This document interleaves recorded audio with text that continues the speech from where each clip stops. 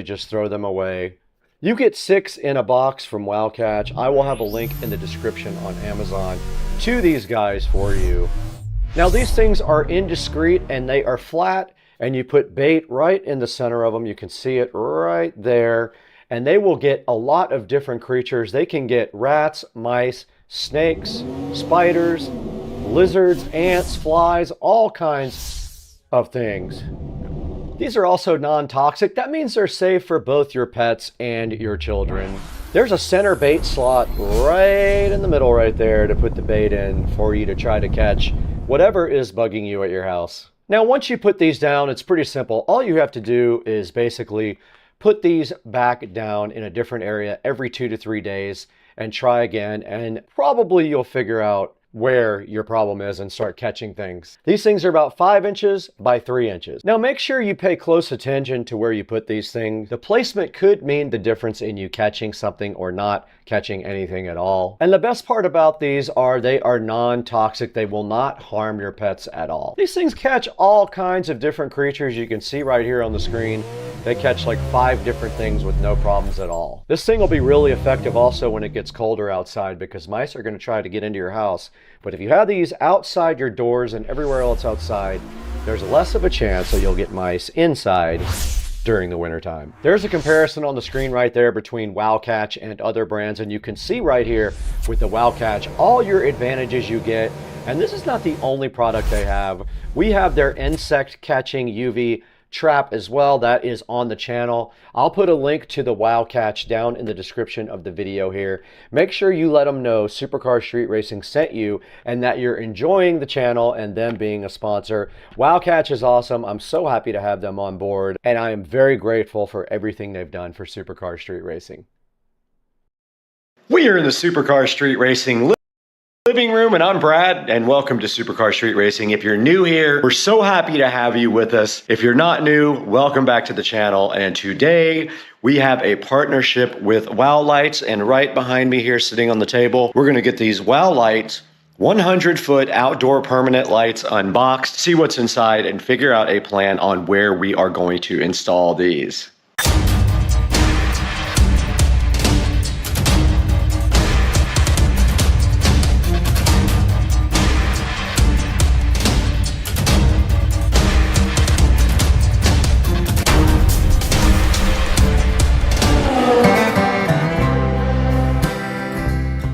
Right here in front of me, so graceful and fly looking, is the Wow Light C5103-A.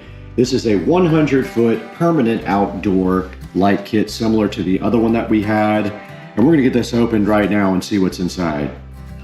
Ever so graciously provided to us from Wow Lights, we have the Wow Lights installation package right here. You have one thing of bulbs and wire right there. And then right next to it, we have another thing of bulbs and wire. Inside of the box, that was inside of the box for the Wow Lights. It looks like we have here a remote control. We have some clips to hold the wires in, similar to the other kit we put in. Some more clips to hold the wire in. We have what appears to be a controller, a power supply and plug. Remember, this uses 110 volts standard power. And then we have a user manual right here. Okay, we do have the Wow Lights powered on now, and I just wanted to give you guys a brief tutorial. Now, the power supply is first in the chain here, then the LED controller hooks up to the power supply, and then the Wow Lights go on the chain just like that, and they just connect one to each other with these handy little quick connect things. And now when you are ready to actually get these lights paired to the app, it does use Smart Life, and I will get that opened up and see if I can figure it out real quick and get back to you guys. Okay, we are in Smart Life right now, and as soon as we opened it up, Bluetooth was able to connect to the lights, and it was wanting us to add. And now it is pairing the device to a 2.4 gigahertz network. And it has a little clock spinning up here that it is adding the device right now. Now the lights all did stop flashing. The flashing means they were in pairing mode, and they just automatically connected to the smart home as well.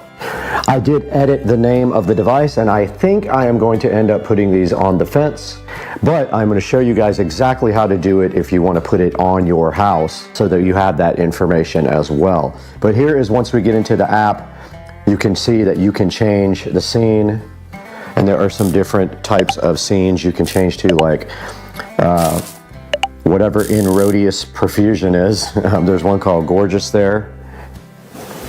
There's one called Blue Sky, which not sure why, because okay, now it is Mew, whatever that means. So there's all kinds of different ways to change it. There's headings up at the top that say mood, festival, life, color, and scenery.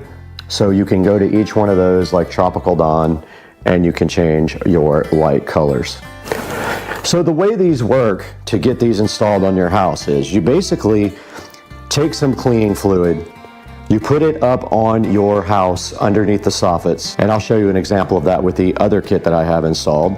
And then you just simply press these up onto the soffit. About 4 to 5 inches away is what they recommend on the distance from the house, and they will stick. And then if you have issues with those actual things sticking, they give you these clips as well that you can screw in. And so that takes the weight off of the actual wire, and you would simply put clips between each light and it will hold up the light much better. If you do have issues with any of these sticking, I did find that super glue, really good super glue, works the best, and that will keep them on. So right up here we have a different brand, the brand I'm not going to speak about right at this moment, but you can see that they are just spaced out a certain amount, and then I put the clips right between each one to go ahead and hold up the lights. Now I did have one fall there, which I went ahead and super glued back up, and I've had no problems, and I've only ever had one light ever fall off. But this is kind of the spacing and the distance from the house that you want, 4 or 5 inches away to do these lights. Okay, I'm doing a little experiment out here on whether I can actually mount these to the fence, and my idea is pretty simple. I think I could just zip tie these on and they will continue to point down. The problem being there's nothing to stick them to on the fence. So once they're pointed down, I'm going to try to see if they will stay. If they won't, this will not work. But I have them draped over the regular lights, and they honestly don't look that great with 2 light strands here, so this may not work either. Just because of that reason, it would be cool if it did look good. So let's try the experiment.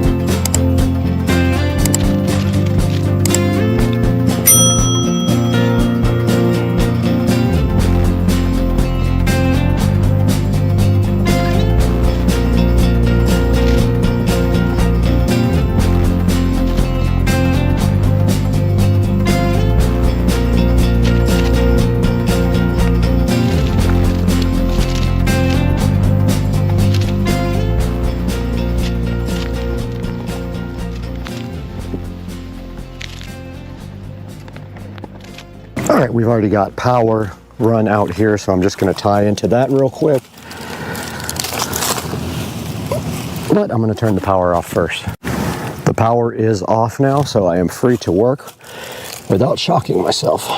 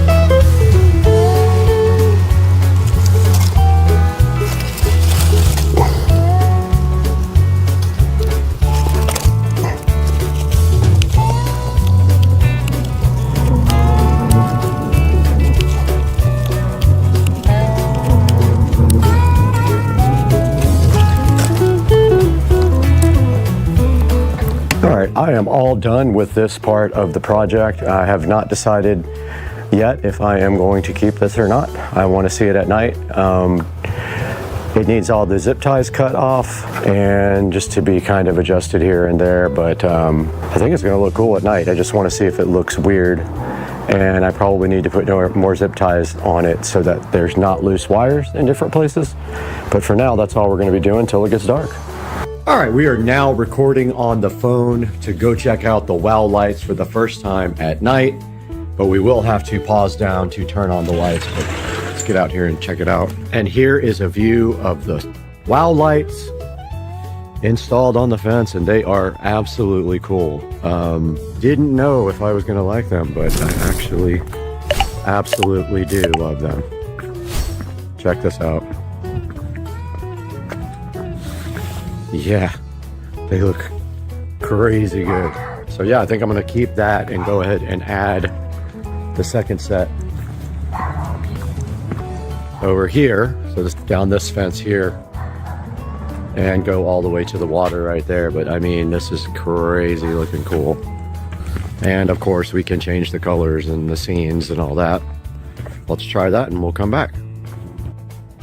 Ah, here it is. So here are the different effects.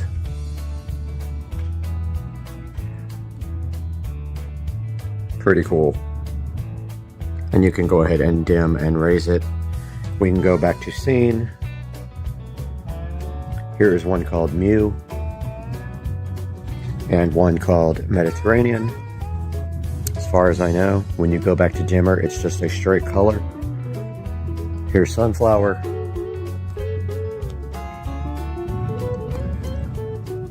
Dazzling. And you can go to these other tabs for life and festival and color. But we're going to wrap this video up now. Hope you guys enjoyed it. We will be doing this other side as well. We just have to get the lights and we can do it.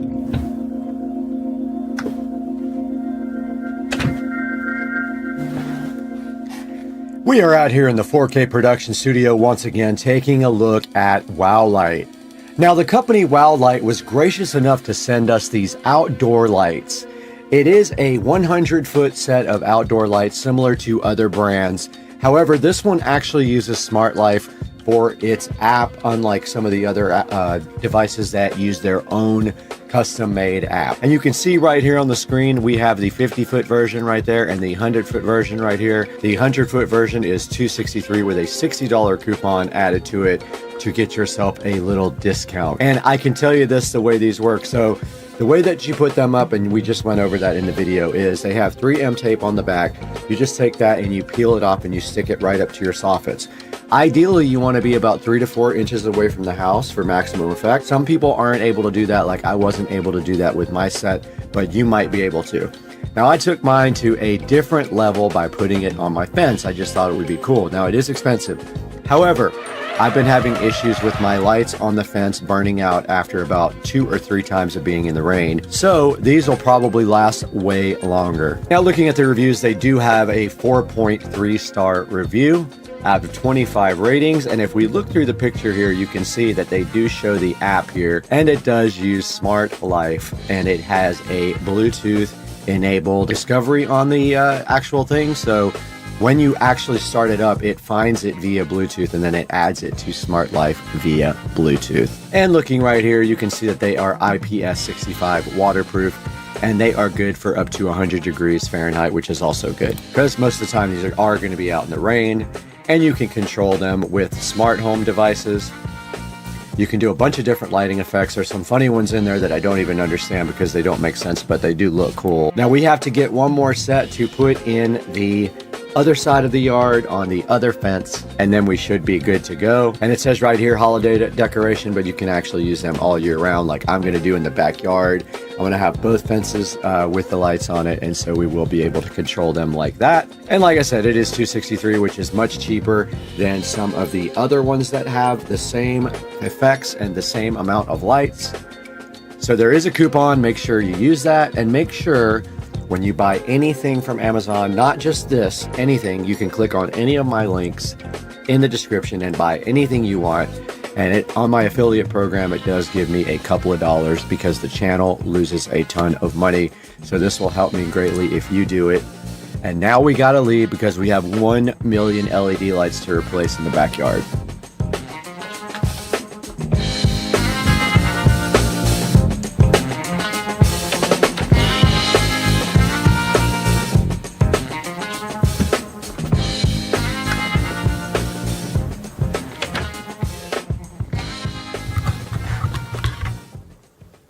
What's this switch do?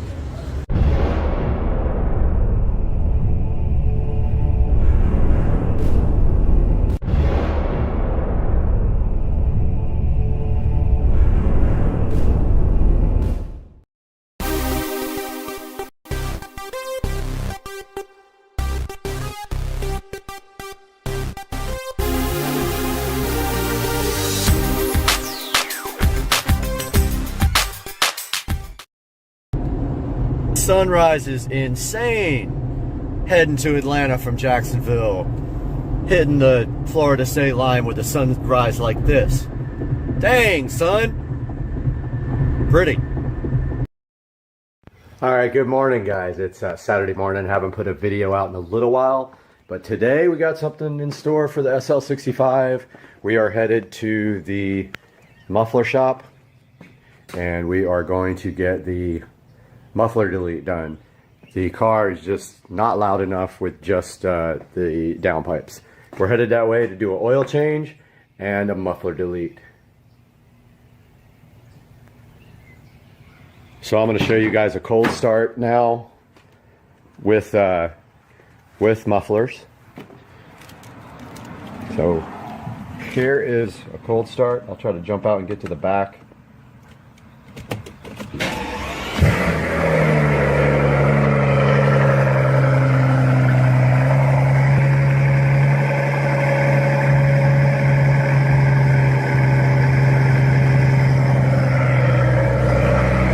So as you can see, the car quiets down very quickly. And when it's warm, you can't even hear it. So we are driving now, headed to the muffler shop. And I was gonna give you guys a couple little pulls on here. Wow, I seriously still don't understand this multi-function display here. I really have to take some time to try to get that done. Stereo system, I'm going to go by the stereo shop today, have them take a look at it, and see what it's going to take to get that done next week. So you can see at normal cruising speeds, you can't even hear this car at all. With the top down, it's the same. Until you get on the throttle pretty hard, you hear nothing in this car. It's pretty fun when you get on the throttle, but until that, it's very quiet. Going to get some breakfast over at Denny's while they work on the car, doing the oil change and the muffler delete. I was hoping I could get some video of it, but the shop is just insane busy. So I don't think I'll be able to get any video underneath, and that's too bad. Alright, so this is a shot of no muffler. Yeah, that's my new upgrade. There is how it went, straight out to the stock tips. And looking for the mufflers now.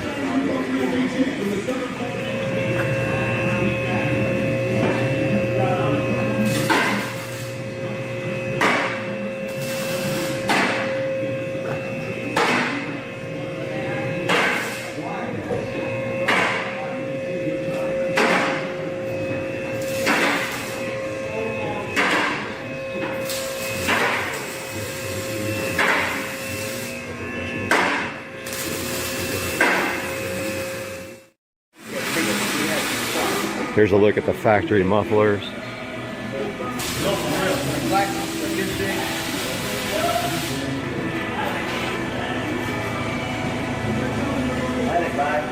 Look fairly restrictive. We'll see what it sounds like. It's gonna be loud. I know. Oh, it sounds so good.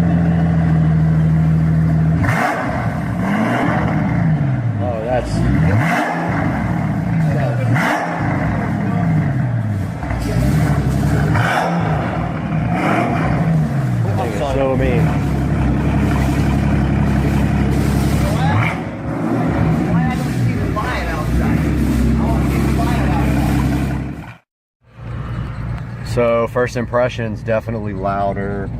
I like it so far. We'll see how it holds up in driving, whether it drives me insane or not with the top down, but so far, very nice. And I will get some video of rolling in a minute. Getting the car washed now. Still got mud from last time because this place is being worked on, the roads. As soon as I left, caked with mud.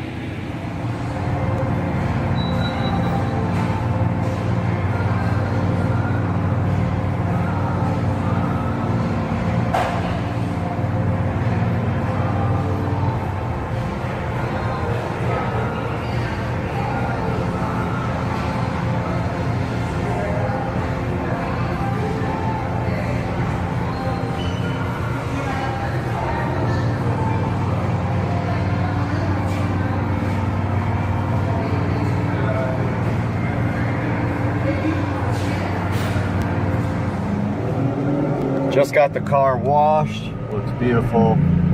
Doing some driving now. Definitely with the windows open. It's not loud at all. But it is louder than it was before.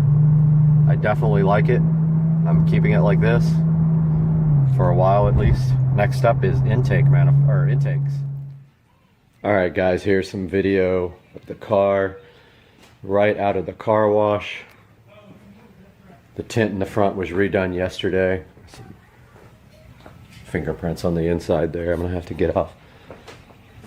But yep, that is the way it looks right now. There's the new exhaust. So pretty much the only thing you have to worry about when you take out your mufflers is drone. If you can handle a little bit of drone, then deleting the mufflers definitely is a especially on a turbocharged car. The issues with a non-turbocharged car is, excuse me, sometimes it can be a little bit too loud. But the turbochargers on this car definitely muffle the sound enough where it's not overbearing. Now, if it's too much with the mufflers removed, then you can put back some glass pack exhausts, like some MagnaFlow glass packs straight through. And that's going to be it for this edition. See you guys.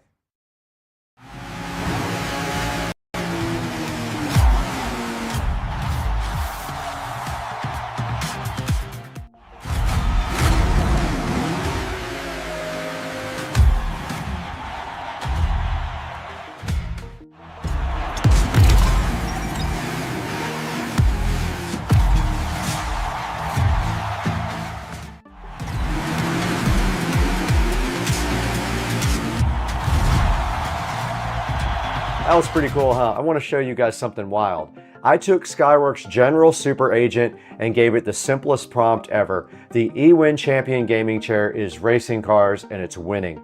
That's it. No details, no story, nothing fancy. Just a chair racing supercars, dominating the track, and instantly the agent fired back with this insane image. The eWin chair crossing the finish line like it's the king of the circuit. Neon tires, futuristic track, full victory energy. I'm looking at it like, okay, that escalated fast. So then I pushed it further. I told the agent to create a video from that picture. Instead of just animating it, General Super Agent went full filmmaker mode and decided it needed an entire race sequence to tell the story right. First, it generated like a starting line shot. The eWin squared up between two hypercars under a giant countdown clock. Total intimidation scene.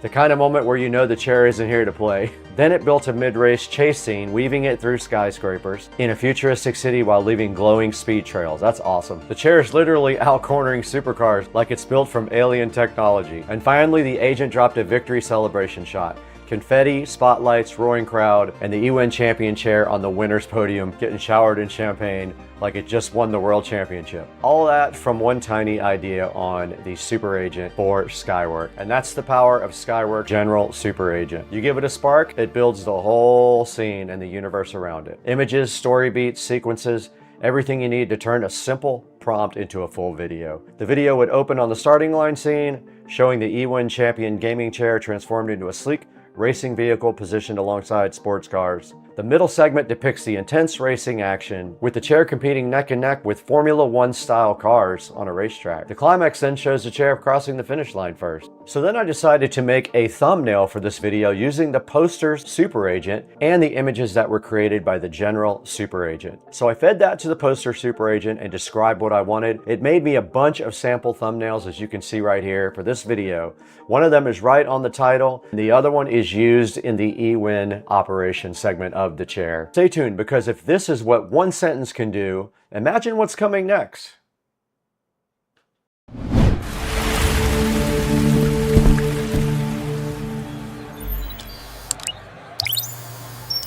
Ladies and gentlemen, directly in front of me here, eWin reached out to see if I would be interested in checking out their ergonomic gaming chair. Now, this thing is supposed to be awesome. I'm really hyped to get this in my office and replace my regular chair. So today, we're going to be taking a look at this eWin ergonomic gaming chair. This thing looks pretty cool, man. Look at the box. It's very heavy. I feel like it's going to be a high quality product. It's one that I'm really looking forward to getting out of the box and checking out. Now, hopefully this is good enough to replace my old beat up office chair, and we can take that thing and set it directly on the curb. That would be my goal. So today, let's get this thing opened up and see what's inside of it. It's got to be something awesome, right? Let's do it today on Supercar Street Racing.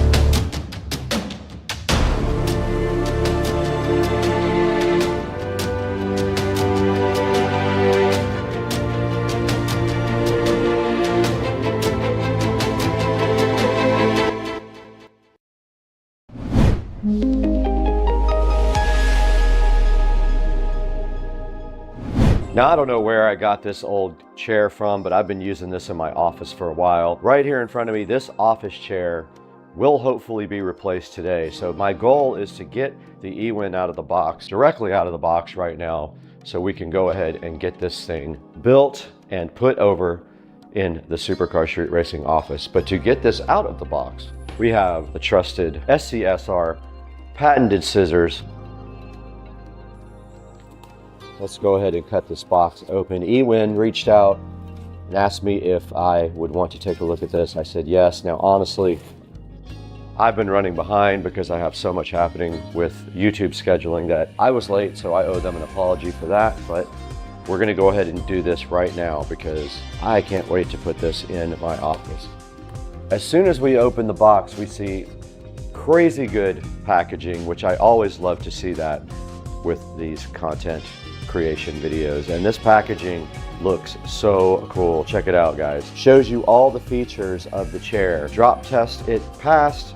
Stability test, backload test, overturning test, swivel test, mechanism test, vertical armrest, and packaging drop test. All done before the package got here. And over here, there are some funny little things that you're not supposed to do. Don't sit on the edge. Don't lift weights on it. Don't let somebody sit on your lap. Don't put your surfboard in it or a sword. It's a sword. Don't surf on it, and don't go crazy and use it for a vehicle. All that stuff is on the box. Pretty funny. At least I have a sense of humor, right? All right, guys, real quick before we jump into the next part of the video, I want to take a moment to thank a brand new sponsor on the channel, Umevo. They sent over their AI voice recorder with app control, and honestly, this thing looks super useful. Now, this guy right here is an AI voice recorder that automatically transcribes and translates your recordings. No more scrolling through all your files, trying to remember which one was your parts list, which one was that note you made at 2 a.m. last night, and which one was a video idea. It's all recorded right here and organized. When you hit record and talk naturally, Umevo's AI turns everything into clean, searchable text. And because we're always filming around loud environments, all that noise, the built-in noise reduction microphone is a lifesaver. Even in the shop, this thing will keep your voice clear and make your voice understandable to the AI. Now, you can control the recorder also remotely. You can start and stop everything from your phone. You can see your transcriptions pop up instantly, organize your notes, export everything. It all syncs automatically. I'm using it right now. I'm recording this whole video, and hopefully after I'm done, I'll show you what it recorded. Now, the battery life is also really solid. It comes with a USB charger right here. It is the magnetic style. They also give you a USB Type-C adapter for that if you don't have USB Type-A available. Now, this is the app, the AI DVR link. You can see it's actually recording me right now to the freaking app. I love this thing. It's so cool. And we want to thank Umevo. So huge thanks to Umevo for supporting the channel and sending us this cool AI voice recorder. When this is done, you can export all of your recordings in multiple different formats to your computer to organize them there as well. Please, everyone, check out the link in the description to order yours. Now let's get back to the video. This box is very heavy, by the way. Now we got a nice big poster with instructions on the back. I can read this. This is the only thing I can read. So we're gonna put that over here, just like that, while we go ahead and open up the rest of this. Now right here is a nice folder, and the rest is just the chair. Let's get this in a position where we can actually build it.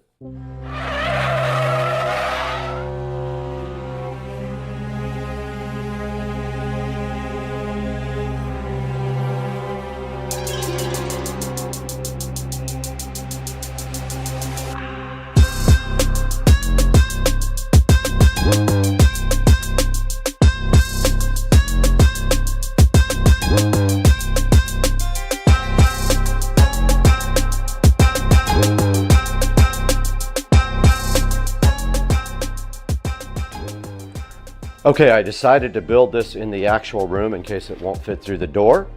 And thanks to our sponsor today, Teslong, we're going to be using their quick fix toolkit here to help us out with this build. All these cool tools will be assisting us, hopefully. Now I've got the assembly guide on the bed here. Let's continue. It says to remove these 4 screws. You can eat this later, or I'll give it to your mom when she comes over. Okay, next step, slide the backrest right down onto the bracket.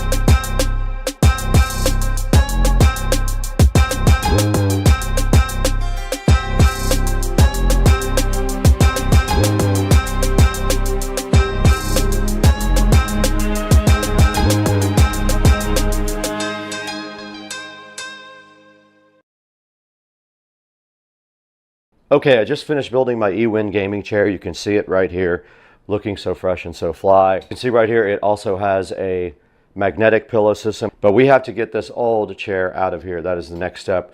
We're getting this out and getting this one in. But to do that, we got to get this thing out to the street so someone can have it. I don't want it anymore.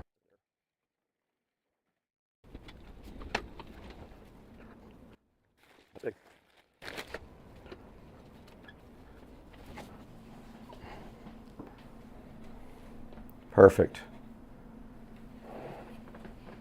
Thanks, eWin. You just saw the unboxing and assembly of the eWin Champion chair. Now we're going to get into the controls a little bit. And by the way, this thing is super comfortable, but the first control you need to understand is the seat height adjustment. Now on the right side under the seat, there's a little paddle-like adjustment gear.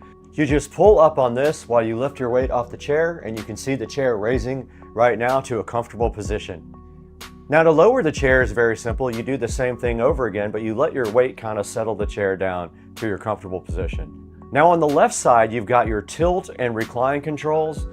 You pull that lever up to unlock the tilt so you can lean back and relax. And then when you got it where you want it, you just move the lever to the opposite position. Now, if you want the recline to feel tighter or looser, that's where the tension knob underneath the seat comes in. If you turn it clockwise, it'll create more resistance. If you turn it counterclockwise, it'll be an easier lean. Dial it in just like tuning a suspension. Now on the right-hand side here, you also got your recliner control. You just pull up on that and you can tilt the recline back like this, and it can go all the way back to the back. You can see literally here, I can go even with the floor. I'm ready for a nap. Now another really cool feature of this chair is the armrests. You have complete 4D control of these guys with the buttons on the side. If you pull up on the button on the right side of this one and on the left side of this one, it allows you to raise and lower the armrests. If you push the button on the inside of either one of these, it allows you to adjust them both in and out. And then this button on the front of the armrest moves the armrest forward and backwards. So you have complete control of your armrests. Now let's not forget the magnetic pillow that comes with this. This pillow can attach to the top however you want it. It is adjustable.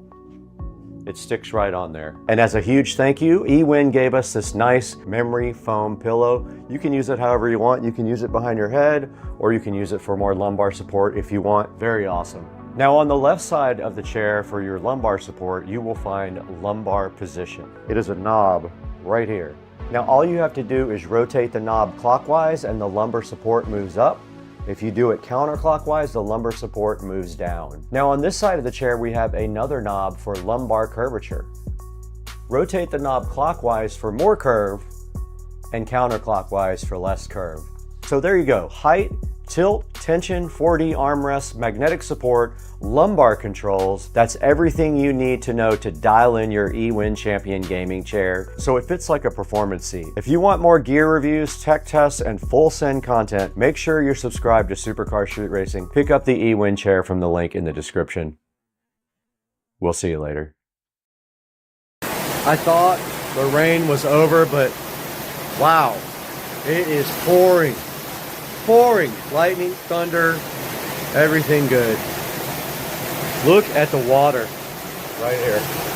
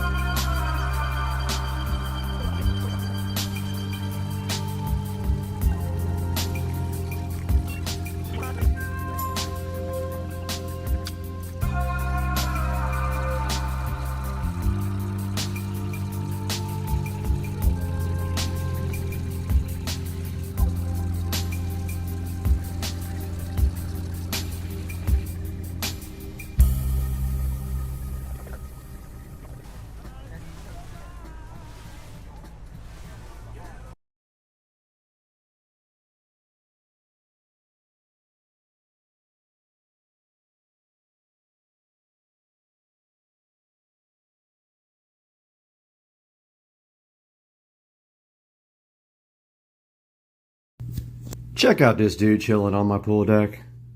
Mr. Blue Heron enjoying the Florida morning on my wonderful pool deck. Hey, Mr. Blue Heron. All right, welcome back to the channel, guys. Supercar Street Racing and Brad here. And today we have a tour of the golf cart audio system.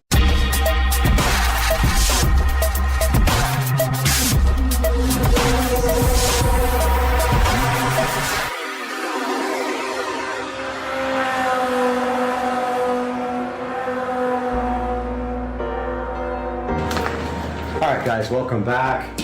I finally got some zip ties. I'm ready to start cleaning up this wiring. I'm waiting on the Bluetooth adapter though, and it will not be here until later today. So I'm going to start with what I have, and that is getting some of these white zip ties off.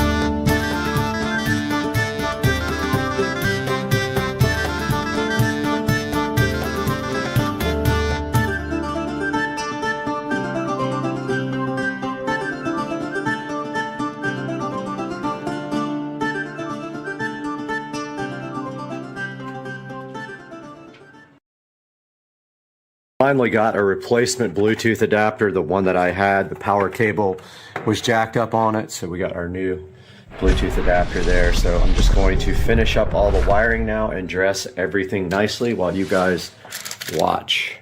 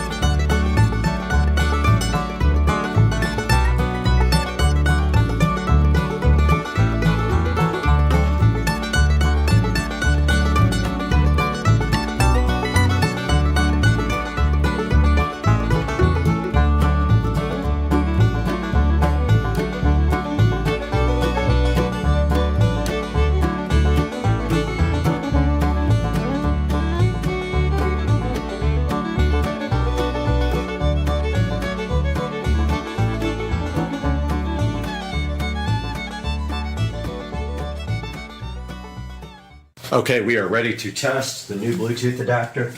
We are connected to Wi-Fi here, and we got some YouTube. Let's see.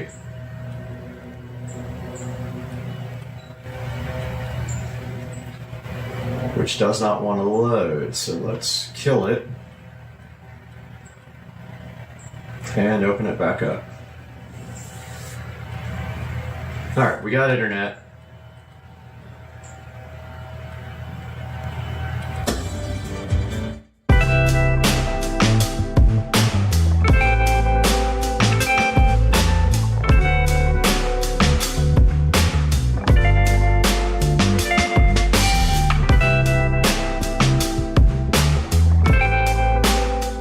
Alright, I just finished redoing again the entire audio system back here, all the wiring.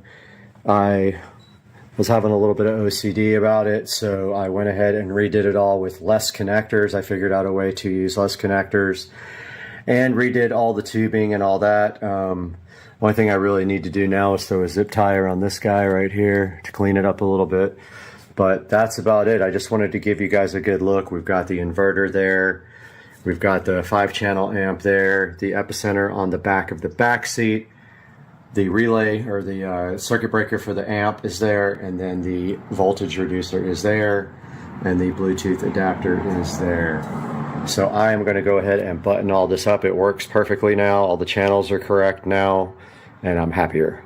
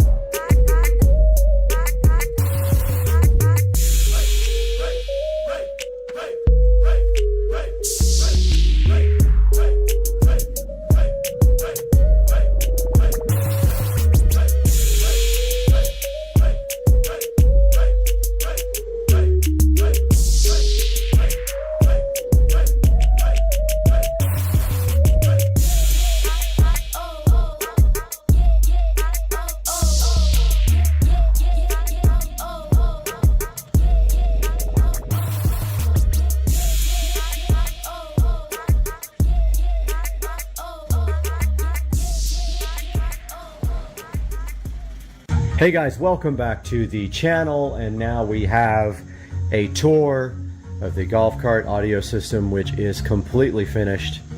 And we will start here in the back where we have a 12-inch woofer here, and this is a SCSR audio dual voice coil, 4 ohm per voice coil, paralleled for a 2 ohm load. We also have a quick disconnect here made of just 2 plugs that I fabricated so I can take the box out easily. It's just a regular electrical plug.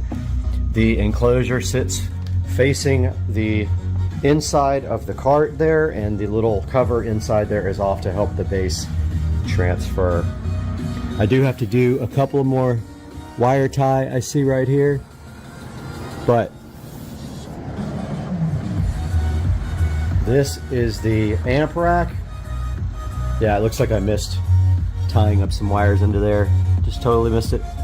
But this is the amp rack, and on top you can see we have the, I'm gonna do this over.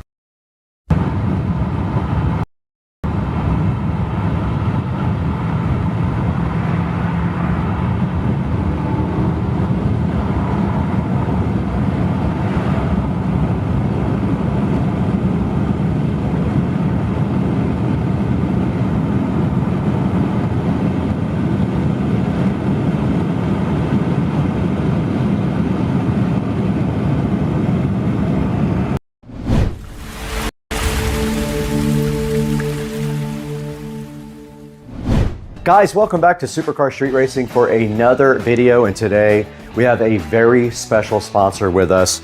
Rove was kind enough to send us one of their 4K, dual channel 4K dash cams for the Tesla Model S Plaid. Now I thought this would be perfect for the car because I need a dash cam in that car. You cannot access the footage inside of the car unless you have an incident. So this will really help out with that goal.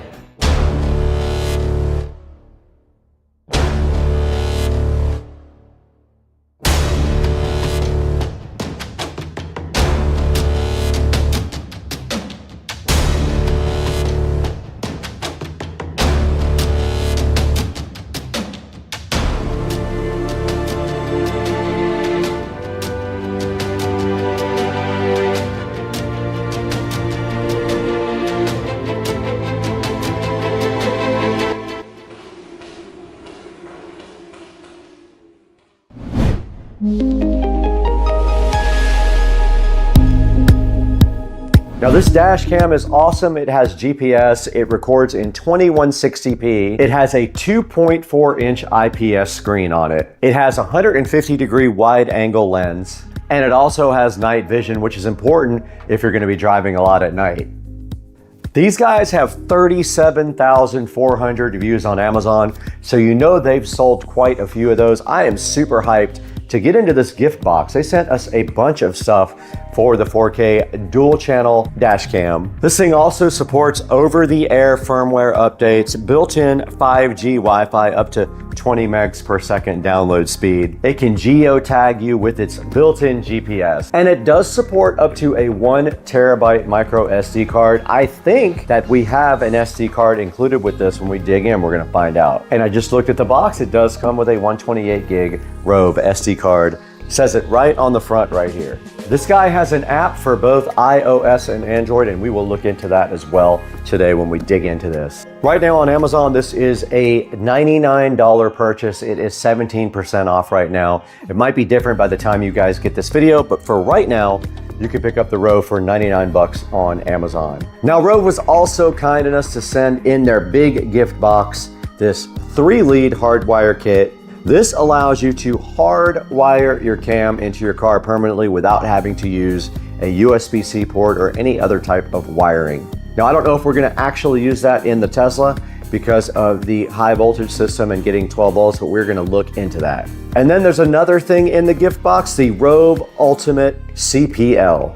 This guy right here has a circular polarizer and a microfiber cleaning cloth for your Rove. We got 3 awesome products right here from Rove today to take a look at. So let's go ahead and get these 3 guys unboxed right now.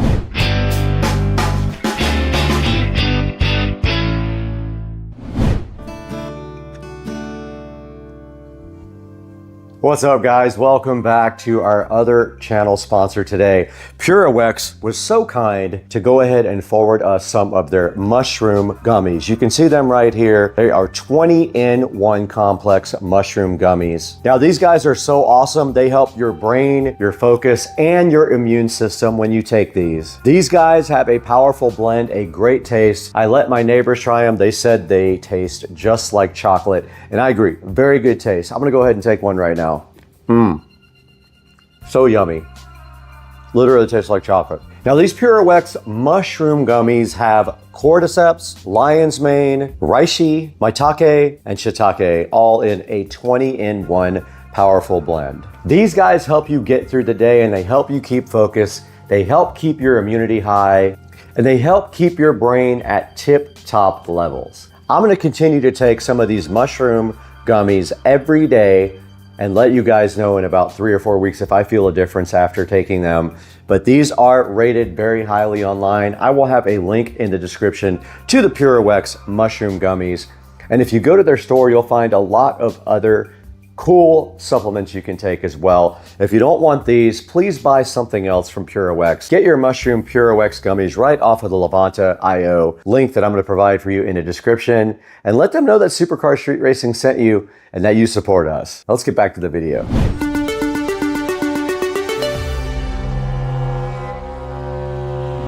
All right, guys, we're back in the SCSR living room now with the Rove dash cam. And the first thing we want to unbox is the main product. This is a Rove R2 4K dual channel dash cam we're going to get into right now. And on the front of the box, you can see here, it just gives you all the features: 4K 2160, Sony Starvis image sensor, over-the-air updates, built-in 5G Wi-Fi up to 20 megabits per second, a 3-inch display, built-in GPS, and it does support up to a 1 terabyte micro SD card. It comes with a 128 gig SD card. You may want to upgrade that if you want to be able to store more data. There's also something on the front here with a QR code that says if you want to meet other Rove dash cam users, you can go ahead and scan that and meet up with other users. Now, on the back, it does tell you all of the box contents, and we're going to dig into this and see exactly what it is inside of this box. Let's go ahead and take a closer look at this guy on the side. Now, on the side of the box, it just kind of tells you the same features here, kind of that it does up to 2160p recording. It has HDR. It does have a screensaver, supports up to a 1 terabyte micro SD card.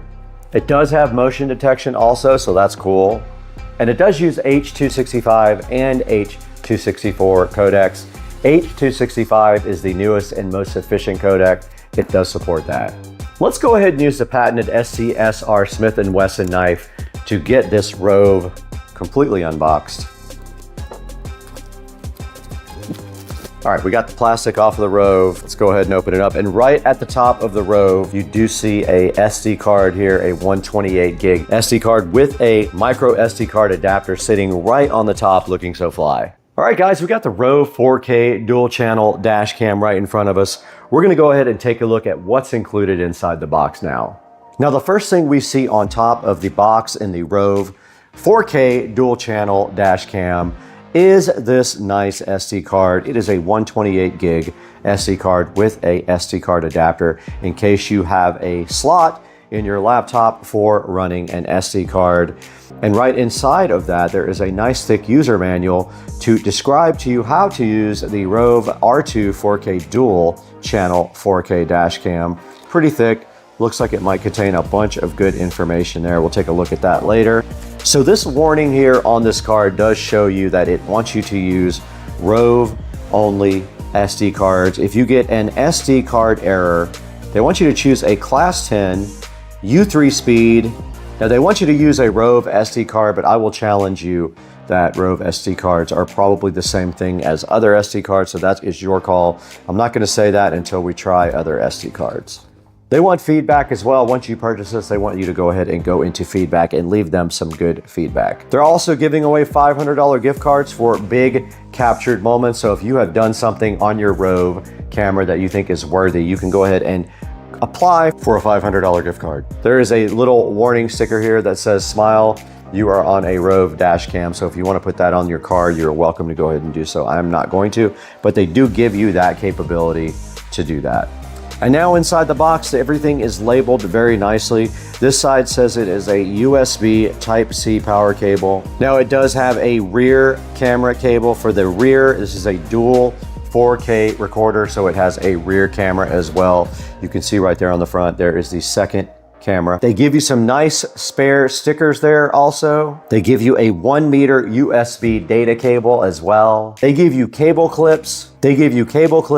A wire trim tool, and some wet cleaning pads to make sure things stick properly. Let's go ahead and see what is on the left side of this. All right, let's get the left side of this unboxed now and see what's in this box that we already read here. All right, we got the first box out right now. And the first thing inside this box is some 3M sticky pads and also some cable sticky pads. Very useful for installation.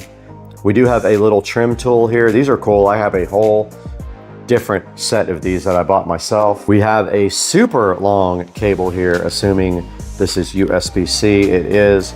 This might be what gets to the rear of the car, so we will check that out as well. We've got some sort of a 90-degree USB-C to USB-A. We have a USB-A to USB-C, and we have another USB-A to USB-C, which is a little bit longer. We'll have to get in there and see what those are for. Now we got a second box sitting here that was on the other side, and this thing says it does have a rear view camera in it, a fast charger, and it looks like a cigarette lighter type charger, a suction mount, and a sticky mount.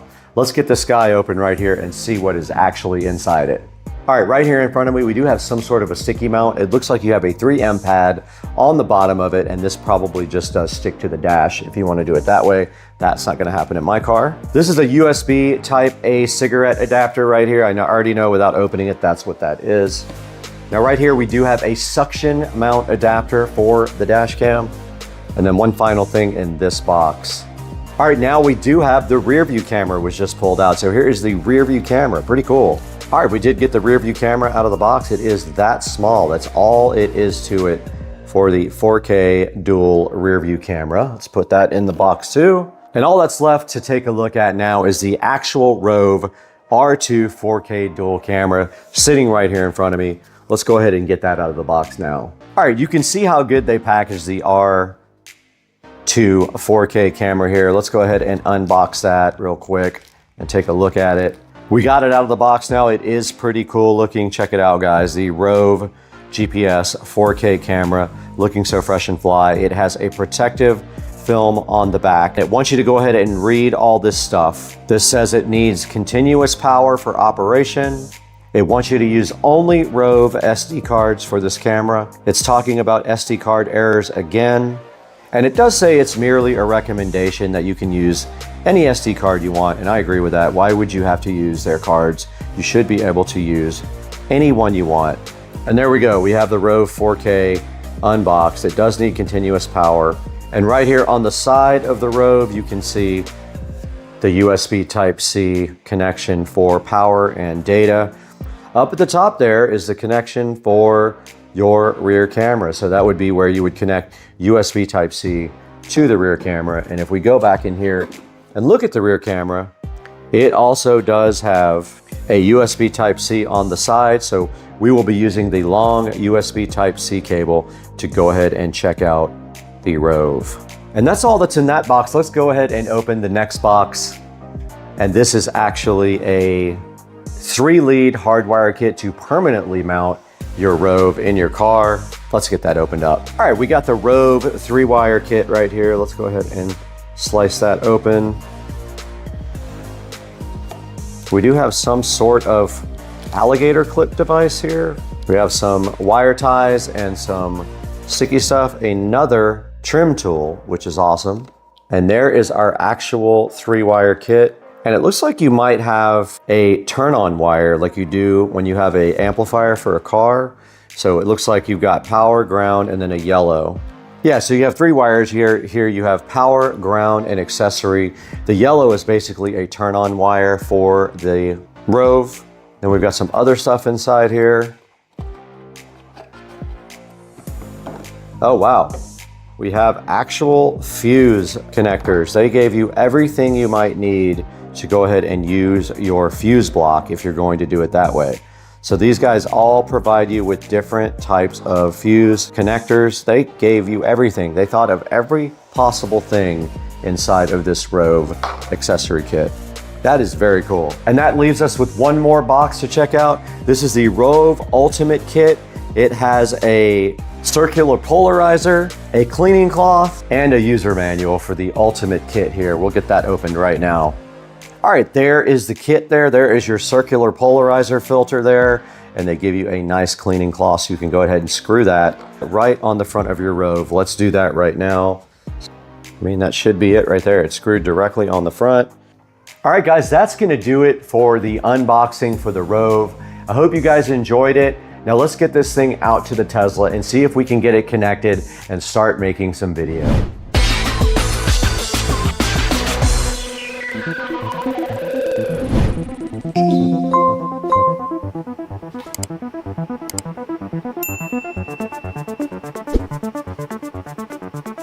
We are in the Supercar Street Racing garage right now with the lithium-ion 72-volt golf cart. We have everything for the Rove camera right here. You thought I was putting it in this Tesla Model S Plaid, didn't you? Not happening. It's going on the golf cart, and I will tell you why.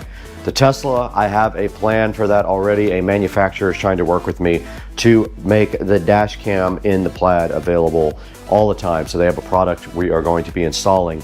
So we're going to be putting this in the golf cart, and I think it's really interesting for the golf cart, and I'll tell you what my plan is right now. This thing can mount several different ways. You have a suction cup right here. That's a standard mount, right? They also give you this little like extra mount thing here that goes with a 3M tape pad, right? Like a shoe. And then this can slide directly into the shoe like this. You just literally slide the shoe right into it, just like that, no problem. So I think what I am going to do is attempt to somehow directly mount this dash cam up here like this. I want it on the roof pointing forward like that. So just like that is kind of what my mission is. So I'm going to screw it from the top, and then what I'm going to do after that is run the wires over the roof. So I'm going to go directly over the roof like that, and you can see right here there is a grating for water to pass through the back of the cart and go down to the ground. It goes all the way through here and down to the ground. Well, my plan is come through here, drill a hole directly through here, and then tap into USB power right here for the cam. Now there's also a rear camera right here. So I'm about to show you what my ultimate plan is for the rear. It connects with a USB-C cable to the camera itself. So it'll go all the way over the top as well. But let's show you what we're doing in the rear over here. Okay, we're at the back of the cart here. So my plan is to also mount the rear camera to the roof. So the rear camera is kind of cool. It can rotate and all that stuff. So I am going to basically take the shoe mount right there. I'm gonna mount it up here, just like this. And then I'm gonna screw it from the backside right through there, right there. I'm gonna screw it right to the roof and then run the cable. I think that's gonna work out perfect if it still works. It might be broken now since I dropped it.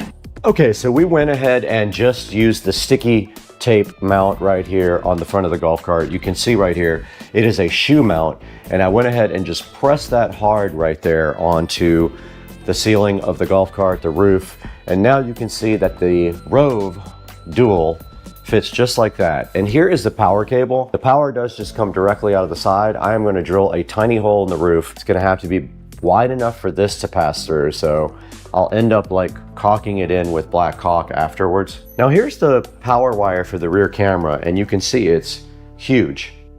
Okay, we're gonna do a little test now with the Rove, but I wanted to show you guys the SD card that comes with it. It comes with a 128 gig SD card. If you need more than that, go ahead and buy one, but make sure you get a high enough speed card that it will support the Rove. I'll put a link in the description to some on Amazon. By factory default settings, your dash cam is ready to go without changing any other settings. You can now utilize the user manual or how-to videos to learn more about the dash cam.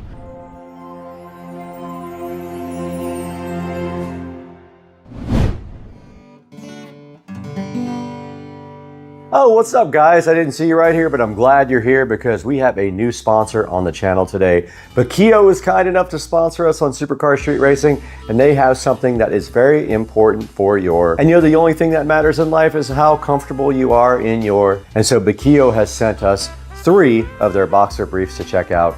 And I gotta say, I was able to live with these guys for a week. These are the most comfortable boxer briefs that I've ever worn in my life. And Bakio asked me which ones I wanted to try. I immediately went down into the website and picked their boxer briefs made from tensile modal fibers.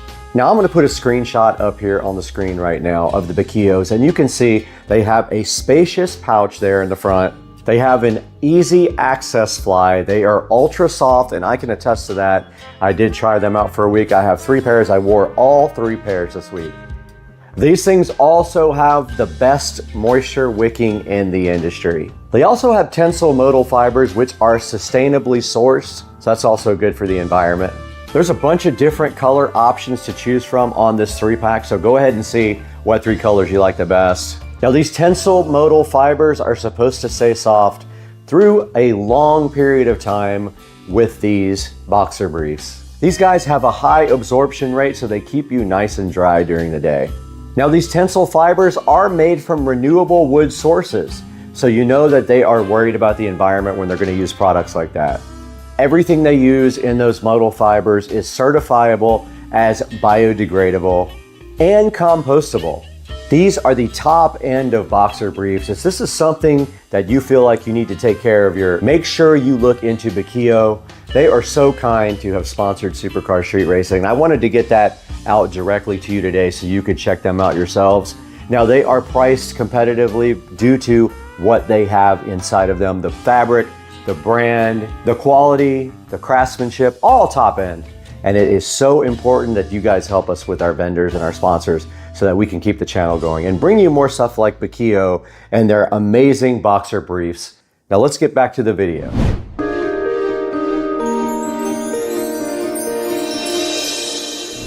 Back in the Supercar Street Racing garage the next day, and I have a plan.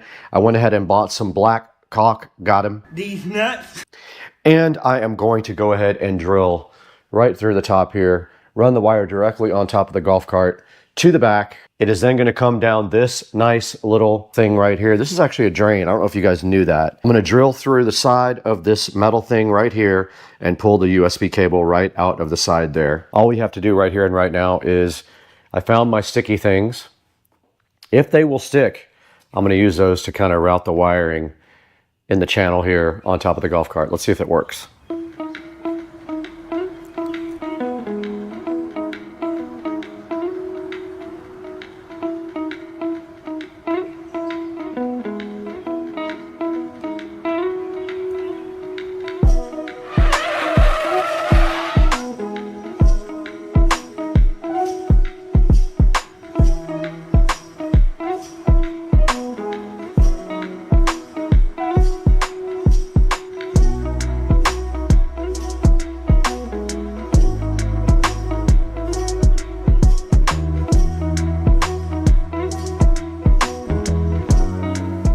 All right, we're back out in the garage this morning trying to wrap up this whole project. And last night we were trying to figure out a way to stick down the wires up here, and we did use our sticky pads and they worked great.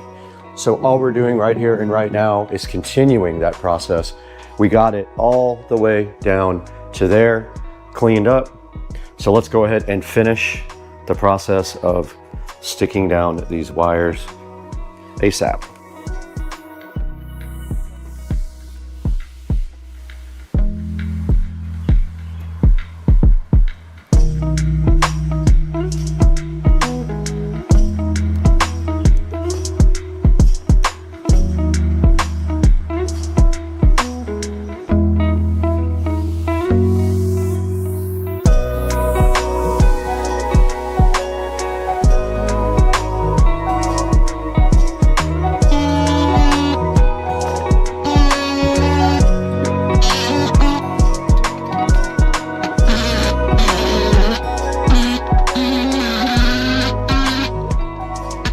All right, I have gotten the wire down through the channel right there. I am gonna drill a small hole first with a little drill bit, follow it up with my step bit, and I'm gonna need to have enough width to get this USB cable through. So it's going to be almost the entire width of the bar here. So I gotta get this drilled out now. So let's see if we make things really bad.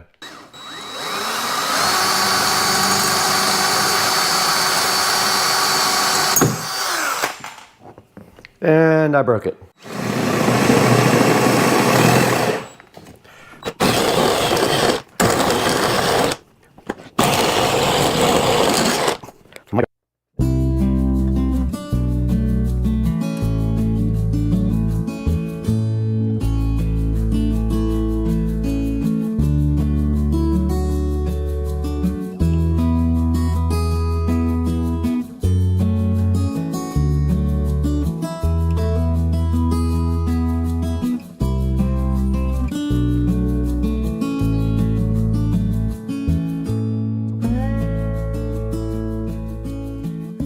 Let's go ahead and power this on, see if it actually works. It does work. Power did come on. Let's go, son. Let's see if we see the rear camera. We do. Success. That's kind of perfect. So I got to clean this off first and go ahead and stick it here and then drill my hole wherever I feel like drilling. Let's do that.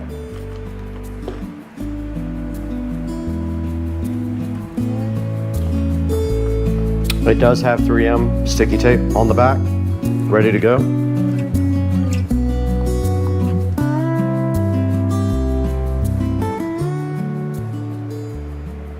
And it's perfectly straight because it's hitting the top of the trim. So it's level. I'm just putting pressure on it now. Not enough to break it. Yeah, I can get it from the backside with the screw. But check this out. So I'm gonna go ahead and drill just a tiny hole right here. But my wiring's right in the way, of course.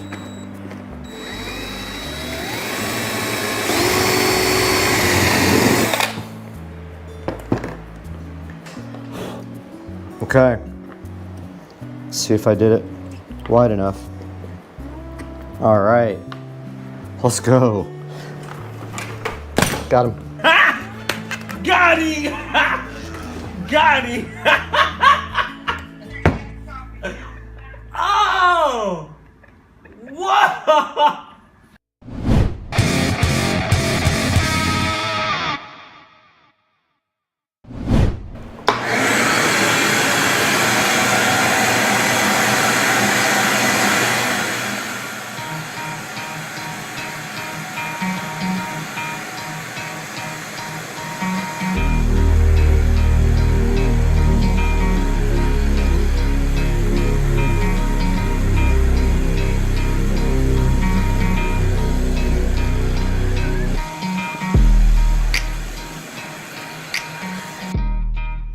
Yeah, so the camera overheated again, of course, and I would say if I had to guess, the garage is maybe, I don't know, 82, 83 degrees, not anything crazy, but I did go ahead and clean up. I vacuumed everything off, and now our only job left to finish this entire project is to put caulk around the holes that we created in the roof of my beloved golf cart. I hate it, but I kind of wanted this project. I want video from golf cart, and I want good video, so we're gonna get our caulk gun here. We got black caulk. These nuts. Ready to go. And all we're gonna do right here and right now is seal up 2 holes, maybe 3.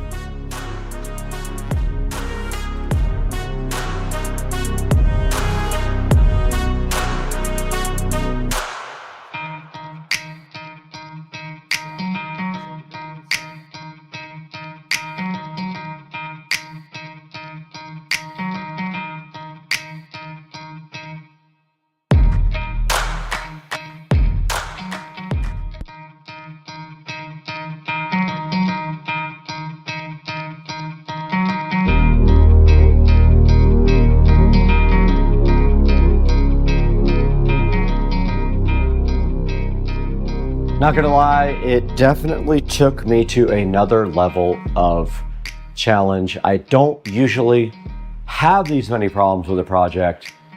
This one I kind of guessed on the way because I don't know the actual anatomy of the golf cart, but it turns out that I figured it out in the long run. And basically, we got the 4K dual dash cam installed for you guys, and I'm so hyped.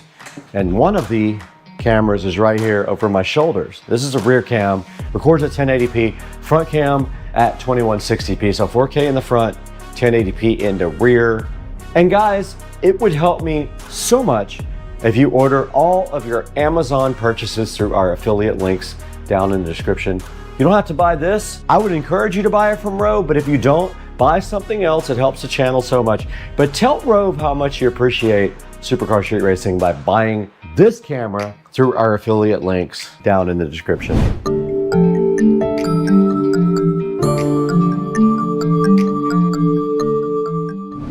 Okay guys, we are right in front of the Rove app for the Rove dash cam, and I just wanted to give you guys a little overview of this. I went ahead and set up Wi-Fi and changed the Wi-Fi password, so I can go ahead now while I'm in the app. I have already added the device, so that's the first thing you do is actually add the dash cam. But you do that by connecting to its Wi-Fi, which the default password is 123456778. But now that we have done that, we can connect to the Rove. It does use Wi-Fi, so it's going to show us its Wi-Fi network here, hopefully, if I'm in range. And there it is. So it is on the default Wi-Fi name. I did not change that, but I did change the password because you don't want people connecting to your dash cam, probably.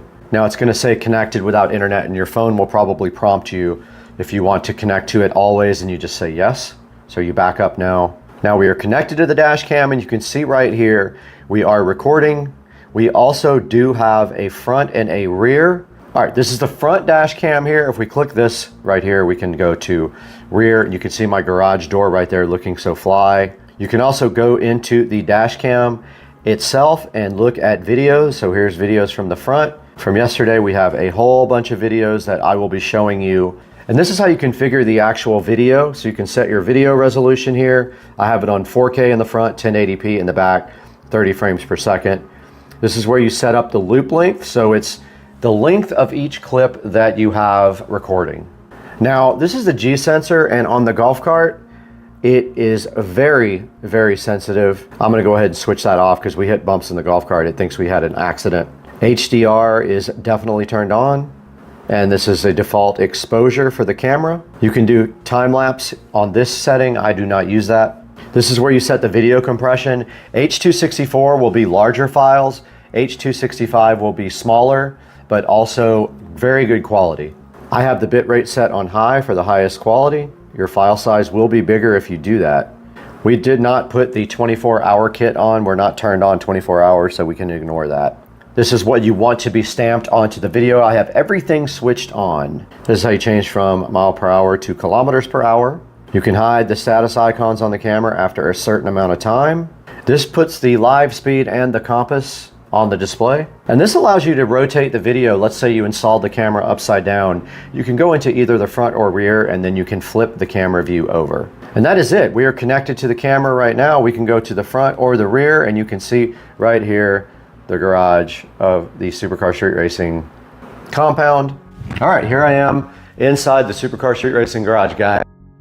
Now guys, that's gonna wrap it up from the Supercar Street Racing garage. The next step, take it back to the SCSR editing studio, Studio B, not the main studio, the secondary studio, and show you guys this on Amazon.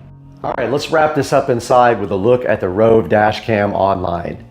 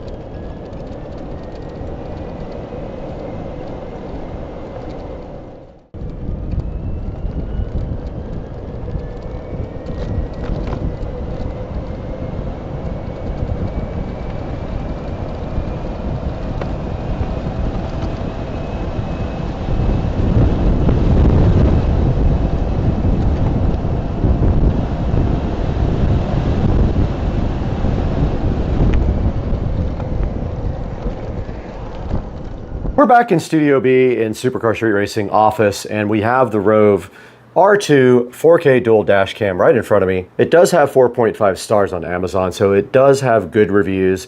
Right now it is selling for $129, and there is a $30 coupon you can apply to it that you can see right there. Go ahead and pick one up from the link in the description. It will help me out so much if you can go ahead and use that link. It just helps the channel out a little bit, gives me a few dollars to keep going because we lose money on the channel. So please buy from our affiliate links on Amazon. And thank you so much for supporting the channel. And we'll see you guys later. We got to get out of here later.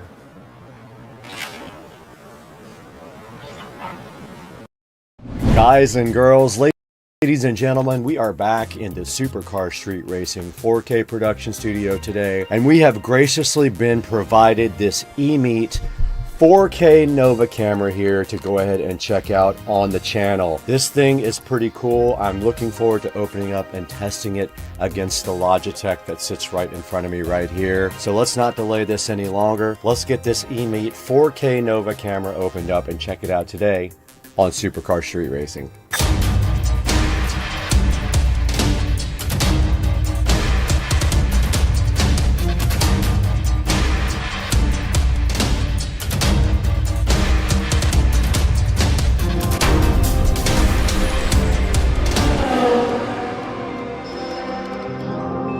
Guys, right here in front of me, I have the eMeet 4K Nova camera, graciously provided by eMeet to Supercar Street Racing to come right to your house and review.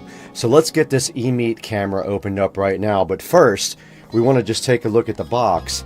And it does say that it has 2 microphones. It does have autofocus, and on the screen right here, you can see it has noise canceling mics, 73-degree field of view, auto light correction, USB plug and play, and a privacy cover. And we want to see how this compares to the Logitech Brio that's sitting right up here and that you're looking at me on right now. So we'll probably put those side by side as well. Let's get this box opened right now. In front of me, we have the eMeet Smart Cam. And I did take a picture of the back of the box because it was so small so I could read off to you guys the model. This is the E3131 Smart Cam Nova 4K, and it is part number E3131111. It's Shenzhen eMeet Company is the actual company name, and they are in Shenzhen, China. There is an 800 number on here also if you guys are looking for support. It is 888-959-5320. They are open 9 to 5 Eastern Time. And we have the eMeet camera right here in the box. Let's go ahead and get that out and see what's inside. We have a nice user manual right here, right on top. Looks like the privacy cover is right underneath that. Now this is a USB Type A, so it does not use USB Type C. If you need that, you're gonna have to get an adapter for it or figure out a different way because it is only USB Type A. It does also have a stand here that goes on the monitor, but also on the bottom of the stand it does have a screw mount if you wanted to mount this permanently somewhere. And there's a good look at the front of the eMeet, and it looks very similar to the Logitech Brio, but it is not the same camera 1000%. It also is 1/3 of the price of the Brio. So basically, if you look at the front of the eMeet Nova, you can actually see a microphone on each side of it. It has dual mics. Now let's get this eMeet Nova plugged in and see how it works. All right, we do have the eMeet here. You guys are looking from above now. I'm gonna go ahead and take off the little retaining clip on the eMeet's cord here. And I'm gonna go ahead and just plug it into this front USB. And it did recognize the eMeet camera. So let's go ahead and get this source added to OBS Studio so we can take a look at how this looks full screen. And here is the eMeet 4K camera, which I am going to actually place over here on the other monitor, but I wanted you guys to get a good idea of how it looks compared to the Brio. Now the Brio is actually this. There's the Brio, here is the eMeet. So let's get this set up so you guys can see how it looks. So I'm just going to temporarily run it back here onto the monitor and point it at me. Now that's another thing, it does twist left to right, so we are going ahead and plugging it in right there. Let's go back to the eMeet now. Now here's the eMeet camera, ready to be tested on Supercar Street Racing. So there's a good view of the eMeet and what it looks like. Now it is a little bit washed out. We could fix that with the actual properties on the camera. It's on 57 right now. Now that did help a little bit. I like it with a little bit more contrast there. And we do have some other controls like camera controls, zoom, focus, exposure, aperture, all that. So that is the eMeet 4K Smart Cam. And now let's take a look at these two side by side. All right, so I am looking at you right now on the Logitech Brio in the upper left-hand corner. I am looking at you now in the eMeet Nova 4K in the lower right-hand corner. You guys tell me what you think. I think the eMeet Focus is a little bit better than the Brio. It has some issues with the lights in the background, and sometimes it loses focus because it's trying to focus on these.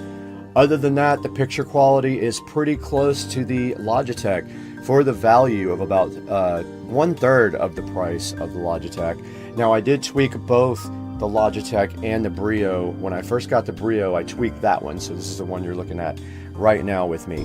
And then I did tweak the eMeet 4K cam just now to get a little bit more contrast out of it because it was kind of washed out.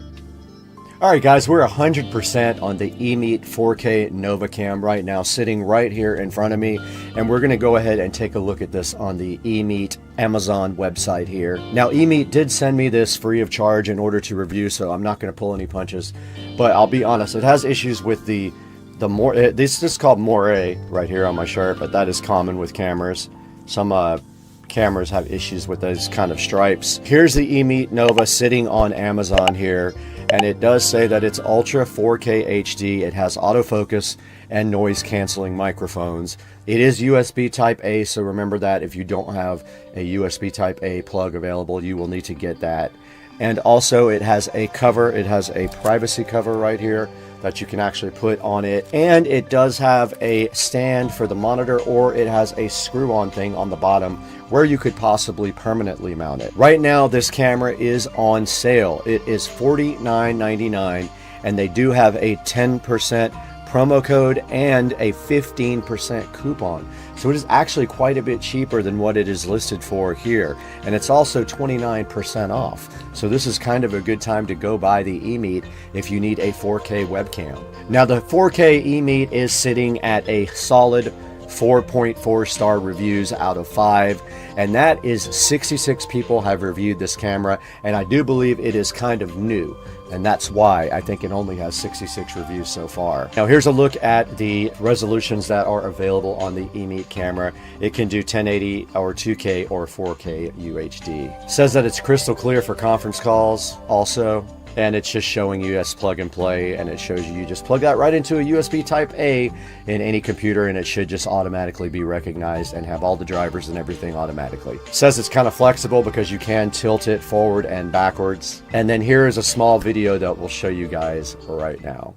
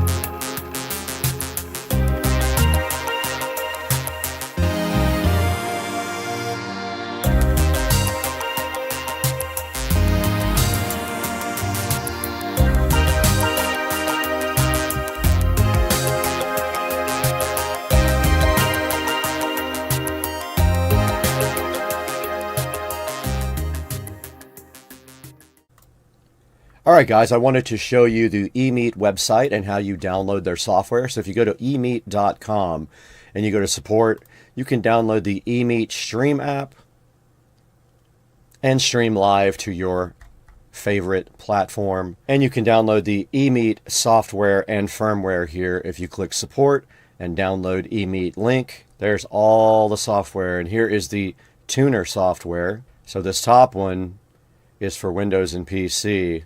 eMeet Stream and eMeet Tune are both for Android and iOS. Let's go ahead and download the Windows software and see what that's about. It is similar to Logitune, I believe, which is running right now for my Logitech Brio. We're going to go ahead and install the software, and it is probably going to complain because the camera is in use on OBS Studio, but we will see. All right, here is eMeet link. And it says that the camera needs a firmware update. So it does say that the camera is in use right now for OBS Studio. Now look right here, it says the camera needs an update. And if we click update now, and you can see on the right hand side, we do have all of our controls for the eMeet. And you can adjust the flicker to either 50 or 60 Hertz if you get flickering. Now it says the update is complete. And that is how you work with their software. All right, guys, I did tweak the brightness a little bit just now on the eMeet Nova 4K, but I just wanted to thank you guys so much for watching the video and tuning in. I want to encourage you, please, to go down into the description and order this eMeet through my official link. And I do appreciate all the support. Please like and subscribe to Supercar Street Racing. And the next time we are available, we will bring you more high quality videos like this one. So thank you so much. And we're going to get out of here right now. Buy your eMeet Nova 4K. I do enjoy this camera. I'm going to keep on using it along with all my other webcams on the site. We'll see you later.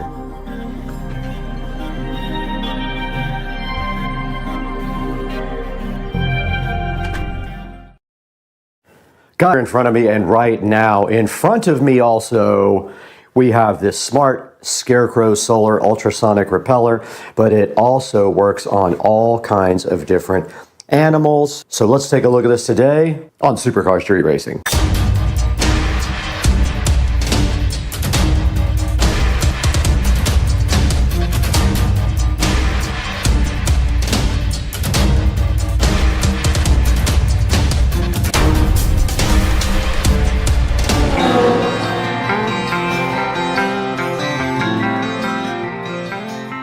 In front of me today with a plethora of other products that are awaiting our look is this smart Scarecrow solar ultrasonic repeller. And we're going to be looking at that today. And as you can see on the front of the box, it does indicate that it does repel a bunch of different types of animals. Now, this solar repeller was graciously provided by the manufacturer for us to take a look at and unbox and test and give an update later. Okay, the battery did die on the microphone, but that's not going to stop us from checking out this solar pest repeller.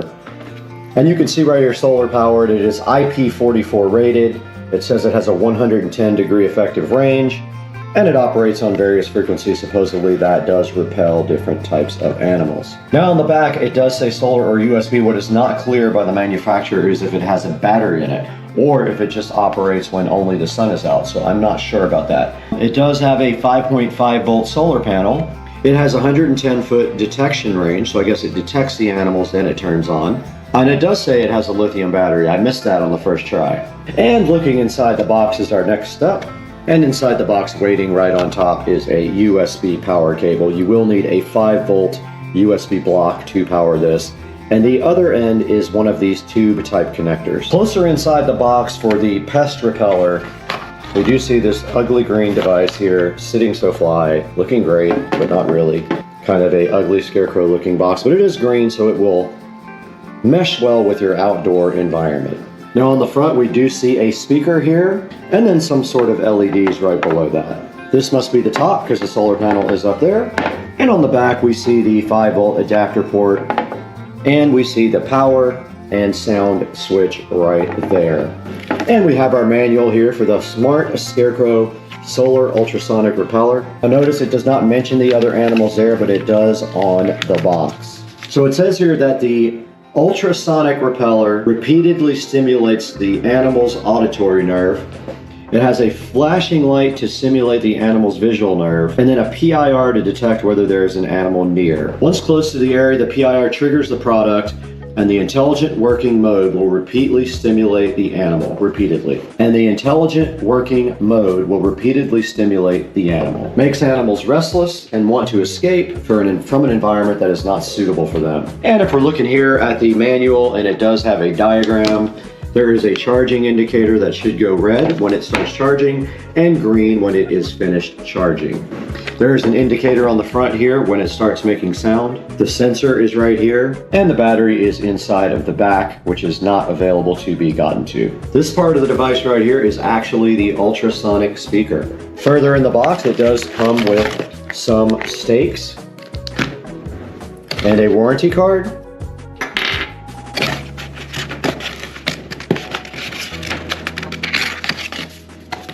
Here's the warranty card. And basically you just turn the on-off button on for 1 second to switch it on, and it enters a self-test mode. The horn's going to be 3 times, the 3 LED lights in the front and the red light on the right side will light on in turn. Then after 5 seconds, this device will go into a standby mode. When it is in standby mode, if any animals come close to this, it's supposed to detect them and trigger the product automatically. Now when this is triggered, it will run for 7 seconds, and the ultrasound and light will work for 13 seconds, and then all 3 things will work for another 5 seconds. So the entire process to scare the animal off is a 25-second process from the pest repeller. Now there is also a silent version where there is no alarm, so you can choose whether you want this to make noise when it detects a pest, or whether you want it to be silent and work ultrasonically as well. Now to operate this, you simply press the on-off button and the alarm sound can be turned on-off. Now we do need to go ahead and get this thing charged, so let's get it on a USB now. All right, do not lose this cable. It is proprietary. It has this different tube type charge connector on it, but let's go ahead and get this guy plugged in. So to plug it in, you simply move the rubber boot aside and go ahead and plug it into USB. We actually have one on our nightstand right here. And now we should see a charging indicator, and we do. So this device is charging. We'll get back to you guys once it is fully charged. Okay, I was really bad and did not record the time when the charger was done, but you can see here that our device is fully charged, and I think it took a couple hours, but I'm not 100% sure, but this guy is ready to go. Now all we have to do is take it outside and put it somewhere to see if it actually works. So let's do that.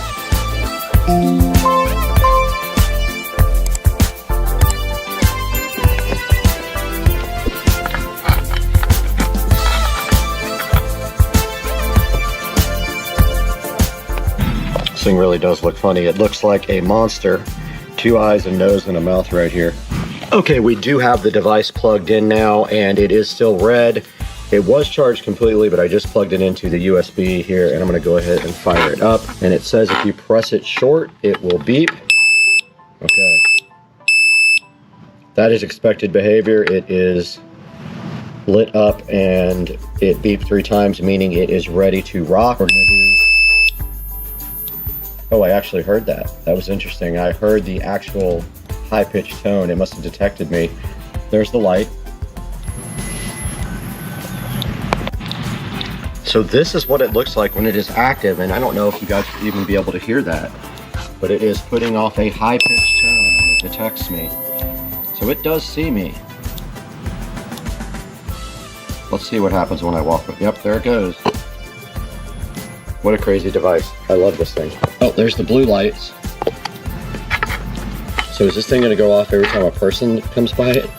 There's the high-pitched tone. Does work, I hear it. Wow, interesting device. All right, we do have the ultrasonic repeller going crazy back here. And it is going nuts and making sounds and doing everything that it's supposed to be doing. And I have no doubt if there's a rat or a mouse that comes near this, or a squirrel, it's definitely going to drive it away, because it's killing my ears as well. Now let's take it into the, there it goes again. Let's take it into the 4K production studio with Brad and take a look at this online.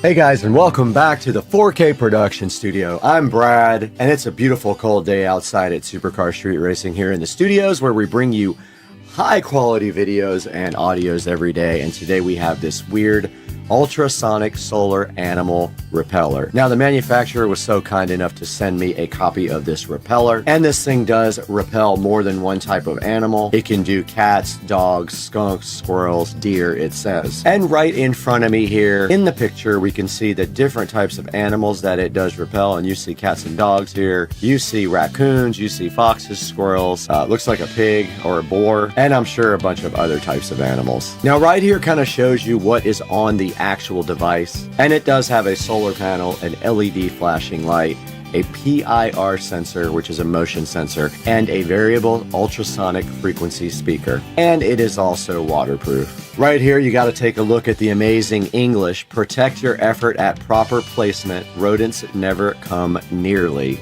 So funny. You see a squirrel there eating corn because they don't have an ultrasonic pest repeller on the property. Now here is a close-up look at the front with a diagram of everything. It does have a red LED when it's charging, and it turns blue when it is fully charged.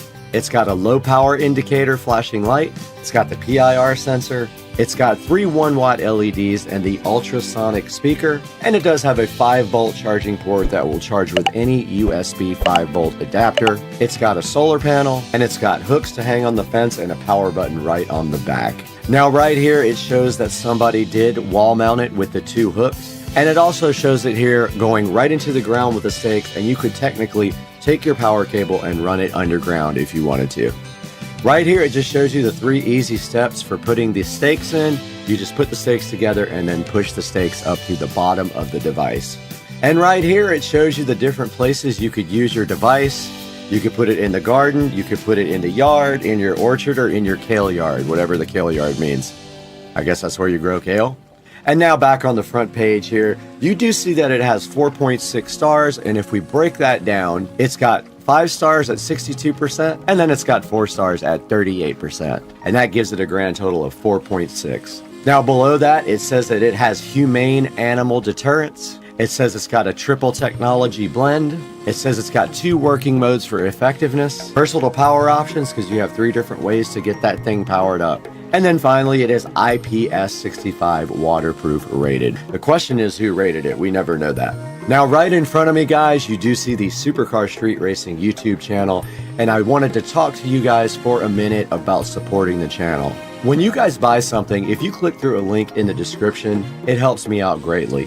We get a few dollars from everything you click in the description. And also, you don't have to buy the product in the description. You can buy anything you want from Amazon, and we get help with just a few dollars here and there. Now do me another favor also and click the like and subscribe button and click that bell icon. We want you guys to be aware when we put out a video. We try to do videos every day. We can't always do that, but we try to put out a video every day. So I want you guys to be aware when that happens. And we really appreciate your support and your love on Supercar Street Racing. But we got to go. We got 1 million squirrels in the backyard we have to get rid of.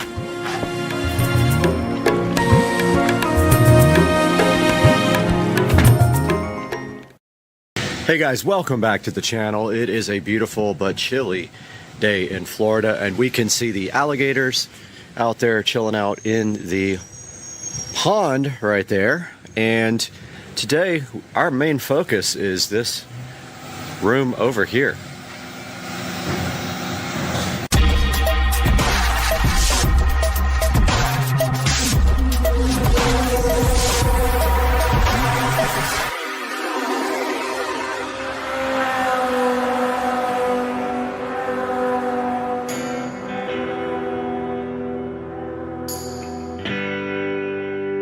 Guys, we are over here on the side, and the neighbor's dog is barking at me like crazy, but I am opening up this area for you. You can hear the dog going crazy.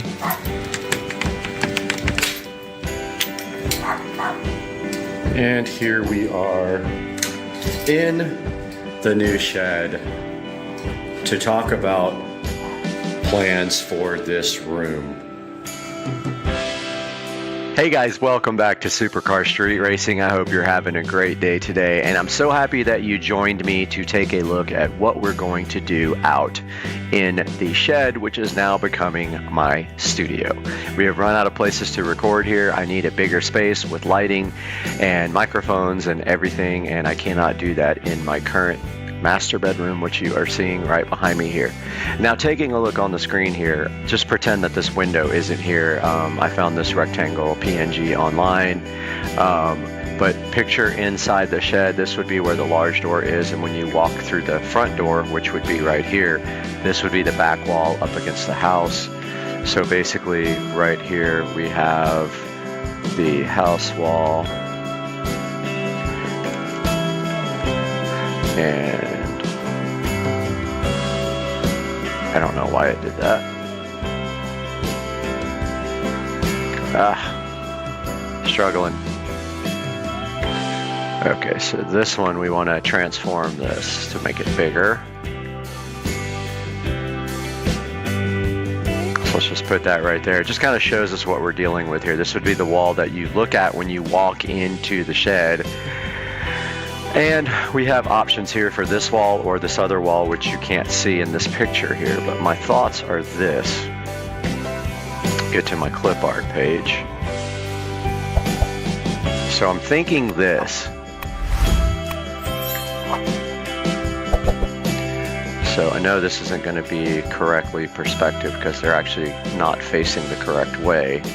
But imagine if this TV was facing this way instead of being I might be able to skew it that way. Let's see. Not sure if I can make this actually look right. That's kind of fine. Yeah, that's perfect. So imagine this TV facing forward. Let's duplicate that. And drag. Whoops, didn't mean to do that. What did I do? Okay. That's not working. Keeps going back to the other. Won't let me drag the television.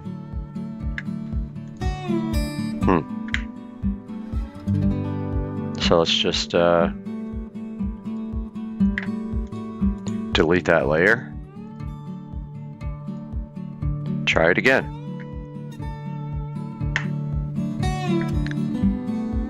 It is not letting me drag that.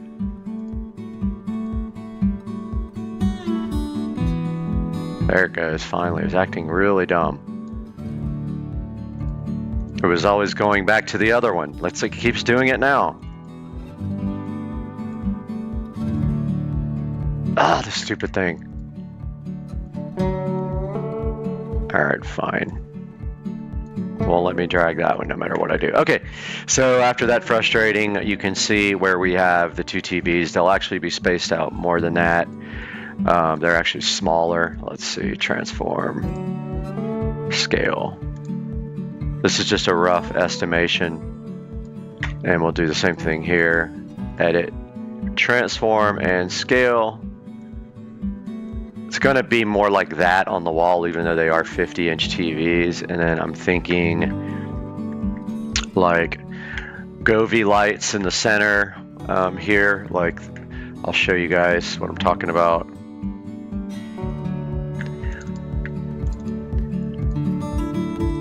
Govee lights, LED. I'm thinking like some of these panels. Like one right in the center. Let me save that.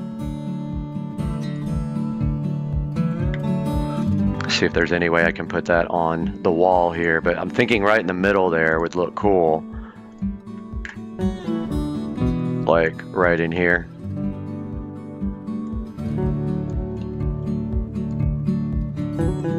Somewhere in there on the wall. course, you can't tell by perspective what it's going to look like, but something like that. And then both of the TVs with the Govee immersive lighting here. So that looks like this. If I can get my... All right, so the Govee TV lighting right here behind both TVs with the little camera, and basically like I have in the bedroom, and it will basically follow the pattern on the TV. So one of those for each television. So those would be behind there. So we would have, I cannot do anything here. It will not let me. Govee TV light.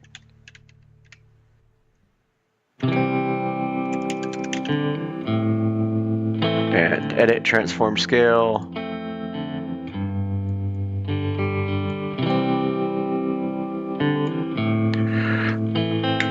And duplicate that if it'll not freak out. And let me actually move it. Okay, cool. So that's the one wall there as you walk in and you're looking straight ahead, and I would have a desk right here. Apparently, if I could find one here, let's look for one. Desk PNG. This might work because it's kind of perspective. Let's see.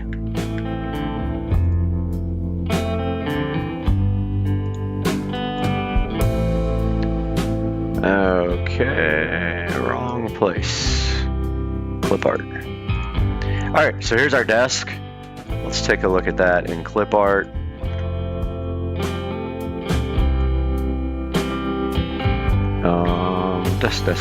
Desk. Found it. We'll have to flip this around. So edit, transform, rotate 180. Nope, that's not it. Undo. Edit, transform, rotate clockwise. No. Flip. Edit, transform, flip horizontal. Yep. All right. Again, not going to be perfect, but I'm thinking desk here. And desk here, and that would make up that part of the room. And then we could actually shoot on this part of the room. Let's save this. So let's do projects, and let's make a new folder here for it. New studio.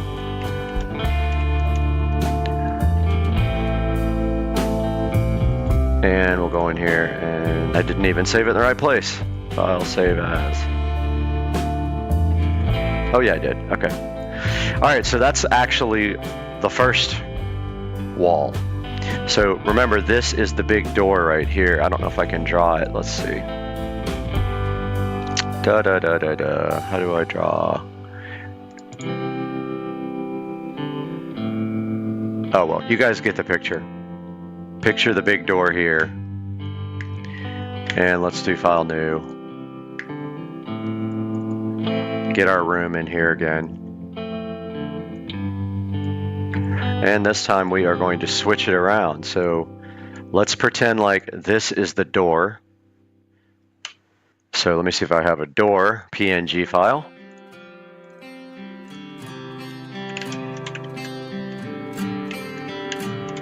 I don't have one. Let's grab one real quick. Perfect. If we can actually get this one without signing up. I don't think we can, but let's try it. Free download. Nope. These guys want you to subscribe, and I am not putting my name in there. Just need a regular door. No big deal. Let's see. Perfect.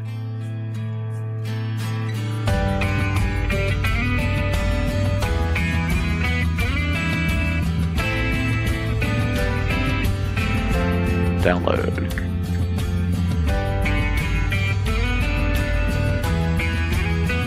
Did it not download? It's tricky, man, finding out the right. There it goes. You never know which one is the right button to actually download. Alright, so there's our door.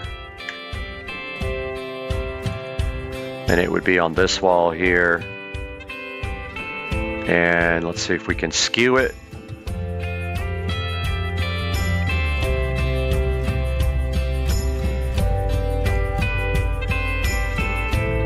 Just like that. Perfect. So there's our door entering into the shed, our small door. Forget these windows, they are not there. Let's do this. Let's layer merge visible. Let's take a little section here. Actually, we can do a section here. Copy. And paste. And move it.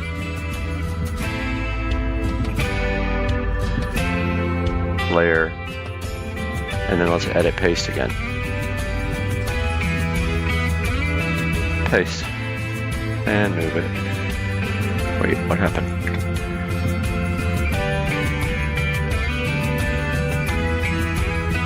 Edit. Paste. Move it. Dude, Photoshop is being dumb right now. Promise it's not me. Alright, so let's merge that down. Now we don't have our windows. Pretty cool, huh? Alright, so I'm thinking on this wall, maybe is where we actually do shoots. So we would have a TV here.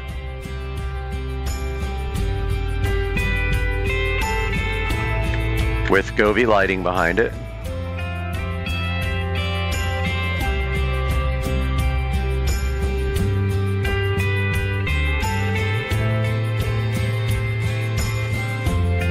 Got to make it kind of the same shape as or as askew as the wall.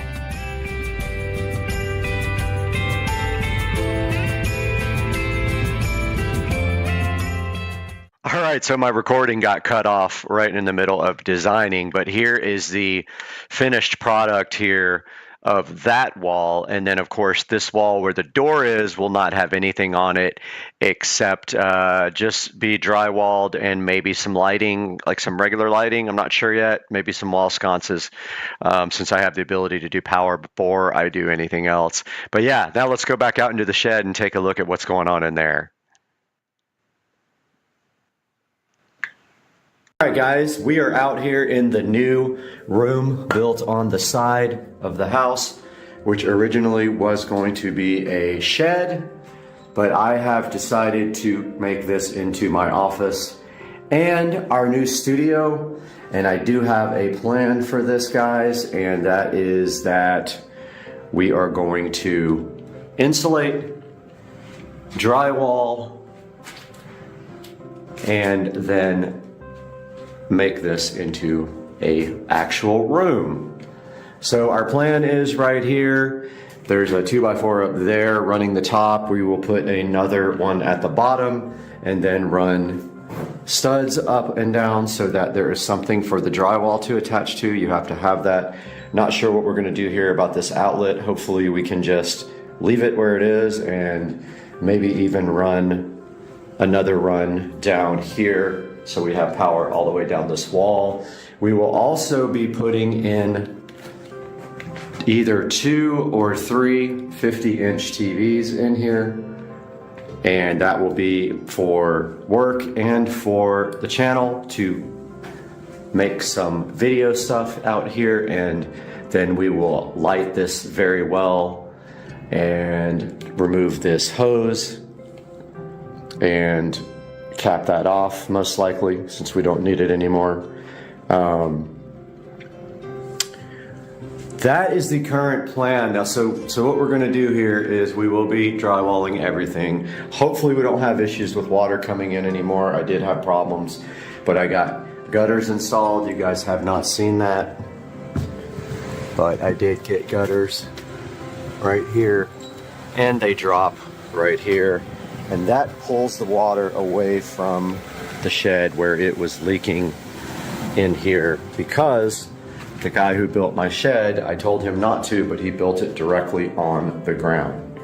Now, this door needs weather stripping around it, all the way around it, so that it is sealed up completely. I don't know how exactly I'm going to do that yet. I really wish the door wasn't here now.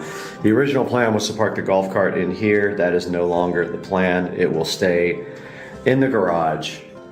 But yeah, so something to the effect of 50-inch televisions on this wall, maybe 2 here, like 1 here and 1 here, and then maybe over here is where we actually shoot. So we would have a desk here in the corner, and we would shoot right up against that wall, and maybe we have a smaller television right there, like a 40-inch or something for the studio, and then lights up here. Even these lights are awesome in here, but we need more for shooting. So that is the current plan. We will go take a look at the design, and I really hope that we can get the foam insulation in here, but I don't know what that would cost. Probably a good amount, maybe $1,000 is what I'm thinking, maybe less. It's about 150 square feet room. And that's it so far. Now we just got to kind of figure out how we're going to do it, and all the wiring and everything we're going to need. We do probably want to get Cat 5 in here, or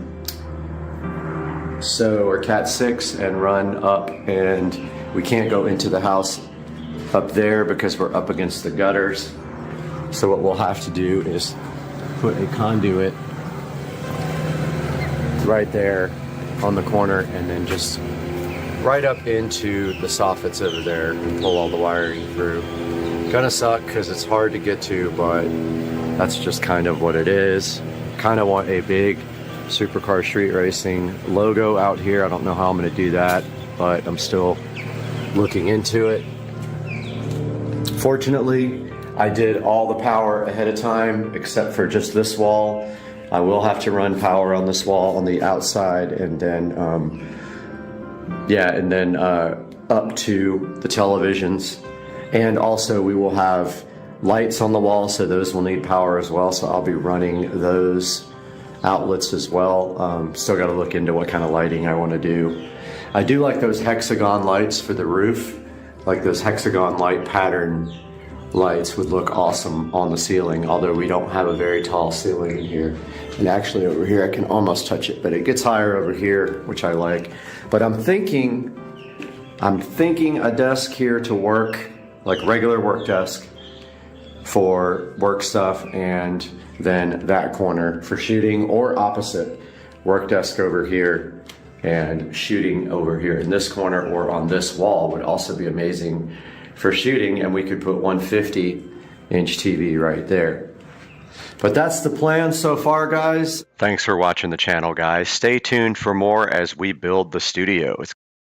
Hey guys, and today I want to tell you about this amazing LED pool light from Sreaming. So we're going to talk about everything about this light today. So the first thing we want to talk about for this Sreaming beautiful pool light here is that it comes with super strong magnets, and that allows it to stick very well to any type of metal pool.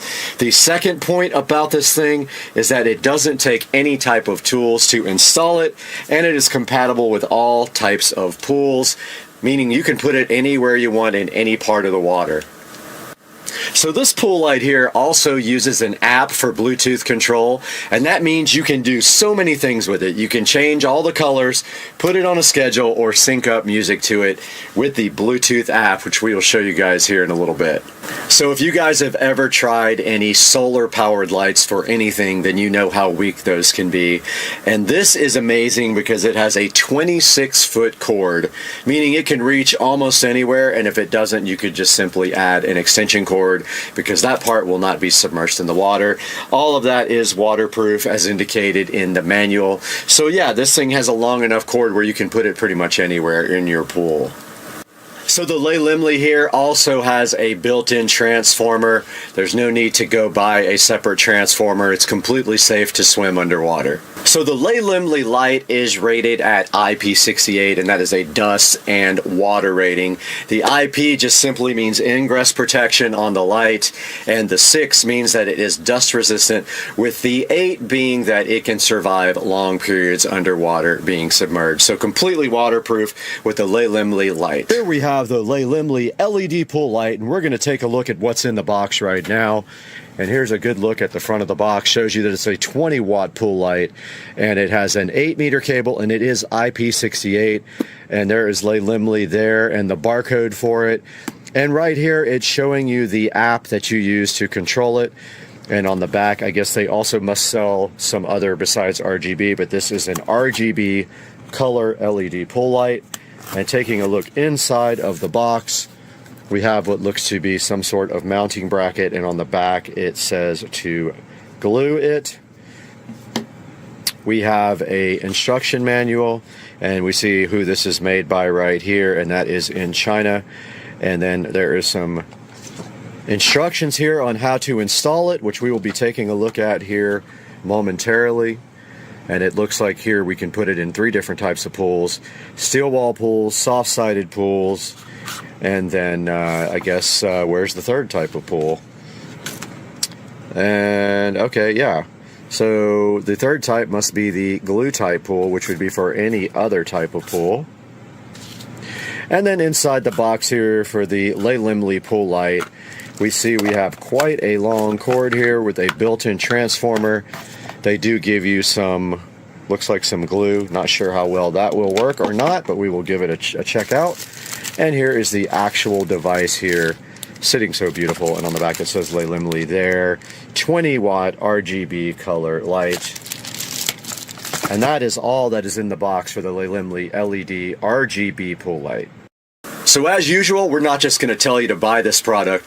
We're actually going to see how it performs and how it installs. So once it gets dark out here, we're going to go outside and take a look at this at the pool. Alright guys, we are in the phone, and the first step to getting the app for the Lay Limley LED pool light is to go to the instruction manual and scan. And let's put it on photo there, and it already shows that it wants to open that link, and we install the Duo Co-Strip app, as you can see here.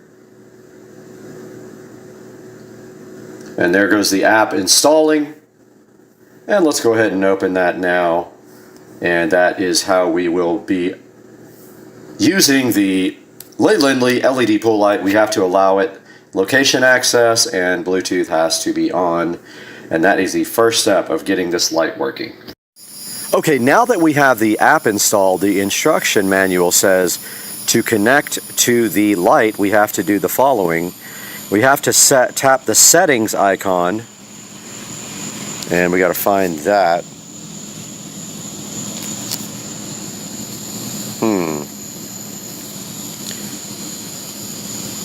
Ah, it's already on the screen. It says BLE DOM.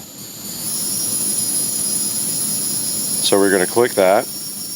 Nope, it's not there. Interesting.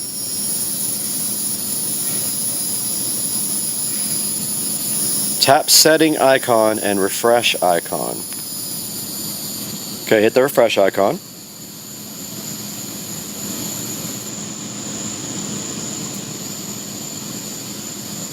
And there it is. It says it is connected now to the light. Alright, we are out by the beautiful pool now with the Lay Limley light. And what we're going to do right now is take it out of the packaging. And this is actually the mounting bracket. So what you do is you attach this to the side of the pool. And then the light actually is magnetically mounted to this guy right here. Here we see the Lay Limley LED pool light in the package, in this plastic packaging. We can remove that now. And then what we will do after that is go ahead and plug it in and get it submersed in the pool, where we can start taking a look at the app. Alright, we have the Lay Limley LED pool light sitting here right now, and we will get to do this peel at some point. And I don't know how that actually peels. Let's see. Just like that. And now all we have to do is plug it in to supply power to it. And let's see how bright it is. And yes, it is very bright. And now we will proceed to put that over into the pool. And we will just be temporarily mounting this. So no mounting necessary. If you were going to be mounting it, you would use the mounting bracket over there, glue that to the side of your pool, or attach it to the side of your pool. Then this would stick to the magnet. And then we're just going to put this here until it gets dark enough to actually show you the app and how the light looks underwater. Okay, we are back outside where it has gotten dark, and we are with the SCSR LED pool light. We have the app open now, and we're also recording on the other camera, and where we can go back and forth. And you can see here on the app, we can just hit one of the presets like green and purple. And that's really purple, or this classic colors here, and the light is responding to the Bluetooth control. It is very bright. It's actually much brighter than my regular pool light. And we can also go over here to style and go to any of these preset styles here. That's blue strobe, green strobe, red strobe, 7 color strobe, and there are all kinds of presets for here for you to actually go through here. Those are gradual changes. Then of course you can do music. Alright, you can see also here we can adjust the brightness and the speed of any of these presets here. I just changed the speed there. And the brightness can go down as well. As you see there, it did get a lot lighter. And moving back to the front page, you can also use the color wheel to change the colors. And we just showed you that we can use the microphone to adjust it, or we can use a regular music clip to also adjust it. So we would have to have some no copyright music on here in order to do that part. Guys, I hope you enjoyed this review of the SCSR pool light, the RGB LED pool light. We took you through all the parts of the apps. We showed you that you can just adjust the colors, the brightness, and the contrast. It is very bright. You can see here how good it makes the pool look at night. And that is going to wrap this up for our review of the SCSR LED RGB pool light. Check out this dude. Birdage in the hurricane. Ian, goodbye, Birdage. Stay safe in the hurricane. This tiny little guitar is chilling next to this thing that looks like a guitar, but it's actually a mouse pad. We got a guitar right here. We got a thing that looks like a guitar, and we got the Peel satisfaction. Oh, you love the Peel Sat. It's so good. And we just got blooped on while we were trying to do it a short, and it messed everything up. All right, welcome back to the channel, guys. I have a big update for you guys on the new Supercar Street Racing Studio. We are streaming live up there in the corner, right down there on the laptop right now. So please join the live stream if you're at all interested in what is going on. So here is the update. I have this much of the foam insulation done, and I just seam sealed the seams and caulked in the top. I was having trouble doing the corners with the seam tape, so I just went ahead and caulked it in because I'm better at that. And this is ready now for foam tiles. I was going to paint it black. The paint doesn't stick at all to this plastic, but my worry was that if there's spaces in the foam that you would actually see it. So I might throw a quick roll of paint on here, but I'm not 100% sure. Like if the foam tiles contract at all and there's spaces between them, you would see white.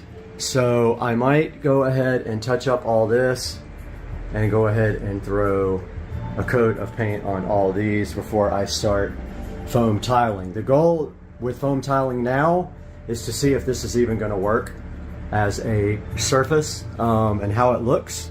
So my plan is to do that corner and this whole entire wall here and see how good I am at cutting around on outlets and things like that, because I have to actually cut the foam and then lay the faceplate maybe on top of the foam. I don't know yet. I got to see exactly how it looks with the tiles on. But yeah, the tiles are down here, and so they will start up there in the corner in one direction, and then they will start, sorry you weren't even watching, they will start up here in the corner and run all the way across with one pattern, and then on the second run we will come down with this pattern, and it should make it look good. What else have I done? So I also ran the extension cables for the webcam. So I have one 10-foot extension cable and one 5-foot extension cable running through the wall and down to where the computer is going to be, and the webcam is going to be up in that corner. And you can get on the live stream right now and see the webcam. It's right there on the left. So I did that. I also did more lights that are going to be switched. I originally only had one there and one there. I actually ran 2 more on each bank so that there will be 6 switched lights, and then we have 2 unswitched, one right there, and that'll be coming out of the ceiling over there. This is the part on this wall and this wall and this wall where we have to start worrying about cables behind the wall when we cover the wall, so we have to be measuring and ready to cut foam to get our cables out. So everything else, I framed up the Echo Show 15 mount, so that's the mount where it's going to be. I have the power ready for it here. That TV is ready to be mounted. I have the second TV mount on the TV inside. It's a older television that's going to be right here. It's a 32-inch.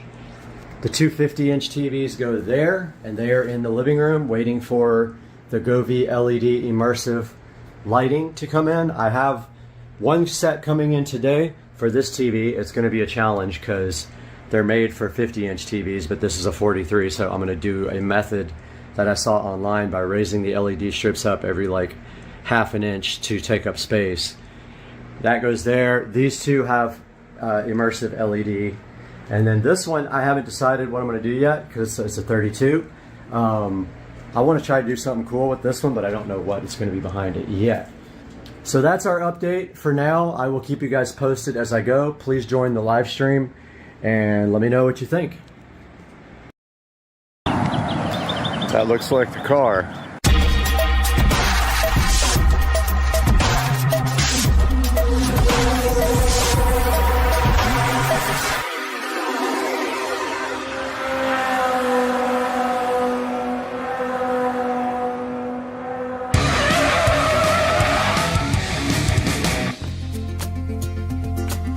It's 4 a.m. as you guys can see, and I'm half asleep, but I'm waking up early today to get my workout in because I am going to look at a car finally, and you guys are gonna figure that out today. All right, I'm a little bit more awake this time, and now Rich has come to my rescue and offered to drive me to the train station, and we're at Speedway getting gas. But yeah, we are started on our trip already, and the train is 45 minutes late already, so I don't know what that means for our trip. Ultimately, we're supposed to leave at 7:26, but the train is not even getting to the station until 45 minutes late, so we'll see what that means for the trip. I have no idea at this point.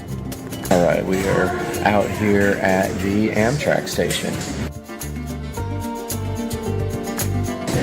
But they said that the bus will wait in Tampa. So we are headed to Tampa as soon as the train gets here.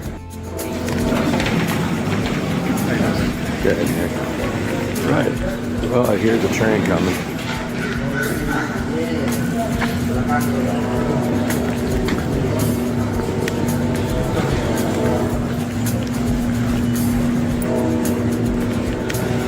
See if we can see it.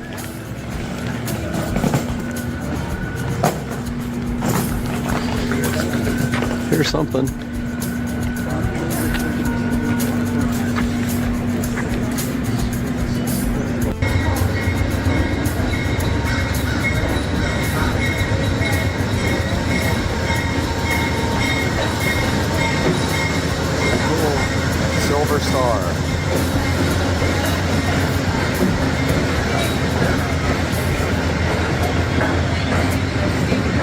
I see people on it. I'm assuming a lot of people are getting off.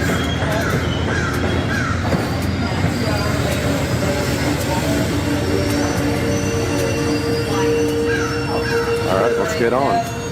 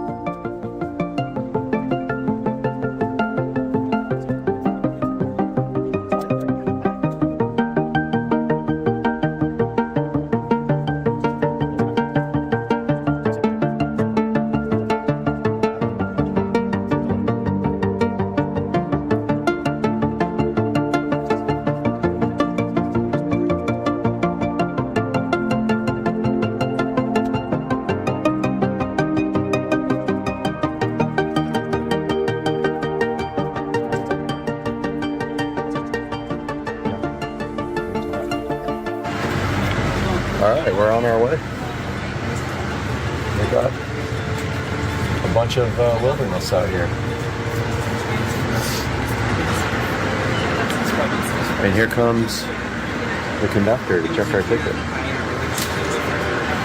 We already had to clean all the junk out from the last person and then check for bed bugs.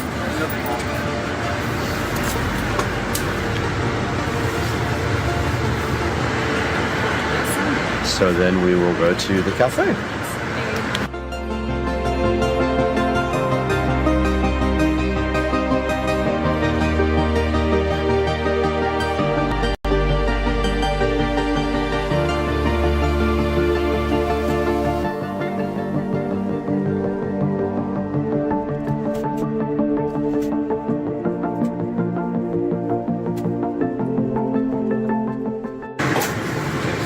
Alright, we are in the dining car now with our breakfast here of champions with this Tito's. And it's actually glass. Pretty cool. We got our Coke Zero here, glass, and then we got these egg bites. So, 0 carb egg bites. I'm gonna go ahead and check those out.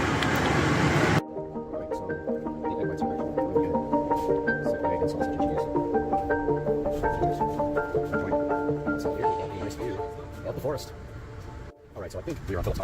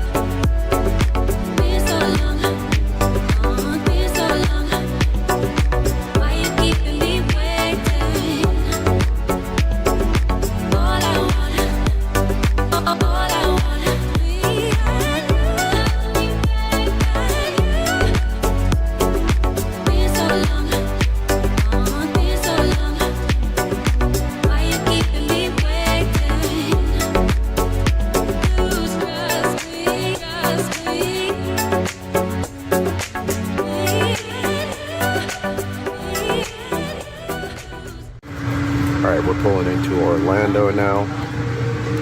There is Orlando Station. About 45 minutes late to an hour late, I think, right now. And there is the train.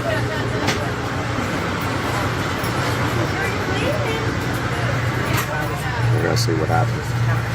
Alright, we got our lunch here. Cheeseburger. Diet Coke. And we are going to do this low carb style. So that's next.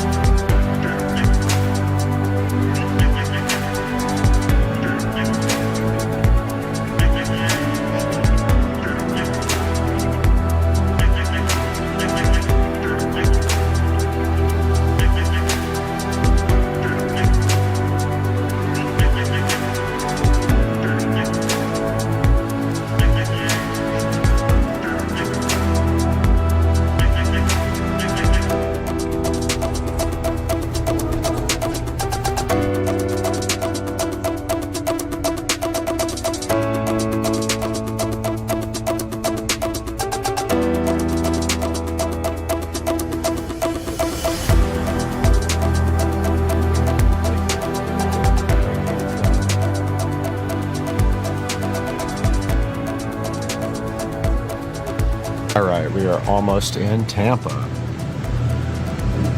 About 20 minutes till we get to the station. 1:51 p.m. Who knows where we are now? Outskirts of Tampa.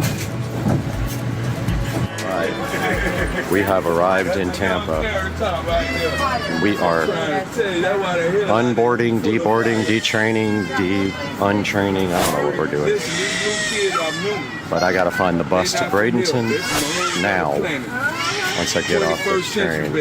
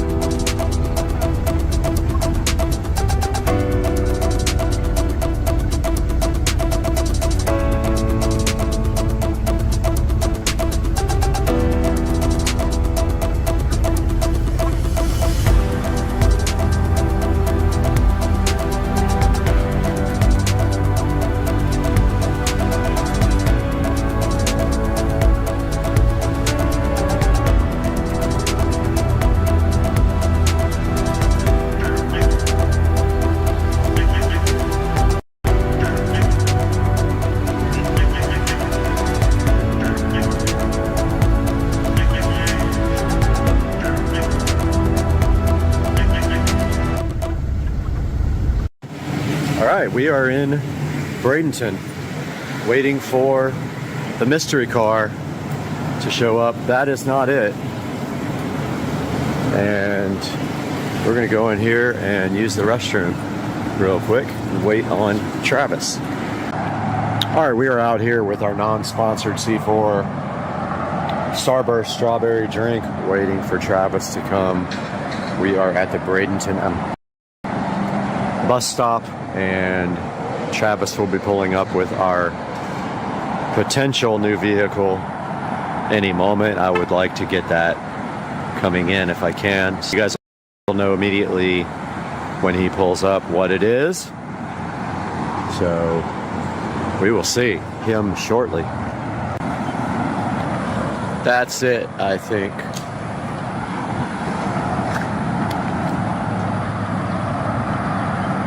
Yeah, that's the guy right there. That's it. That looks like the car.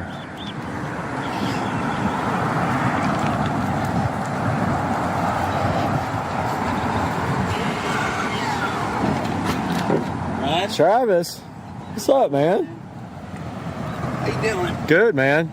Is it alright if I put you on? Yeah, I mean, I don't want to be like broadcasting my neck. Yeah, you're good. You can do it. I'll cut that. Yeah, you're good. All right, man. Dude, did you say it was Expel? The film? I think so, yeah. Yeah. I got a buddy that's up by my shop that did it. Okay.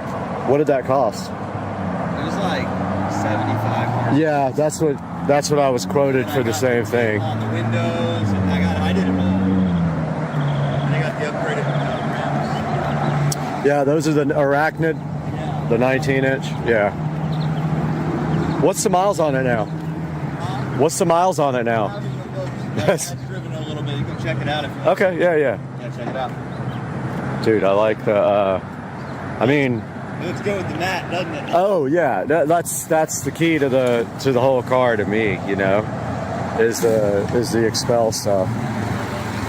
I mean, that's kind of the reason I'm here, to see if the car excites me or not. Yeah. If it does... It's like the only car I've never wanted to actually sell. Yeah. No, dude, the car is immaculate. I had a Trackhawk before this, the Jeep Trackhawk. Uh-huh. And I loved it, and then I sold it and got this. And 707 horsepower Trackhawk? Yeah. Yeah. Yeah, I had that before. And So you went from using all the fuel to none of the fuel. uh-huh. So this is the 2021 Plaid, and it has full self-driving option. Yeah. So if we go to software there, Yeah, so there's everything. I don't even use it that much. yep. So I don't know a lot about that, as far as like that you have to follow certain rules, and they can give you strikes, and they Yeah. can take it away and all this stuff, even if you pay for it. But I have no idea. I'll be honest. Like, I just use it sometimes on the interstate. Don't Okay. forget, and it keeps me in the lanes. right, and a lot's autopilot too. Maybe Yeah. you're just using autopilot. So it's got 18,000. So it's got more, yeah. Yeah, I okay. didn't even look. All right. Okay. Yeah, so there's actually an update available. See, it always does this too. Like, when it goes to warehouse, you plug it in, it'll update itself automatically. So are these the original tires too? No, they're brand new. Okay. You haven't ever had to do brakes or anything, right? No. I was actually just in an Uber, and the guy was like, "That's got my oil change, dude, $100." And I'm like, "You don't ever have to get an oil." And these things, which is like, All four tires are brand new? yeah, it should be. Maybe not the front. Those don't look new. Those do. There's the back. So I put new ones on the back, but that's what it was. Front two are, yeah, that's what it was. Yeah.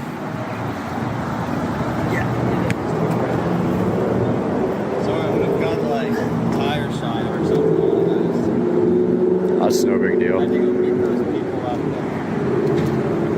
Rent.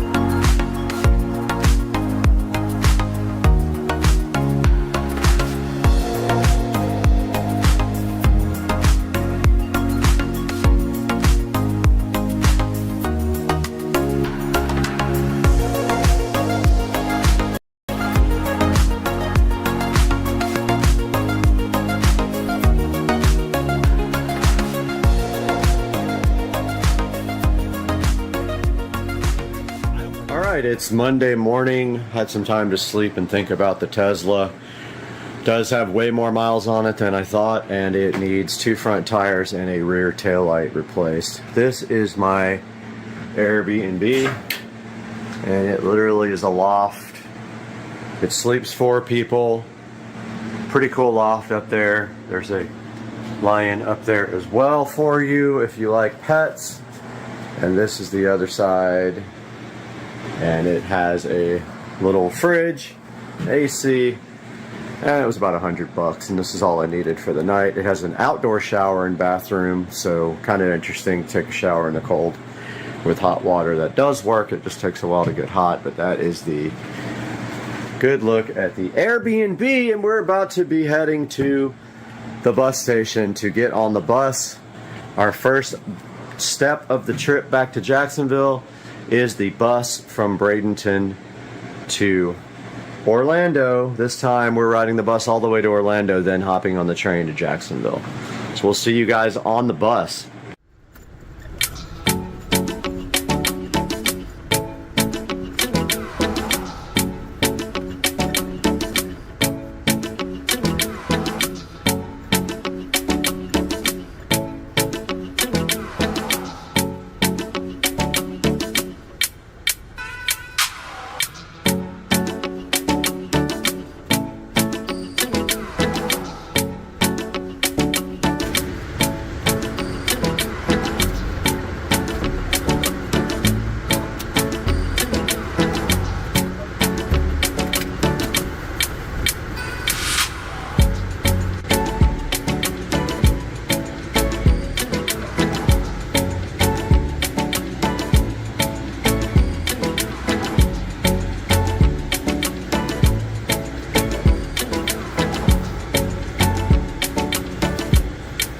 As you guys can see, I made it back to Jacksonville in one piece, although we did have a crazy Karen on the train. Take a look at my other video about that. I'll put a link in the description, but it was kind of annoying and it ruined my trip. But we're back in Jacksonville and we're here to talk about this 2021 Model S Plaid that I went to look at down in Bradenton, Florida. Talk about what I liked about it, talk about what I didn't like about it.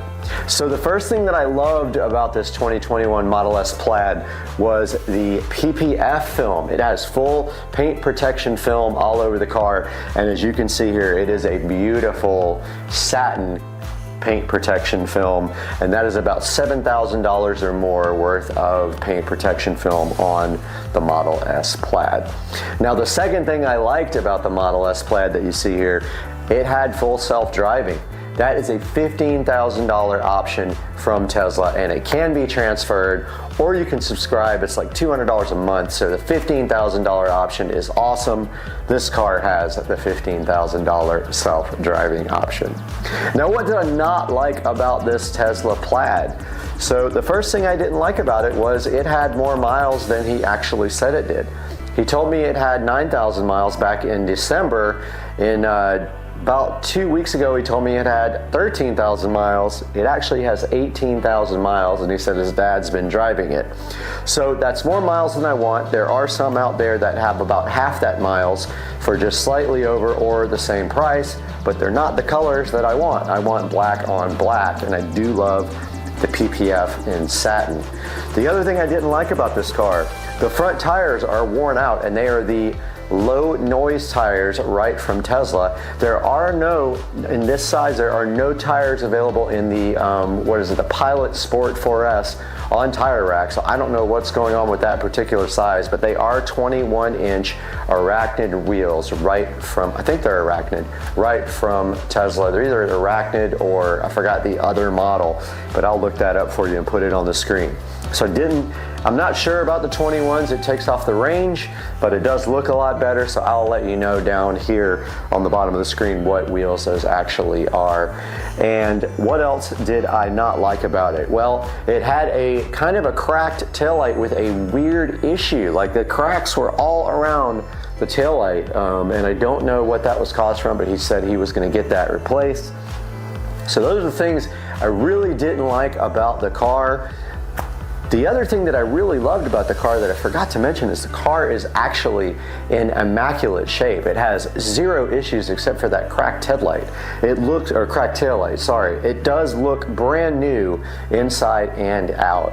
One more thing I don't like about the car though, it has the ash and wood interior trim instead of the carbon fiber, and I'm huge on the carbon fiber. In a car that expensive, I kind of want it to look sporty, and it does look more luxury with the dark black wood ash trim inside the car. So guys, I hope you enjoyed the video. I really want you to put in the comment section what you think about this 2021 Model S Plaid. Let me know if I should buy this. I have the money to buy this now, and he is waiting for an answer. I'll see you guys soon on Supercar Street Racing. I really appreciate you tuning in, and please like and subscribe.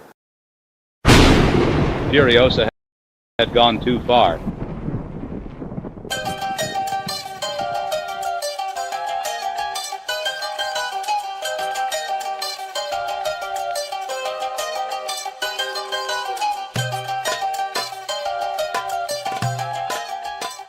As a child, someone changed her world forever.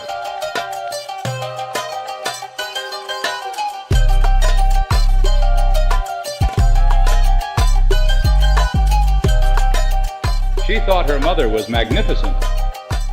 He took it all from her. He wondered exactly who she was.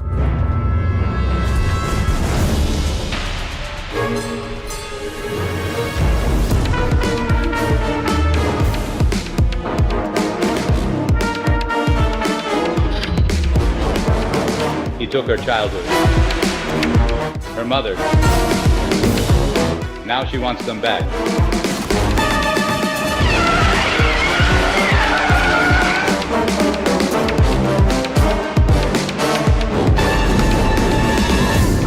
Even if it takes forever.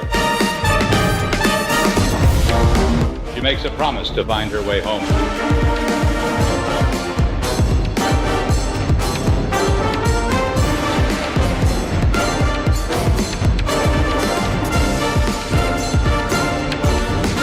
She finds him, he's hers.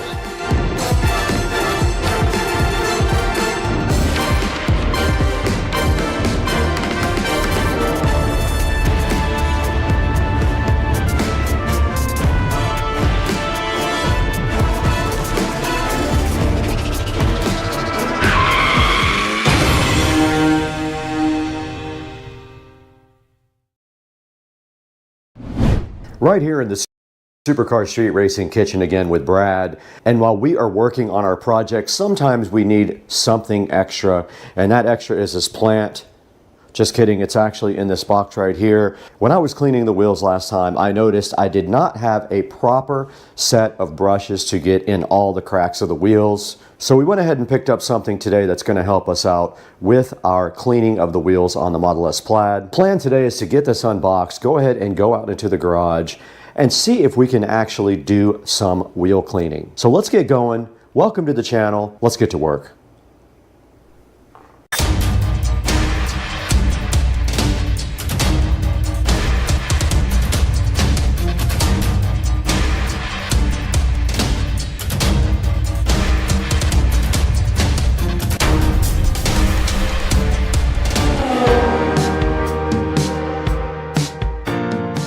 In the Supercar Street Racing awesome kitchen now with Brad. Welcome back to the channel. If you're new to the channel, thank you so much for liking and subscribing while you're here, and welcome. And today we have something for you from Amazon. It is something that sits inside this box that's going to help us clean the Tesla Model S Plaid wheels. So what we're going to do here today is get this thing unboxed, go ahead and take a look at it and see if it actually does everything that they say it's going to do on Amazon. Right in front of me is Don King's look-alike hair and also a box. Let's get that opened up and see what all is inside. And first thing in the box we have is a nice terry cloth towel. Looks like a buffing towel. It's very soft. I could definitely see using this on the Model S Plaid paint without an issue. Let's get rid of that. We don't need that where we're going. Next thing in the box is a nice washing sponge, which I will not need because I don't wash the car. I don't have to. Don't take it out in the rain. Next thing is a nice, I guess this is a duster? brush? Have to open it and find out. Then right in front of me inside of the box, we have some little brushes, which will be helpful in doing the wheels. Very nice. 1, 2, 3, 4, 5 sizes of detail brushes. Moving forward into the box, now we have I don't know exactly what that is, but it has some hooks that look like it will definitely do some damage to your paint job. Do not put those on your paint. Not sure what those are for yet. We also in the box have another smaller, I think this is a duster. I'm not 100% sure what that is. We'll have to look. And then we have a nice bag to carry all your stuff in, guys. The hype train is pulling into the station, guys, with a new car care kit that was supposed to have brushes that go on your drill. Let's see what else is in here. We have a nice brush, but I'll be honest with you, that feels kind of stiff there. That might be for wheels. That's not gonna go on your paint, that's for sure. That would scratch your paint. And then we have a nice drill brush kit. Hoping it has I'm gonna take this out of the bag because this might not be the kit that I want. Let's check it out. Okay guys, I did just go back into the garage and look at my wheels, and these are fine. I don't have any really small spokes in my wheels, so these will actually do perfect. And here's a good look at all the different size brushes that came with the car care kit. And you get the nice Wantolf Alwos bag with it as well. And that wraps up what is inside of the kit here. You can see it comes with all this stuff. Now let's get some of this other stuff that's packaged up, unpackaged, and see what it is. Looking so fly right in front of me is this nice car care kit, which I will leave a link to in the description down below. And right in front of me here, I don't know what this is, and I might have to go to the actual Amazon listing to see what this guy does, but let's go ahead and get it out of the bag. Has a nice silver bread tie on it, very silky smooth. Let's try this one too. And inside of this lovely bag we have pretty soft, I'm gonna look that up on the Amazon link right now. And then inside here we have a nice set of brushes right here. There are 5 different kinds of brushes, which are going to be great for both the interior and the exterior. We'll save some of them. We won't use them all on the wheels and tires because they'll get filthy dirty. We'll save some for cleaning the interior. And they all are very soft, good for getting into tight spots like that. And you have 5 different sizes. Just remember guys, this is not for cleaning your paint. This is very, very stiff. That's what she said. You really think you can go all day long? That's what she said. Michael, please.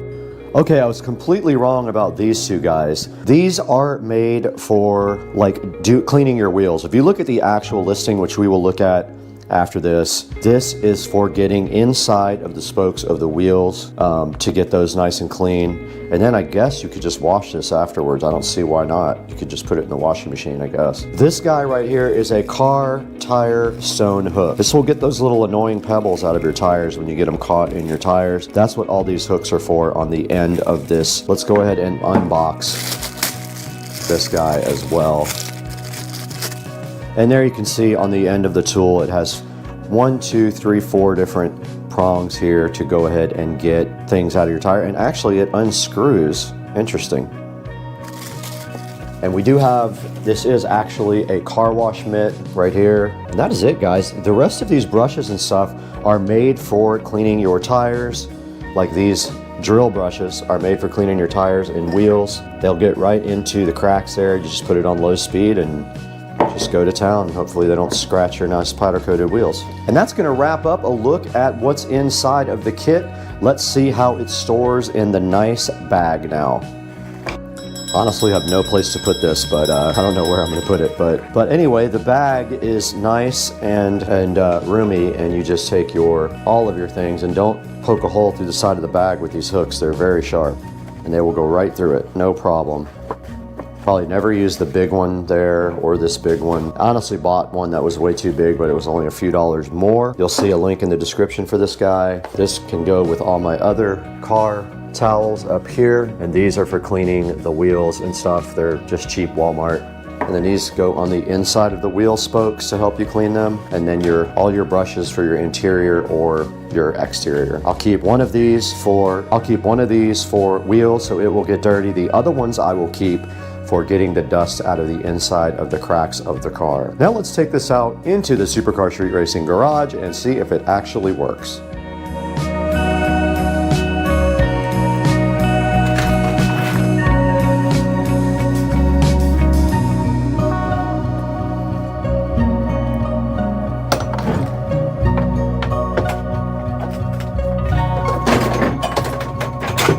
Alrighty then. These nuts.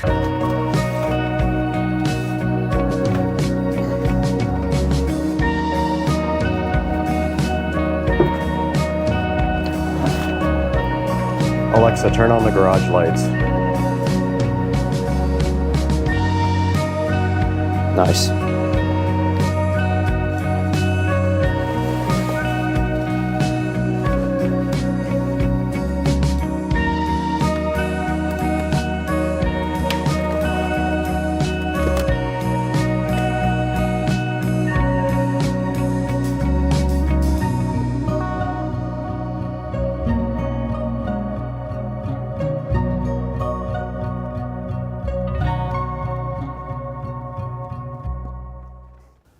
All right, guys, we're out here in front of the Tesla Model S Plaid now, and right in front of me you can see my BC forged wheels, and of course they do get dirty because it does get driven. There is a lot of sand and stuff in the cracks here. Now we have our new brush kit to go ahead and deal with that.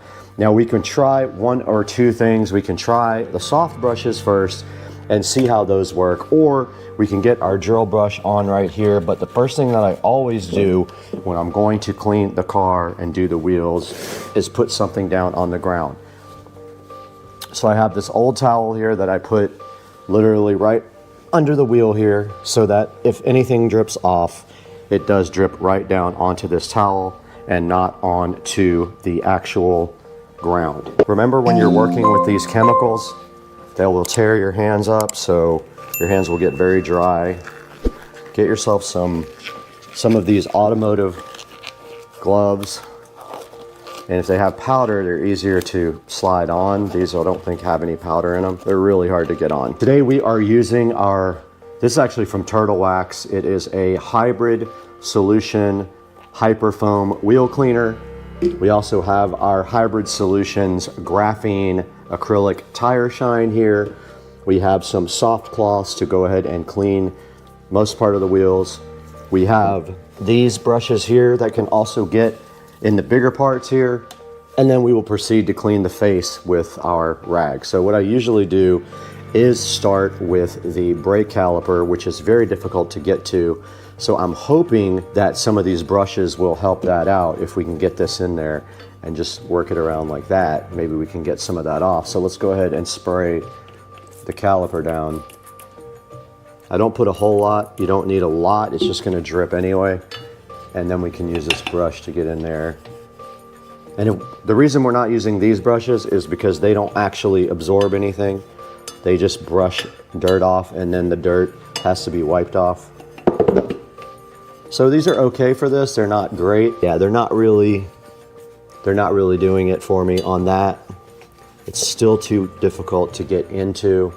And if I use one of those other brushes, it's just going to knock the dirt around with a rag, because you can get your hand through the crack. You can't get that brush all the way in there. And then just go ahead and give that a nice cleaning. And that caliper is done. So this was not great for that. Doesn't have a lot of absorption is what I'm guessing. Now let's go ahead and try some of the other stuff. So I'm just gonna do the spokes like that. I'm not gonna put a lot on it. I don't want it dripping everywhere, and I don't need it at the bottom yet. So I'm just gonna start there. And this brush is designed to go like this and break up the brake dust. And you can get in the cracks there with it. It looks like you're also gonna have to use your rag for this, because this will not absorb everything. That knocks the dirt loose.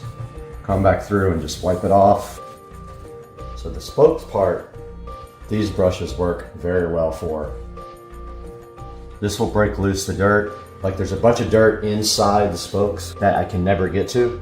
Especially over here, you can't see it, but there's dirt inside the spokes like sand. I'm gonna knock it off with these after I spray it and then take my rag. So let's do that now. Now when you use this brush for the drill, you wanna make sure your drill is on low speed.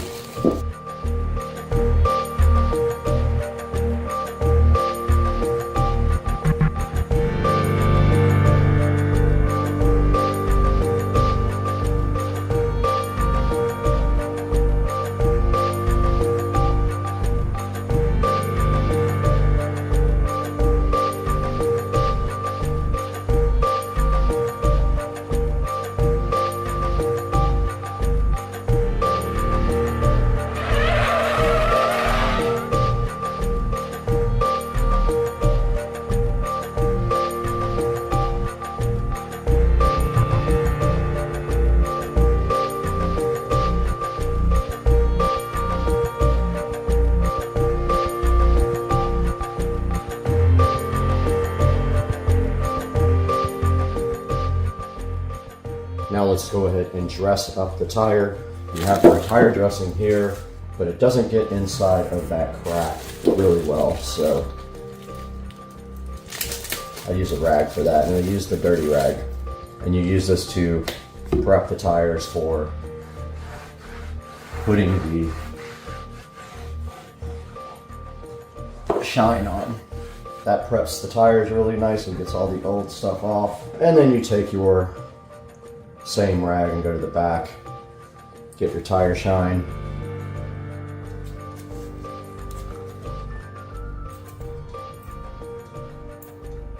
And I'm gonna get it in the crack right there.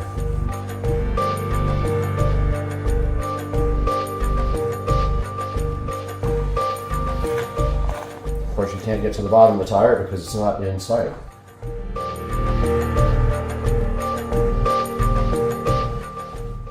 Alright guys, it's going to wrap up part one. Let's go ahead and get to the other wheels and tires. Forgot to do the caliper first.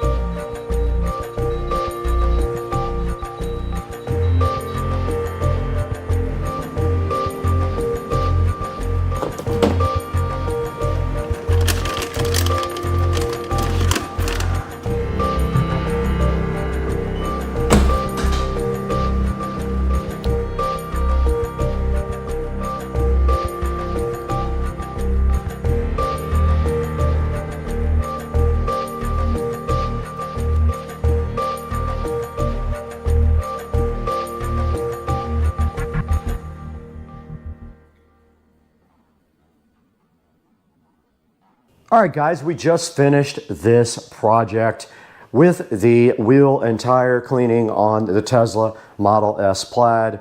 And you guys can see right here and right now that the wheels did come out great, and we used our accessory kit here that we're going to talk about here in just a minute, and it all fits nicely right in that bag. And it does really help you get into the cracks and stuff and get all the dirt out of the wheels and tires. And the plaid is looking fly. We're going to have to wrap this project up, but before we do that, we just want to thank you guys so much for watching today and being a part of the channel and supporting us through all of our ups and downs. I was in the hospital this past week in the ER for about 4 hours or 5 hours, and it wasn't a fun time. But on to better things. We need to throw this into the Supercar Street Racing Studios right over there with Brad and talk about how you can get your car care cleaning kit and get your car looking fly, just like this. Guys, it's Supercar Street Racing on a Saturday night edit session. It's hard to believe that I literally have nothing to do tonight except hang out with you guys, but that's fine because I love it. So let's get it going and talk about this 16-piece wheel and tire brush kit. I bought this because the wheels on the car are hard to detail. They are 3-piece wheels, so they have the hardware inside. It's really hard to get to, and dirt does build up on them. So this brush kit will help you get into all the cracks, and it also has brush attachment for drills. So that helps you get in all the tight spaces automatically, and it can get those parts cleaner than you can just with a regular rag. Now, you did see in the video we were working on the BC forged wheels with the brush kit, and my most useful tool was the small soft brushes. I use those a lot. They got all in the crevices, and I did use the drill a little bit too, but mostly the little small brushes are going to be my go-to brushes. Now, this is $24.99 on Amazon right now. It does have a 4.3 star review. And taking a look at what's in the kit right here, you can see you get these 2 spoke cleaners, and what those are for is getting in all the curves on the wheel. You can see they're curved. Now, the only thing is they'll loosen up the dirt, but they are not going to absorb any of the brake dust. They're just not made of cloth. They're just kind of like fluffy.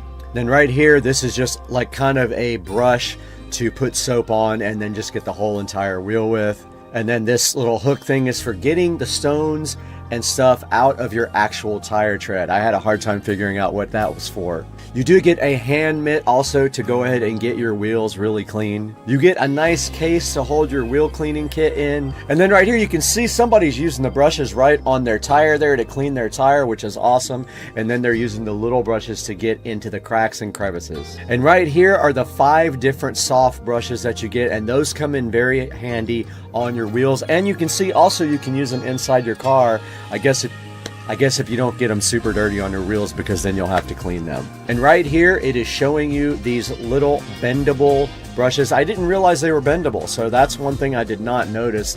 The handle does bend on these to get in between like your spokes and stuff, and they are curved to do that. And then right here it shows you the 1 piece of the microfiber, and it is supposed to be scratch free, and you can see them washing their car with it right there. And right below that, the car tire stone hook, and you use that to pull rocks and stuff out of the tread of your tires. And then in the lower left there's your car wash mitt again to go ahead and wash your car with, or your wheels if you'd like to. Now, this guy does have a 4.3 star review. Pretty good.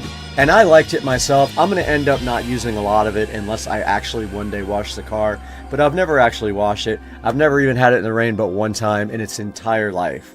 So please go ahead and support us by buying all your Amazon products through any of our links in the description.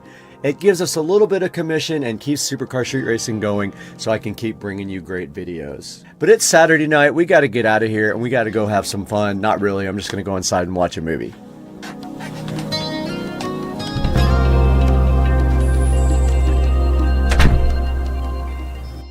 All right, guys, today we got the second M.2. The Sabrent, there's already one in there. I bought another Sabrent rocket, 1 terabyte, and it is a NVMe 4.0. It's a very extremely fast drive. We're going to take a look at it here and unbox it and get it installed.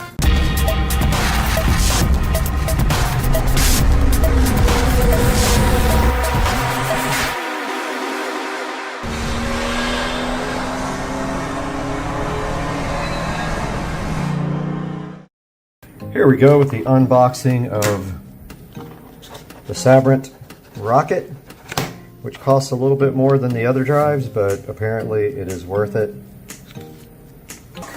Support this underneath this little tray with some 4x4 blocks because it was severely tilted to the left. It still is a little bit, but not nearly as bad. I probably can, I don't know, there's not much room to get anything else into there. I kind of like hit a rubber mallet to get the existing blocks in there. It's not going anywhere now, but it looked like it was going to eventually fall over to the left, which would be a disaster. Could even like put some zip ties through here and pull this to the left a little bit up at the top, or actually put something on the underneath the PC here to kind of kick it up to more to the right, because it's still kind of lopsided. But I hope you guys enjoyed this video. That's going to do it for today. That was an ordeal that scared the absolute crap out of me, and I don't want to do it again. I don't have to, but we did get the Sabrent, the Rocket, installed, and now we got some more VGA, which I'm stoked about. And the board's supposed to have VGA, but I don't see most of it on. Must be off on the board. I don't know. I gotta check. Thanks guys for watching. Have a good day. What's going on, everybody? Supercar Street Racing here, Friday. Coming to you from my backyard. So my house back there, and just hanging out on my dock here. And I'm going to talk a little bit about interior trim and what you can do to refinish your interior trim. Now, of course, there's a lot of things you can do, spend a lot of money on, and you can make it anything you want. However, I'm going to show you a way to redo your interior trim with minimal effort to matte black finish. And for those of you who have wood trim and you don't like that, you can easily make it matte black. So I'm going to show you that now, and let's take a walk over here. My boat over here behind me, and just a little tour of my backyard. There's my pool, and here's my patio area. Gonna head over to the garage right now and show you guys what we're gonna do today. All right, guys, we're headed to the garage now. Take a look at what we're gonna do today. But first, we have some matte black Plastidip here. What we're gonna do is throw it right here in the sink like this. Throw that water on warm. Not too hot, just warm.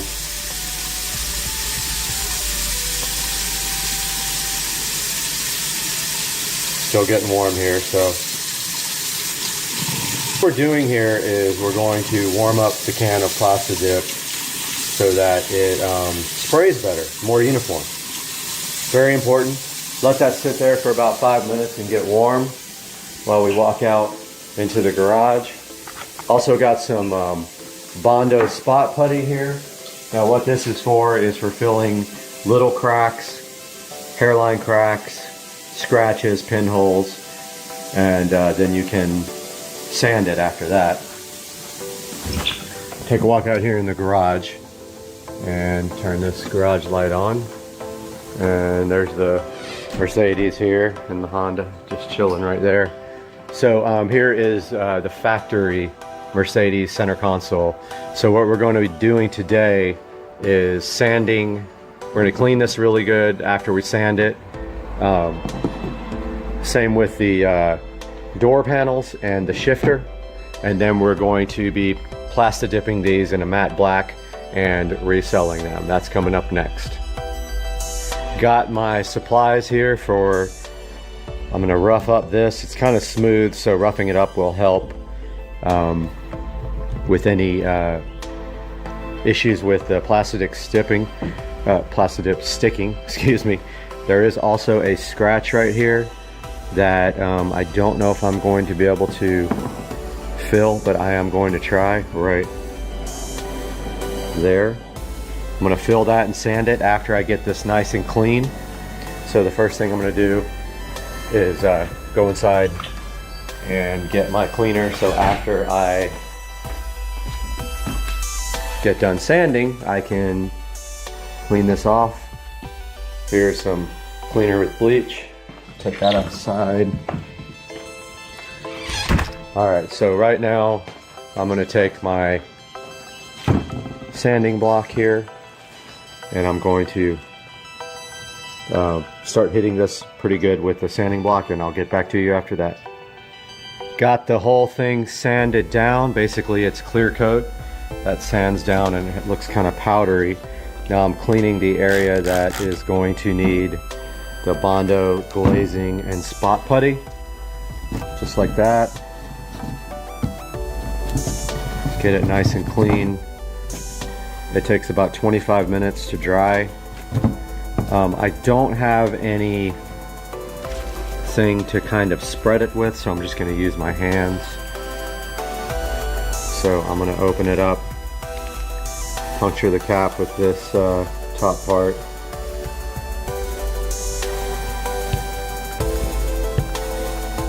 Should be good enough. I don't need much here.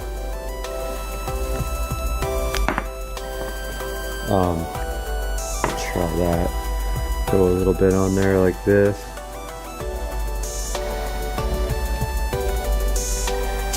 So that's how it came out. Gonna maybe with my finger kind of fill in that crack.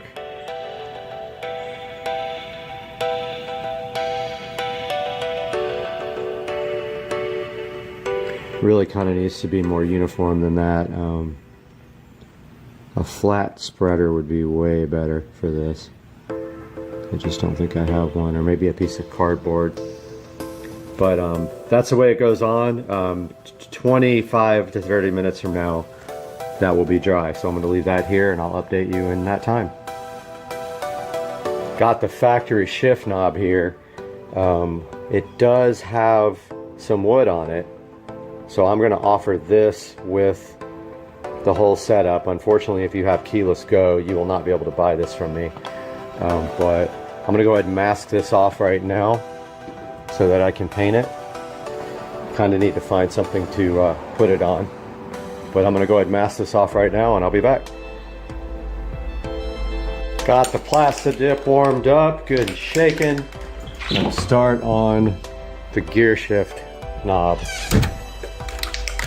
So remember, on your first coat of plastic dip, you always want to do 50% coverage. And you always want to spray a little bit out to test. Make sure the can's warmed up, good and shaken. Spray a little test spray. What that does is clear the nozzle out. You want to do that every time and clear that nozzle out of dry plastic dip. So here is the masked off, sanded shift knob. I'm going to go ahead and do a 50% coat.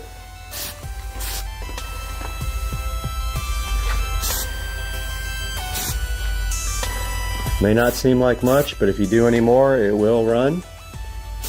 Make sure you get it from all angles. So that's 50%.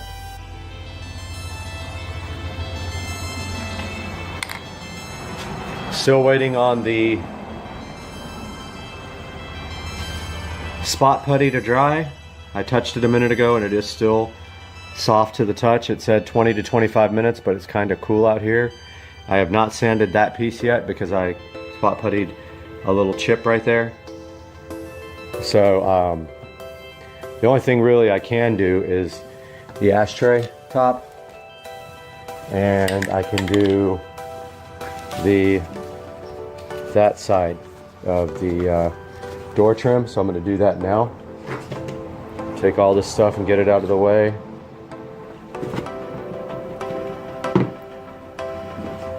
Get my sanding block out of the way.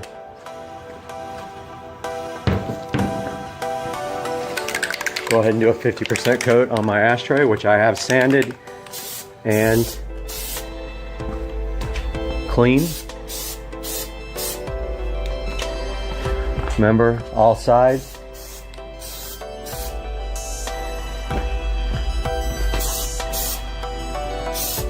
That's good enough. That's possibly a little bit too much, but I can live with that.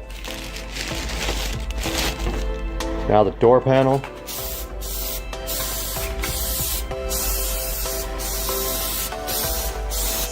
Remember the sides? 50% coating. You should be able to see through the first coat. Alright, there's that. First door panel. These are going to get 4 or 5 coats. So now, 15 minutes between these 3 pieces for their next coat. By the time that's ready, I'll be ready to sand down these 2. Timer just went off, 15 minutes have gone by. Gonna go out here and see how everything looks. Looks pretty good. There's the ashtray.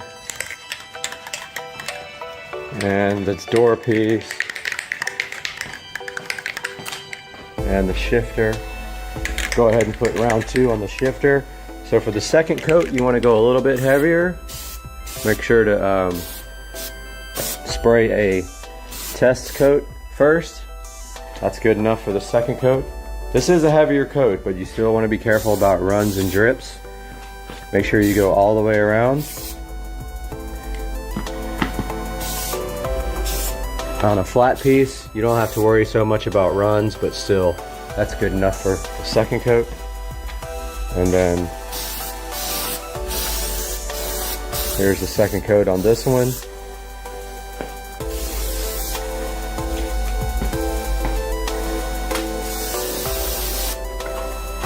Don't forget inside the crack there.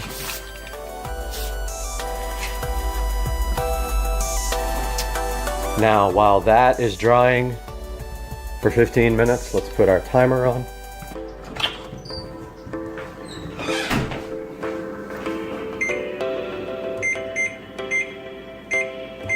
Got my 15-minute timer on.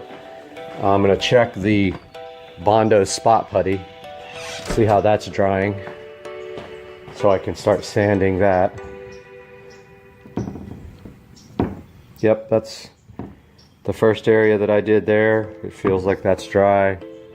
Yep, that's dry. I'm gonna go ahead and start sanding this, and I will give you an update when I'm done. Okay, I got done trying to sand this. It did not work. It did not fill this hairline crack. I'm not sure why. It's just the very surface that's cracked.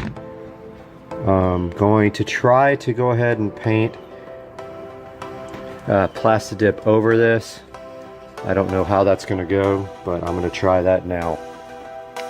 So I ended up sanding this down a lot more, and you can't feel the crack. You can still see it, but it's barely fingernail. I think this might fill with the Plastidip. I'm gonna go ahead and try that now. Got the first coat on the center console. The door panel that had the little chip, that did not come out good either. This stuff is just not working very well at all. I'm gonna try another coat and sand and then see what happens. Still having some difficulty with that other door panel, but it's time for the next coat on the pieces that are ready to be painted. So here's coat number 3 on the shifter.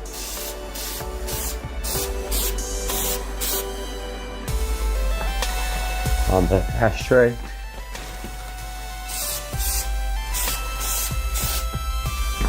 There is a little silver piece on this ashtray that pops out, so that will go back in.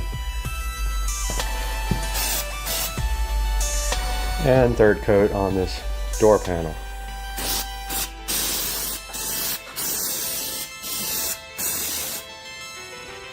Make sure you get all sides.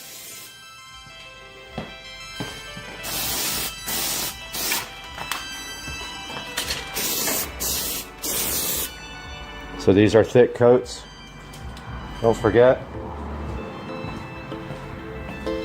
This one I tried to touch up a little bit more. This stuff is just not working well at all for this application. I'm not sure what I'm going to do unless I just try to build up a really large amount of Plastidip on there to fill it in. Time for the next coat on the center console. Go ahead and get that.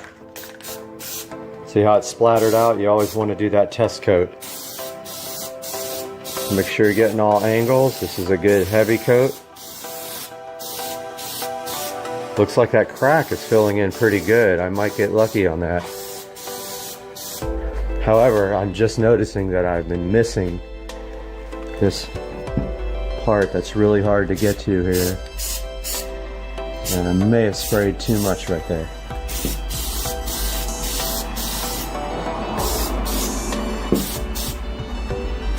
Be sure that you get all sides. Hopefully that doesn't drip right there. Go ahead and get another coat on these.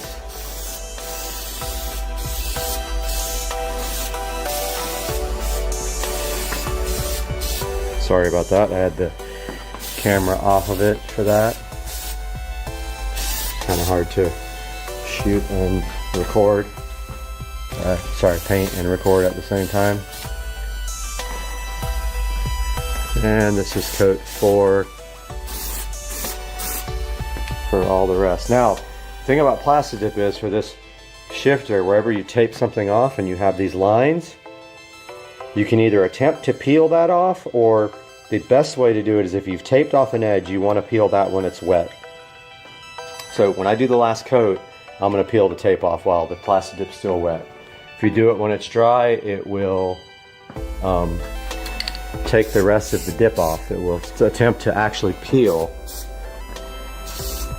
Just saw another spot that I completely missed, and then just another one just now. So I hit those spots right there. This has a lot of irregular areas in it that you got to make sure you're getting in case they're in view. We'll be back. Out here ready to put the last coat on these pieces. Don't forget to spray a sample. Now right after we put this coat on, I don't know how I'm going to do this, but I need to peel off this tape, or either I can try to do it later. I might just try to do it after. Supposed to peel that off now.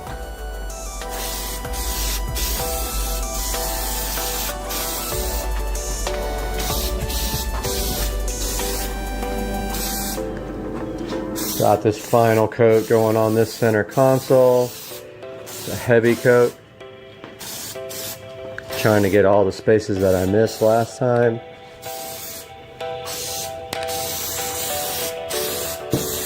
Also assure that nothing scratches. I'm just taking a look at all these areas up here that are hard to see. And all the edges, like that edge that I missed. Which is covered, by the way. Most of this is covered.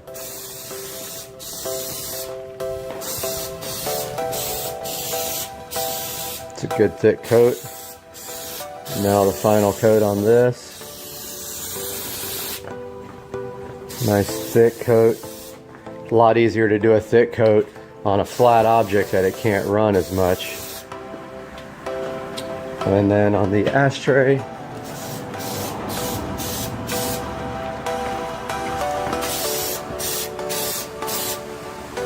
got all that done. Still waiting for this putty to dry. I'm going to give it a while because I don't think it was dry last time before I can do that piece.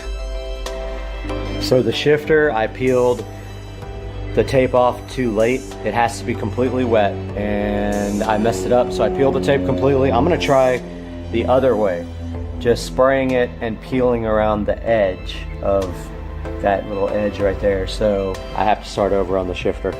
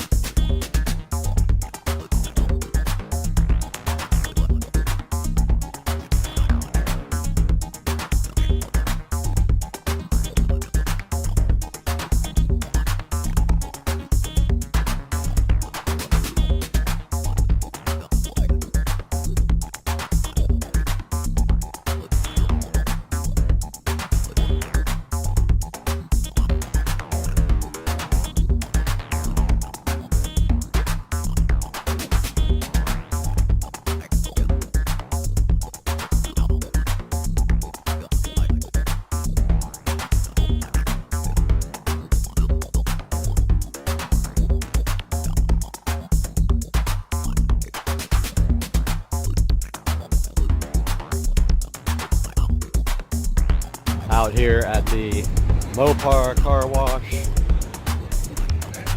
Made a little stop. Got the crew over here, all their cars. About to go to the full lock meet. These guys are out here, I think, raising money. And we decided to stop by.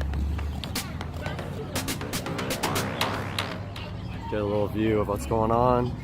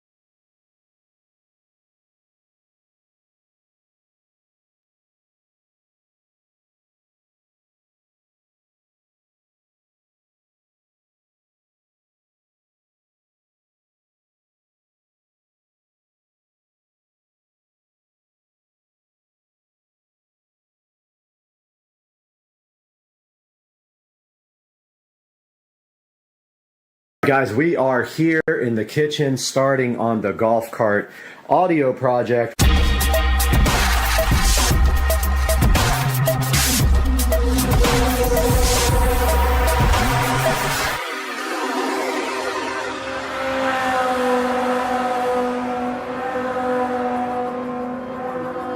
We have everything except the front speakers, and the reason we don't have the front speakers is the speakers came in and they actually did not have grills, and so they were the wrong ones, so I sent them back and I ordered speakers with grills. So we are waiting on the front speakers before we can finish the dash install. We got the subwoofer here, we got the subwoofer box here, we got the amp and the epicenter here, we got the voltage reducer here. So this guy takes 48 volt golf cart voltage, or 48 volt any voltage, and reduces it down to 12 volts for the audio system and for anything else we need power for. Everything else is laying out here on the garage floor, and I've just been taking some measurements and doing some things, and it looks like the voltage reducer is too fat to fit inside here. The battery, it's just slightly, it could, I mean, another millimeter and it would fit right down there, but it just is too fat, and it's unbelievable that it also will not fit there, and I think it's because that's in the way. That's the charge port. So voltage reducer has to go elsewhere. It could go under the dash. Actually, there's plenty of space back there, inside there, tons of space back there, which means I would have to run a pretty hefty 48 volt line that way, and then 12 volts back to the back for the amplifier. So I don't know if I want to do that. It might make more sense to mount it back here somewhere. There is plenty of space inside this little cavity behind the golf cart. I still have to check that out, but for now we're just kind of looking around, trying to see where we're going to put everything. And we're not doing rear speakers at this time, but eventually we will pull this back seat off and do two more 6.5s right there in that position where those guys are. Okay, I looked at the box. I think the best place to mount the amp is on this back seat, honestly. There's plenty of space back there, plenty of room, and I'm thinking mount the amp and the epicenter there and run the wires down this like rail here and down with some tubing. Only problem is this bolt's in the way. Look. Or actually, we could come to this rail, down the back of the rail, and go under there, right there with our wires. So really you would hardly ever see anything if we make a cross here with the wires. If we cross right there with some tubing and then zip tie it and then come down to this rail and go under, I think that's the ticket. And I'm contemplating taking this back seat off so I can get these speakers out. You can't get them out because the freaking screws are underneath. Like, I tried everything. It's just not possible without cutting them out. It's so close.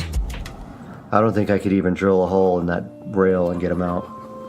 And I don't know if they're any good or not. I don't even know what they are. What do they say? TU? I don't know what that is. No grills either. So lame. But I think that's the deal. I think the amp's going on the back seat. I don't want it like out in the open on the back of the cart because I just know people will fuck with you like that. At least it's kind of hidden in here. Like we can put it right in the center and you'll barely see it. And then honestly, the voltage reducer could go back here as well. There's plenty of space for a whole amp rack back here. Literally everything. All right, I went ahead and ordered some cable clamps, the kind you screw on for wire organization, because I think we have a good plan now. We are going to put the amp and epicenter and voltage reducer on the back of this seat and just run everything down these rails and into the bottom of the cart. We can even mount our what is it called, inverter, 12 volt inverter back there if we want to. And I think it's a good plan. It gets all the equipment out from underneath the cart. It keeps everything away from the back of the cart, and it also hides everything mostly. So I think that's the deal. The amp is actually too big, too wide to go on the enclosure. It would fit, you can make it fit, but you would have to, it's very close. The screws, you probably have to drill new holes in the amp mounting area to do it. So new plan is pull off the back seat, design a pretty cool amp rack back there directly to the seat, screw everything directly to the seat, and then run the cables really nice, and everything will be good and hidden, and that'll keep people from screwing with it when I'm out somewhere. And so that's the current plan. I am so glad I did not screw this woofer in. I don't have screws anyway. I'll have to go to the hardware store and get some drywall screws, but I forgot the polyfill.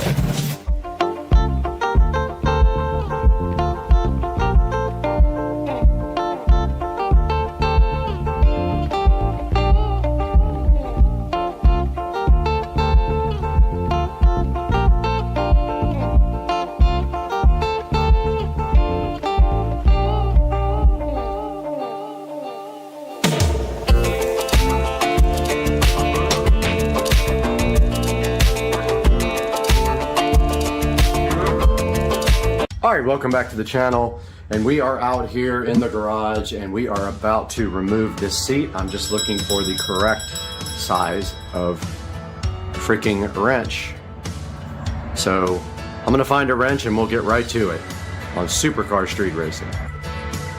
Alright, we are back and it is an 11mm wrench, and I just so happen to have a ratchet wrench for this guy.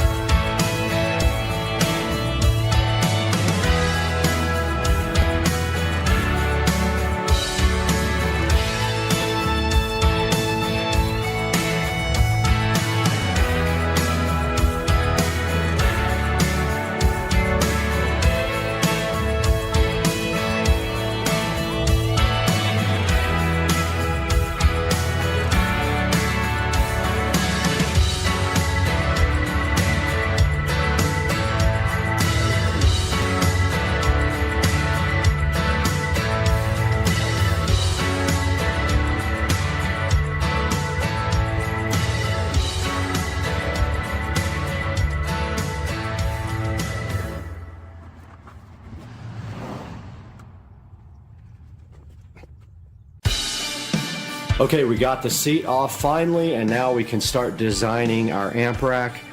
We are going to be putting the amplifier and some other stuff right here between these rails. And all we have to do is fit between where these marks are here.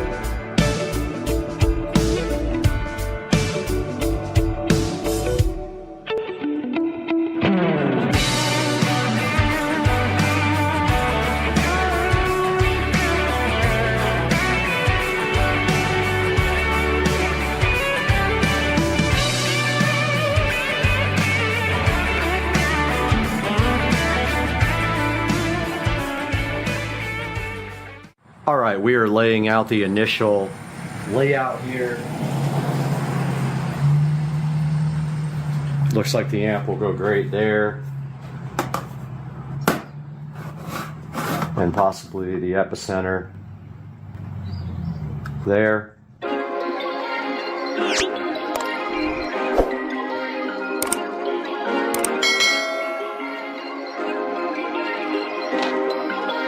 Perfect.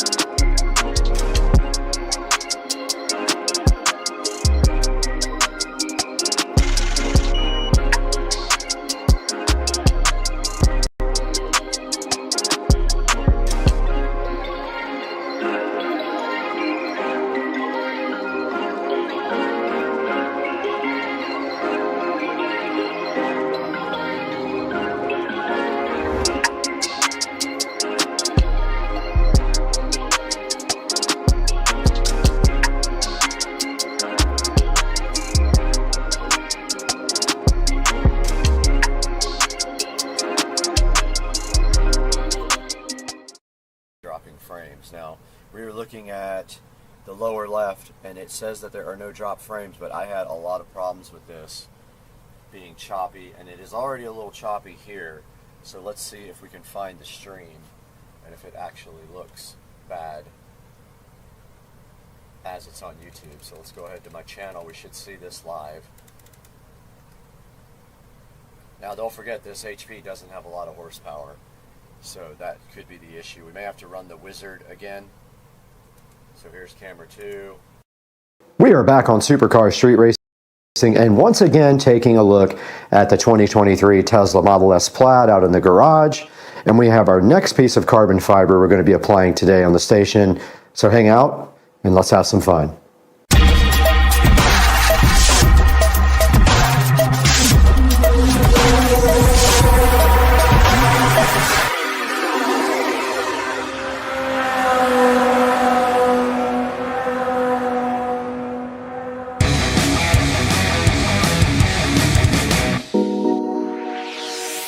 We have this nice piece of matte carbon fiber from RPM Tesla that we are going to be applying today to the Tesla. And this piece right here fits right over the stock around the charging pads. And the carbon fiber weave and everything also matches the interior of the car. So in other words, where the weave is down and makes its diagonal turn, it will be the same as matching up to the center console. Now, all you have to do to apply this carbon fiber piece is peel off the double-sided tape here. Once you have that peeled off, you stick it right over the factory piece, and this is real molded dry matte carbon fiber to match the Model S Plaid already awesome carbon fiber interior. So let's go outside right now into the car and take a look at what's already out there. Out here in the incredibly dark Tesla Model S Plaid, which has a lot of tint on the windows, and I have put a light in here so we can see where this goes. Now simply goes right here where they didn't put carbon fiber. They just have this fake leather fabric there, and it should carry the carbon fiber up around the charging port. So let's see how well this fits. And it does fit perfect. And that's what it looks like when you add the carbon fiber, and it follows the weave. If you look right there, it follows the weave on the existing carbon and matches it perfectly. Oh, I didn't have it on all the way. Yep, so I didn't push it on all the way. So that sticky tape's gonna have to be applied now. Now we just simply come to the back of this guy here and peel off all of the sticky tape on the back. I'm gonna go do that at the table inside, and it's a lot brighter in there. Okay, we have the carbon fiber piece right here, and all we have to do is come peel off all of the red tape. Once the tape is off, it is ready to be applied, and we go in there and we just push it on.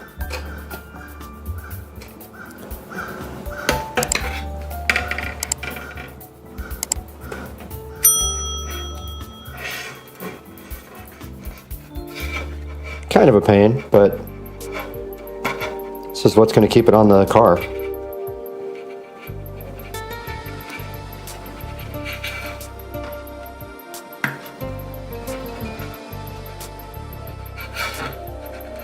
Hard to get to.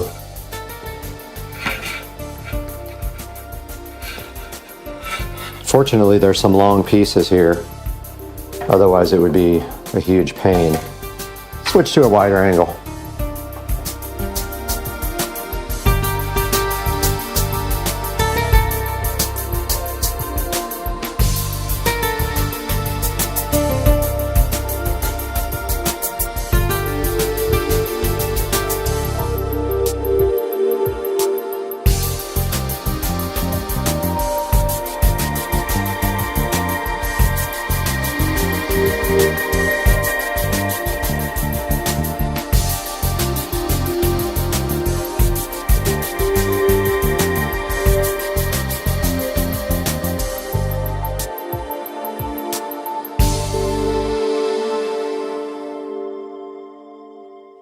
Like pulling teeth, but pulling tape. We need to make sure we don't have any type of grease or any of that conditioner or anything in there, so I'm just going to wipe it down real quick, if I can ever get the Windex to work. Just going to wipe it down real quick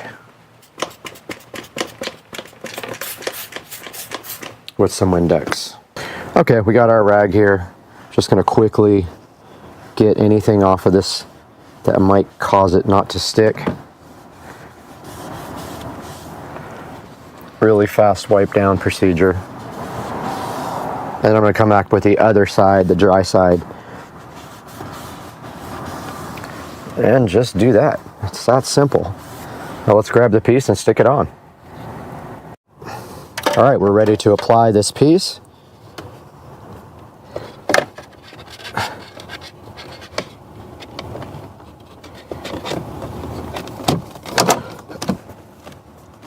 So what I am doing is putting a lot of pressure on this because it needs to sit flush all the way around.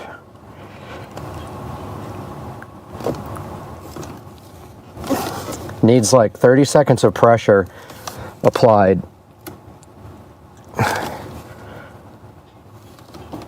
Let's see if this thing still opens right. Oh, it does. Okay. I was worried for a second that that thing wasn't going to open anymore because this pushes right up against it, but I guess they have the design right.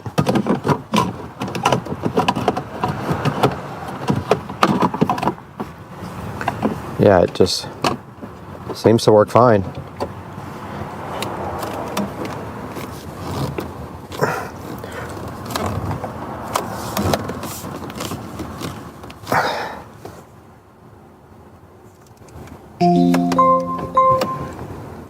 Okay. I think that is a finished product. And the center console still works like it's supposed to. So let me give you guys a better look at this. I know the lighting is poor in here, and I'm fumbling around with this, but yeah. All right, be careful when you're doing this and working on your car. I put a little fine little tiny scratch in this carbon right here, and I can't get it off. Maybe I can get it off later with something polished or something like that.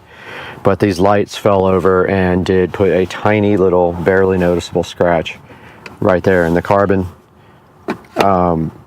But as you can see here, this is all finished and it fits perfectly. I don't have any fitment issues whatsoever here. It matches the carbon fiber weave, so the pattern continues down with the Tesla pattern, and it looks exactly like the factory carbon fiber center console. So overall, I'm happy with this. Let's go inside to the studios and look at this online with Brad.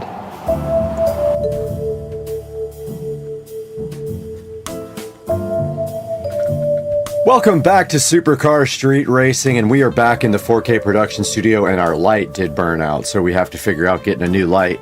I might be a little bit dark, sorry about that, but today we have this RPM Tesla molded carbon fiber charging pad frame overlay to show you guys, and they do have quite a few different carbon fiber products over at RPM Tesla. This one is really cool. It actually is a really good addition to the Model S Plaid center console area. There's also some more products like this, but I want to show you this real quick. Now this is the matte dry look carbon fiber, and that's kind of what matches the inside of the Model S Plaid. And as you saw in the video there, it does follow the weave and everything of the Model S Plaid carbon fiber. And here is a good look at it here, and here's some other pictures of it. And right here, there is a picture of how it fits right on, but that one is matching the gloss carbon fiber, not the matte. There is the matte look right there, which is pretty cool. They did a really good job on this. It does press right on with 3M tape and had no issues getting it to stick or anything like that, and no issues with fitment whatsoever. It was perfect. Here's another look at it, and the red stuff on the back is the 3M tape. And there's another look and a final look at it. And if you do come here and you go to Model S, and you go to real carbon fiber parts right here, it will take you to all of their parts. And checking out some of their other parts right here, you can see here their turn signal overlays, which I do have those. They have the Viento front lip spoiler. It's made out of real carbon fiber. I don't have that one. I have a different one. Mine is an overlay, and it doesn't stick out as much as that one does. They have this diffuser, which is kind of cool. It does come in matte dry, and I've been thinking about getting this, but I haven't pulled the trigger on it yet because you have to do some pretty intricate installation tricks. And you see right here they got some carbon fiber canards eyelids for the front. Not sure how that would look. That might be cool. They've got a plaid type upgrade kit for the regular Model S and Model X, which is cool if you don't have that. This is the center console sliding drawer. I already have that in carbon because I have a plaid. Here is the handle, door handle overlays. I have those. Here is the front inlay, which I do have the little V inlay on mine as well. Here is a steering wheel bezel overlay, which is kind of cool. That might be interesting. It's $139 and it does come in dry. That might be a neat upgrade for my car. I'm going to look into getting that one. I really like that one. There's the charging pad, and this is another thing I really want to get from them. These are the carbon fiber seat backs, which look awesome. They look a lot more sporty than the factory seats do. They would look like this in dry in my car. Here's a center console upgrade kit. 7 pieces, kind of interesting. And here is a yoke made out of carbon fiber for your car as well, a whole yoke. And some armrest overlays. And then a round carbon fiber steering wheel.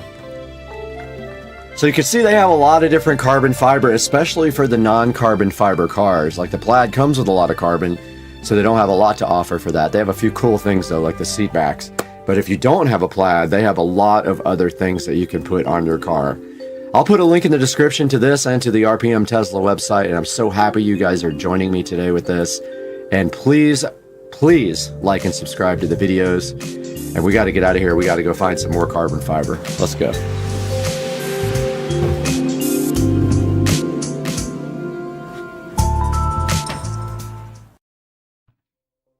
Hey guys, welcome to another video. Trying the screen recording software using the Vimeo to try to do this.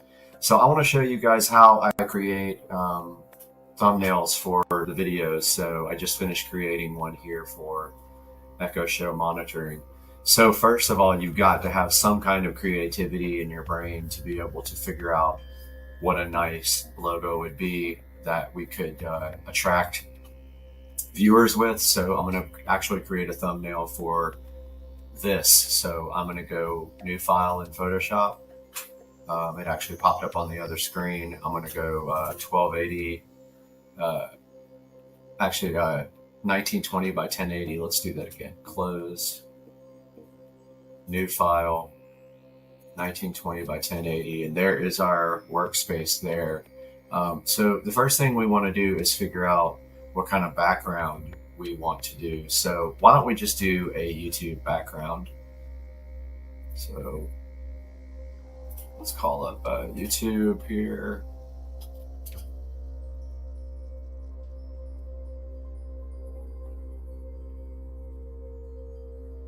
And let's go to my channel.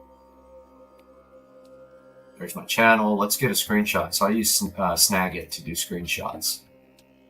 So I'm just going to grab a screenshot here. Go to my channel and copy that into the Snagit editor. So it's now copied into the editor. I'm going to copy all of that into the buffer. Go back to Photoshop here. Also got another video rendering in the other screen. We're in Photoshop now, so I'm going to paste that. But notice how it's not the right size for the thumbnail. I'm going to edit, transform, and scale that. Just scale it up a little bit and center it here. If I would have captured the whole screen, it would have been exactly the right size. But you got to remember that these screens also overscan. So you're going to miss out on the edges if you take everything all the way to the edge here. So you always want to either use safe title so you know, or just shrink everything down a slight bit. Let's see if I can get my camera back up here. Let's see. Trying to figure out how to do that now. Let's see. All right, well, I messed all that up, so it stopped the recording, but I'm going to start again from there. I guess I can't show the camera at the same time as the Photoshop. So I have my Supercar Street Racing page here. Now, one thing you got to remember is that your fonts are going to need to show up on top of this, and this is really busy. So I am actually going to first of all, merge this down. So this is just not a layer. So I'm going to layer, merge down. So now this is just one layer you can see right here. Now I'm going to image, let's see, adjustments, brightness, contrast. I'm going to wash this out with the brightness contrast tool. So I'm going to bring the brightness down. The contrast. Actually, that's not what I want to do at all. Let's see. Forgot how I used to do this. Maybe I can do it with levels.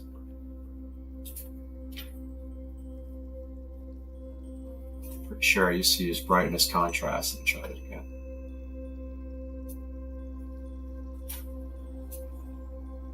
That doesn't work that well with this. Doesn't work great with a web page. It works better with a an actual picture. So I'm going to undo merge down, and then I'm just going to go back into this layer style here, which popped up on the other screen, and I'm going to do it this way.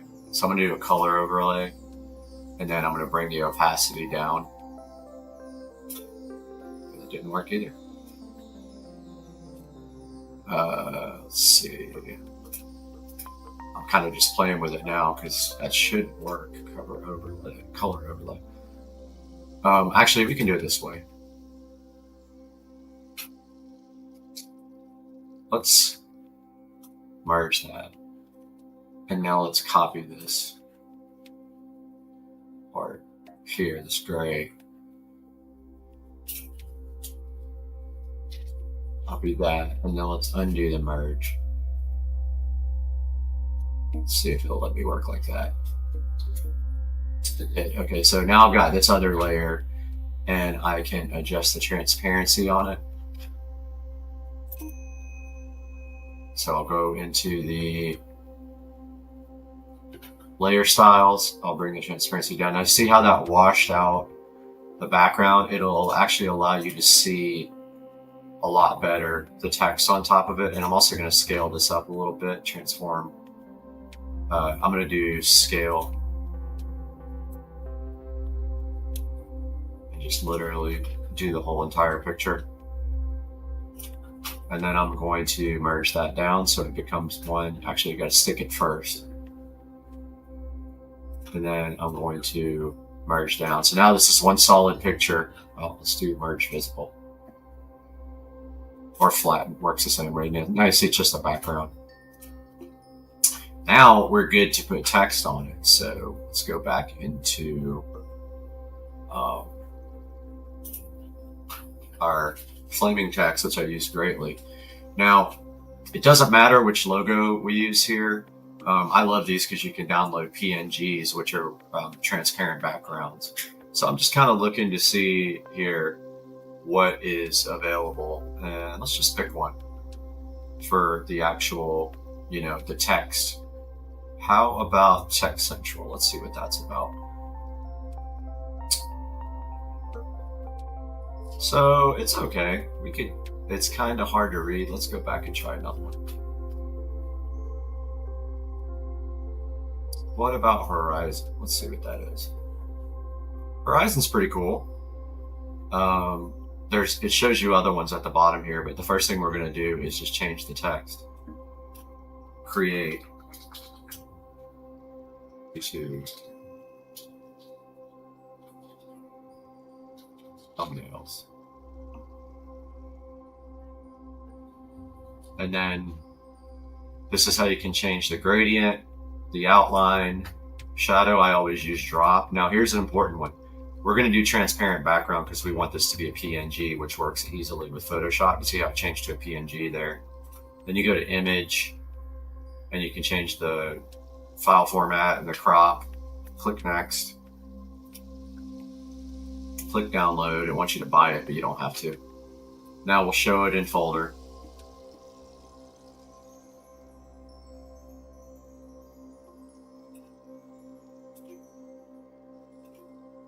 Okay, so it is right there in the folder. I'm going to slide this over for a minute and bring Photoshop back up. All right, so I'm going to slide this back over to Photoshop here, this downloaded logo. Notice how it comes up with a kind of a cape, like a wireframe. If you hit enter, notice how we have our logo now. Now if we go to edit, free transform, we can just pull this around and do whatever we want to with it. And you see how it's easier to read now. And remember, don't go edge to edge because of safe titles. They'll be out of the viewing area of the thumbnail. Now, when we're ready to place this, we can just hit enter. And then we probably want some more text up here. Let's go for a YouTube logo. That's always fun. So let's search for one. Now, when we search for logos, it's easiest to search for YouTube for a PNG logo. So let's say YouTube logo PNG. And then you have to actually find one. So click images. We need an actual PNG. So if we visit this page, let's see if we can actually download this. Some sites want you to pay. If you find those, just go somewhere else. So it wants us to close an ad in order to do this. it wants us to capture. And it downloaded. Okay, so let's see if it's in my download folder over here.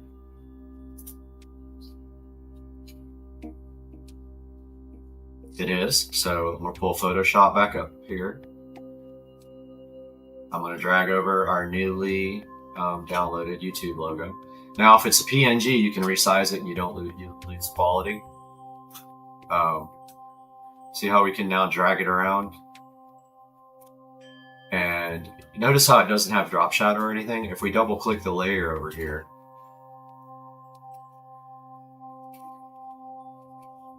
tried it like 15 times. There's our layer style. We go drop shadow. Notice how it added a drop shadow. Once you're in drop shadow, you can adjust the opacity, the direction, and the spread and the size. It's a little big, so I'm going to actually go to edit, free transform, and then I can pull it wherever I want. I can drag the corners, hit enter.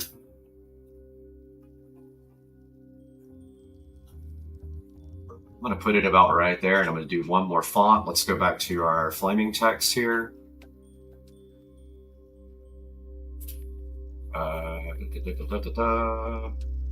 Where is it? Right there. Go to choose logo. Let's see what Web 2.0 is.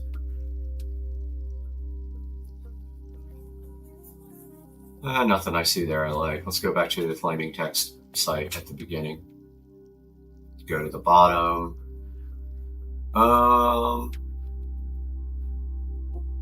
Let's go a couple pages down.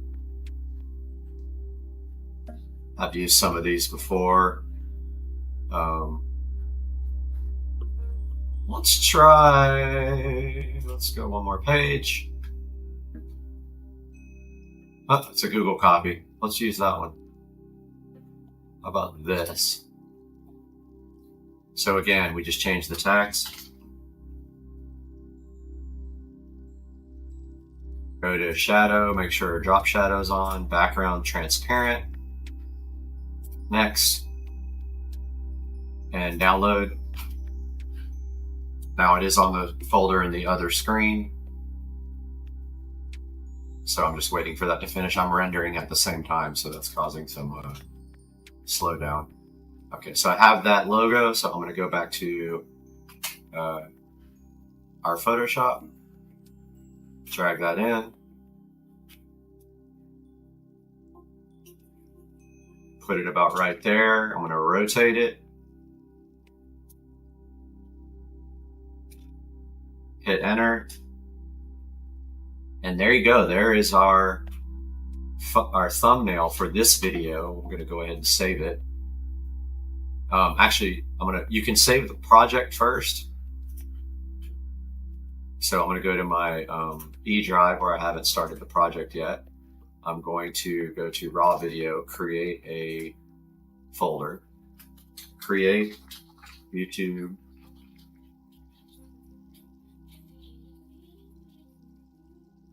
thumbnail. It's easy. We can actually save the PSD file so we can come back and edit that. Once we merge it into a JPEG, we can't do that anymore. YouTube thumbs. So to save the project, now I'm going to save it as a JPEG so that we can upload it to YouTube. So I'm going to merge it. Actually, I don't know what it's doing there. It's still saving, I guess. I'm going to flatten the image so now there's no more layers. Now I'm going to save as. I'm going to save that into the same folder, but this time I'm going to drop this down and go to JPEG, hit save. It pulls up a box that says what quality. We're going to do maximum quality, and there. So that's it, my friends. That is how you do thumbnails for YouTube. I hope you enjoyed. I'll have some more tutorials about Premiere and things like that coming out, but it's been Supercar Street Racing. Hope you like this video. What's up, everybody? Supercar Street Racing, and today we want to take a little bit of time to point out some stuff about the 335 that is about to change. So the first thing being that I'd like to tell you guys about the ID4 digital display for this guy. So there's a company called ID4 that makes a complete drop-in replacement for this instrument cluster. So it's pretty cool. It's completely programmable, customizable digital display. And the only downside with the whole unit is that you have to cut part of the vent out in the back, but that's not a big deal. They give you a plate to cover it. You just use the Dremel or whatever, and it drops right in. And I'll put some pictures up here while I'm talking about it, but basically they have some optional things that I want to buy, like the race display. So there's themes and things like that. I want to make sure I get all of it because why not? You know, you only live once. As you guys remember, I already have the Android head unit here replacing the factory, or augmenting the factory navigation system. But this is going to be awesome because it's going to completely replace this. I'm sure you've seen other videos of it on the internet, but about to order that here in the next couple of weeks. I was just waiting to pay off some other things, like my radiator had to get replaced, and of course now I've got these other codes that they're throwing that say lean mixture, so I'm wondering if the high pressure fuel pump is about to fail. But one thing at a time. With a 11-year-old car, things are going to happen. So took some time today to touch up a couple spots on the wheels. Powder coating is supposed to be really versatile and get through anything tough, but unfortunately there's a little spot right here that's going to need a touch up. And I have some matte black paint and a little paintbrush, and I think I'll try to touch that up, or maybe I can use the BMW paint that's sort of a pearl. So I think I'll stick with the matte or the satin black spray paints that I have over there on the wall.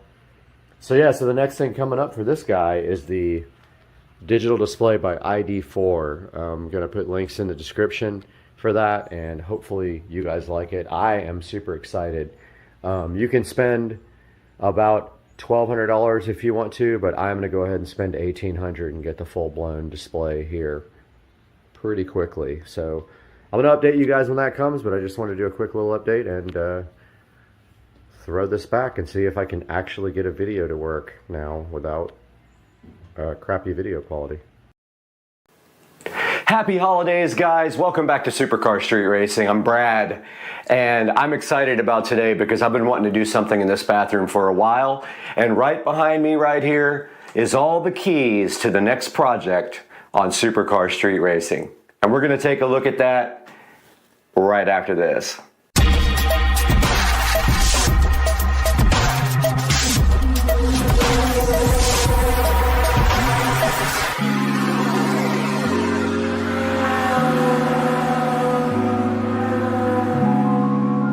Guys, we're back for another episode, and you know we like to do projects here, and you're inside of the Supercar Street Racing guest bathroom with me today.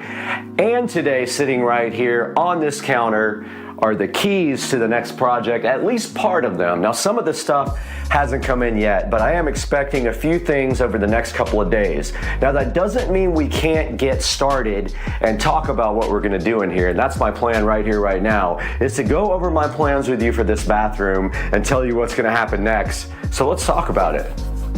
We're standing right outside of the Supercar Street Racing guest bathroom. And when you're in the house, the orientation of this bathroom is my bedroom is right in here. Turn some lights on so you guys can see.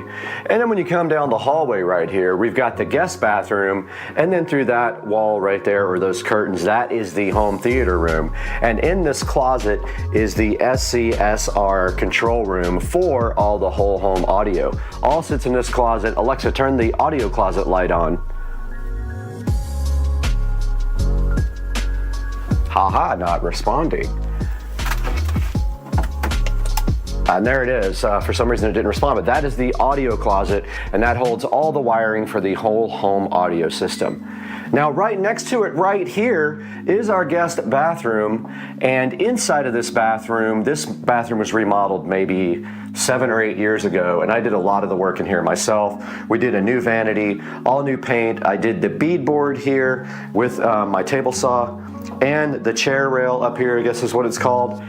And it came out really nice. I also had this idea to delete the medicine cabinet at the same time and put in beadboard there, frame it out, and then I ran power up to the little puck light there that is controlled by this dimmer. Now this dimmer also controls all the other lighting up here. That includes the in-ceiling lighting, this vanity light here, and the puck light.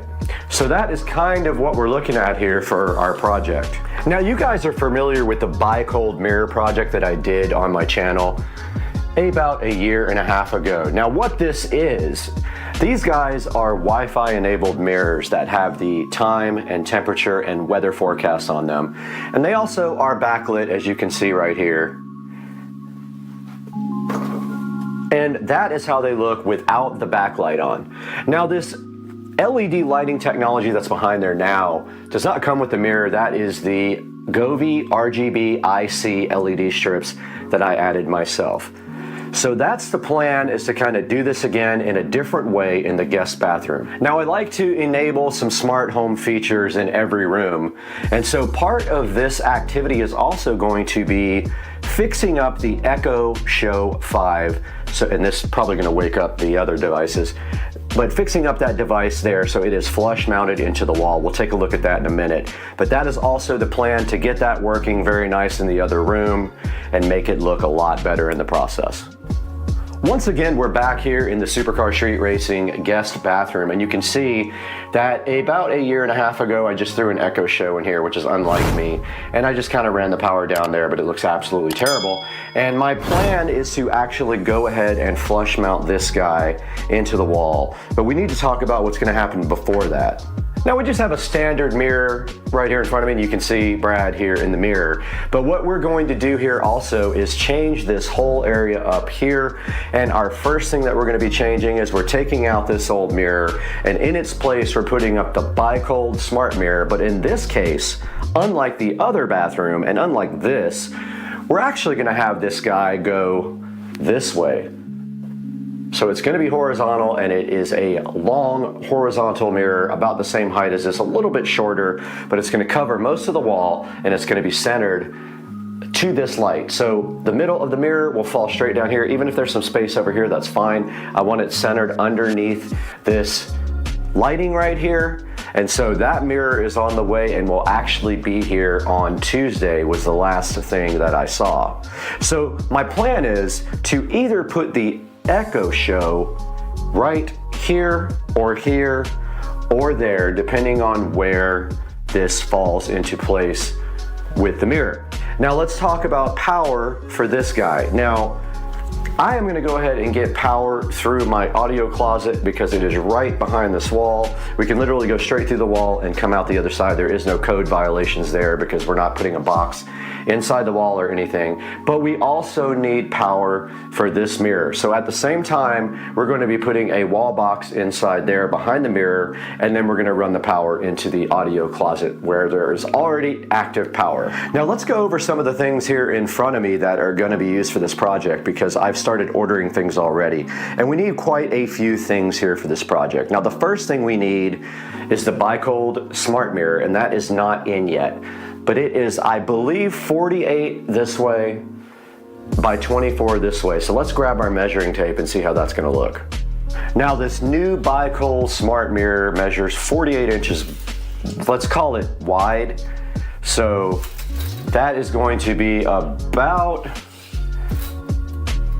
I'm going to go ahead and measure that out and show you guys. Yeah, it's going to be about to here to here, and we're going to do our best to get the mirror centered underneath that. So we may have some space over here, which is fine, in which case we will run our wire down through the wall and get it out the other side for the Echo Show. Now 24 high is only, so this mirror here is actually 31. We're only going to have 24 of that, so we're going to have some space underneath also. If we put the mirror in the same spot there, we can actually put the Echo Show underneath this guy, like right around here. which would be good also. So we could run the wire for the Echo Show right through the wall there and into the power area. So that's the plan. 48 by 24 may not be centered, the mirror may not be centered on the wall, but the mirror will be centered underneath the light, and that is my plan at this time. Now right here in front of me we got our Govee RGB IC strip. Now, IC meaning individually controlled LEDs is different than a regular LED strip, so make sure you get the IC. These are smart, they are controlled by Amazon Alexa and also Google Home. That is for behind the mirror. That's gonna be a custom job that I will show you on the video. This, I have a bunch of these. These are the wall mounts for the show, and I will show you one of those right now so you know what I'm talking about. Right here in front of the Show 5, and we see this wall mount looking so fresh, and this is the mount right here, and that is going to be what we're going to be doing in the bathroom underneath the mirror. Just so you guys understand, there'll be a whole tutorial on this when I do it as part of this project. But these are, I think, around 25 bucks, and they're the best thing ever, and they do still allow you to get to the controls here, and they also allow this thing to have audio because there is a vent right under here with the speaker. So these are awesome. I have had a bunch of these, and they are very cool. So we're going to be doing that as well. So after thinking and looking at this a little bit with you guys, I mean, I'm almost pretty sure that the show is going to go right here underneath the mirror, centered up right here. We just have to figure out if there is a stud. There is likely a stud on this side of the light, but I'm not 100% sure that I actually did. I think I put that in, and I think I actually moved it over. So there may not be a stud right there. I got to get my stud finder out and check, but when we cut the hole for the show, we just have to make sure we don't hit a stud, or we'll have to carve that stud out. But that is the plan right now, and you guys saw the wall mount for that. Now, these pull toggles, these are the best freaking drywall mounts made, and these are going for the mirror mount. So these go through the wall and they will pull tight, and you're never getting anything out of that. So this is going to support the mirror mount in two different places. That's what those are for. This is actually a new high-tech puck to replace this guy right here. And let me dim the lights a little bit so you guys can see it. That is an old school incandescent puck that I carved into the actual what do you call this? The medicine cabinet that I created. This was my creation, and I thought it would be kind of cool, and I got the glass and everything put in for that. So this puck here is going to replace that one, and this is LED, and it runs right off of 110 volts, and it is dimmable. So all we have to do is pull that one out and wire this one up, and then figure out a way to secure it. We'll figure that out once we get that one out of there. We might have to use white caulk again. That's what we used right there, but that is what this is for. And moving forward, we have a brand new light for this guy to replace this old school.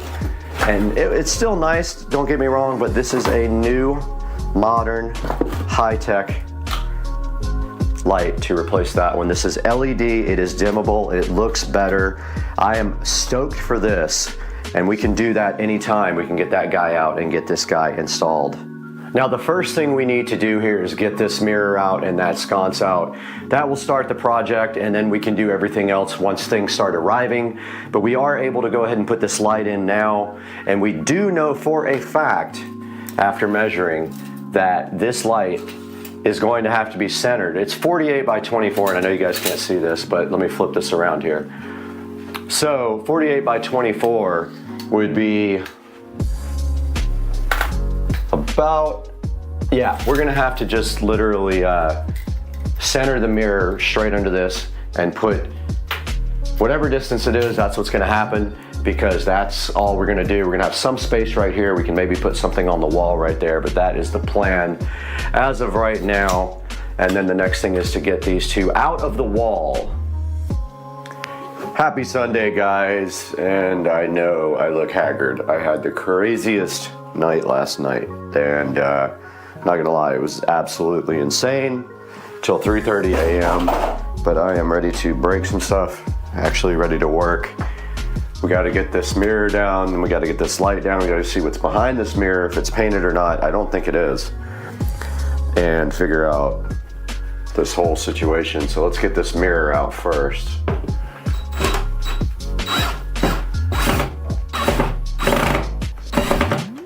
these are wall dogs holding this up. Now the craziest part is you can see the hangers for the mirror. I always hated that.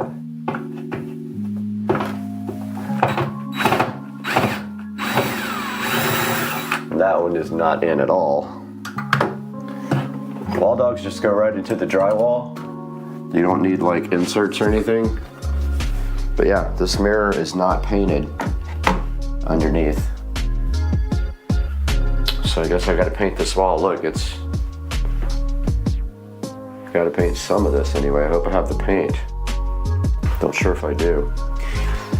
But I think I'll be able to cover these holes with the new mirror. Gotta go grab the measuring tape. Okay, so the new mirror is 48 by 24. So it's going to sit right about like this. So 48, 24 would be the center. 48 is going to be the middle right here. But if we go up here, it's only 24 tall, which is not as tall as I wanted. Oh, okay. I think that's fine. It would sit right here, and then the Echo Show would be down here below it. So we either got to fill those holes and patch and bring this down, but I think the move is to mount the Echo Show right in the center here, get our stud finder and see where the studs are. But I want to take the slide off first because I don't remember. I think I put one of the boxes in where you don't need a stud, so it's just, I think I just literally put one of the new boxes in that don't need to attach to a stud. Taking this light off is pretty easy. All you have to do is take the two side screws off.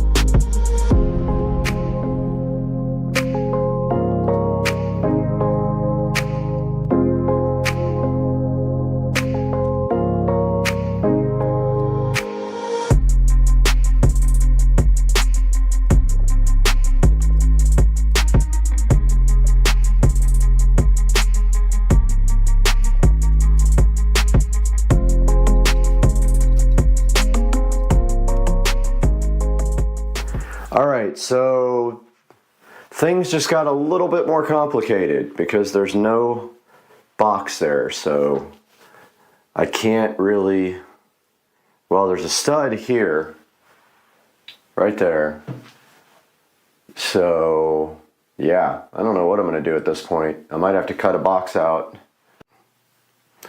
It is quite unfortunate, but I am not going to have a choice but to paint this whole bathroom, which does not make my day happy.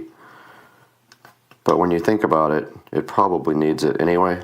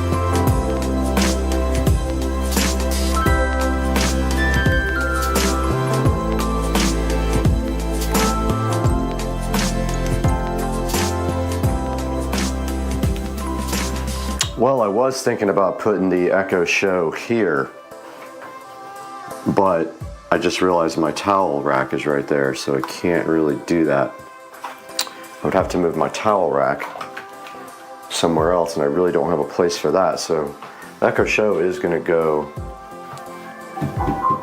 right there. Speaking of echo.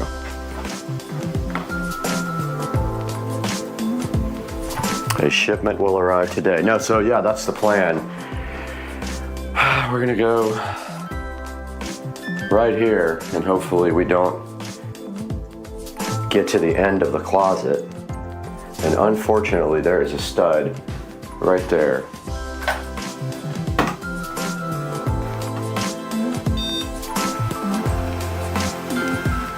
Right there. That's where we wanted the show to go. Kind of puts a wrinkle in things. Unless we cut the stud, which I guess we could do. So that stud is sitting at 27-ish. So I'm going to measure this in the closet. Computer, turn on the audio closet light.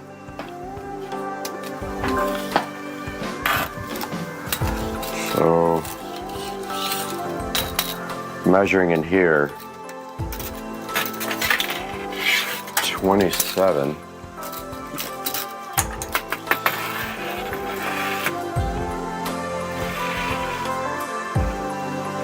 Really close to the back.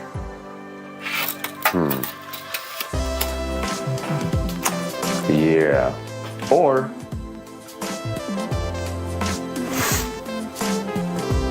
we arbitrarily move the Echo Show to somewhere over here, which probably isn't a bad idea. We could put it lower left here. Not bad.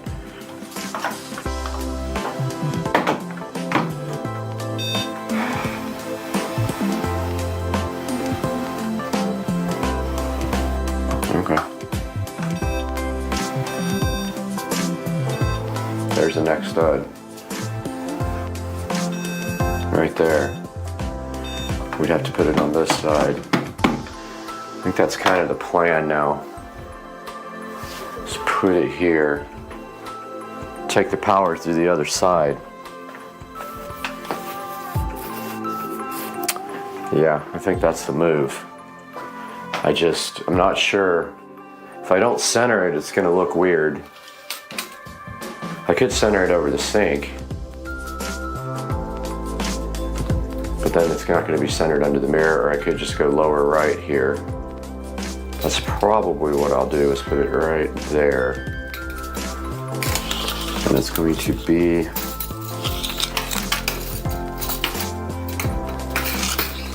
maybe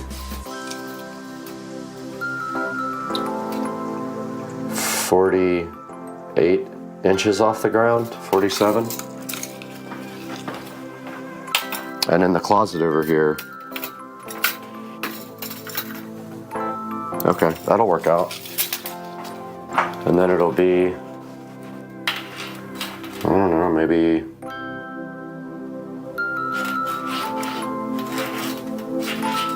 seven inches from the wall. If I do it over here, my towel's in the way. My towel rack. Can I move my towel and put it right here? Should I? Where am I going to put my towel?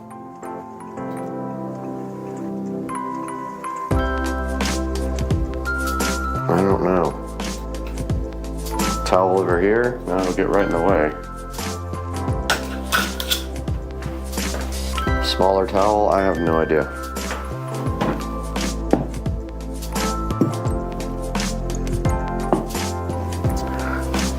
Right here.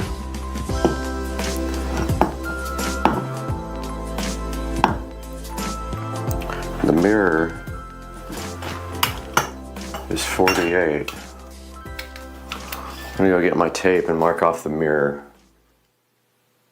One is sitting right here looking so fresh. Let's get it out of the box. And the presentation is really nice inside of the onbar. Check it out, guys. On top, we have a user manual, a quick start guide, and some here's how to stuff on these two cards. There's a video QR code right here for you guys to check out as well if you would like to. And inside of this, there is a full user manual here for the T1. And on this side of the box, a nicely packaged camera here. Very good packaging. This is not going to get damaged. And here is the actual webcam itself. There's a peel off on the back for the LCD display there. There is the rest of the ON-bar 4K camera. There's also a peel right there. There's going to be one connector for power and the other one for the cable that does run to the back for the ON-bar. Now this does look like the rear camera here for the ON-bar. Check that out. It does have a 3M tape on it and a USB connector right here. It is the old school type of USB connector. They do that, I think, on purpose so you can't mix up the connectors from the front to the rear. That's all that's on this side. And then on this side, we do have a SD card with an SD card adapter here. We've got a bunch of mounting hardware here for the camera. We have a tool to use to get your interior out to run the wiring. We have a USB to lighter adapter. And then this is the actual rear camera connector that plugs into this part of the camera. This is the rear camera connector here that goes all the way to the back of the car. So that is everything that is included with the ON-bar T1. That is the unboxing of the ON-bar 4K dash cam. There's only one thing left to do now. We got to get outside to the Tesla Model S Plaid and go ahead and install the camera.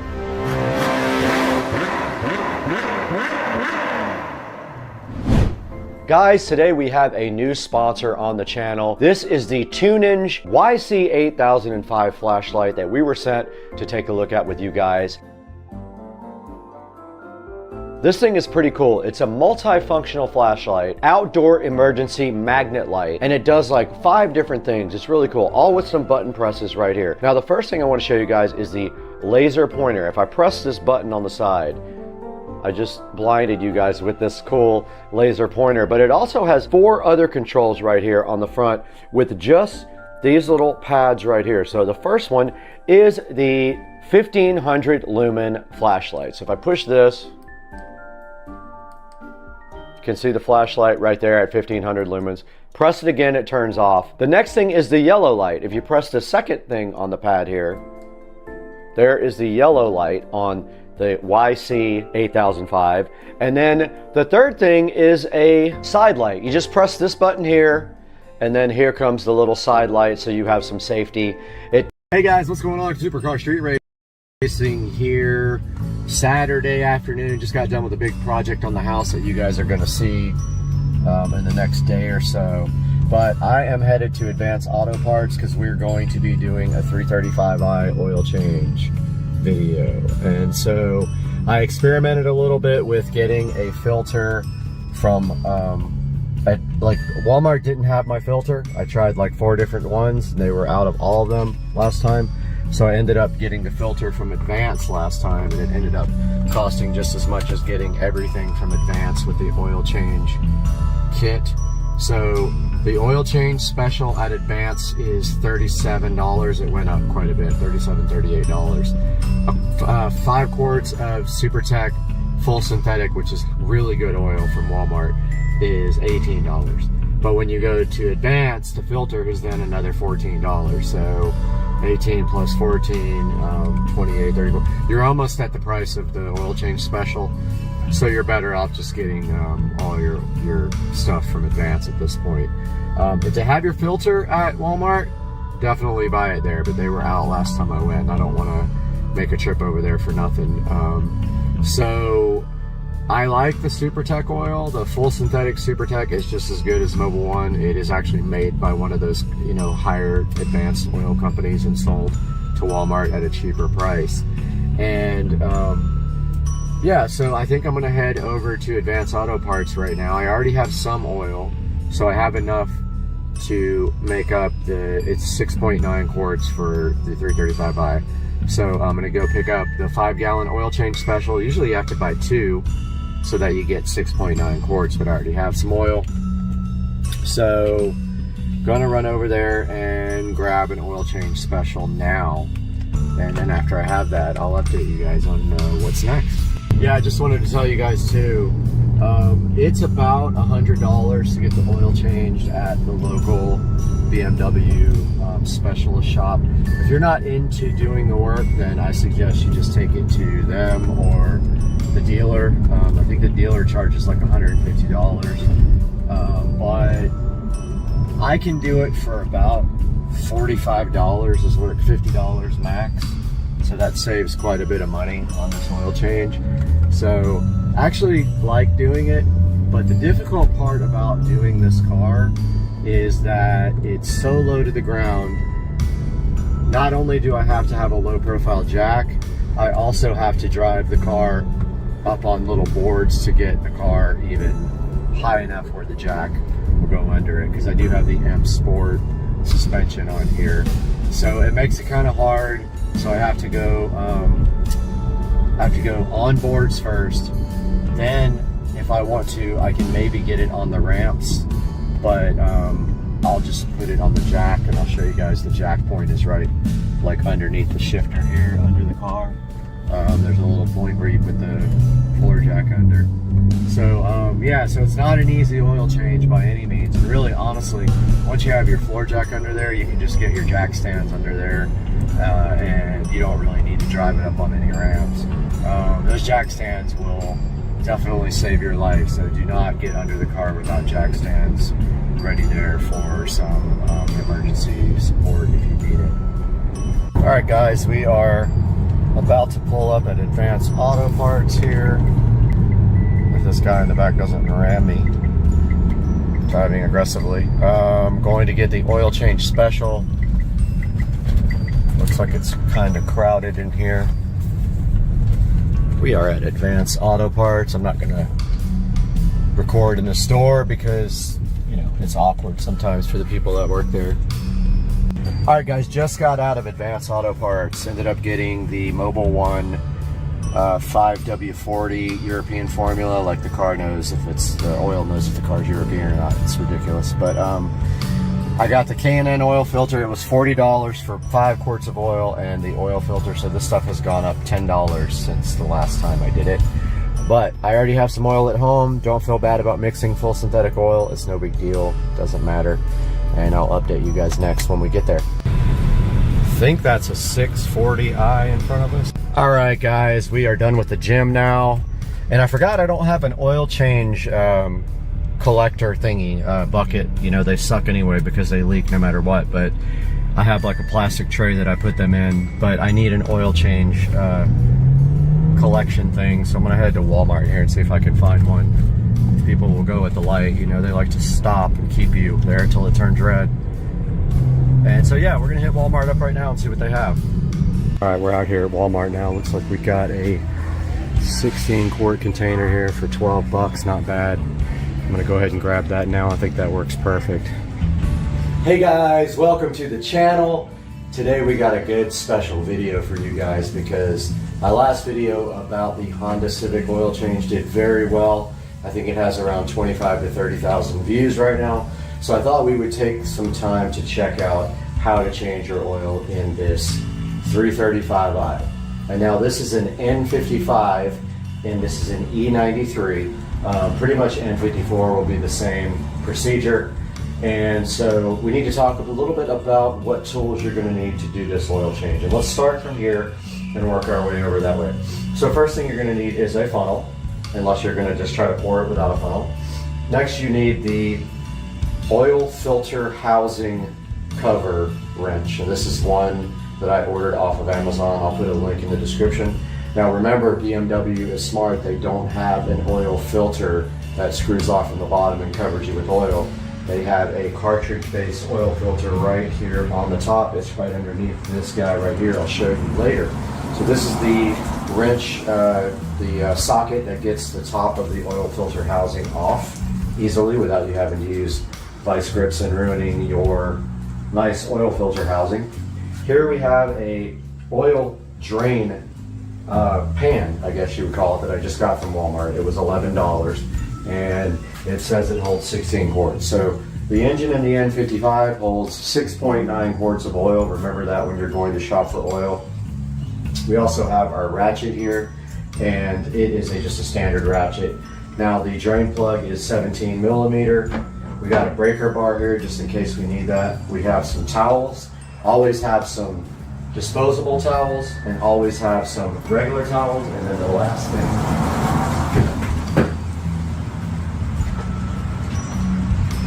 is your supplies. Here are the rest of your supplies.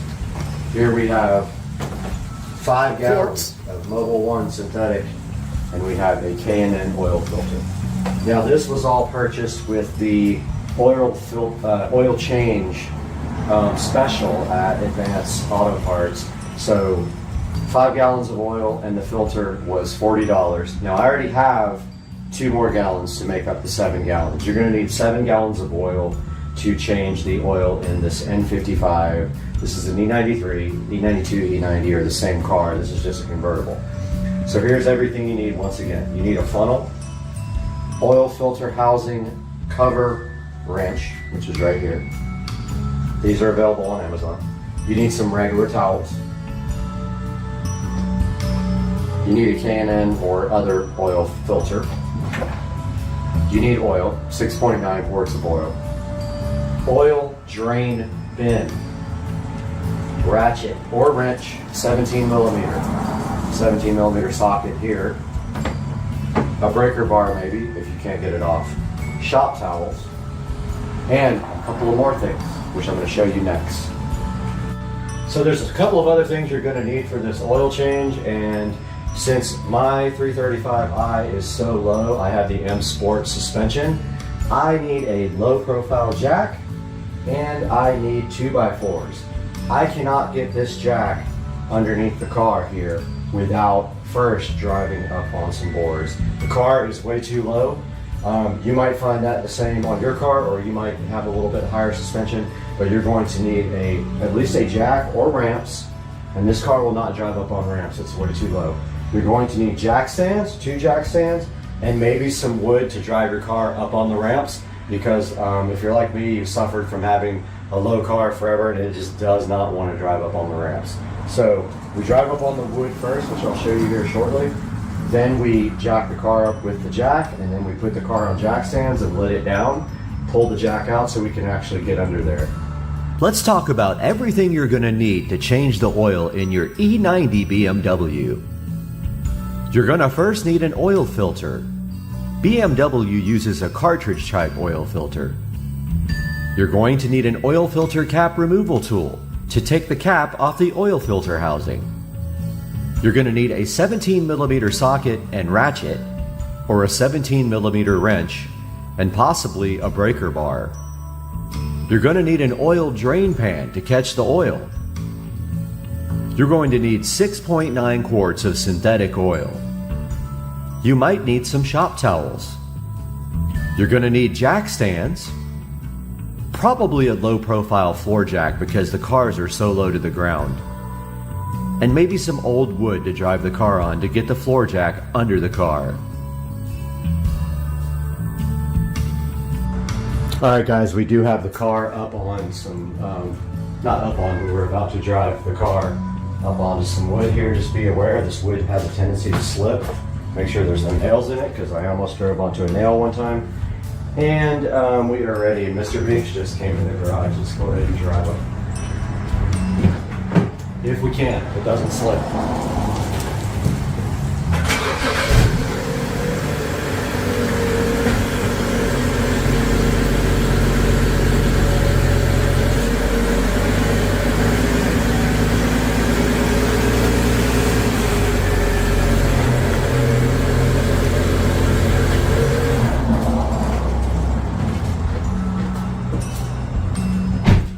Alright guys, that didn't work at all. It just pushed the actual carpet here, so I'm going to try some different pieces of wood here.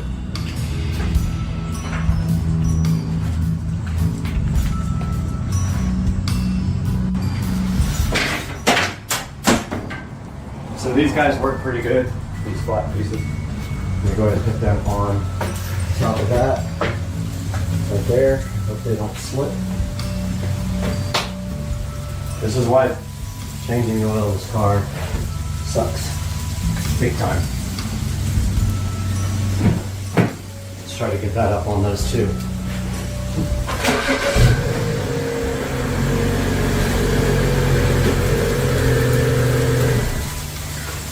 Alright, I think we're on there.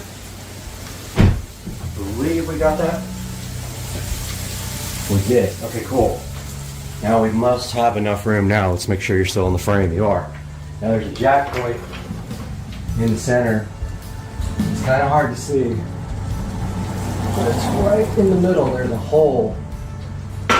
There's literally a hole where your jack fits. You can see it. If you look under the car, there's a recessed area where your jack is. You know you got it wrong if you get the plastic part and they're almost off. So there's a plastic cover underneath here. Your jack fits right in the hole. And I'll show you guys once we get under the car. Car is coming up.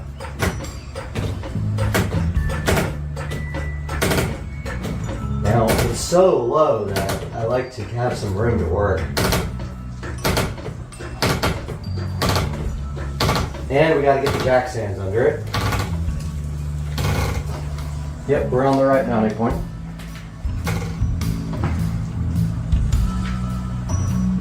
This is a Pittsburgh. Even the lowest profile jack I could find at Harbor Freight does not go low enough to get under this car without driving it up on the lid. Now we take our jack stands. Got our jack stands here. Raise them up. There's some jack points over here. Now here's the other issue.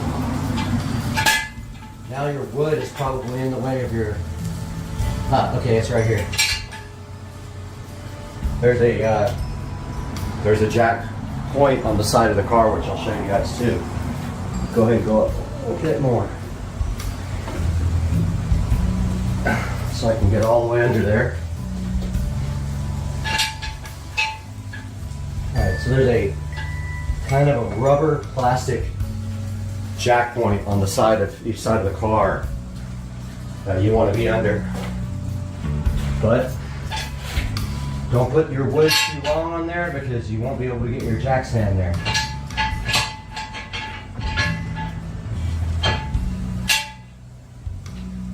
This side just a little bit. Needs like one more pump of the jack.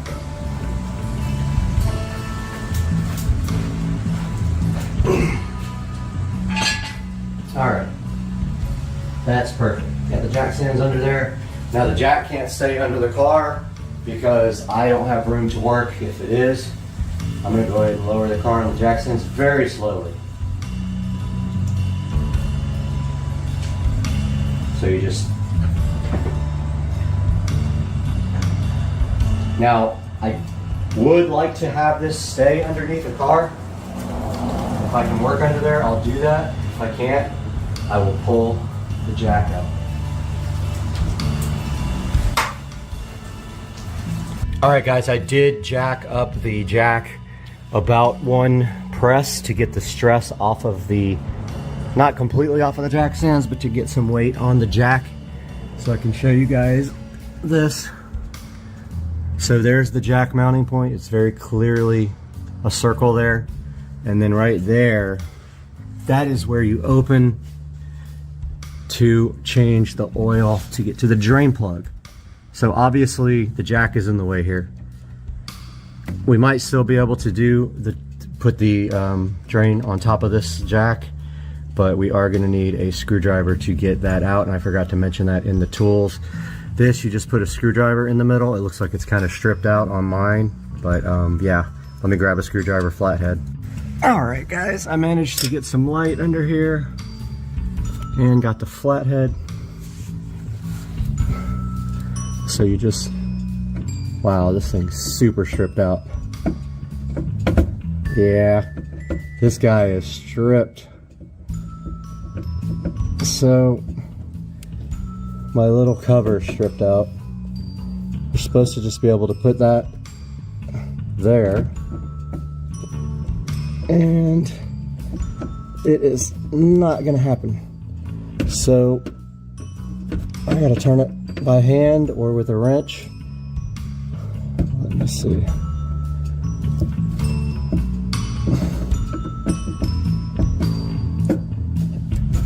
Okay, almost. All right, I'm gonna do this with 2 hands. All right guys, you can see here, the little flap just comes down and there is the oil change. Let me get the light on this thing so you guys can see it. All right guys, there is the 17mm bolt. So I'm gonna get out and get the tools I need. That's very hot still. The jack is right in the way, so I hope I can get the oil change tray like right here to catch the oil. I usually take the jack out, but I'm kind of nervous about doing that. I don't trust the jack stands 100%, but there is what we need to take out. I do have a 17mm deep well socket and a ratchet for this, so I'm gonna go grab it. All right guys, here is the oil pan drain thingy, catch, whatever you want to call it, and I was hoping there wasn't a big hole there. There's not. This will catch your oil drain plug when you put it in. So what we will do is slide that dude over like this from this side. Get that under there where we can get to it. And then let's also put some towels under there in case we try to make a mess. Get our shop towels out. Have those ready on standby. We got our shop towels here. We got some regular crappy rags for this. We'll throw those under here on this side. And if we need the breaker bar, which probably that might be a good idea just to use that instead of the 17mm socket, then let's just take the breaker bar under there. Probably make my life easier. Got the breaker bar, 17. Let's get under there and do some work. All right, guys. I don't know how that shot's gonna look. It's kind of propped up somewhere because I can't get the tripod under. But I got my breaker bar. And this little trap door comes out completely, as you can see here. I don't have my oil drain pan in here yet because I'm not quite ready for that because the oil is so hot. Yeah, this barely fits in here with a deep well. You almost need a regular one, which I don't have one. Can you believe it? I don't have a 17mm regular. Okay, that came off real easy. We're good. We'll use the okay, yeah, we're really good. I'm gonna let that cool off for a little bit before we actually start draining the oil, and then I will update you guys once the engine has cooled down quite a bit, and we will go from there. But this is ready to go underneath here.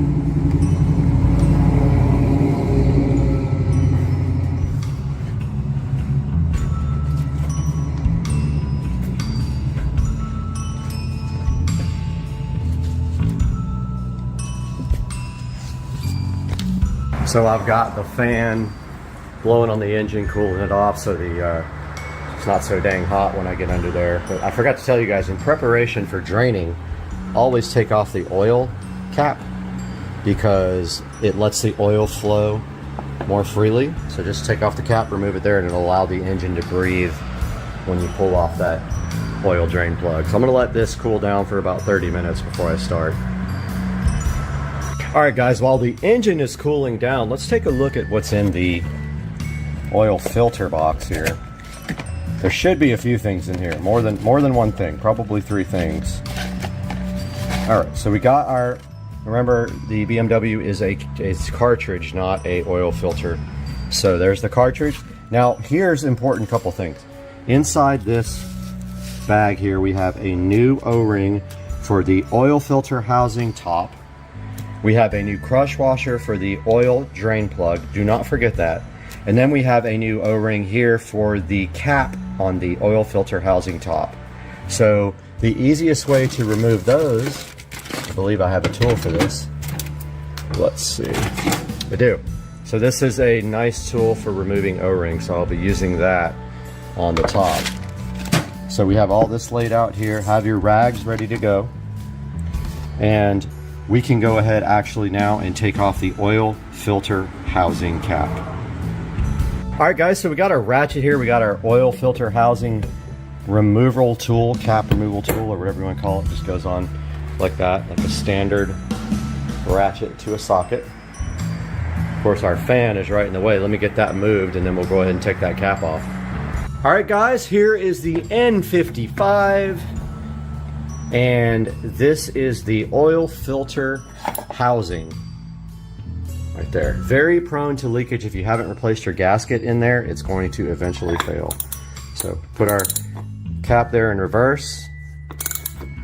It is going to be tight. There's an O-ring seal in there. Go ahead and take that off.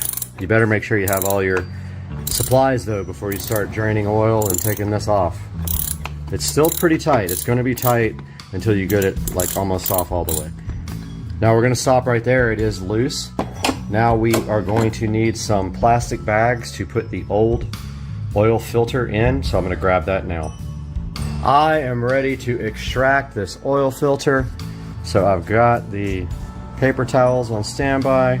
Now notice it tries to come out with it. It's very hot, by the way, so this is going to be hard to get out of there, but the cap wants to come off with it, so I'm just going to go ahead and do that. Set that over there inside the plastic bag so we don't make a mess, and I'm going to separate those with 2 hands. Guys, here's the old oil filter. There is the oil filter housing. Some oil got in there. I'm going to make sure I clean this off completely. Here is the oil filter housing cap. Notice the O-ring right there, that gets replaced. And that O-ring right there gets replaced. That's why we have the O-ring removal tool. So I got some paper towels here.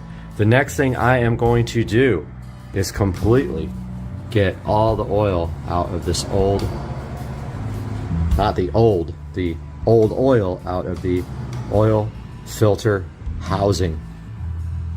So I use paper towels for that. I just soak it up in the paper towels. This gets rid of all the old nasty oil. Soak it up in the towels, and if you have gloves, put some rubber gloves on. I have some over there, I just haven't put any on yet. Go straight to your bags over here. I'm going to do that now. I'll show you guys when it's all done.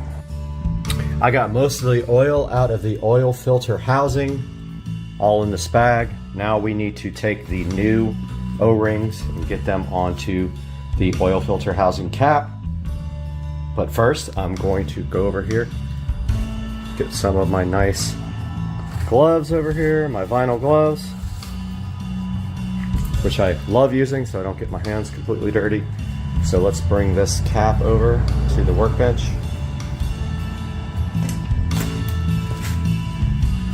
And we can clear off our ratchet. We don't need this anymore until we tighten it up. And I'm going to put some gloves on and I'll be back with you. Alright guys, we got our oil filter housing cap off right here. Now, this is where I told you guys that the O-ring removal tool would be handy, and it is. So we're going to take this O-ring off here. And look at me not having garbage next to me to actually throw it in. Not prepared. Here is our garbage. Got that one off. Now this one's a little bit more tricky. Sorry about the clutter here. We got extension cord running. This guy, just pull underneath there. And when you have this tool, it makes your life so much easier. Now get your paper towels ready. I'm a stickler about getting all the old oil off, which even though this oil is only about 1.5 months old, that's fine. I still don't want any old oil residue. Go ahead and clean out the inside of that cap right there and the outside of the cap. Get that all nice and clean. Just stuff that paper towel in there and give it a good, you're never going to get it all out, but you'll get most of it out. Alright, so now we are ready for our new stuff. So here is the package of new stuff. We're done with our O-ring tool. Let's open that up. Now don't forget, we haven't drained the oil yet, so we got to save this crush washer for that part. But we do have our new O-rings. Now here's an important part of this. With your new O-rings, open your new bottle of oil, but turn it upside down first, after you take the foil cap off. So I took the foil cap off, I flip this upside down, I take the cap off again. Now I have a nice cap full of oil here. I take that and I lubricate these O-rings, just like that. Now this top O-ring goes right, well, let's do the bottom one first, that's probably easier. Obviously they go back right where the old ones were. So you just like stretch them out over, and sometimes they can be a bit of a pain, but stretch them out over the cap. It falls right into the groove there.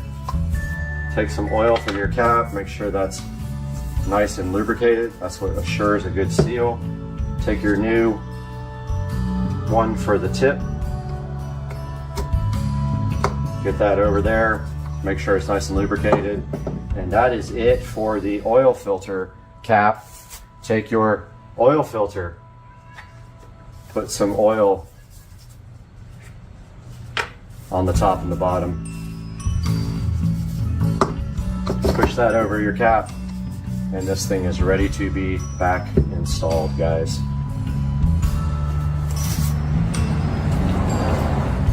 Alright guys, so the next thing we're going to talk about is what you need to do before you put this oil filter back in. So once the oil is completely drained, completely out of the car, which is still very hot, so I'm waiting for this car to cool down, we're going to want to fill this up with oil before we put the oil filter back in. So we will fill it up to, you know, the middle of the threads there. We don't want to do that yet though, because we're just filling it on top of old oil that will get drained out. So we're waiting for the car to cool down. Once the car cools down, we will go ahead and do the next step. All right guys, so the car has been cooling off for a while. We're gonna go ahead and try to get this oil out. So let's see if we can make a total mess. I've got some towels.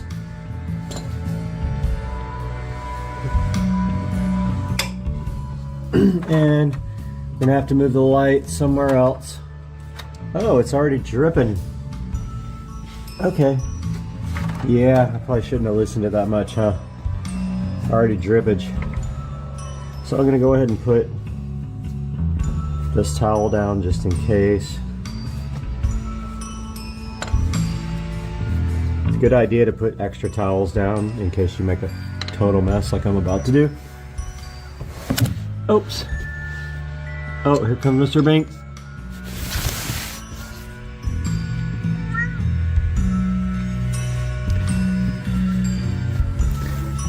All right, so yeah, that's gonna work okay, I think. It wants to kind of slide off though.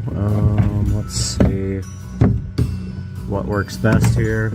So I'm trying to get this thing up, and I actually need gloves too, so I'll be back. I'm gonna get some gloves on and get this thing going.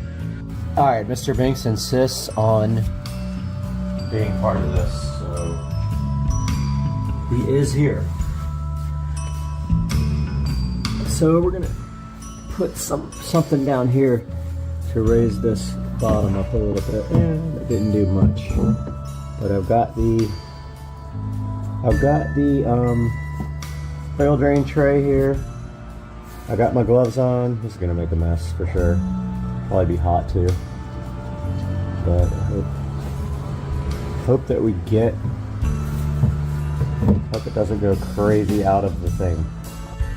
Okay guys, we got the old drain plug right here. We're gonna take off that crush washer. Try to take off the crush washer with one hand. Oh, there's two on there. I'm gonna take that off now. There was actually two crush washers on there.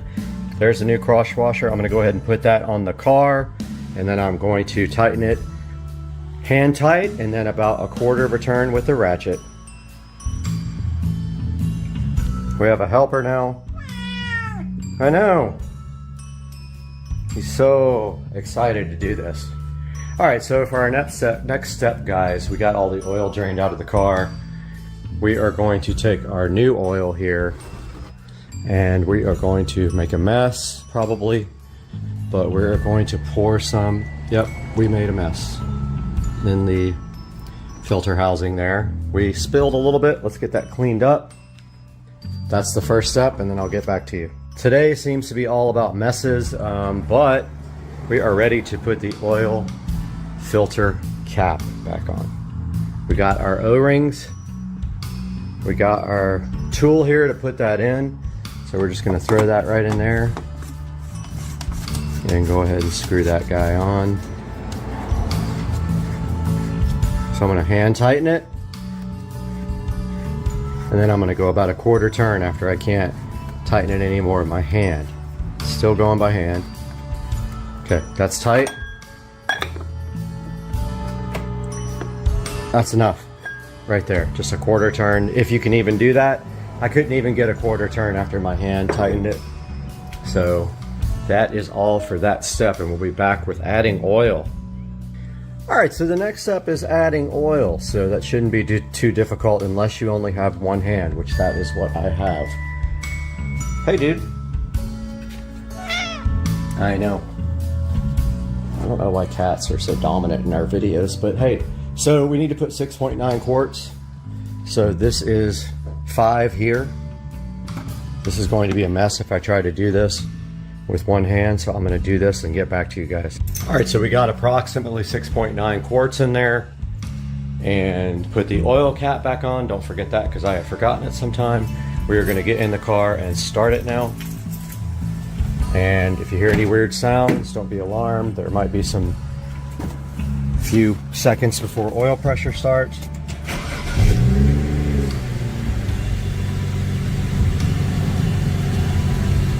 So what we're going to do now is just let it run for a second, make sure there's no leaks.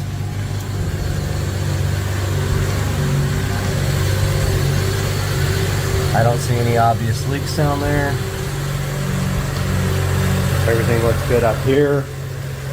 Let's go ahead and shut it off and get the car off of the jacks.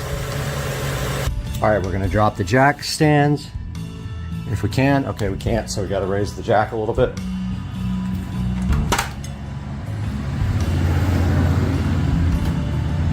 Go ahead and close the hood for now. Alright, so now we should be able to drop the jack stands. Nope, still can't. Alright, let's raise it a little bit more.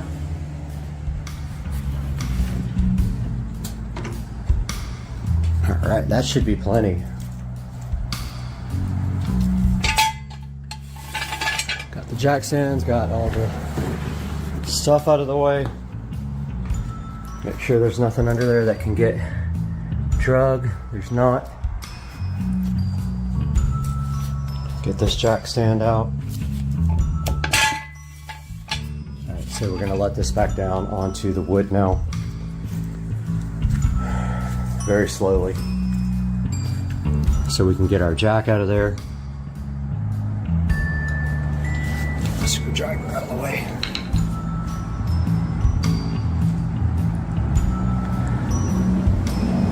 Alright, I need 2 hands for this. Don't see any problems right now. Oil temperature's cold, so we're going to go ahead and start cleaning up.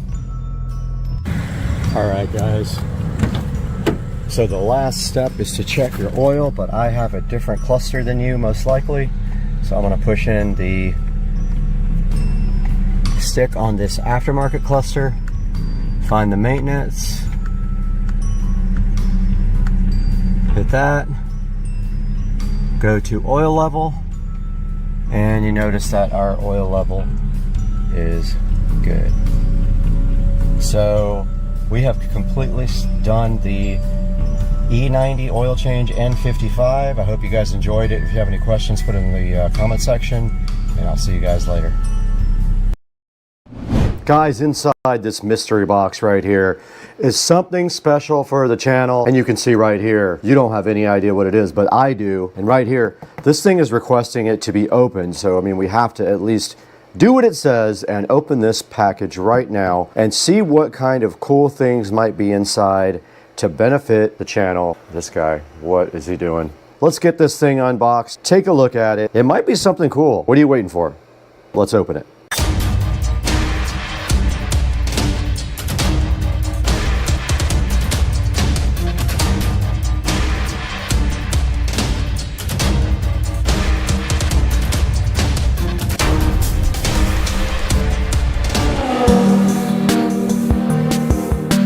Supercar Street Racing back, guys. We are in the Supercar Street Racing office. This Mac is loud, this box is not, and today on Supercar Street Racing, we have something special for the studio. This is going to improve my life so much with the Supercar Street Racing 4K studio. We have needed this. We've been suffering without this. There's one more upgrade after this we have to do, but we got to get this thing open because there's some other things inside here we need to do to this particular product. Let's get this box opened up right now and see what's inside. All right, we got this box in front of us right now, ready to be opened up so freshly. Let's go ahead and get inside this thing and see what is happening here. Yes, this is very loud. I don't know why this does that. And here is the ASUS store, or ASUSter, I'm not sure of the pronunciation, FS6706T NAS. Network attached storage right here, looking so fresh and so fly. Also a RAM upgrade for the NAS storage. Let's get this out of the box. Here is the ASUS store NAS. You can see it has HDMI. It uses M.2 NVMe SSDs. It has a 2.5 gigabit network port, actually two of them. A quad-core processor, optical audio outs, tons of cool stuff in this box. And on the back, you can see all of the features of the FS6706T right here. Enthusiast grade network attached storage with cloud security. It's got apps. It does a lot of cool stuff. But the best part about having this NAS is this is going to back up all my workflow for Supercar Street Racing. And this is going to all go on here and it will be attached to the network via hardwired. Now let's get this thing out of the box here. There is the label on the top for you guys to check out. Let's get this thing opened. And it has a protective piece of foam right on top of it, and it's a nice bag there. Let's see what's inside of the box here. What did they give us? Aha, standard power adapter here for the NAS. And then inside here, we do see the actual device in a very cool protective bag. And look how cool this thing is. Guys, you can see on the back there is a USB 3.0 for putting a USB drive, assumably, or a hard drive into it to serve it. You got your HDMI ports suspiciously upside down, two 2.5 gig Ethernet ports, USB 2.0 ports, and your SPDIF, so you can do optical audio out to a receiver. Then on the front, that peel sat. Oh, I blew it. These nuts. That peel sat. It's got some lights on the front here. It looks like maybe power, network, hard drive lights, maybe a power button right there, I think. Pretty cool, guys. All right, let's see what else is in the box. And we do have, oh, okay, I was hoping they gave us a network cable. We do have an Ethernet cable. We got two of them, actually. And we do have this is a cable tie, little cable tie there. Okay, we're back in front of the ASUS store NAS now. We have some work to do. We have to get this guy ready for the drives that are coming in later today and also for a RAM upgrade. So let's go ahead and get out. I heard a complaint online about the screwdriver size. So I've tried 3 now and then none of them fit. Aha. It was the largest one I had. PH2, for those of you who are doing the same thing I am, it's a PH2, so that's Phillips number 2.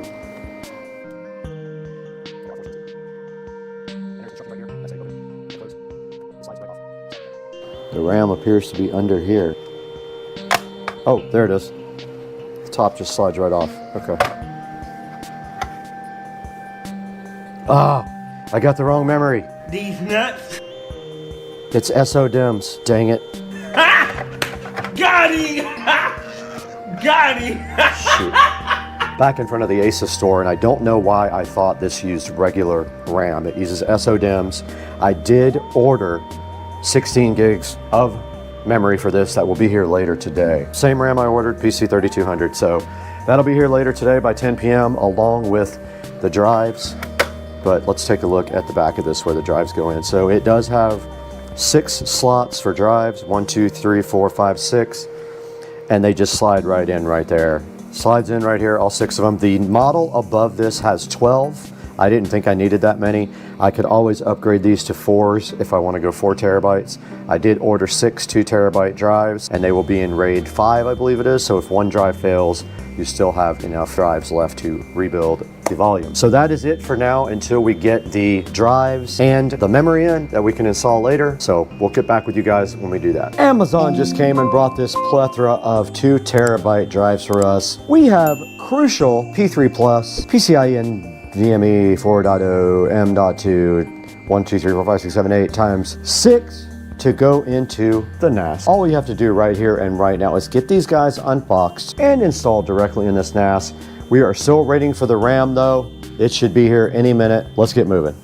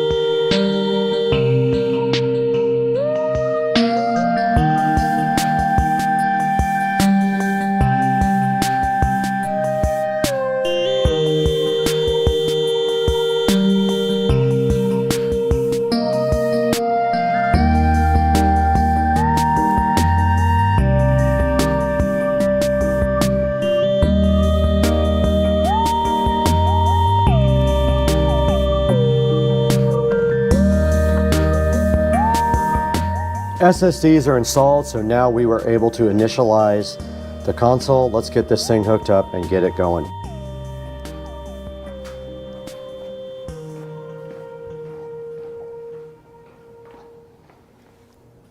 All right, the unit is powered on. I see lights. We just have a RAM upgrade left after this, so pretty simple. It's still initializing, and we'll need to get to the phone for the next part. Let's get the phone going and switch to that now.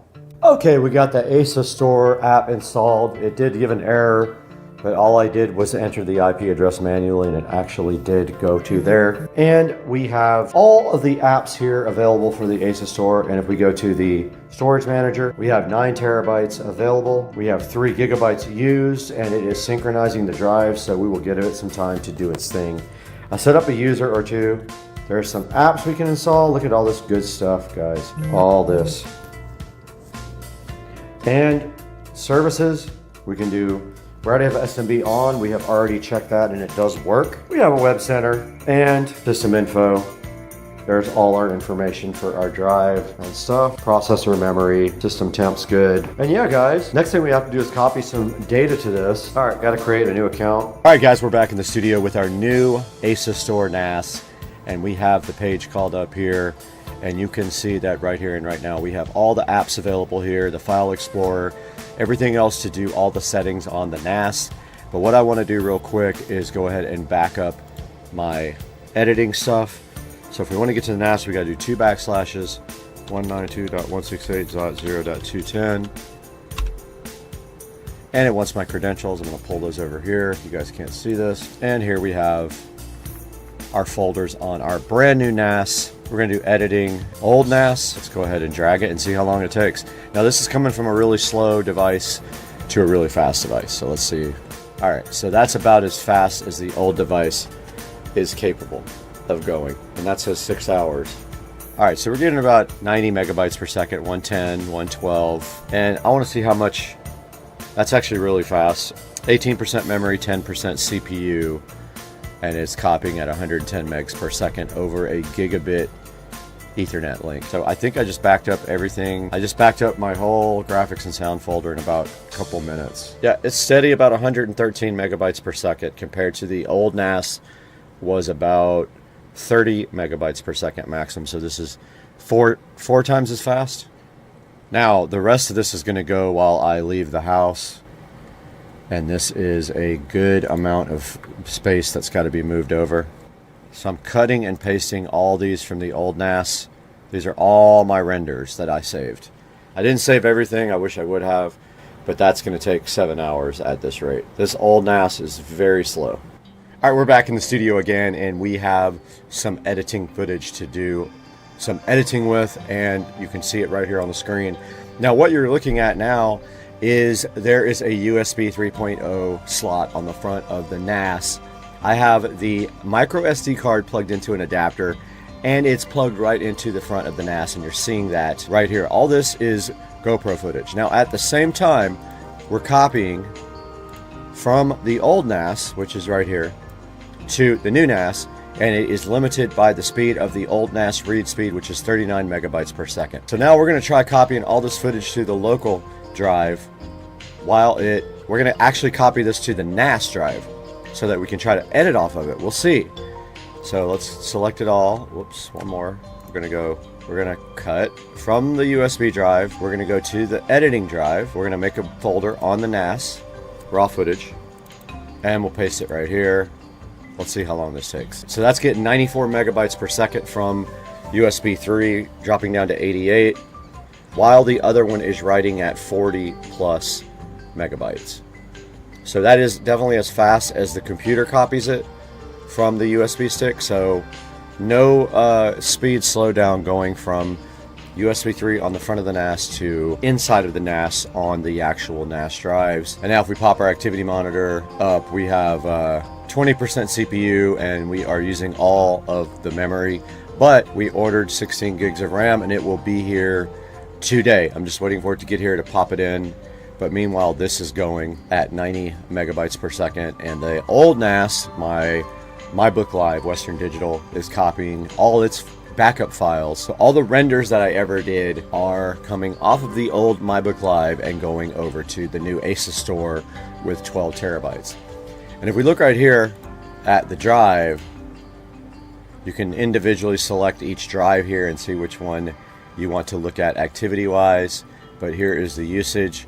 We have used, now remember, it's RAID 5, so it's going to use one whole drive for RAID, so that if it fails, it has a one drive tolerance and we won't lose any data.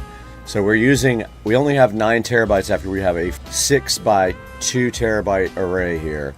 We lose 3 terabytes for RAID, so we have 9 terabytes total. We've used 650 gigabytes already, and we're still copying. So here's the homepage of the ASUS store, and you can see there's a bunch of different things you can do, and you can add apps to the ASUS store as well. Here's our hardware settings. While this stuff is copying, we can take a look at all this stuff. General settings is the ports with auto logout. We're set on DHCP. We can change this to the ASUS store. The status, power, LAN, and drive indicators that are on the front of the actual drive. You can disable all the warning buzzers, which is cool. Got an infrared receiver on it, which is also pretty awesome. And direct routing access to the NAS. There you can factory reset it. This is for transcoding, like if you're using Plex, which I am not. So this thing has an HDMI port in the back. I have not hooked it up to the television yet. So I'm going to try to edit off of the NAS and see if I can. Not that I need to do that. I have enough storage, but it'd be interesting. All right.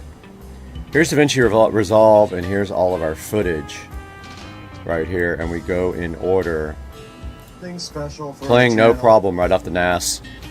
5K 2398.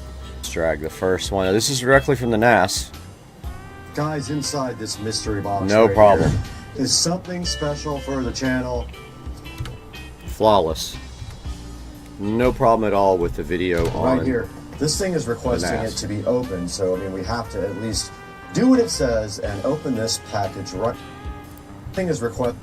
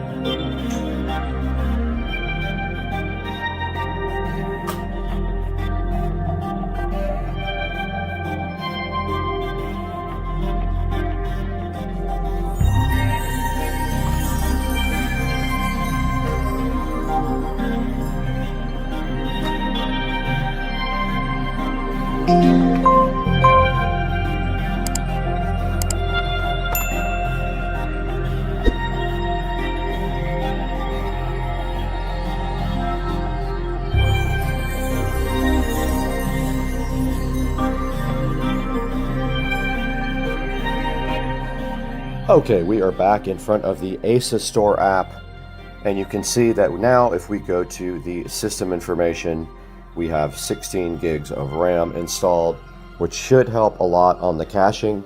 So that is going to wrap up this video, but all I wanted to do right here, right now, is also change the name. So I will have to do that in the actual app. But yeah, like I said, this is going to wrap up the video. We did put two 8GB ATEC premium memory sticks in. I'll put a link in the description to those. And we did remove the 4GB stick. And now the ASUS Store has 16 gigs of RAM. Guys, thank you so much for joining Supercar Street Racing. We hope you guys enjoyed it, and we will see you again on the next video. What's going on, everybody? Supercar Street Racing here with a little update. I did sell my Lexus IS300 to my friend Philip in Hawaii.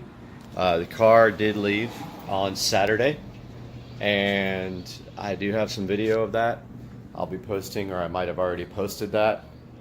And here is my new car. This is a 2011 BMW 335i convertible.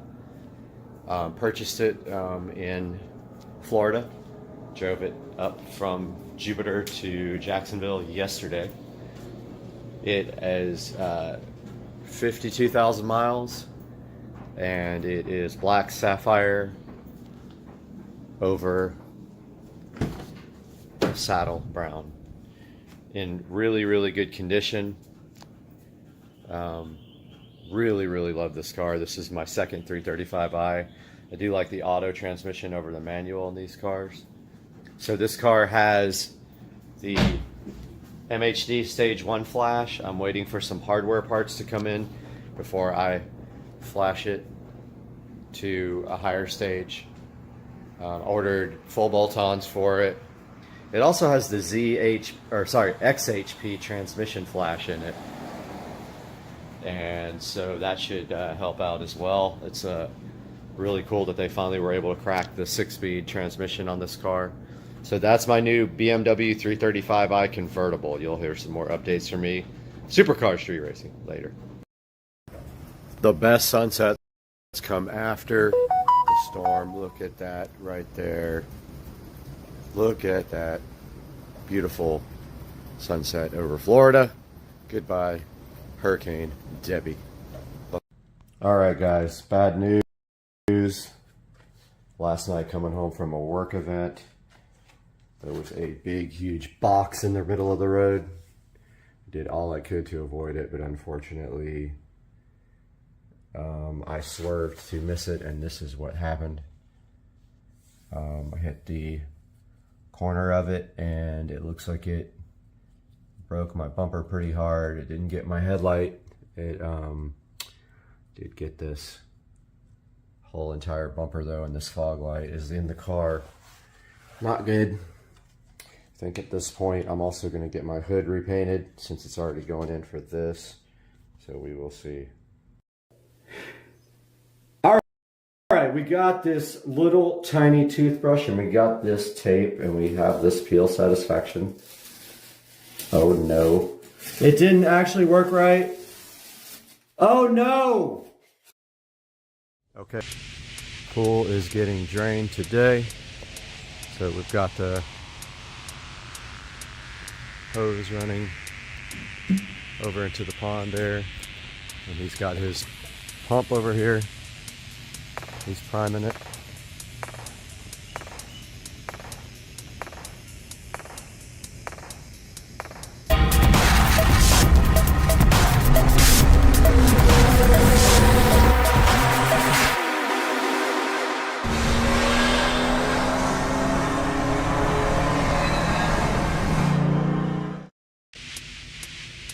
And then we will be able to see on the security camera up there. So he's priming the pump now to drain the pool.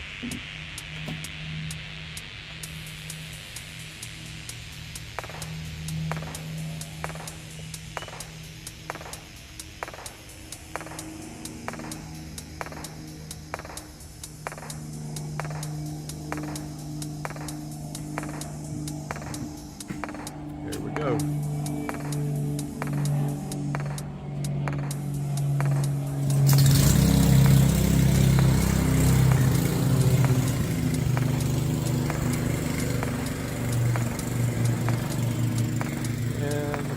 going.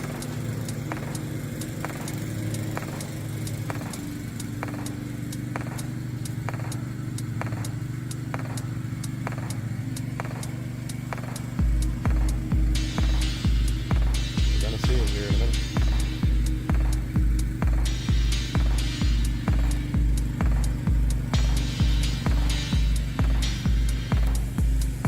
Nothing yet.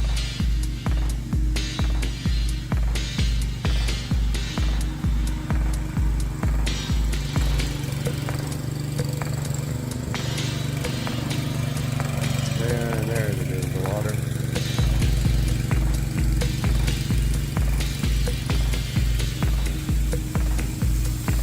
Check that out, guys.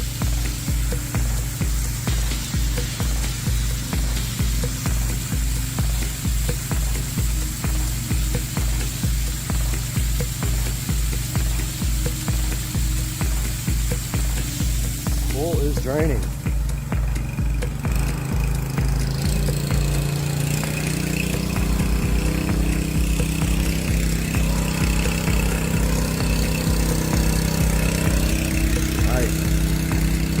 It's actually going a lot faster than I thought it would. That thing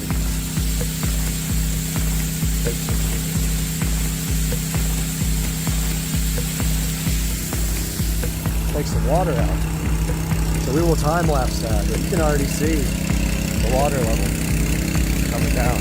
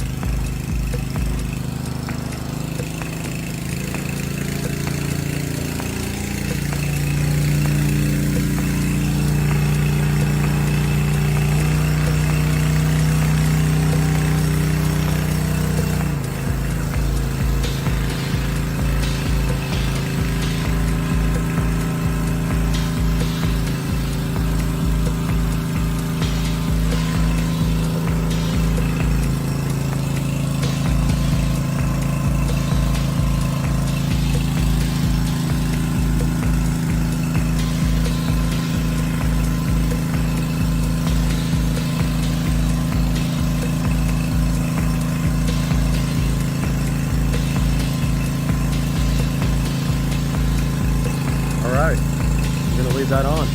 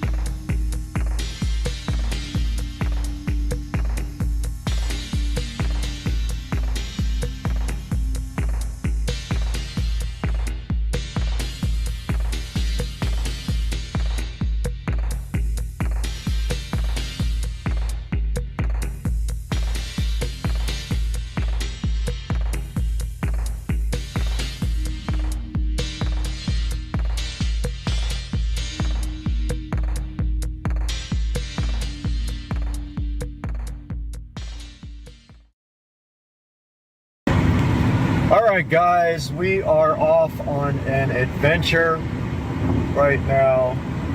We've got an hour and 43-minute drive here to get to a restaurant that we're going to, on the way to pick up a brand spanking new vehicle. And I'm not going to tell you what that vehicle is right now, guys. You got to wait just like I do, and we'll get back to you with an update as we get closer.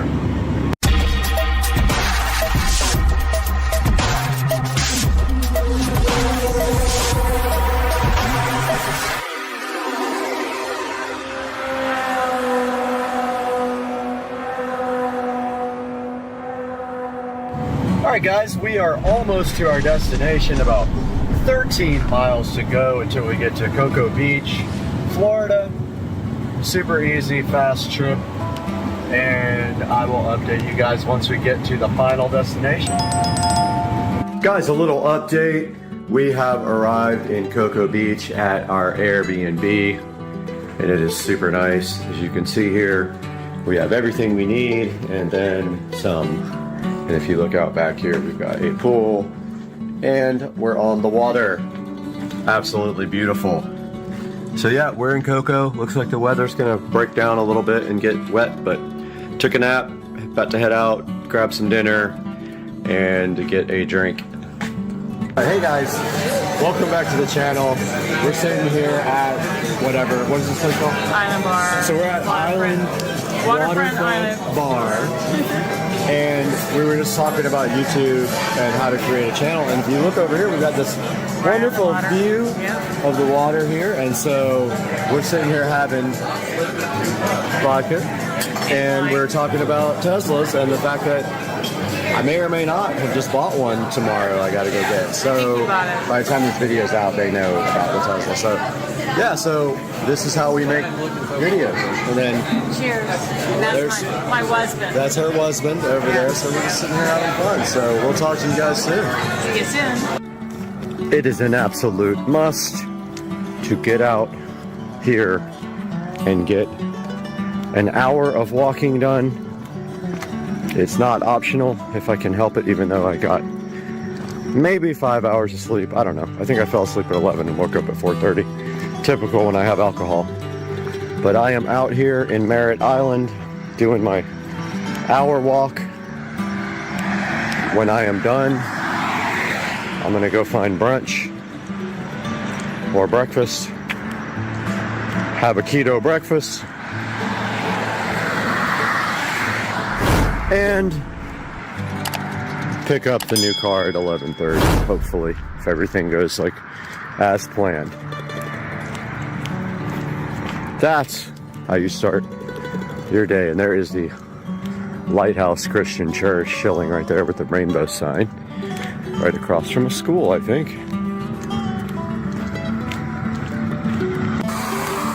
I had to record this. This is my absolute favorite house of all time. I am so digging the lighting on this house. I want my house to look exactly like this. I don't know how I'm gonna do it. I know about the soffit lighting, but this guy has like these sconces on the garage. So they got, waiting for cars to go by. So they got two single car garages. On each side they have sconces, but the coolest thing, I would have probably done warm lighting in the soffits, but the coolest thing about this place is the door lights. Those are on each side of the door. They have the LED lighting. Place is awesome. Love it, love it, love it. They got the security cameras installed, brother. Yeah, man, cool. Guys, we are here. So now you know that I bought a Tesla. And your destination is on the right. It's probably that one right there on the end. That looks like that might be my car. So yeah, that's probably my car there on the end. Let's check in here. We are out here checking out the new car The only thing I don't like is it has the Pirellis instead of the Michelins. It's got the P0s instead. And it just looks crazy. I think this is my second brand new car ever. So this is it, guys. 2023 Model S Plaid, black on black with carbon fiber interior. I've not been in the car yet to check it out, but that is the car. Registration is sitting on the dash, and we are just waiting to trade in the beater, which is right over here. All right, so he is working on the trade-in right now, taking the plate off and all that. Figure out how to check the odometer. Yeah, you just turn the key on. Oh, okay. Yeah, just Which, because it says like the miles per gallon and all that stuff. oh, push the little. We are inside of my new Tesla Model S Plaid. It is unbelievable. Literally can't believe it. And we are headed to Jacksonville, and we have 74% charge. We're gonna make it with 14% left, and that's all we have to worry about. And I do not know how to drive the car, so no clue what I'm doing here, but I am about to drive, and we've got cameras. It is absolutely strange to drive a yoke. It's like, actually the turning radius is so good it doesn't even matter. But yeah, we're driving in the new Model S Plaid, guys. I can't believe it, I'm hyped. And we're gonna go back to Jacksonville. Little update, guys. We are in the Tesla Plaid headed back to Jacksonville. When I left, it said that I would have 15% battery when I got to the supercharger. However, now it says 26% battery, so that has steadily been increasing. I have the driving mode on chill, the steering on chill, the acceleration on chill. Everything is in chill mode. So it looks like we have plenty of battery power when we get to the supercharger, and we'll go ahead and top it off because I don't have a charger coming until Sunday. So if I do want to drive it again, I'll want to get some power into it. But yeah, a little update. I found out how to play music, so I'm playing internet radio right now. And the only thing I don't like so far is you can't listen to phone notifications while you're listening to like internet radio and things like that, but that's just normal stuff. You're either on Bluetooth or you're not, so that's the way it works. And we'll give you guys another update at the supercharger. We just left the supercharger and it was charging at, I don't know if it was on purpose. He said that's a Generation 1 supercharger, so it's slower than like a newer one. So that's kind of normal for that one. It took about, I don't know, an hour and a half maybe to charge to 100%. And yes, I am charging it to 100%. Tesla's website says to do that, even though some people don't. It says charge all the time to 100. So I did it. It was $29 to charge for whatever range that is, 100% will give me. I won't be charging hardly ever out in public unless I travel, which I don't do very much because I will have a level 2 charger at home on the 30 amp dryer. So yeah, we're headed home now, and that's it. Nothing else to report. You ready? Yep. All right, so we've never even felt this before, so let's see what's up. You ready? Yep. Let's do it. Okay, we're gonna hit it from just a roll. Ready? Yep. Here we go. Jesus Christ. Oh my God. Holy.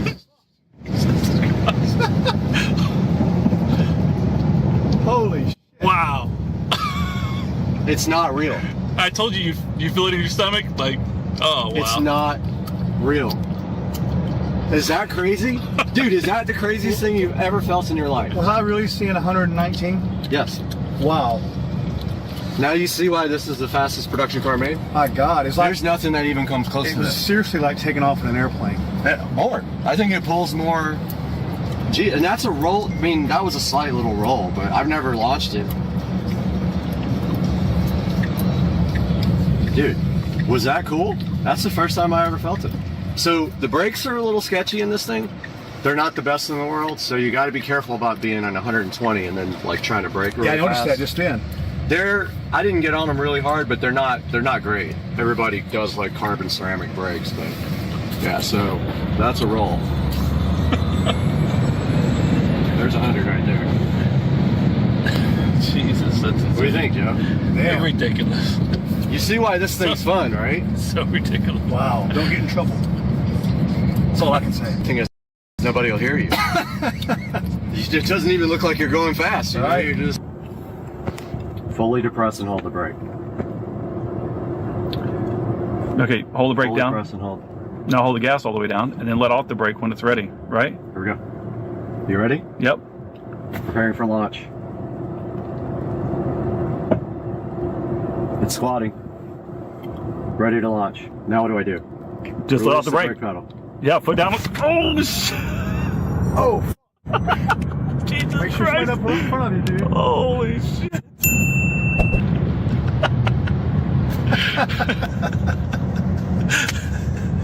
Oh, shit. That's crazy. Woo!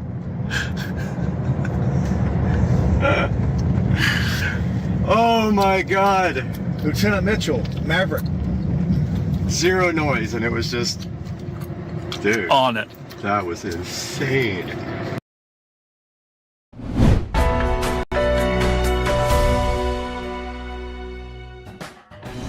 Hey, what's up everybody? Brad here from Supercar Street Racing. And today you can see we're in the Supercar Street Racing bedroom. This is where all the magic happens. They call it the forum. Literally nothing happens here. But anyway, the TV is back behind us. We're watching Supercar Street Racing live stream, which I hope you guys are too. It's always streaming, usually 24 hours a day, all my videos. And today we got something special. We're in the bedroom for a reason, because we have something right here to show you guys. It's right here. Madison Park sent us this 3-piece Willow bedspread set to go ahead and show you guys. We're going to be doing that today on the channel. Let's take a look.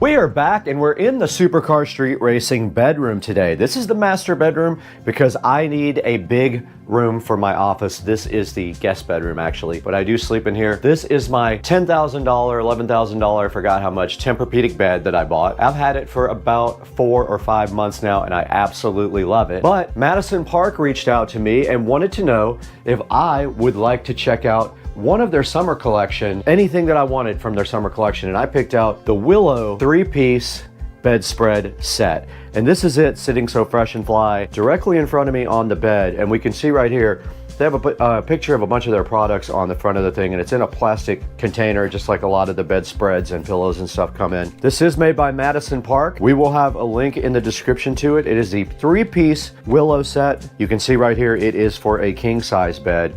What I would like to do is get it directly out of the packaging right now. And what I want to do is go ahead and wash it and get that over with, and then figure out whether we're going to put it on this bed or the king-size bed that is in the office / master bedroom is what it really is. So what we need to do right now is get this Willow 3-piece bedspread set out of the packaging while you guys watch and take a look at what it looks like. Let's go ahead and do that now.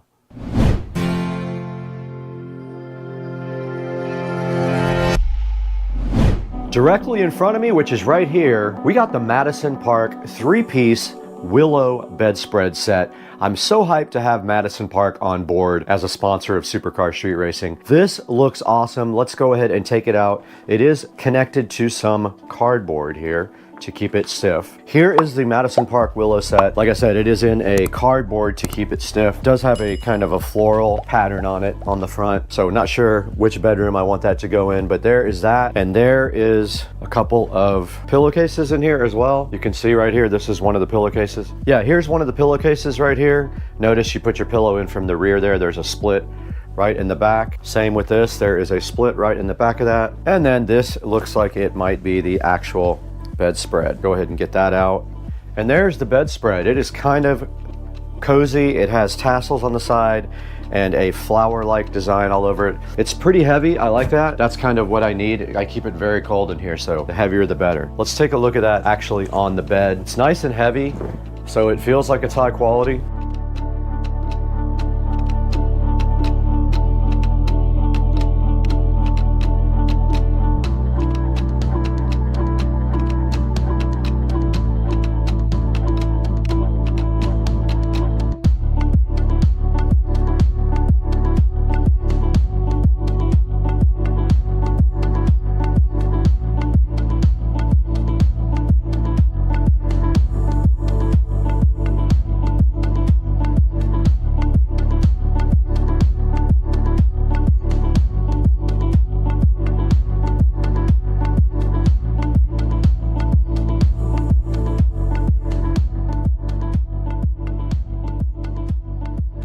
And that's the way it looks on my bed. I don't do a great job of making the bed, but I did the best I could there. It does look very good in here. Very high quality feeling, pretty thick. Now let's see if we can get one of the pillowcases on the pillow. Two of these pillowcases are Sleepy's and two of them are Tempur-Pedic Egyptian cotton.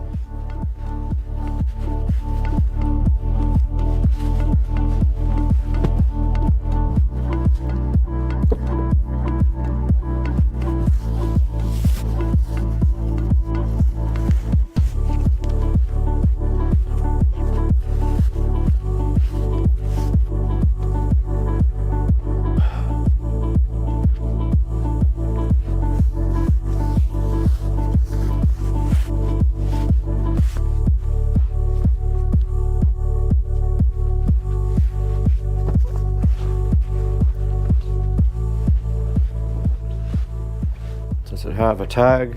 Machine wash with cold, gently and separately. Do not bleach, tumble, dry, low. All right, now we know what we got to do. Let's do it.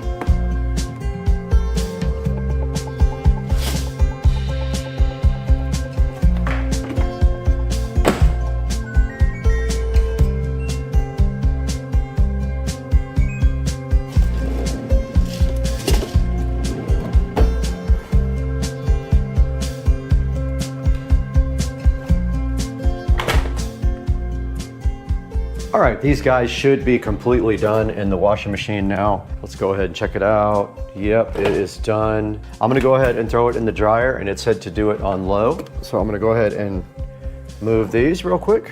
I'm sure they smell good. I can't smell, but put this on low like instructed, and hopefully it doesn't destroy the tassels. Tassels don't always stand up to dryers well. Let's see. Low temp dry.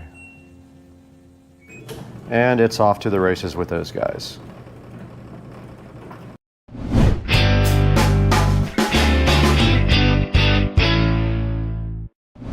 All right, we're back home, and our lovely brand new 3-piece bedspread set has dried in the dryer, and I think it's ready to go.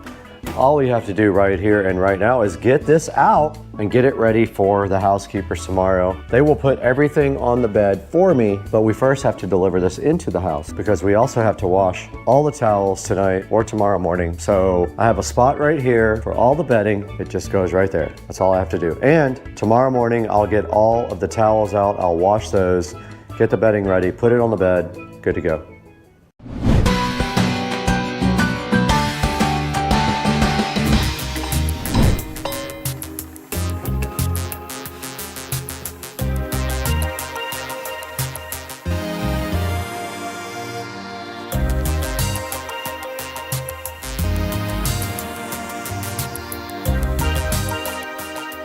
Okay, that is the first pillowcase all the way on the pillow.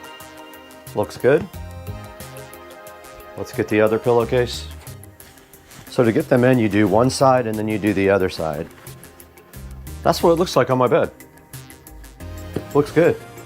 I would probably use another blanket on top of it to keep me warm. It's not as thick as the old comforter that's underneath here, and you can see it looks pretty good in the bed. We'll get some pictures as well of this. Hey, what's up everybody? Welcome back to Supercar Street Racing. Brad here in the Supercar Street Racing Studio B today with Madison Park, who reached out to us and wanted to know if we'd be interested in looking at their summer collection. They wanted to promote their summer collection for you guys, and we have a bunch of summer collection things available here, but we picked out the Willow 3-piece bedspread set. Now here's a look at their whole summer collection. They have a lot of stuff in this collection. They have furniture, bedding, and all kinds of cool decorative items available in the summer collection, but we chose the Willow 3-piece bedspread set. And you guys saw it, we did go ahead and put it in the master bedroom. We washed it also, and it did stay in my master bedroom. It has a nice big oversized bedspread, and then it has two cool little pillowcases that go along with it as well. Madison Park has so many cool things for you to choose from. This is just one of them, but take a look at this cool bedspread here. And you guys saw how neat it looked up on the bed. It does have like a floral pattern on it, but if that's not your style, you can go back into their summer collection and you can find all kinds of goodies here. And Madison Park wanted to team up with us on this, and we were so happy that they did. We took that Willow bedspread set, washed it, put it directly on our bed, but let's go ahead and look at some of the other stuff in the collection here. Let's say you like lighting. Here is a lighting thing here with a chandelier with fabric drum shades. It's pretty cool. Here's a nice turned wood frame chair here for $529. Looks very high quality. Here's a cool little accent bench if you're into things like that. This looks awesome for $281. And if you like some of their other bedding sets, here is a 4-piece oversized reversible matless quilt set with a throw pillow. And that's going for $180. And look how cool this is. Look how nice that would look in your bedroom or your guest bedroom. Here's a bunch of their other bedding sets also. Please take some time and go through the Madison Park website and see if anything there catches your eye. I will put a few options down in the description from their Amazon store. You guys can then go pick anything you want. You can buy it from the Amazon store, and it does give me credit, so I really appreciate that. I'll have links directly to their website, and then I'll have some product links from Amazon also available for you guys down in the description. Treat Madison Park with respect. They were nice enough to sponsor Supercar Street Racing, so go ahead and buy through the official affiliate links. Now we are up to over 200,000 subscribers, but we could have done it without you, so thank you so much for all your help and support on Supercar Street Racing. Buy everything through our affiliate links. Tell our sponsors that you love them and you love Supercar Street Racing, and they will keep on helping us help you. We're gonna get out of here right now. We actually have to work.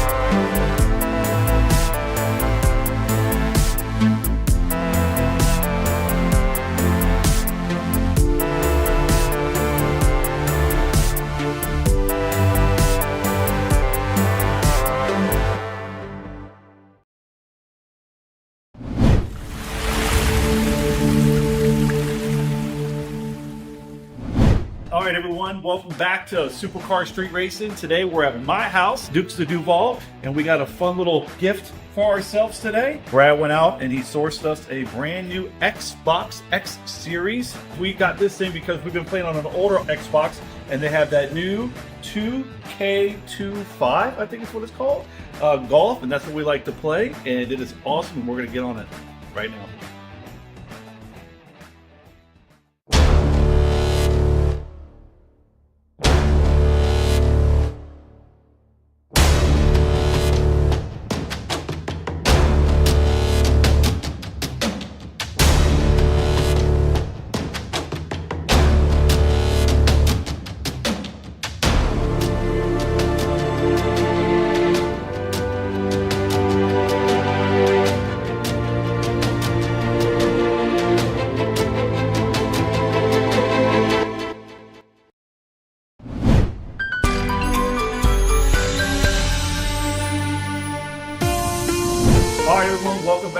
Supercar Street Racing. Today we got myself and Brad behind the camera, and we have this nice little Xbox X series that we just picked up. Brad and I, on our fun time, like to play Xbox, and we have a golf game that we play, which is the 2K23 PGA.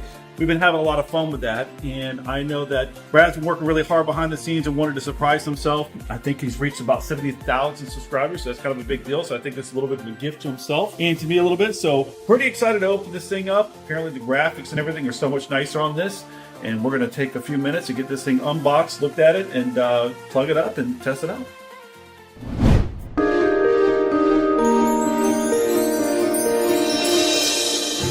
All right, everyone, so now we're going to go ahead and dive into this thing. And we were looking at buying a used one just to see if there's a little bit of a cost savings. And honestly, the price between what we could buy a used one and a new one, we just made the decision today to just run up to Walmart real fast. They have one in stock.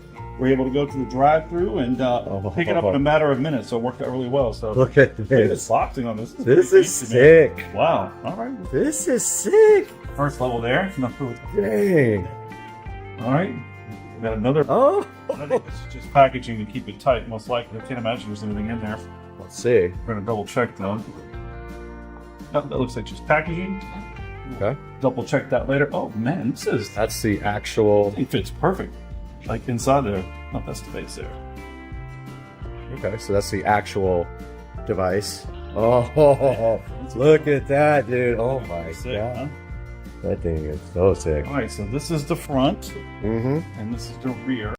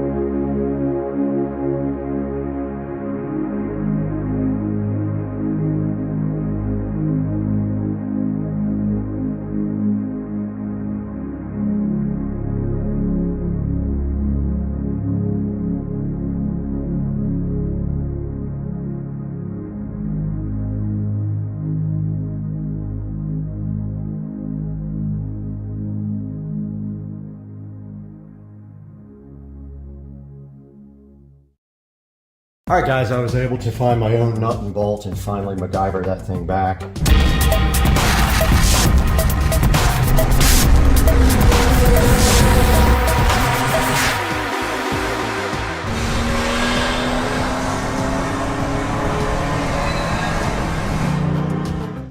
Hey guys, welcome back to the channel. Supercar Street Racing here, out in the garage with the Green Machine 200 EFI. Got some modifications we're going to be doing to this today. We are going to remove the top speed limiter, and that limits the cart to 25. However, the cart does 28. We are also going to be installing a battery tender on the cart so that it stays charged when I'm not using it.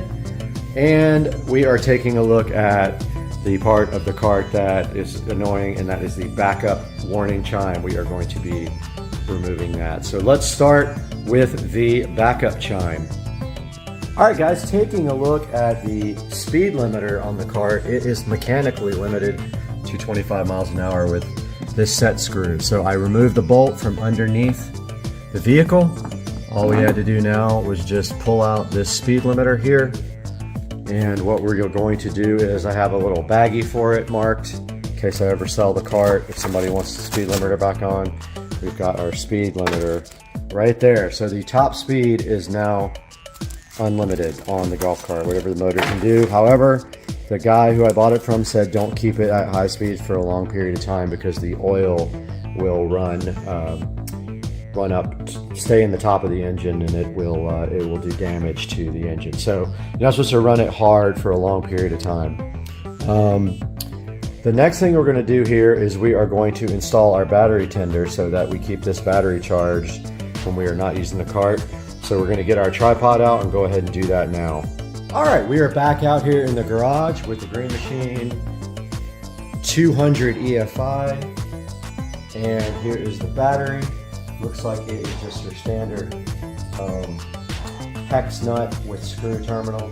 Now here we have our battery tender that has the screw holes to attach it permanently to a battery. We're going to use this, and what we are going to do is look for a good place under here that we can secure the connector on the end to, so that when we want to use the battery tender, we can just reach under and plug in the cord here. So here's the end that plugs in. It's a quick connector.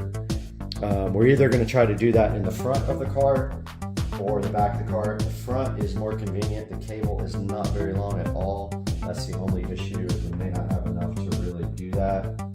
We may have to extend this cable. Yep, I think we got to extend this cable because I kind of want it to be underneath. Let's see how long it is.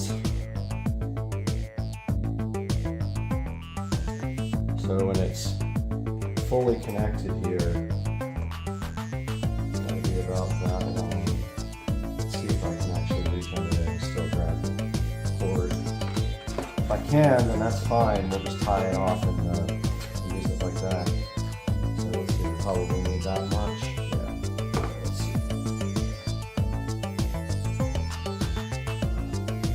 So it's kind of inconvenient. I think I am going to go ahead and extend this cable. So we will go ahead and do that now with my new heat gun and my new connectors. All right, guys, we are back, and here is the original cable. And if we take a good look at this cable, on the red side, there is some markings, some white markings, so we can keep the red, the positive, and the negative separated. We've got our heat shrink tubing here, and we've got some extra wire, some landscape light wire that's kind of perfect for this if we can get it inside of these solder shrink guys. So I'm going to go ahead and cut towards the end, not all the way to the end, but semi towards the end. And maybe right there is fine. Okay, now let's go ahead and separate the wires.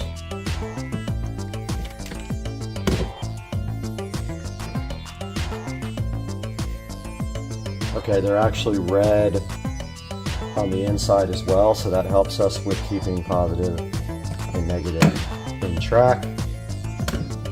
There's a red wire inside there showing you that that's positive. Got my wire strippers here.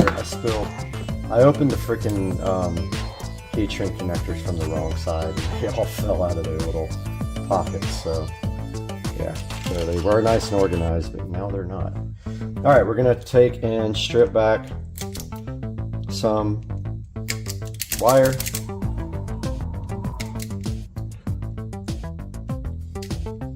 Now this wire has to reach all the way to the center where the solder is on your connector. If you look right here, so it's got to go all the way to the middle. So we're going to do the same with the other side.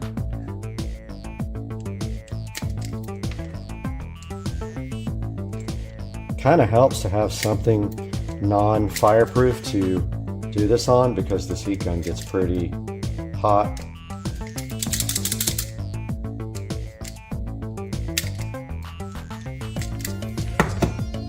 Not working very well on that one. Doesn't want to strip that side off very well, because there's also a wire inside of this. There's insulation, not a wire, there's insulation inside the insulation, so it's not able to strip completely. So there's that one. We'll go ahead and twist these up.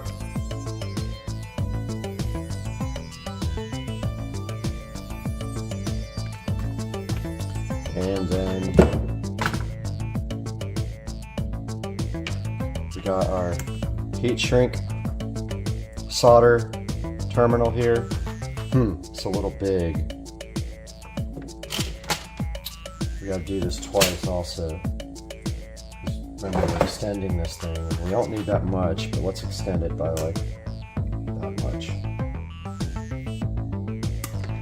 So here's our we're using landscape lighting wire, which is fine. And then of course, we want to make sure that we get heat shrink tubing also over it before we connect, or we won't be able to do it afterwards. So I want to see how big this insulation is on this pretty thick insulation, because outside the wire tends to deteriorate fast. So the other wire is a little bit too big for the yellow size, but I think it's perfect for this. Let's see. Go ahead and twist this up. Now we got to make sure we get positive and negative correct. So we're going to do positive with the white marking on our landscape wire. It actually fits perfect on these. So what you do is you put it inside the tubing to the solder point. Then you insert your other wire the same amount. But we already messed up because we need heat shrink tubing. So we're going to go ahead and put heat shrink tubing on this. Do I have enough? Yeah, I have 4. So let's pull that back off. Well, actually we could have done it from the other side as well, but let's pull it off and put our heat shrink tubing on. Yeah, this is the only size that will fit.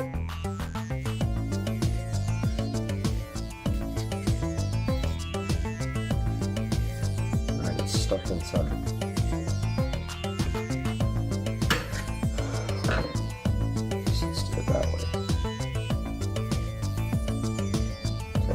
Shrink on this side. We honestly don't need that much. Let's shrink that. Yeah, we do. We do need that much. Let's put it back through.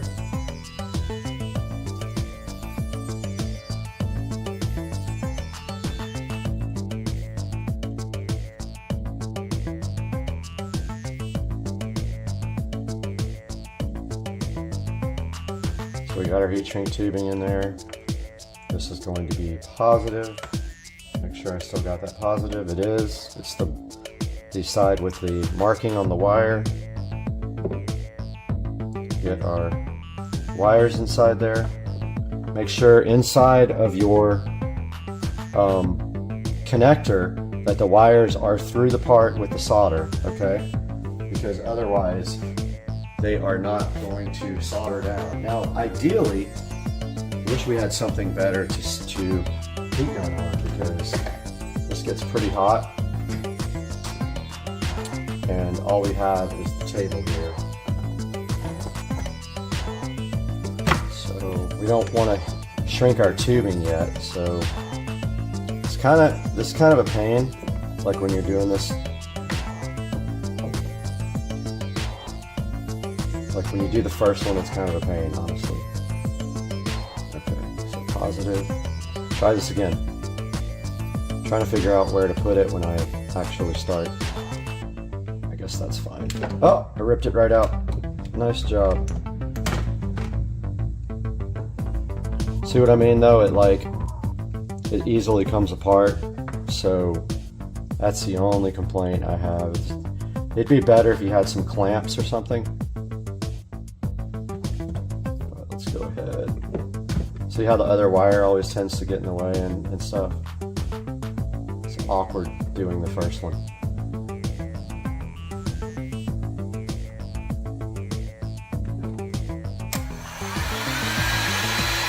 When I do this, I do the plastic first, so that it goes ahead and holds the wire in.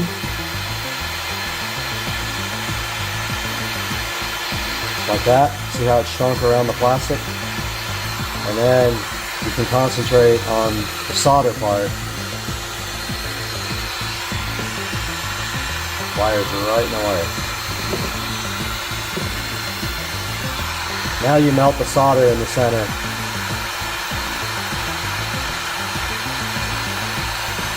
And it says when you do it to hold the gun, to rotate the gun around the solder to make sure it melts all the way around. So I'm trying to do that now.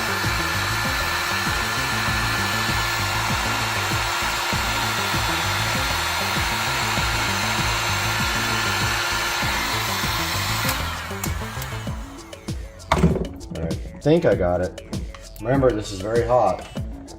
It'll melt whatever you put it on. So yeah, that looks good. I don't know if you guys can see, but looks like I got it done. Now I've got the heat shrink tubing right over it. Might be kind of big for this, but I don't think I can get neck size down on here. Let's see. Oh yeah, that's hot. Let's see if I get the neck size. No, that's not going to go over it. So it might be loose. This heat shrink tubing, when we get done, might be a little loose. Let's see what happens.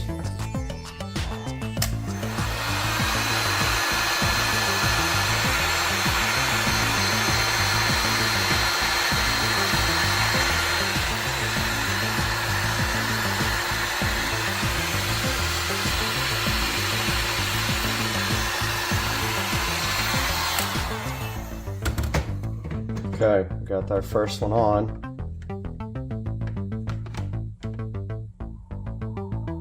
And now it's time to do our second one. So we put our heat shrink tubing over it.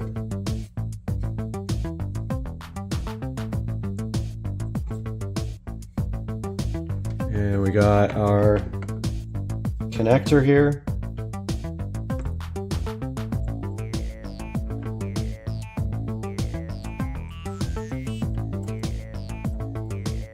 And both the wires are in there and they're ready to go.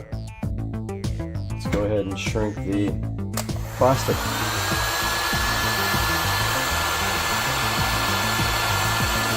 Plastic is shrunk. Now I'm going to work on the solder part.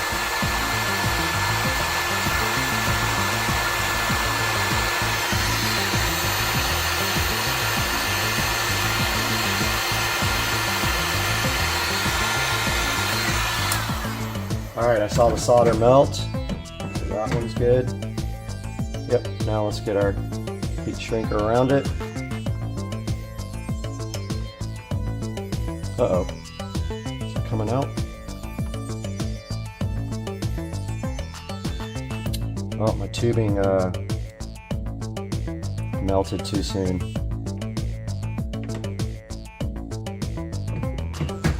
Yep, that one kind of got messed up, guys.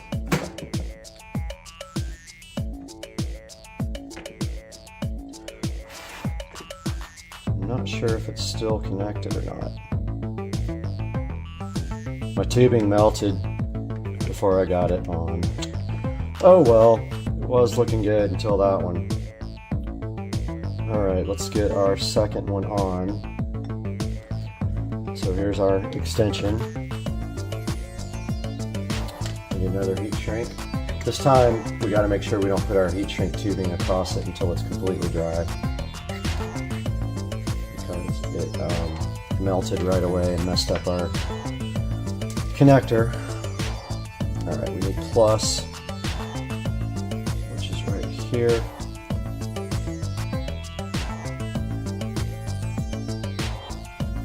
And plus right here.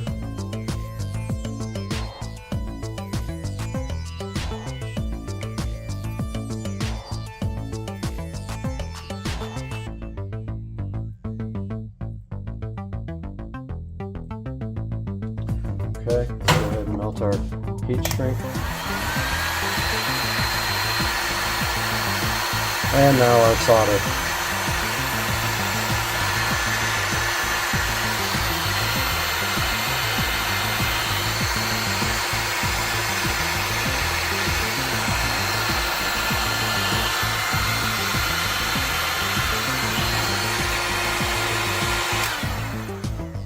Okay. Now it's got to cool off a bit before we pull our heat shrink over it. Lesson learned.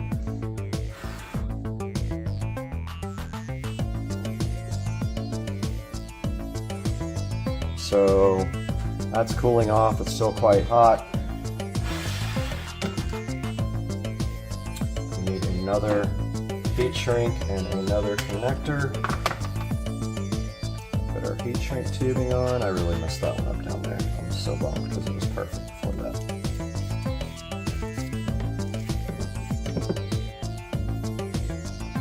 Okay, got our tubing ready. Put our wire through it.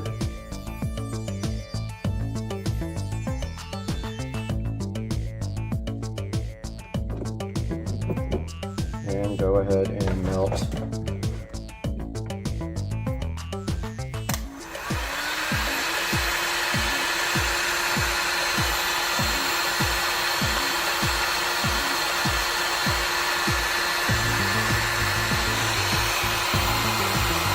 Melt the solder.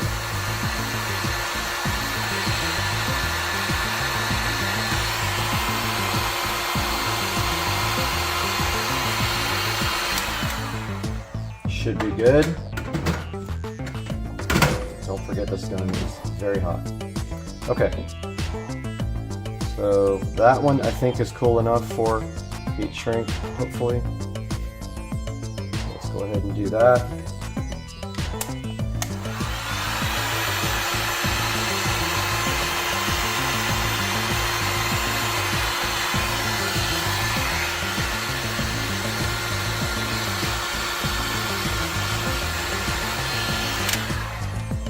All right, one side done.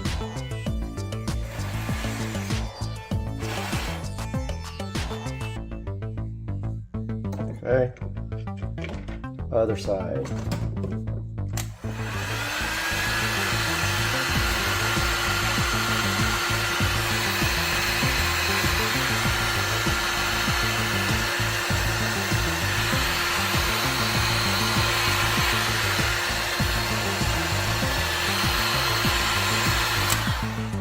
Okay, so we got that one mistake down here. Pretty crucial.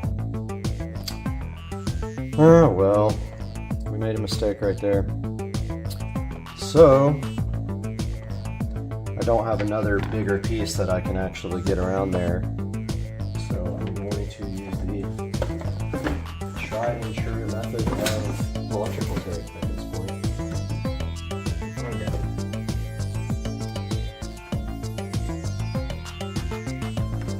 go ahead and wrap this guy up. Hopefully this works. I didn't test it yet.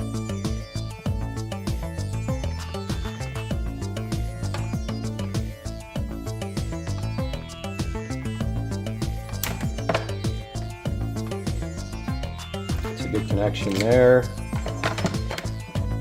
ahead and do this side. All this really is for is to keep the wires nice and neat. They're already insulated.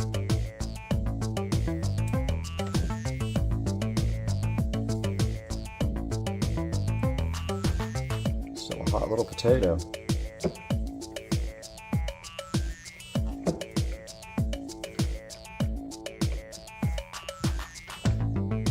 All right, guys, we have our extended battery tender cable here. Let's go ahead and put it on. All right, we're back out here trying to install our battery tender. So we are looking for the right size wrench, and it appears to be metric. I don't think I have it. Don't have a lot of metric wrenches. Let's see what I have here. It's not an 11, so it's pretty small. I don't know if I'll be able to get a socket on it.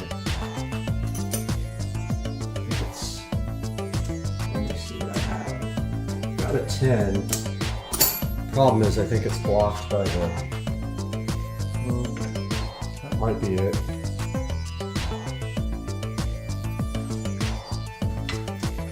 Might be a 10. Let's see.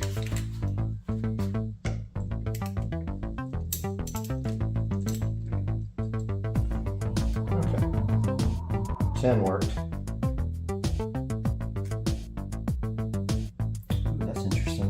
Connector is this? We have to get it all the way off for almost like thinking we should just do the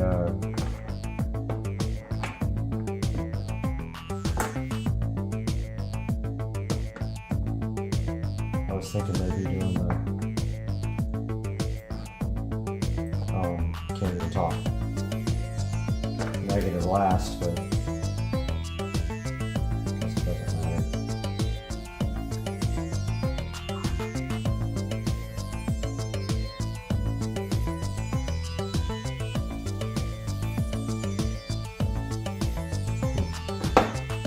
Doesn't want to go on.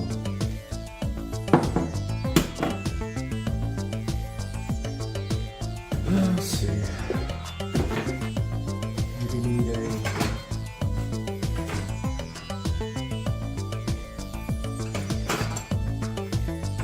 Phillips.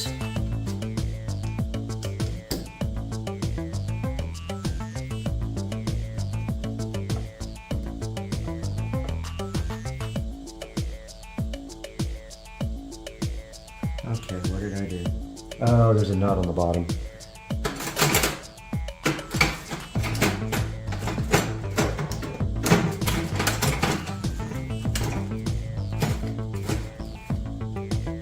The nut came off on the bottom.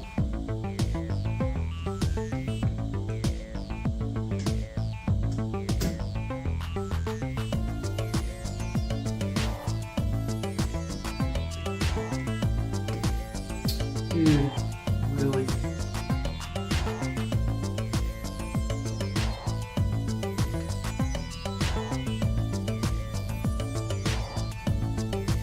Well, this sucks.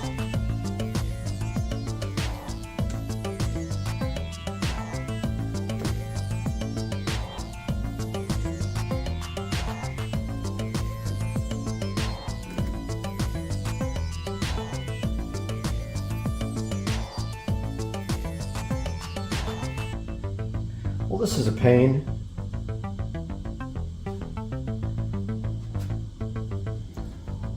The hell am I going to get this thing back on?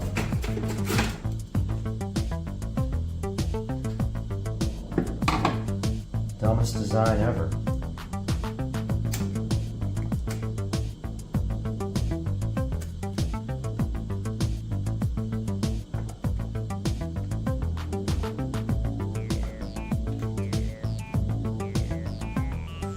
think I got it, but man, that is a stupid design.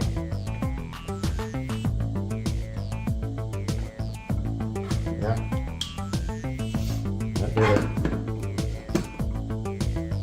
Now, when you do this, you got to make sure that you don't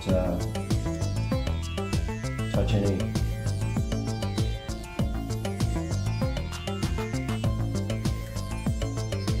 Don't touch anything negative with the positive terminal.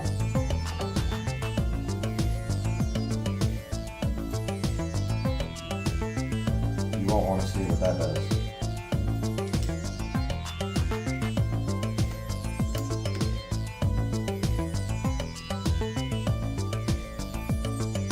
Once again, stupid screw. The nut is like way down in there. And kind of a pain to get back on.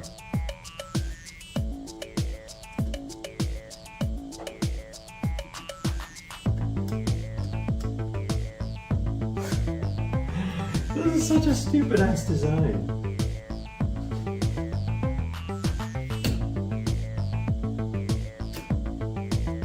I guess that's the way to do it.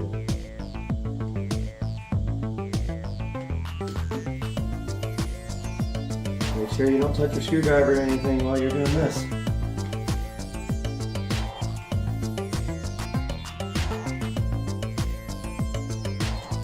This sucks. Next thing that's going to happen is it's going to fall out. You know it.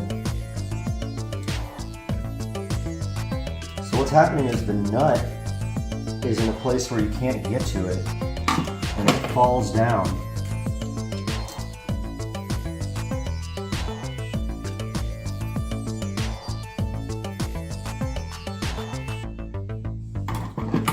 Makes it very hard to put back on.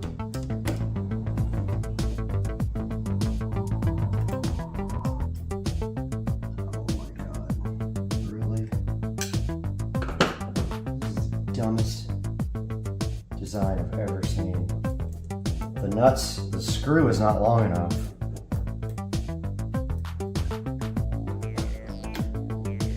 The screw is not long enough on either side to just get the nut. So it's like maybe one thread too short.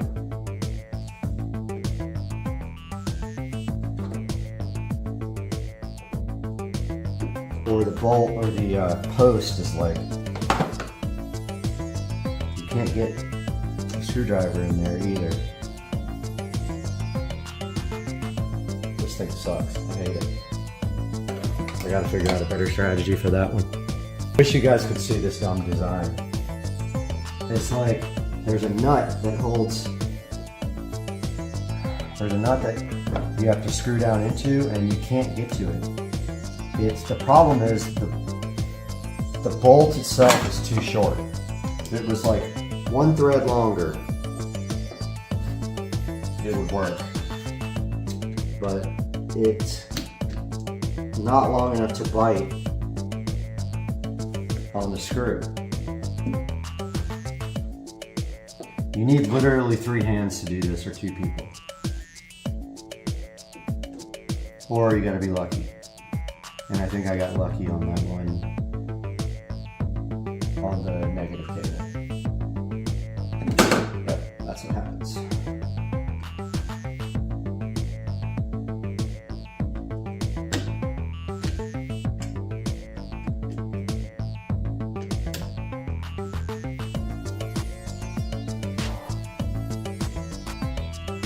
Yeah, now the nut's like coming out.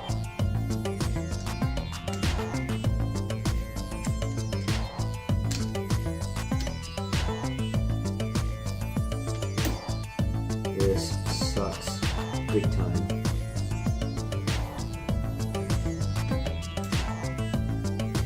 This is the dumbest thing I've ever seen. Why? I'm confused.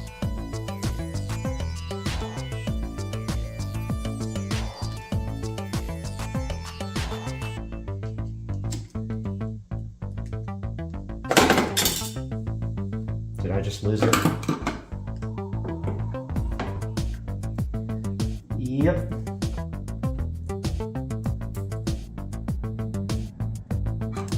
This is a dumb design. I'm sorry.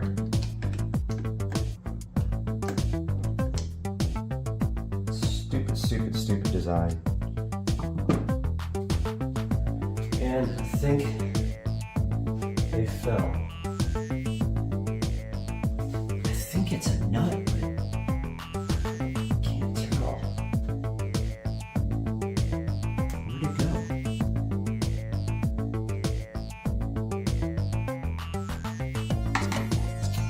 Well, I think I lost. I lost it. Great. How could it go? Alright guys, I don't know what to do about this guy because other side tightened right up. This guy's not tightening. I lost a little thing, I think. I heard it fall, but I don't see it anywhere. Unless it fell on this tray.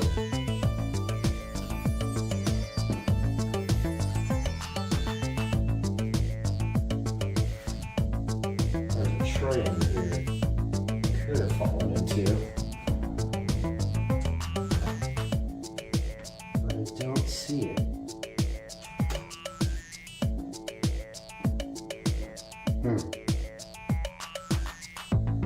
Well, I gotta figure out what to do about this. Alright guys, I was able to find my own nut and bolt and finally MacGyver that thing back. Not ideal. I'll go ahead and look for a replacement bolt for that. I don't know where the bolt or the nut went. Barely got a nut underneath that thing.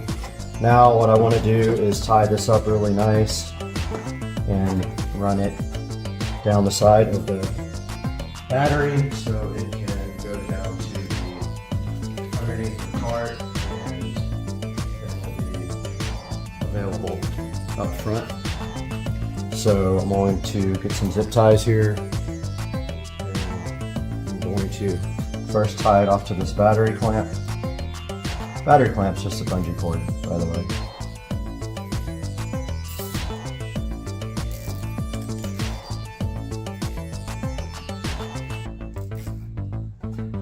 Just like that. Cutters. Trim the zip tie off.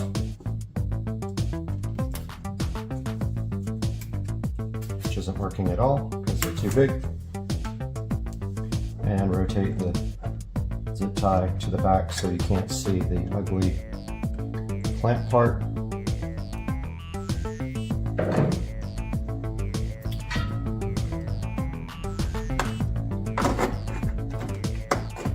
And then the rest goes down here.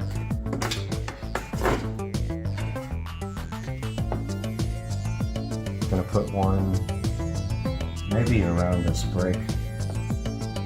Well, no, probably around this cable. See if I can get you guys a view of this.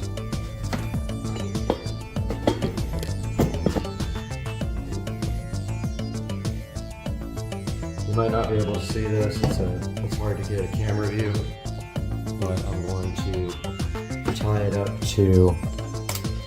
There is a throttle cable or something here. I'm going to go ahead and tie it to that underneath, which is really hard to get to, by the way. Yeah, it looks like that might be that's one of the brake cables, I think. I wish I would have made the wire a little longer now. I don't know why I do that all the time.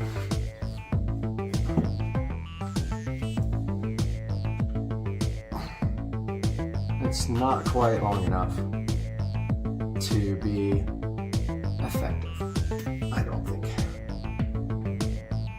Which means it's going to require a little bit of getting underneath the cart to connect, which I don't like. They do sell these longer, so I have that option.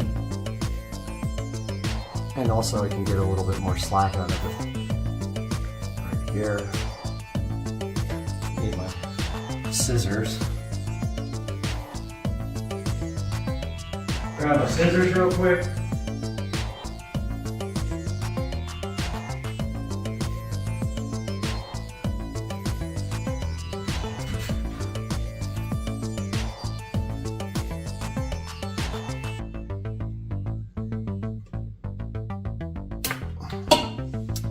Okay, that's good.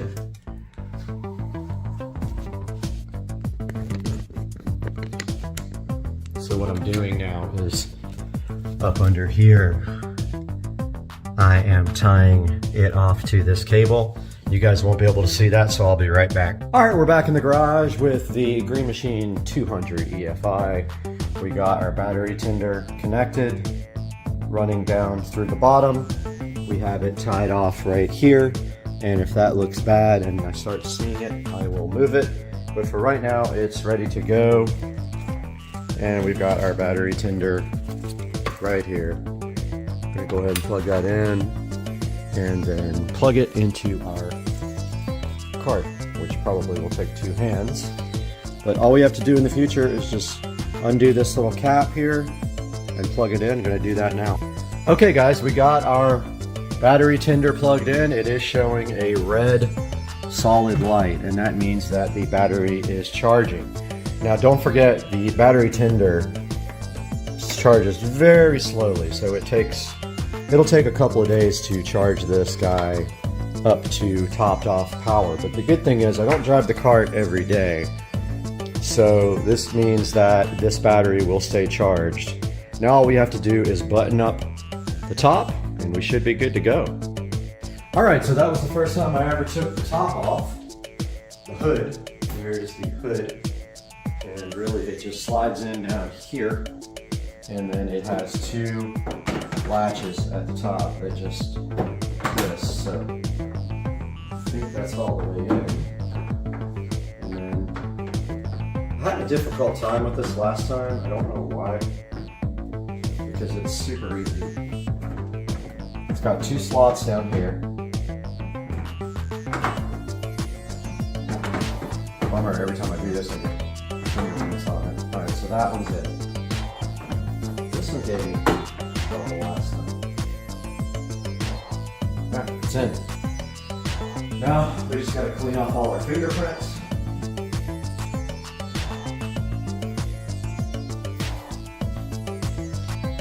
Got the clean and shine out. When you do this, you get fingerprints all over the cart. Clean and shine will get it right out.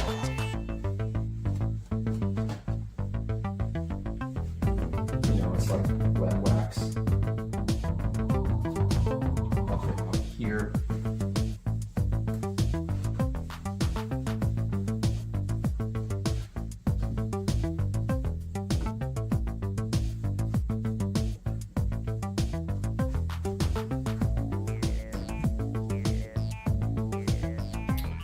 Okay, guys, I hope you enjoyed this episode of modifying the golf cart. That will charge now for, say, probably 24 hours. It will flash green first, and then when it is fully charged, it will stay green.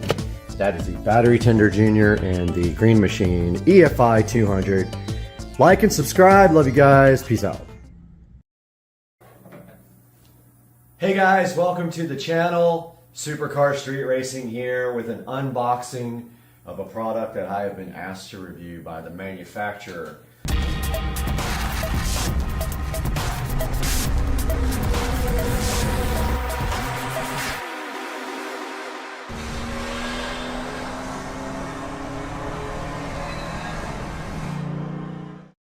So this is the first time I've ever been asked to review something and been sent a product for free. So I just want to get that out of the way. This product was sent to me at no charge. I'm under no obligation to review it in a positive way though. And what we're looking at today is a tripod. So here is the packaging here. I'm going to go ahead and get this opened up and take a look. See what we got. And then I'll give you all the information about the seller in the description here. All right, so inside the box here we have stand, tripod, 1/4 screw soft is what it says. Let's get the tablet out, get a little video of this guy here, still in the box. There's a good look at the label here. Stand, tripod, 1/4 screw soft, X0035E2511, whatever that is. And so now let's go ahead and take this out of the box completely. All right, so it's packaged nicely. There it is. And we've got a cell phone tripod, video stand, height adjustable, 360-degree ball head, gooseneck, phone floor holder for live video is what it says on that. And then let's take a look at this inside of the packaging and see what we have here and see how well it does. We'll have to switch to the tablet at that point because the phone will be on, hopefully on the new tripod. All right, so first thing I can say is, wow, it feels very heavy, so that's a good thing. It feels very capable. Go ahead and packaged very nicely, by the way. Got a little white box here with something in it. Let's see what's in there. So it looks like inside the box we have like a swivel mount, I think it is.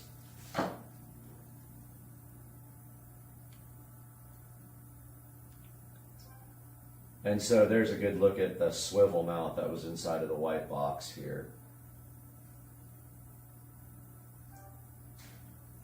And then let's go ahead and open the actual packaging. Like I said, it feels very, very high quality. And again, I am not getting paid to say this, and I was sent this product for totally free. But this looks like a professional tripod. It doesn't look like a cheap tripod that you get off of Amazon sometimes, where it's so cheap it can't even hold the phone up. All right, so then there's a instruction manual here.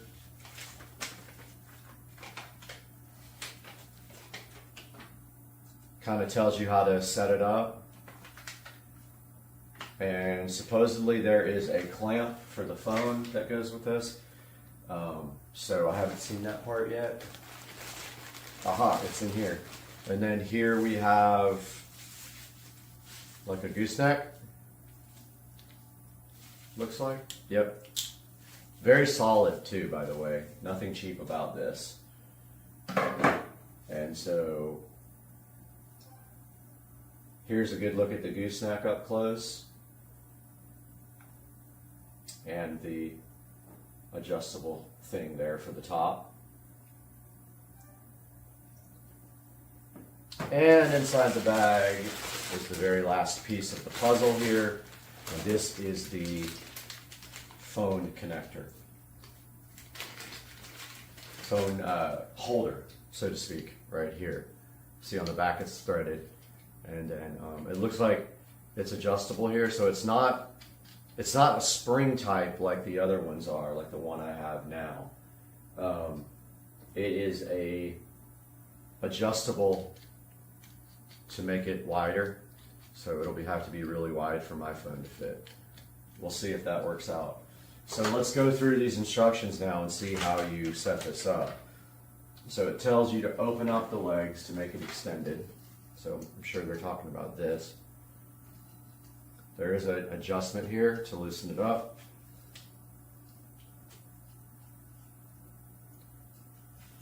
Tight, but that's good. So that's fully opened up now. It says, okay, first step was open the leg and make it extended. So it is right here.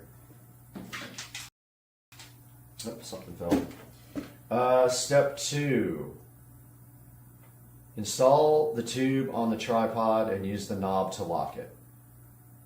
So it wants to put the gooseneck on top, I believe, let's see, tripod head and then tube. So it does want us to put this on there, I think. Well, okay, so there's an adjustment you have to turn, and of course I dropped it. Okay guys, I found the screw underneath the desk, of course, and so now we have to take this tripod head here, and the screw is kind of like a, it prevents it from coming out, it looks like.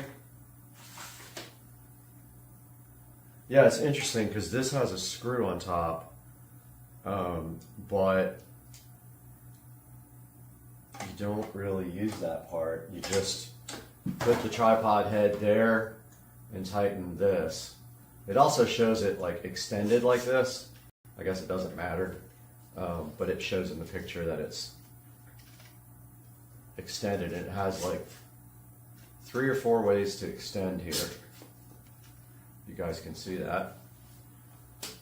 So then we have it here like this, and we tighten up the set screw like that. 3, install the ball head on the tube. So the ball head goes on top here. By the way, guys, this is really, really high quality. I wouldn't just say that for, you know, to get a free product, but man, this thing's pretty solid. This is probably going to be my new tripod. Hopefully you're still in the shop there. Let's see. Yep, okay, cool.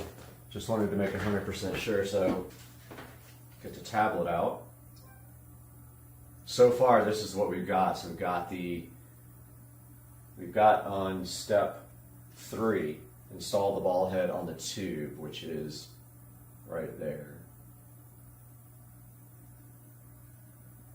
For whatever reason, the video turned off. I've got my old Galaxy Note here. We're going to try that guy. It's pretty wide, so let's see if this thing can open up enough. It looks like they thought of everything.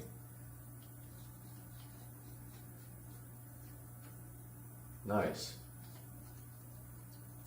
Okay, yeah. So here's the way it looks with the phone installed on it, and I hope you guys can see that. It's a little bit too high. Let me drop this a little bit so you guys can see what it looks like with the phone installed. And so if you notice this guy right here, here's the gooseneck, so you can literally bend and do this whatever angle you want. And let's see, that little screw came untightened, but see, this is cool because it's really sturdy. It's well made. I really like all the adjustability of this thing. I like the fact that you can change the camera to either direction on the actual mounting plate here. You can either mount it from the bottom or you can mount it from the sides. I do like the screw down thing. It's a little less convenient than having a spring clamp, but it still works great. It keeps the phone in, and this is an old Galaxy Note 2, so very old. I like the adjustability of the length of the tripod, and I like the fact that the thing feels well made, and I am definitely saying right now that I'm going to go ahead and recommend this product. So I'm going to get a link for this guy, and that's going to be in the description. And I highly encourage you guys to pick this up if you're looking for a tripod. He did not send me the listing, but I'm going to find it. So I'll figure that out. I'll have that all in the description below. I'm so glad you guys got to look at this. I think what we're going to do now is put the actual phone on it and walk around a little bit with it and just kind of see how it feels as a, you know, as an actual, like if I'm going to carry it, because I do carry mine around a lot, and the other tripod that I have, I already did a review on, is much lighter. So what I'm going to do now is raise the legs, if I can remember how. So you just go upward with them. So Those are all raised like that, and then there's a tightening screw here. Now this guy's ready to just be, you know, you can walk around with it like this. It's a little bulky to do that, but it works fine. So I'm gonna switch to this now. Okay guys, so this is from the new tripod, and I don't know what to call it right now. Phone floor tripod is what I am gonna call this guy until I get the official listing. There's the box it came in. Let's see if the seller is actually listed on the box. Let's see. Nope, it doesn't say the seller, but I will contact them if I can't find the listing, and I'll make sure that it's in the description. But yeah, this thing's super solid. No problem at all, like carrying it around like this. And actually, you could ditch the gooseneck too if you want to, and you can just put the phone mount directly on the top of the tripod, and you don't need, if you don't need that extension, I'm saying. But I'm carrying this around right now with no issues. I'm using one hand, and I can show you guys outside with this. There's the lovely pool that's turning green because it's getting redone. I can show you guys outside with the alligator is sitting right there. Right there.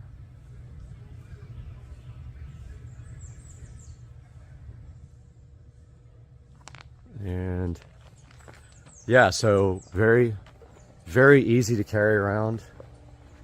I am having no issues right now with just one hand. I mean, it does weigh a little bit, but I am thankful for that because, you know, sometimes you get these ones, like my other one is a lot less high quality, even though it gets the job done. Oh, my yard guy came back.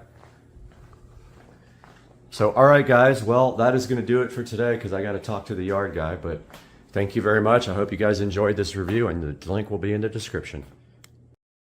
This is the same size that I used on your mom. And the instructions do simply say, in not so great terms, that you take your other, these are also tied together. Let's get the scissors, that might be easier. There are some palms tied together right here with a little piece of thingy. And you simply just separate them like that. And then you take your extra palm fronds and you place them directly on the tree. They are also tied together right here. These guys are tied together. They do simply just untie like a, now I want you to insert these directly into that.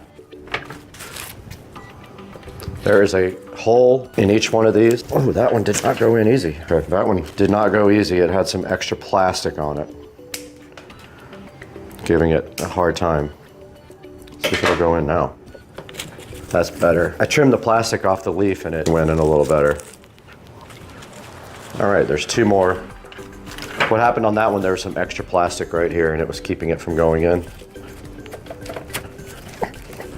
You might have to do that also on yours. It's right here at the very bottom. That one went in easy. Yeah, it says to bend them. It says to bend them on the instructions. So once you get them where you want them, you can go ahead and bend them into place. These bottom parts bend. I'll do that outside. Let's go ahead and get this one built first.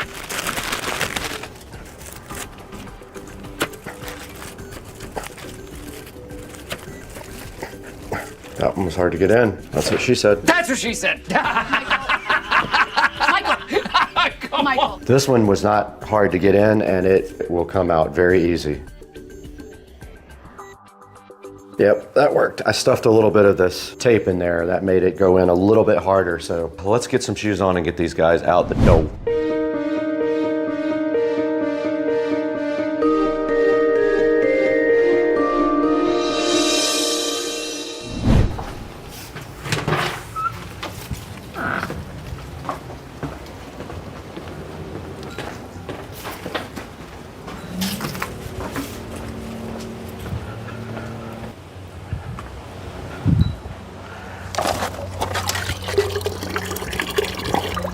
Peeing. They both peed.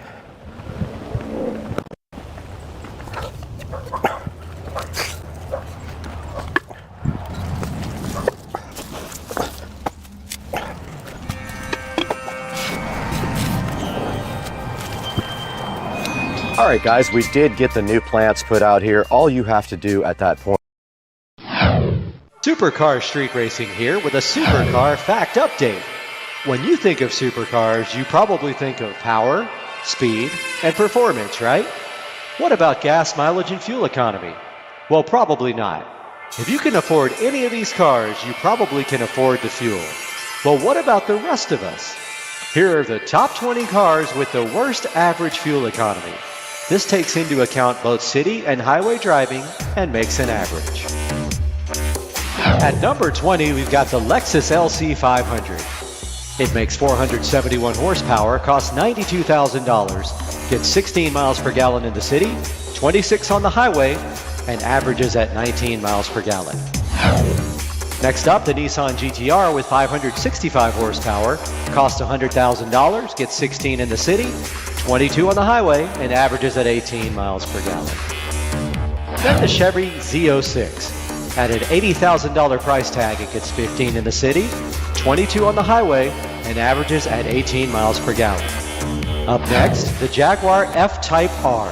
550 horsepower, costing $103,000. It gets 15 miles per gallon in the city, 23 on the highway, and averages at 18 miles per gallon. Followed up by the Cadillac CTS-V. It's a 640 horsepower V8, costs $86,000, gets 14 in the city, 21 on the highway, and a 17 mile per gallon average. Right after that, we've got the BMW M6 with its twin turbocharged V8, making 560 horsepower. It costs $120,000, gets 15 in the city, 22 on the highway, and averages in at 17 miles per gallon. Next up, the Audi R8 Spider. It has a 5.2-liter V10, all-wheel drive, 540 horsepower machine. Costs $177,100, gets 14 in the city, 22 on the highway, and averages in at 17 miles per gallon. Right after that, the Aston Martin Vanquish S. With its 6-liter V12, it makes 603 horsepower, costing a whopping $300,000, gets 13 in the city, 21 on the highway, and a 16 mile per gallon overall average. And up after that, the old reliable. Sitting in the garage now, the Mercedes AMG SL65. It has 621 horsepower. It costs $222,000, gets 13 miles per gallon in the city, 22 miles per gallon on the highway, and a 16 mile per gallon overall average. Next up, the Gran Turismo Maserati convertible. With its V8 rear-wheel drive 4.7-liter engine, it makes 454 horsepower, costs $150,000, gets 13 in the city, 20 on the highway, and an average of 15 miles per gallon. The Rolls-Royce Wraith is up next. With its twin turbocharged V12, it makes 624 horsepower, costs $320,000, gets 12 in the city, 19 on the highway, and a 14 mile per gallon average. Up next, the Bentley Continental Supersport. 700 horsepower, $300,000, and gets 12 miles per gallon in the city, 20 on the highway, which averages out to 14 miles per gallon. Then you've got the Ford GT with its all-new twin turbocharged V6. It makes 647 horsepower, costs $450,000, gets 11 in the city, 18 on the highway, averaging 14 miles per gallon. The Dodge Viper's up next, 645 horsepower from its 8.4-liter V10. It costs $90,495, gets 12 miles per gallon in the city, 19 on the highway, which averages to 14 miles per gallon. Now we've got the Pagani Huayra. Its 6-liter twin turbocharged V12, which it shares with the SL65 AMG in some ways, makes 700 horsepower. Its price tag, $1.4 million. It gets 11 miles per gallon in the city, 17 on the highway, averaging 13 miles per gallon. Up next, the Ferrari 812 Superfast. With its 6.5-liter V12 making 789 horsepower, it costs $335,000, gets 12 in the city, 16 on the highway, averaging 13 miles per gallon. Follow that by the Koenigsegg Agera RS. It has a twin turbocharged V8 making 1,160 horsepower. Costs $2 million. Gets 11 in the city, 18 on the highway with a 13 average. Next up, the Jeep Grand Cherokee Trackhawk. Makes 707 horsepower, costs $85,900. Gets 11 in the city, 17 on the highway, and averages at 13 miles per gallon. Followed up by the Lamborghini Aventador S. Makes 740 horsepower, costs $424,845, gets 10 miles per gallon in the city, 17 on the highway, and 12 miles per gallon, for a total average. And now, the worst gas mileage of any car, the Bugatti Chiron. It has an 8-liter quad turbocharged W16 engine, all-wheel drive, makes 1,500 horsepower, costs a whopping $2.4 million, gets, can you guess? 9 miles per gallon on the city streets, 14 miles per gallon on the highway, and averages at a tiny 11 miles per gallon. This has been the worst gas mileage cars from Supercar Street Racing.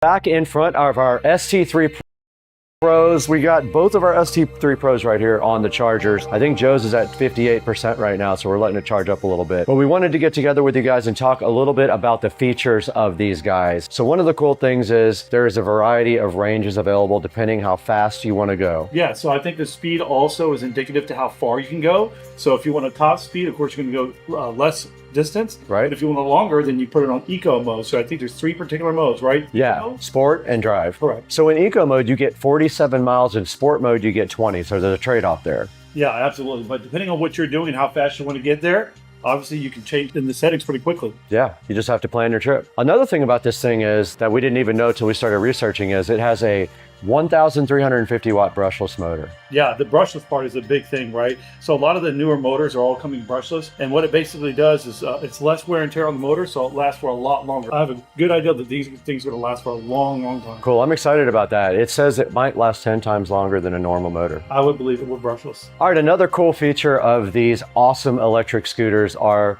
the suspension system. This is not a toy. This has a dampening system that uses a dampening arm.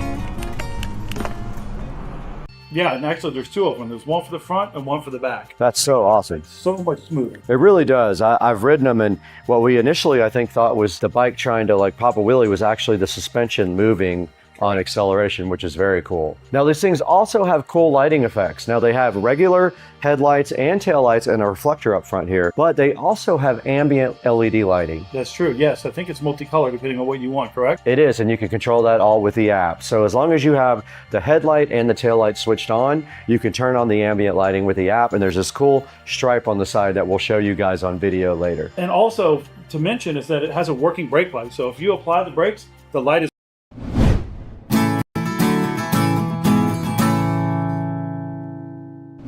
In my hands right now in the Supercar Street Racing Studio A is the Hodo Auto Care Air Duster and Vacuum. Hodo reached out to Supercar Street Racing, see if we could go ahead and take a look at this with you guys, and I am excited You know how I feel about car products. I love them. So we have this sitting in my hand right now, right from Hodo. We're gonna be opening that up today and trying it out on Rich's truck. Let's do that today. Let's get busy.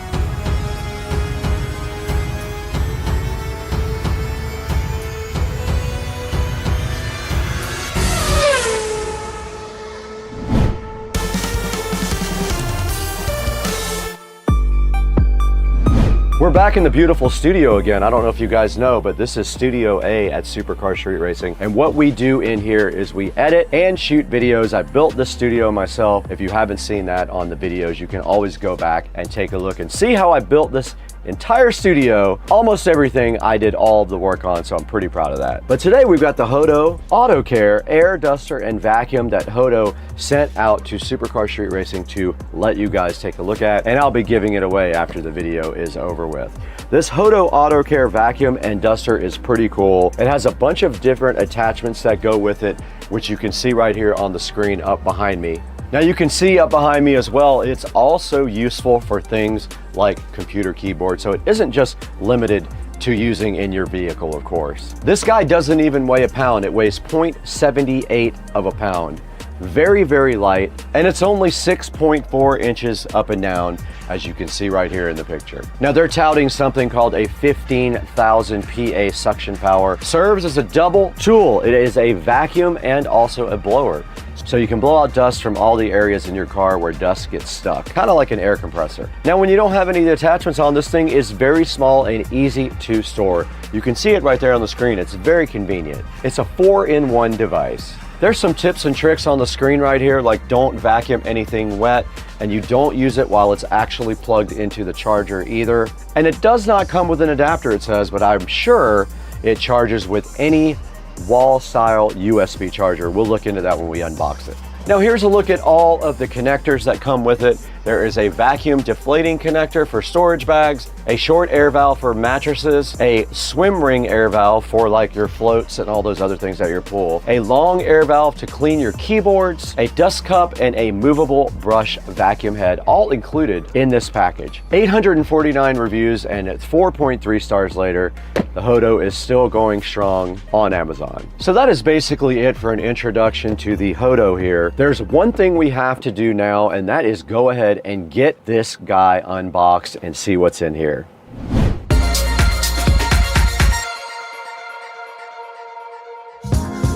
All right, guys, right in front of me, we got the Hodo Auto Care Duster and Vacuum. This thing looks pretty cool. I'm pretty excited about trying this over on Rich's truck. Basically, on the front of the box here, it says the Smart Driver's Cleaning Companion. It does vacuuming, blowing, inflating, and deflating. So like if you have rafts and stuff like that, you can do it with this. And it does have vacuum sealing as well, so you can vacuum seal things with this guy. On the side of the box, it does show you a bunch of different ways you can use this. You can clean your house, you can do some technical maintenance on it, so you can vacuum out your keyboard, outdoor equipment inflation, and also, of course, interior detailing. And then on the back, it does show you everything that the vacuum does come with. It comes with a dust cup nozzle, a pointed crevice nozzle, a 2-in-1 grooming brush. They call it a subtle air nozzle, a swim ring nozzle, and a Type-C cable, and a fiber cleaning brush. So they do give you a lot of accessories with the Hodo multi-purpose cleaner here. It's an air duster and a vacuum in one. It says 20,000 PA of suction, pop to open the dust cap, and then you can wash out the filter. So that's also cool. It's got a washable filter, as it shows you right there on the side of the box. Now let's not mess around anymore. Let's go ahead and unbox this guy. We'll just put that right here for now and get this guy out of the box and see what it's all about. And it does just slide directly out of the package like that. I like the presentation already. We don't need the box where we're going anymore.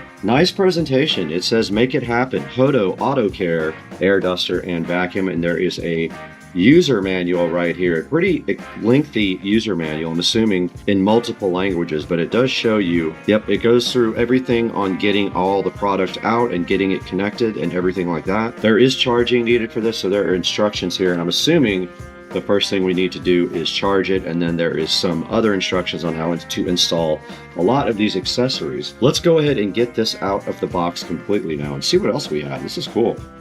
So the top does open up like this to get to everything else. Let's start on this side. This looks like the swim ring nozzle here.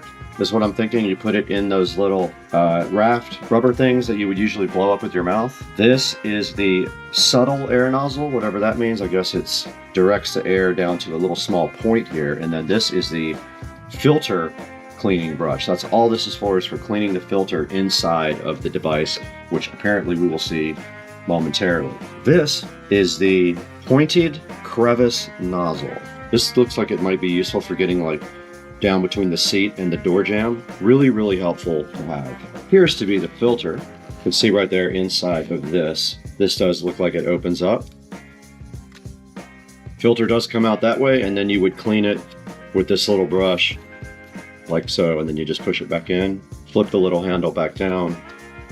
That's it. This is the 2-in-1 grooming brush. USB Type-C charging cable. Again, thank you, Hodo, for being great and not having the old school weird connector on there like a lot of products did for a while.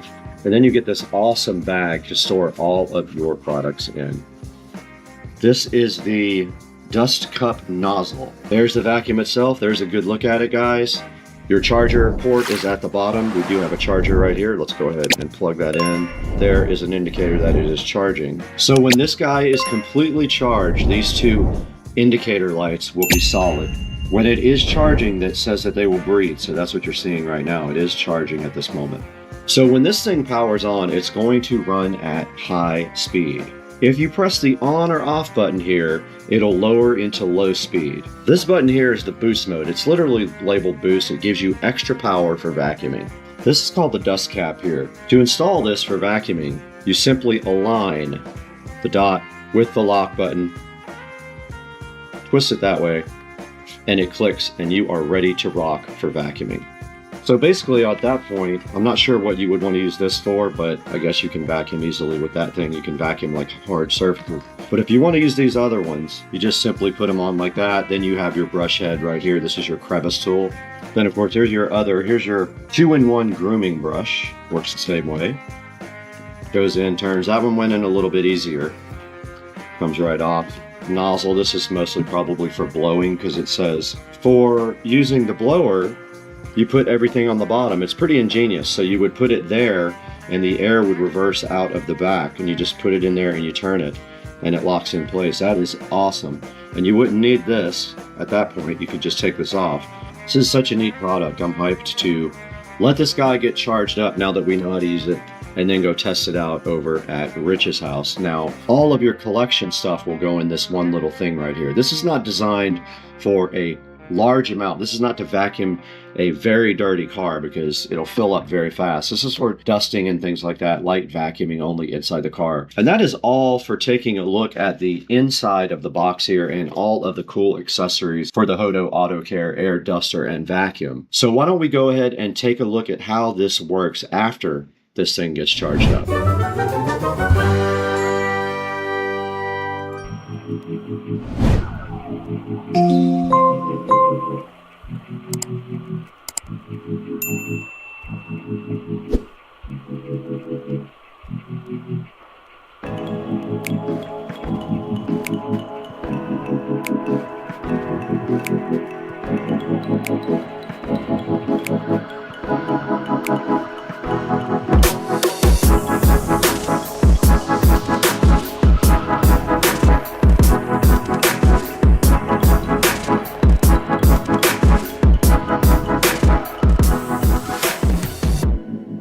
Alright guys, we are back in Rich's truck now, and we are going to be showing you guys this awesome vacuum and duster from Hodo. Here is one of the accessories. That is a little crevice tool right here. Let's go ahead and empty out all the rest of the stuff. And the first thing we can show you guys is the fact that it is a duster. Now it will suck from this end where the vacuum has the filter, and it will blow out of this end. That just goes on like that and locks in place, and then we should just be able to turn it on. And it is blowing. You can see it can dust. It is dusting everywhere. And you can dust out all your crevices and everything, and that's from this side. And then there's a boost so you can actually make it go way faster. But that's that simple for the blower part. It just is really that easy. You can also add different nozzles on the top like that for your dusting, and then you just hold this down to start the power. Pretty cool. It does great, and there's a lot of power when you do use the boost. Now the vacuum feature is exactly the opposite. In order to use the vacuum, you flip it over to this side. Like I showed you guys earlier, this has the filter inside of it, but you do have to put something on the top to go ahead and vacuum, like this cool thing right here.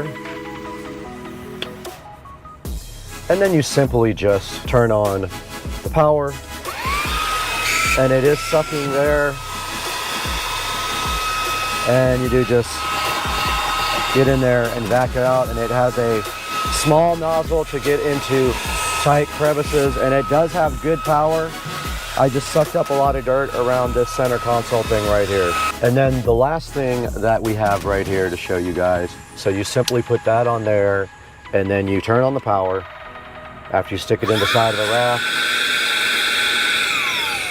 and it does blow up the raft. We'll show you guys that on a little life preserver that I had. So yeah, this thing is pretty cool. We'll look at it again some more in the house, but it does great. It does a great job on both the vacuuming and on the dusting part of it. I love this thing. I can't wait to keep this in the Tesla.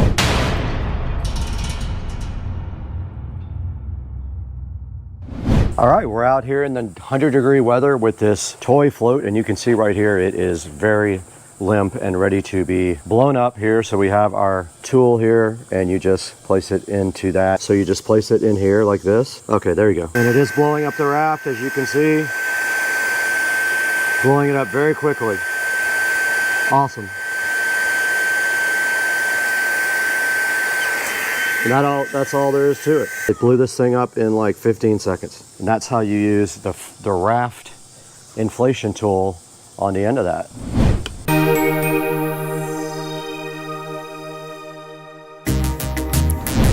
All right, we are out here with the Tesla Model S Plaid, and I want to show you guys how this thing vacuums out here. So I'm gonna go ahead, I've got the vacuum, one of the vacuum tips on. I'm gonna go ahead and hold the button down.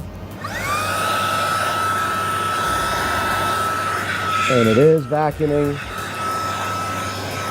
No problem, I haven't used turbo yet. Don't have to.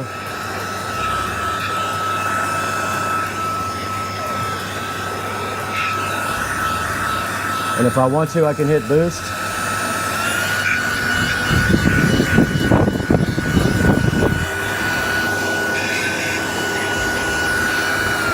And I can turn boost back off. And you can hear the car getting loud. It's hot in here.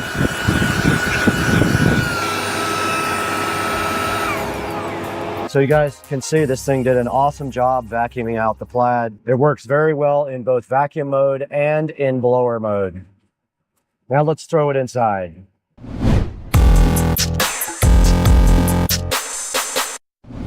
We just did try out this Hodo vacuum and duster across the street right on Rich's truck, and it was pretty cool. I like all the features and the way this thing works, and I like the way it both vacuums and dusts and does so many other things, as you can see by all of the attachments here. I love the way you can inflate things like mattresses and rafts. That is very convenient. I love the rechargeability of this guy right here, and I did enjoy working on this in Rich's truck, and I'm keeping this actually. I was going to give it away, but I actually need it to do rafts and things like that for the pool. And now that you've seen everything this guy can do, there's only one thing left to do, and you guys know what that is. We got to throw it to me to look at this on Amazon. Please buy it from the official link in the description, and thank you for 200,000 subscribers.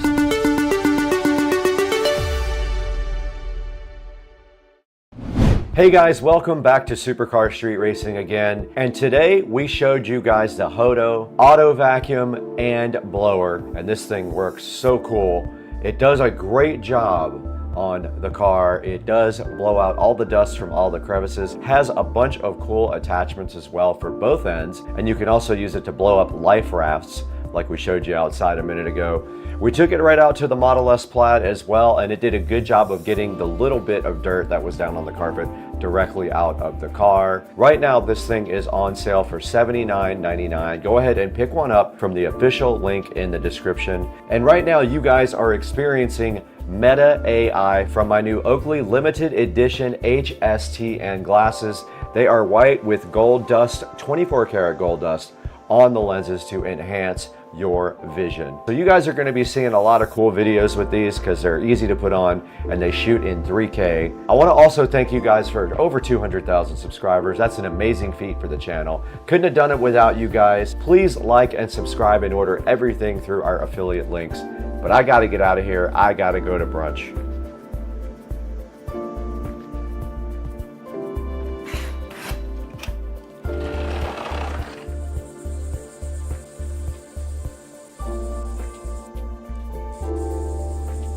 What a day.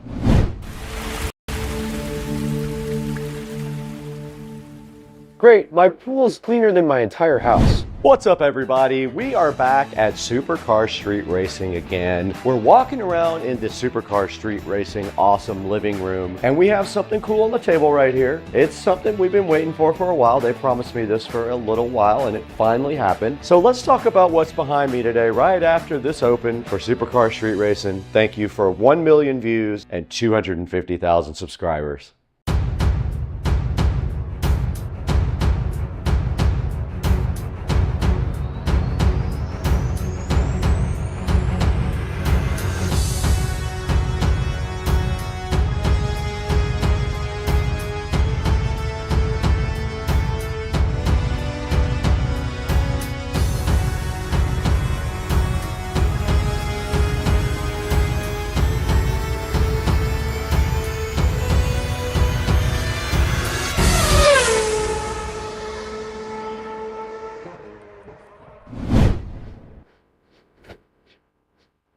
Well, at least somebody's doing the work around here.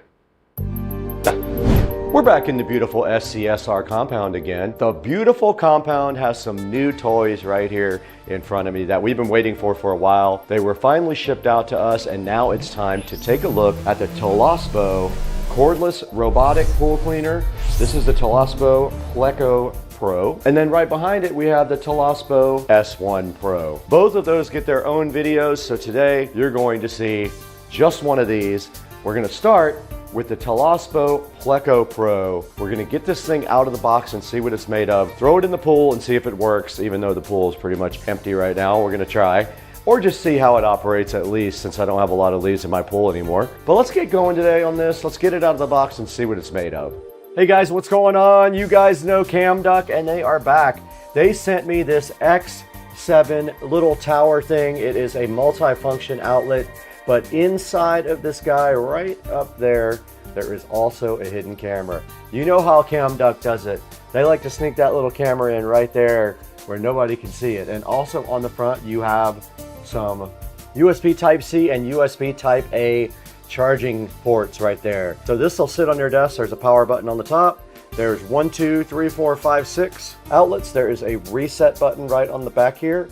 And there is also a SD card slot at the very bottom right here. That's where you put your SD card slot in that records. And we'll show you some footage from the CamDuck chilling in the kitchen. What's up everybody? CamDuck, here we go again. We got you, CamDuck. Let's go, buddy. This is the CamDuck X7. Make sure you guys support CamDuck. They are a loyal sponsor of Supercar Street Racing. You simply plug this guy in like this, and then right here you can plug in a bunch of different outlets, and then at the top you got your power button like I said, and you can also plug in USB charging up here at the front, and nobody is going to see this little camera right here. Nobody. That's going to be just your secret sitting at your desk at work maybe. If you need that, here it is right here. Check out the link in the description and buy your X7. There it is on the screen right there. Get it from the link in the description and tell them that Supercar Street Racing sent you. Now let's get back to the great video. Awesome. I've accidentally opened the world's first robot swim club. Right in front of me here, beside this awesome Black & Decker knife that we use to open everything, is the Toolless cordless robotic pool cleaner. This is the Toolless Pleco Pro. And right on the front of the box, you can see that it is cordless. It does wall cleaning. It does 7 cleaning modes and has app control. There is a picture of it right there on the box. And on the side, just a little more information about the Toolless official website and email address, a little sticker about the lithium battery that's inside of it. And then on the back side of it, pretty much the same thing, a picture of the pool cleaner and some of the specifications that come with it. And that is it for the outside of the box. There's nothing that exciting on it, but when you open the top of the Toolless, you do get something exciting. You get this hook, and this is for your pool pole. You can put it on the end so you can grab your Toolless right out of the water. If you have a standard pool pole, this is all you need, is this thing. And right here we do have an instruction manual. Let's put that aside too and see what's underneath that. All right, there's the actual unit there. There's the Pleco Pro right underneath this plastic condom, but on the side of it, it looks like there might be something there as well. Let's see what we have. All right, so on this side, it looks like we have a power adapter. So this must be the charger for it, I'm assuming. Let's also put that over here. We don't need that right this moment, nor do we need this where we're going. And the Toolless is wrapped so nicely in this plastic condom. Let's get that unwrapped, and then with 2 hands, we'll get this directly out of the box.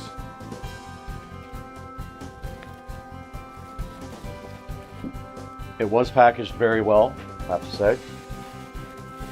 And here's how it looks out of the plastic. Just like that.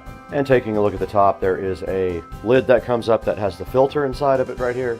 This is a washable filter. The controls are all right here. The tracks are right here on both sides. It does say enjoy leisure time on the side, and on the bottom you can see the vacuum unit. Now the charging port is right here under this little black door. It does have a rubber grommet on it that allows you to seal that up for when you put it in the water. So let's go ahead and get out the charging cable. Let's go ahead and plug this thing in. It uses one of those standard appliance cables. And when you plug it in, there's a nice blue glow up here to indicate it is charging.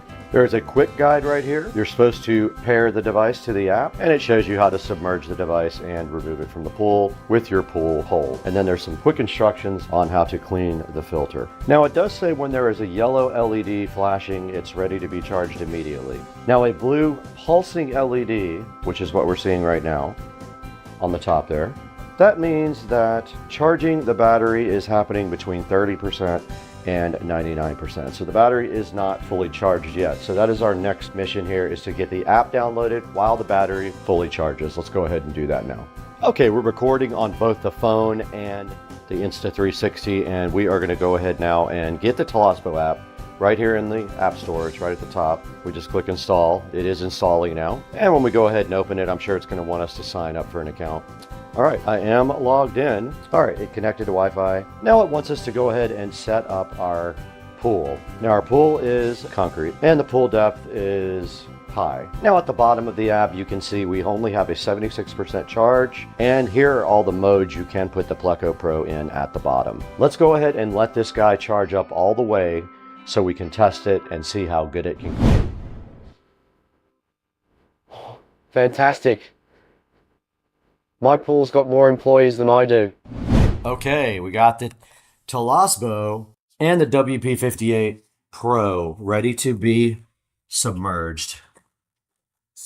We're going to take this directly outside and drop it in the pool. Get this thing outside.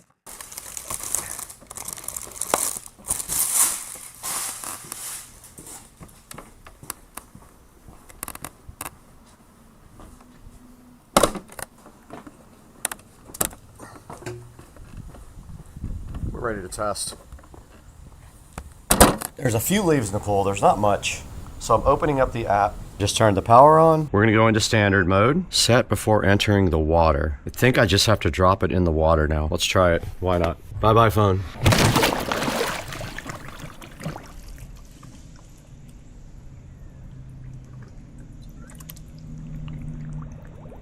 Oh.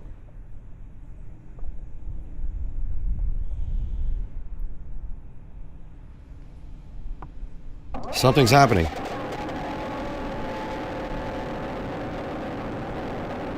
It's moving.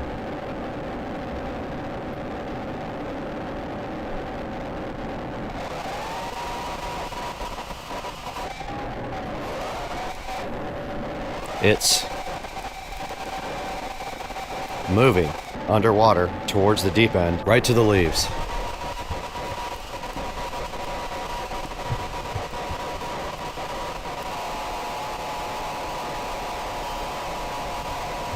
It's going directly for leaves. Look. It just ate one leaf. And now another one. It got one, it left the other one wasn't quite. And now it's coming up the walls. The phone is still there. I don't know if it's alive. It's climbing the walls.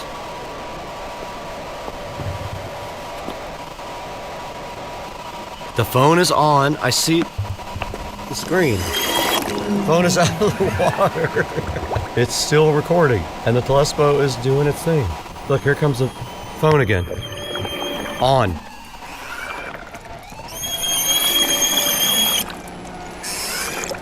And it is going back under.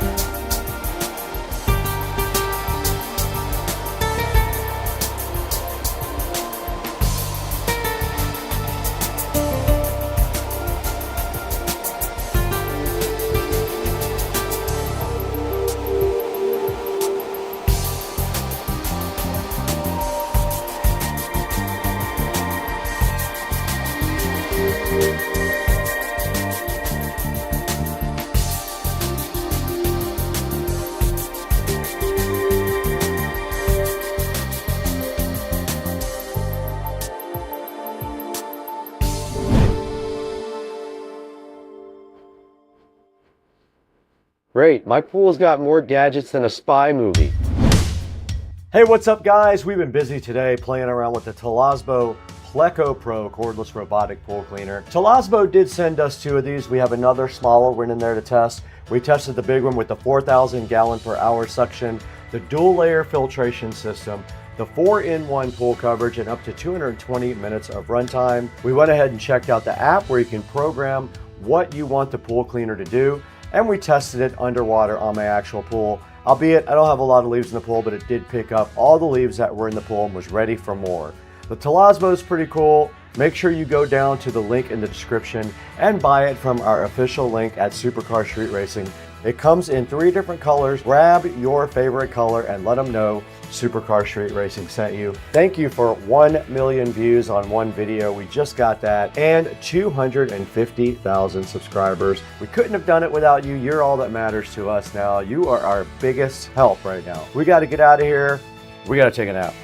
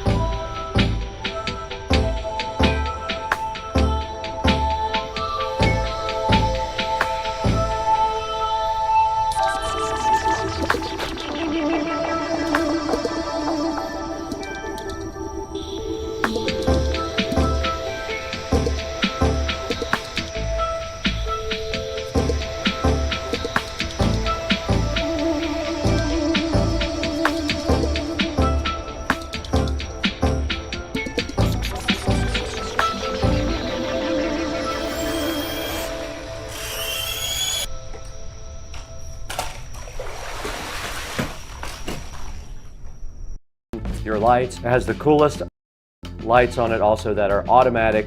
When the lights go on, you can set the lights to go on in the dark. They look very cool. Here's a picture of that right now on the screen. It's IPX6 waterproof rated. That's top tier quality and reliability. And of course, integrated LED lights as you see right here on the screen right now. Very cool product. Go ahead and look in the description and get yours. And thank you so much for over 240,000 subscribers. And we're gonna get out of here right now. We got more Navi scooters to test.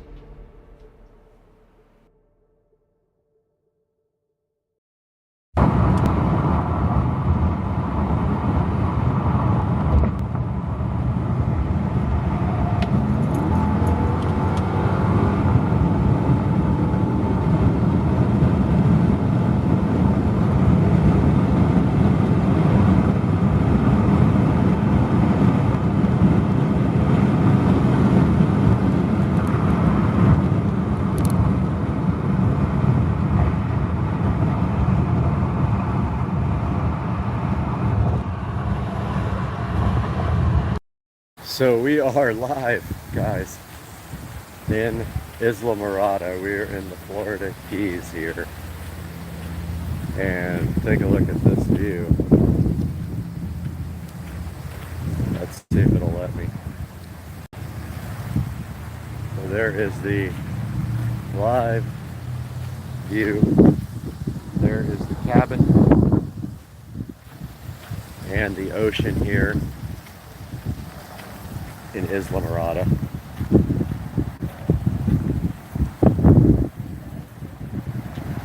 On Super Bowl Sunday. That is what it looks like in the Keys right now. A little overcast. But making the best of it, and it's supposed to be very nice tomorrow. We will likely be out here on the beach most of the day. Right now we're headed to get some seafood. I'm craving some oysters maybe or something like that, so we're gonna see. Yeah, this is awesome. I'm so hyped for the little cabin here. We'll talk to you guys later. You're not gonna get me this time, you son of a...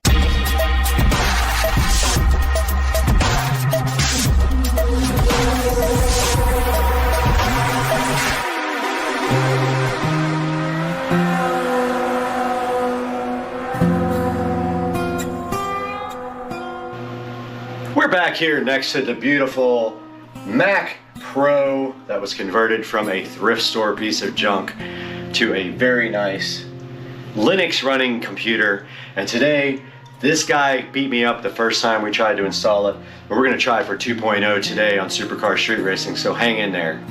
Welcome back to Supercar Street Racing, guys, and as you can see today, we have this Lanbon LCD smart switch right here next to me and right here on the screen. And previously this thing kicked my butt because it actually shows a black wire in the instruction manual where it should have been white, but it's my fault because I should have known it was the neutral wire anyway.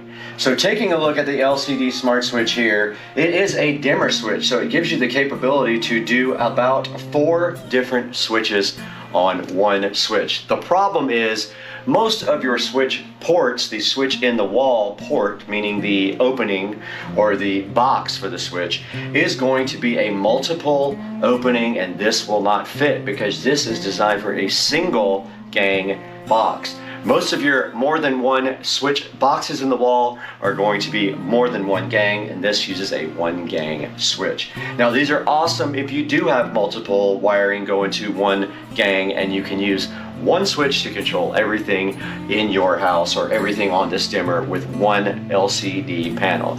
And today we're going to take a look at this one more time because I did it once and I really failed, but today I refuse to lose. All right, we're out here in the garage in front of the smart switch that exists already. It's an LED smart switch. It has been giving me problems, so the routines no longer work. And instead of trying to get this guy working again, what we're going to be doing right here is removing this old switch. And you can see it has one of those screwless faceplates on it. But we're going to be removing that because the new guy has everything we need included with it. So first we take off this faceplate.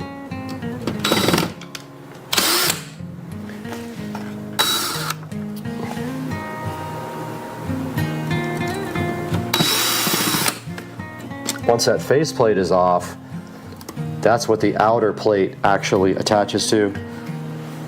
Once that is off, we have our switch free and clear to go ahead and take out.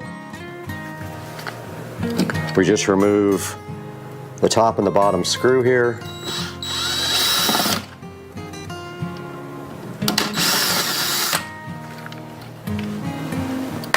And that switch should just come right out. Trying to get my microphone working.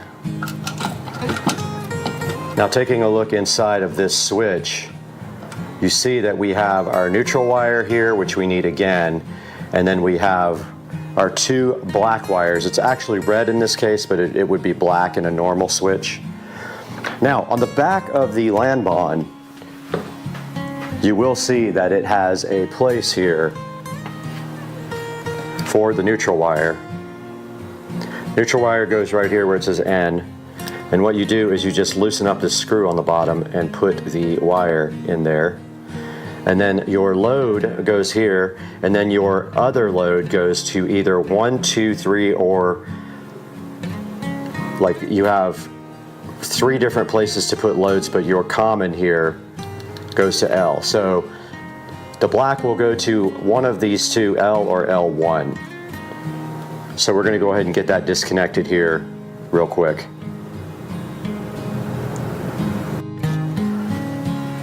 Alright, for this job you're going to need and there goes the screws, you're going to need a very small screwdriver to loosen up the screws on the LAN bond. Go ahead and loosen up the neutral wire, the L, and the L1. If you're only doing one switch, you only need L and L1. Now, I do have the power on at this point, so I am wearing gloves. I advise you to turn the power off. I never turn the power off, but as a safety precaution, you should always turn the power off. This will shock you, and if this neutral wire touches any other thing, ground or otherwise, it will definitely pop.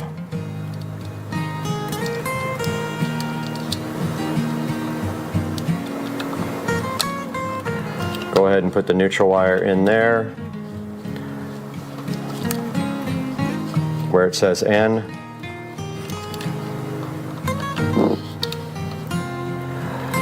Insert that all the way, and then of course drop your screwdriver.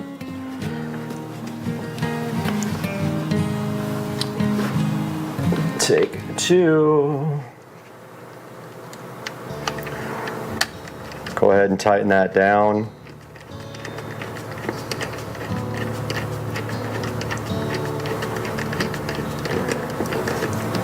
Don't be scared to torque it. Oh, also I forgot to tell you guys, this part does come off. So that has to be mounted separately. So the front part comes off, and then you're left with this little plate here. Now, let's go ahead and get the other switch disconnected. Now, what happens basically on the switch is when these two wires make a connection, it sends power up to the switch. We will prove that here momentarily if we just do this. You can see the lights came on. That is the basics of a switch. The neutral wire connects to the switch up there, and then when these two connect to each other down here, it completes the circuit. The white wire will always be connected up in the ceiling to the switch, and then down here you will have the hot wire, and when it makes a connection like this, the lights do come on. Now, we got to get this wire straightened out so we can put it in the back of the terminal here. So we're going to need our workman's pliers. Now, the workman pliers is the most commonly used pliers by an electrician, and they look like this. These are Workmans. So we're going to take that Workman and go ahead and straighten out this wire. And we don't need anything that long. The Workmans do have cutters on the back, so you go ahead and cut that off a little bit. Straighten it out completely. Same with the other one. Don't need that much wire on this. Nor do I need that right this moment, but I am going to need it momentarily. Now we just take our back of our switch. One of these guys goes to L.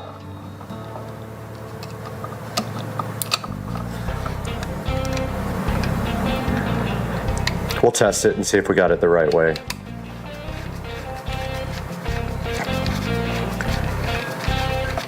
Tighten that down nice and tight, and then the other guy goes to L1.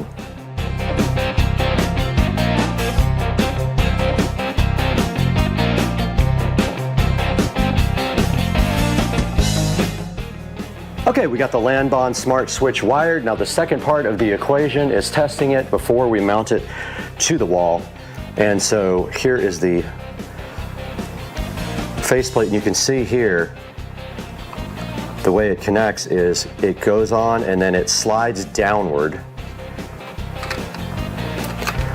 It can only go on one way, and you can see right here right now we do have a light in there and it is booting up. So once it comes on, we will see if it lights up the lights in the garage. Now it is wants to know if you want to be a dimmer. Confirm that. Edge lighting on. You can also find it in settings, edge lighting. It's telling you how to turn on the edge lighting.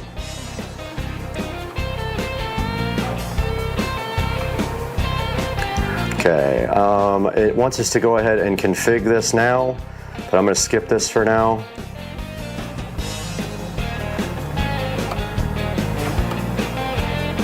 And my lights hate that it is a dimmer. And it is working properly.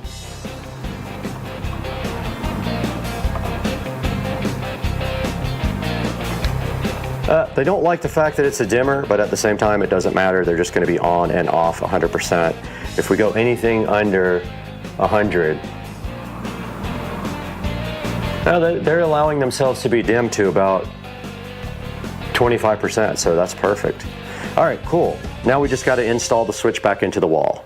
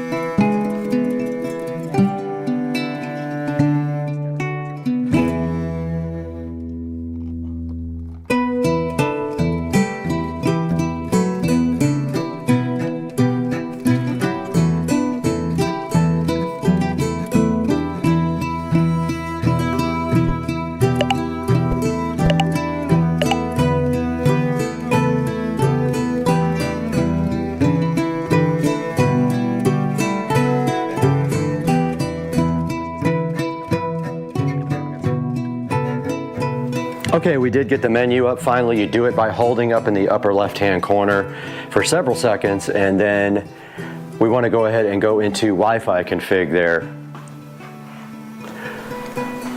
And there is an easy mode and a hard mode.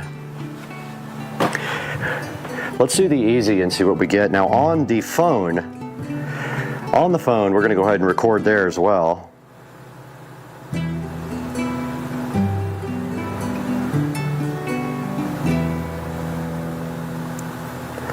So I'm gonna open up X Recorder here real quick and record on the phone. Okay, so on the phone we want to go to Smart Life. All right, now let's go to mode config here on the front of the device. Oh, it already sees it here.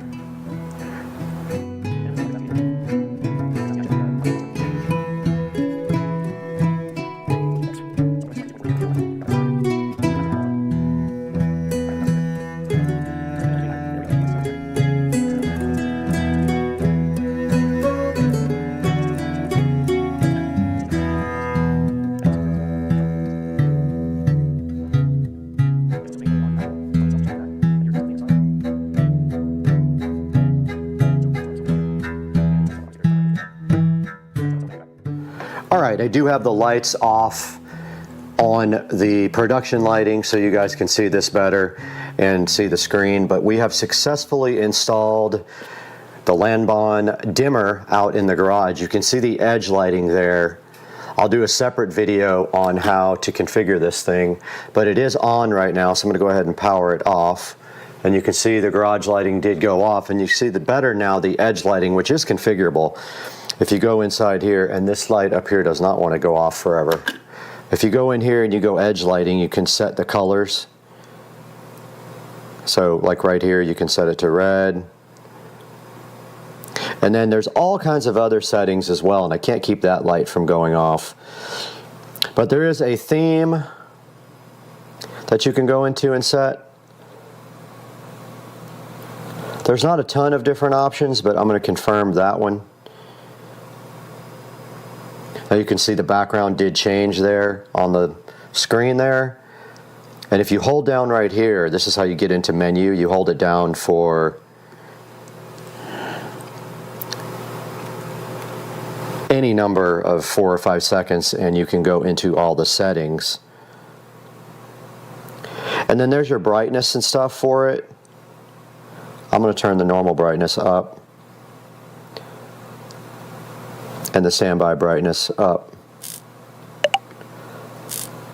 Screen light time, display angle vertical. And yeah guys, so now you get, oh, there's some engineering options here. Pretty cool. Great switch. I really like these a lot. It's just too bad that you can't use the dimmer in anything but a one gang, because dimmers, I mean even standard switches, usually are in more than one gang box. There's no way to mount this. It would have to be completely custom. So I'm happy with this installation. I hope you guys enjoyed it. Now back to Brad, over for the final word on the switch install. So right here on the screen we have this Lanbon Toolless Smart Life LCD Smart Switch that we just installed in the Supercar Street Racing garage, looking oh so fresh. And if you'd like to purchase one of these, I'll leave a link in the description for you. And I hope that you have good luck with this now that I've installed it twice. And I let it beat me one time. I'm not letting it do it twice or 3 times or ever again. And you guys, I hope you subscribe to the channel and like this video. And we'll see you again next time on Supercar Street Racing. There it is. There it goes. Joe. Joe. There it goes. There it goes. Oh my God. Yo. Let's go. Let's go. Oh my God, dude, come see this shit. Holy shit. Oh my God. It looks like a firework. Dude. Yeah, it looks like a firework, basically. They don't even care. Oh whoa. God. Take a good video, Brad. Zoom in with your... Yo, yo, yo. Yo.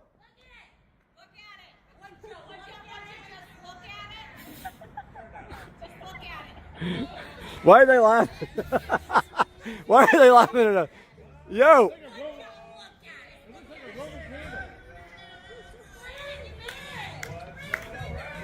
Right, you gotta send me this video. We're gonna hear it. We're gonna hear it in like 5 seconds.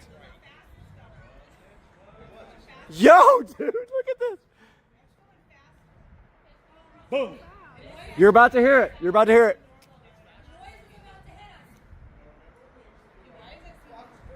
Oh my God, dude. That's sick. Oh, that's Let's sick. go. Let's go, dog. That's cool. Look at that thing go. Holy crap. Is that it? Dude, you will never see this again in your life. The more you know. Right? Dude.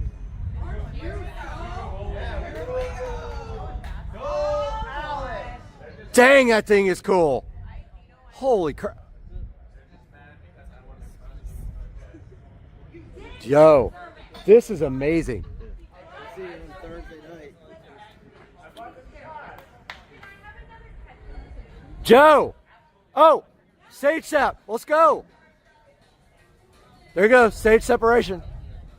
Now, we'll see it land. No, it's drone ship. What? Drone ship. There it goes. There it goes.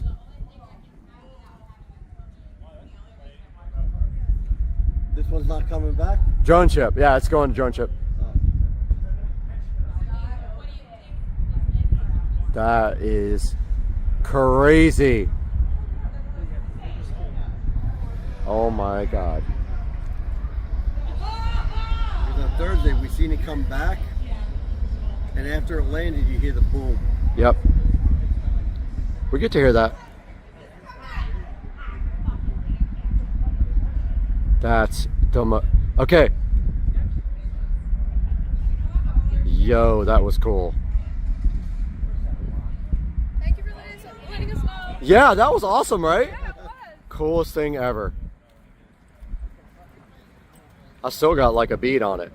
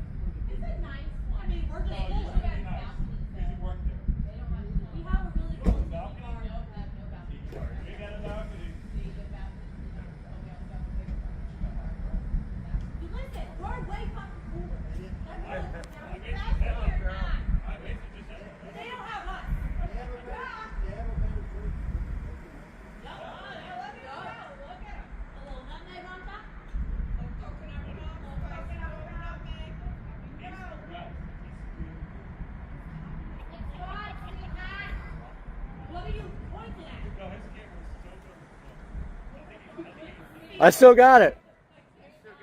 Yeah. Still got it.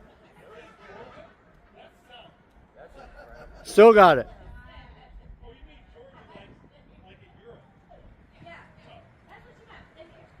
Joe. I still got it. Yeah. Got it.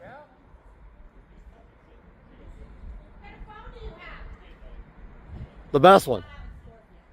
Still got it.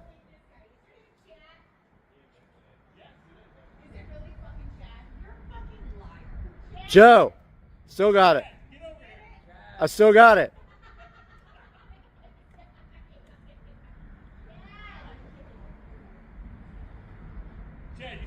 Yeah, I still got it.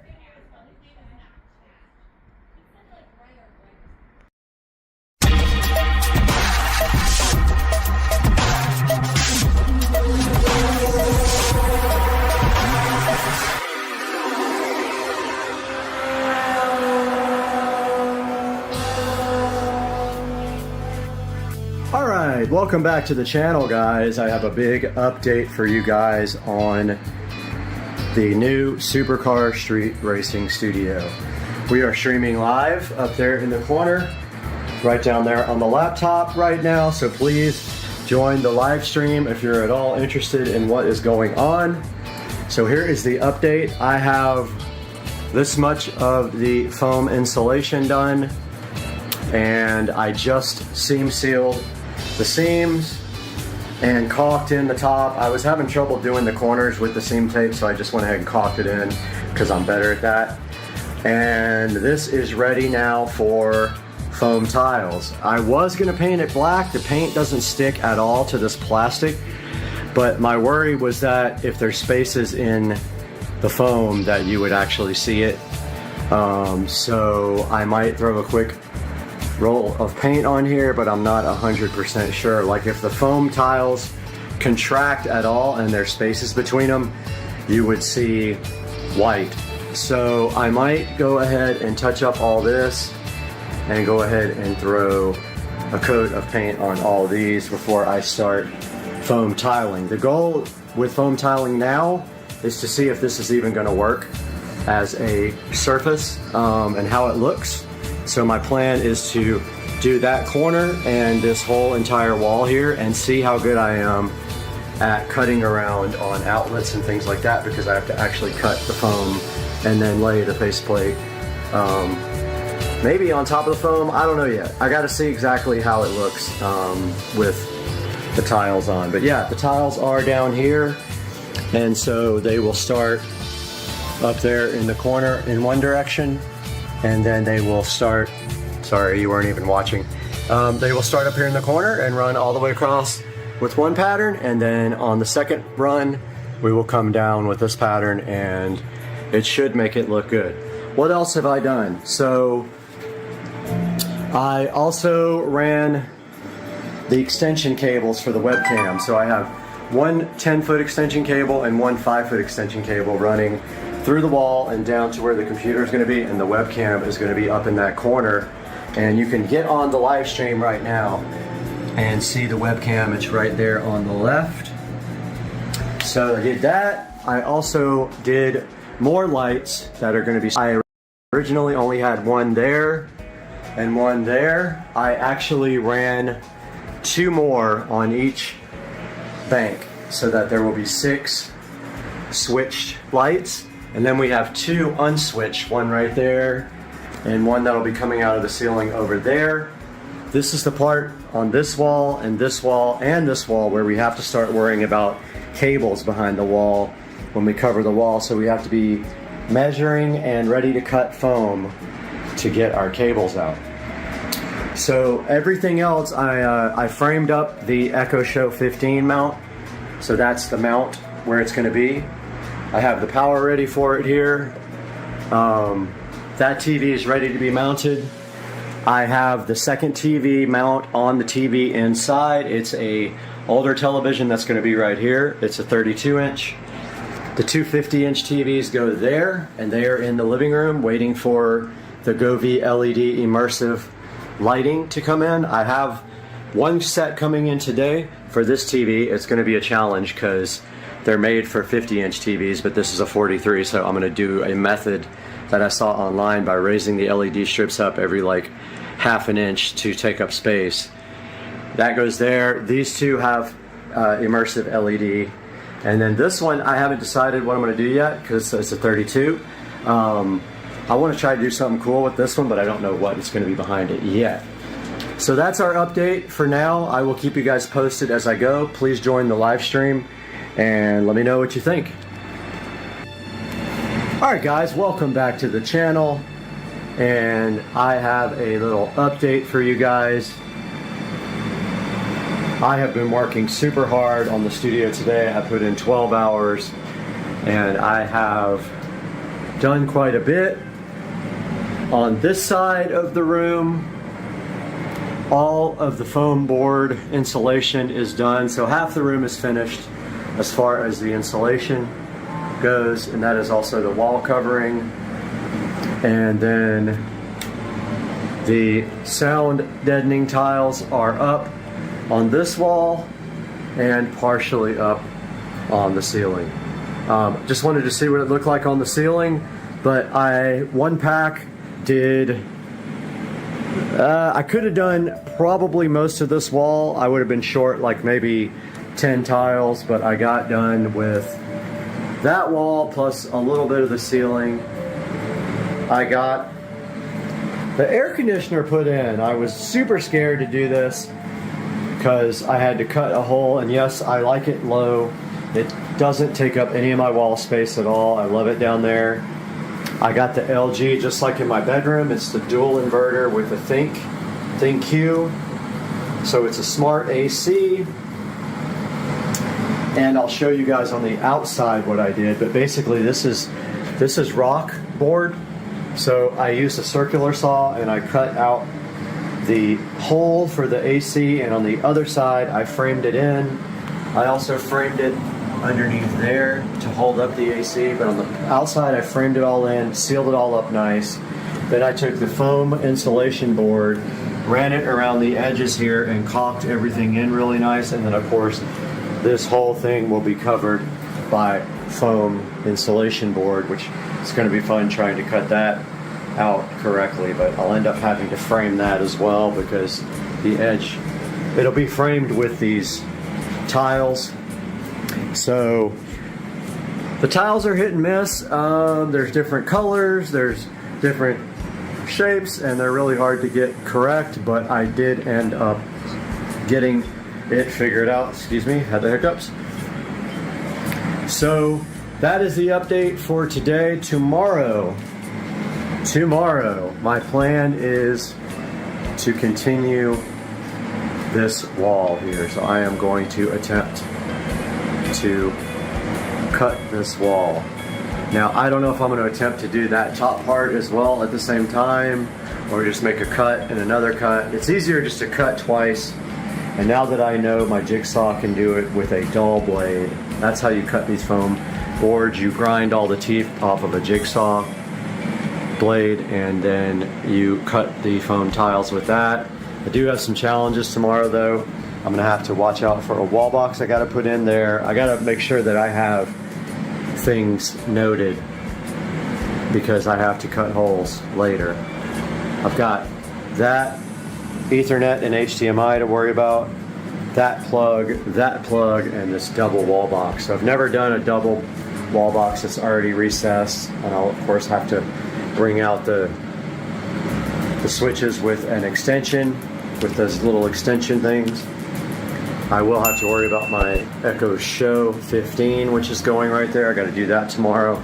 My goal tomorrow is to get at least this wall and this wall done. I can't do the ceiling until this wall is done because the ceiling is booted up against it right there.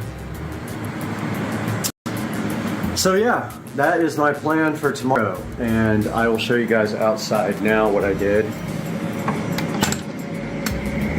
So outside of the studio here, you can see it's all lit up nice, and I did the lighting when I built it. But I framed in the AC and it's sitting on favors. Just like that, it's fine. Frame that in. I'm waiting for all that to dry so then I can do the bottom board. But for right now, everything is nice and watertight just in case it rains. It's not watertight underneath, but it's not supposed to rain tonight. So tomorrow morning I will come out and put the bottom board on. I literally was waiting for these guys to dry before I did the bottom board. And the reason is I couldn't figure out how to prop everything up because I'm not screwing anything to the walls. I'm using caulk to put everything in. There's the rest of my foam insulation. So yeah, this AC unit, even with half of the insulation in the office, the AC unit today was able to get the room down to 60 degrees. It's a 10,000 BTU. I ordered a 9,500. They sent me a 10,000, so that's awesome. I got extra for free. This is an example of me cutting in the foam tiles around the outlets. I did it also behind the television. I cut in everything back there. I had the Gobi immersive LEDs for this TV. They're not going to work out because you can clearly see them when you walk in the door right here. So unfortunately, that TV is not going to have immersive lighting. These two will. That one I haven't decided yet. That's only a 32-inch. So we got time to worry about that. But yeah, big, huge update. It is bedtime. I have to get to bed. I have been in here for 12 hours. I'm beat. I'm going to jump in the shower after I upload this video, and I'm going to get to bed. Guys, thank you for watching. Please like and subscribe. Hope you like the studio. Can't wait to do live stuff from in here. Super hyped. We'll talk to you guys tomorrow for another long day. Hey guys, welcome back to the channel.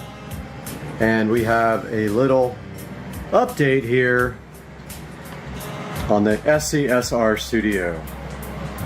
I worked in here literally all day today, so going on 12 hours now that I've been out here in this studio, and let me show you what I got done. So the insulation for any wall that's not touching the house is done. So that means anything that touches the outside is completely done. There's the ceiling, there's the wall, and look what I got done today. I got the outlets for the wall LEDs flush mounted and extended. They're good. I got the HDMI and the network cable for this TV pulled up, and it's good to go. I got the Echo Show 15 flush mounted into the wall. Look at that goodness right there. And I got the power for the lights all flushed in there. I got this wall done, and the TV for this wall is going right here.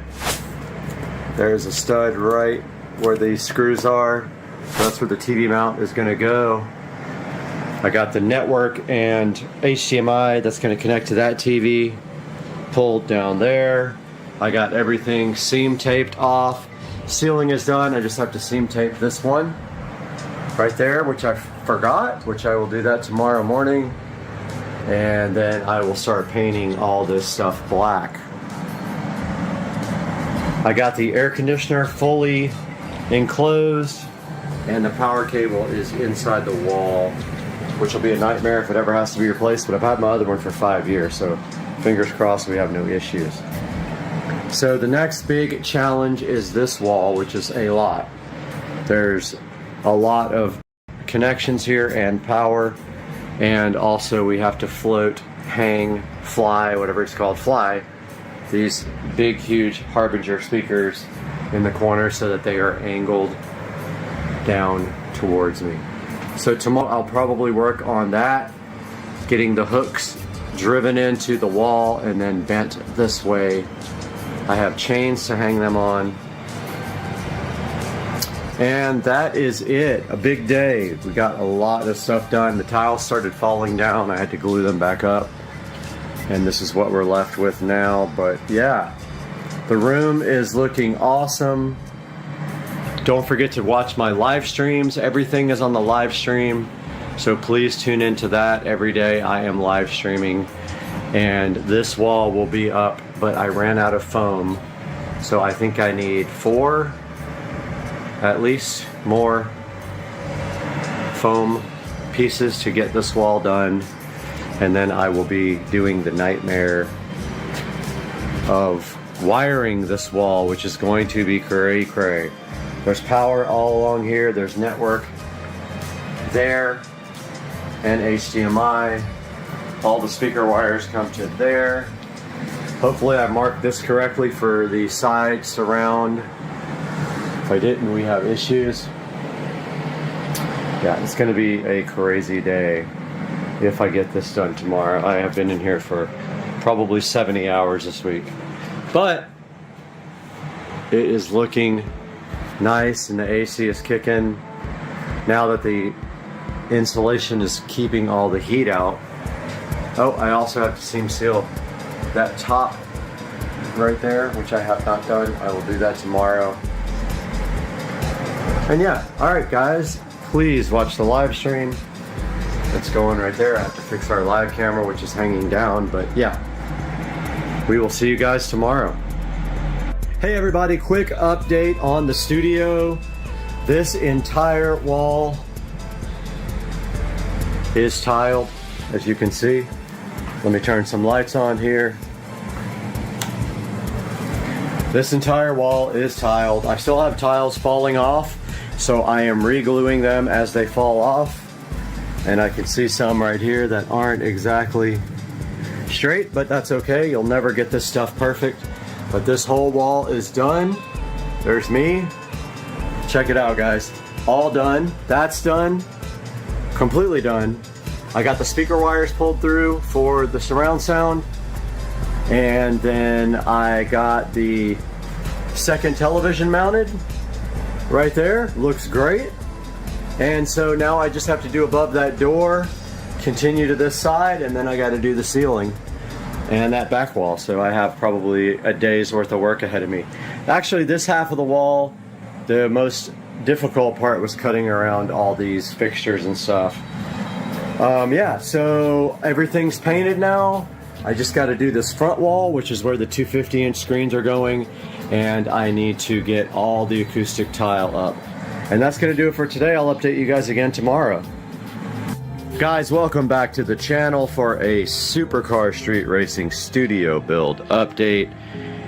And it is Sunday, and I am hard at work on the studio, and I want you guys to check it out because we are live there and up there. And what have I gotten done since the last update?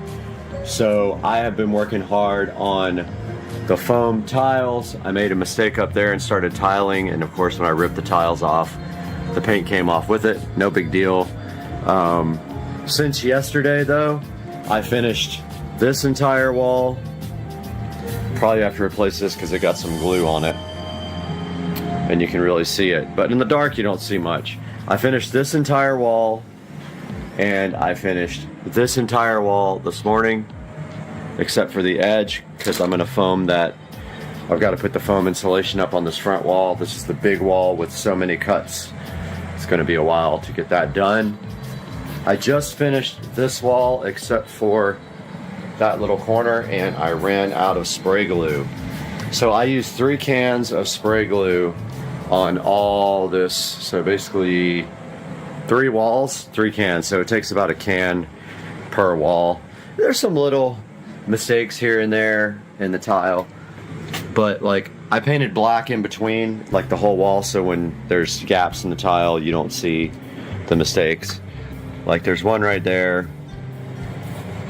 where you can see white through it where the paint came off. I just need to pull the tile up and re-glue it, but I'm out of glue. Now if this glue doesn't work for some reason, if it starts coming off, because there's been some, the first things I did, I spray glue on the actual tile, not the wall, and those have been peeling off slowly, and I didn't use a lot of glue. I stepped up my glue game, probably using 3 times as much on each tile, and I've been spraying the wall instead of the tile, and I think that's made a big difference. Like this is the wall I did yesterday, and I haven't had any issues yet, but if they start coming off, I'm gonna step it up to like caulk, because that stuff will hold and it will not come off once it dries. I'll get the fast dry stuff and put some on the back and then just put them back up. This wall was tough. These walls are hard because it's an angle. It's a lean-to building, so it's not gonna be perfect. And these tiles, there's absolutely no way to make them perfect. You just have to accept the imperfections. That TV is completely done now. So this is a 32-inch TV, and behind the TV, you can see we have the USB. We have USB cable, HDMI, and a little splitter jack back there. So that one has all it needs for the future. And the HDMI jack actually runs from there down to there, so you can actually connect a workstation or laptop or anything, tablet, and you can project up there if you want to. Same with this. We got the USB network, and by the way, there is Cat 6 run to all these televisions. This guy doesn't have a Cat 6 jack, You could add it to the Fire Stick that's on this guy. This is an older television. This guy has a direct network connection that is actually plugged in, but up in the corner up there, I have not installed the switch yet. Once I put the switch in, then we will have network, hardwired network to these televisions. Same with the 50-inchers up there. So guys, I have to make a run to Ace Hardware here in a few minutes and try to get some more spray glue. I think I'm gonna buy like 5 cans because I used 3. I've got this whole ceiling and this whole wall to do. So I think 5 cans will get me through it, I hope. And that's gonna do it for today's update. I'm gonna go ahead and upload this now and get to the hardware store and to brunch ASAP. Hey guys, Supercar Street Racing here. I found this cool director's view setting on my S22 Ultra 5G, and it shows both the front and the back camera at the same freaking time. Can you believe it? All right, so this is part 3 of the pool remodel project, which you guys can see the pool right there. The thing's about to get remodeled in about 3 weeks, and the project that we're working on now is the LED pool light. And so I am going to have to pull new wire because here's the thing. So our goal is to hook up the existing switch box for the light. We're not going to use the switch. We are going to use the box, and we are going to run this new pool light that we got the other day, and you guys saw that video. We're going to use that, and we're going to pull new wire from the electrical panel over by the pool accessories to that electrical box where the switch is. But here's the thing. The new pool light has 4 wires for feeding the actual light. It has 2 wires for AC. There's only a hot wire in the box outside. We need neutral as well. So we need 6 wires total. We need 2 for AC and we need 4 for DC. So that's where this comes in. We have ordered a 6 conductor wire here. And I just opened it, but I haven't pulled it out of the box yet.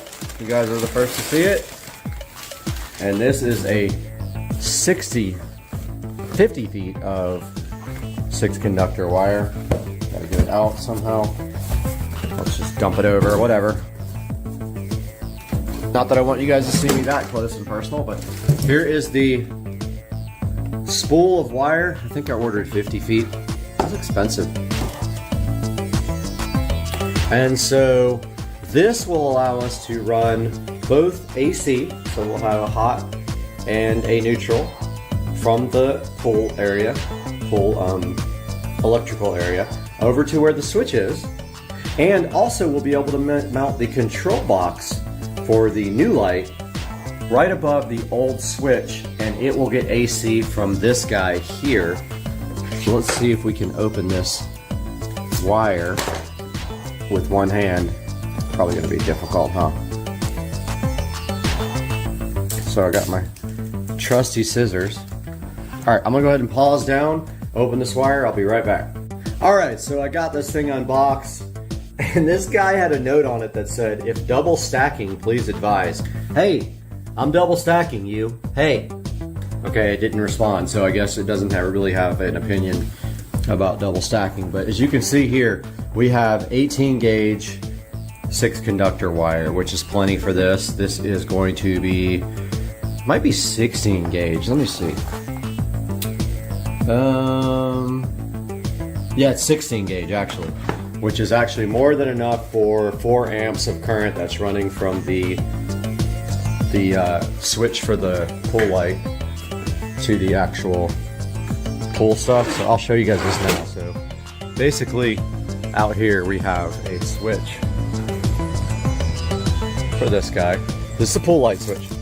Inside this box is only a hot wire. They did not pull a neutral from the pool pump area. They did pull a ground. So there's actually 3 wires. There is obviously a hot wire, and it returns over there. So there's 2 of those. One's blue, one's black. And there's also a ground. The issue being that the control box for the current light has a 12 volt DC output with 4 wires. Those 4 wires have to go to the pool pump over there. Pool light, sorry. So this is the box where the pool light feeds. So the wire from the pool light comes from way over there. It goes underground in a conduit. It comes up right here into this box, right there. From that box, we have a hot wire. There's 2 wires because you need 2 to control something with a switch. There's a blue and a black. Those run down this conduit in the ground to the switch box over there. And so we are pulling a new 6 conductor wire from this guy over to there, and we are pulling a new 6 conductor wire that came with the pool light from there to here. When we get inside this guy, we will tie off all 6 wires. Most likely we will solder and crimp them, and then they will go from here to there, along with AC, which is already in here, to there. So we will actually pull a new wire through this conduit all the way over to there. See that conduit that goes down to the ground? That only has 3 wires in it right now. It's got a hot feed, a hot return, and a ground. We are going to use those wires to pull a 6 conductor wire right through there.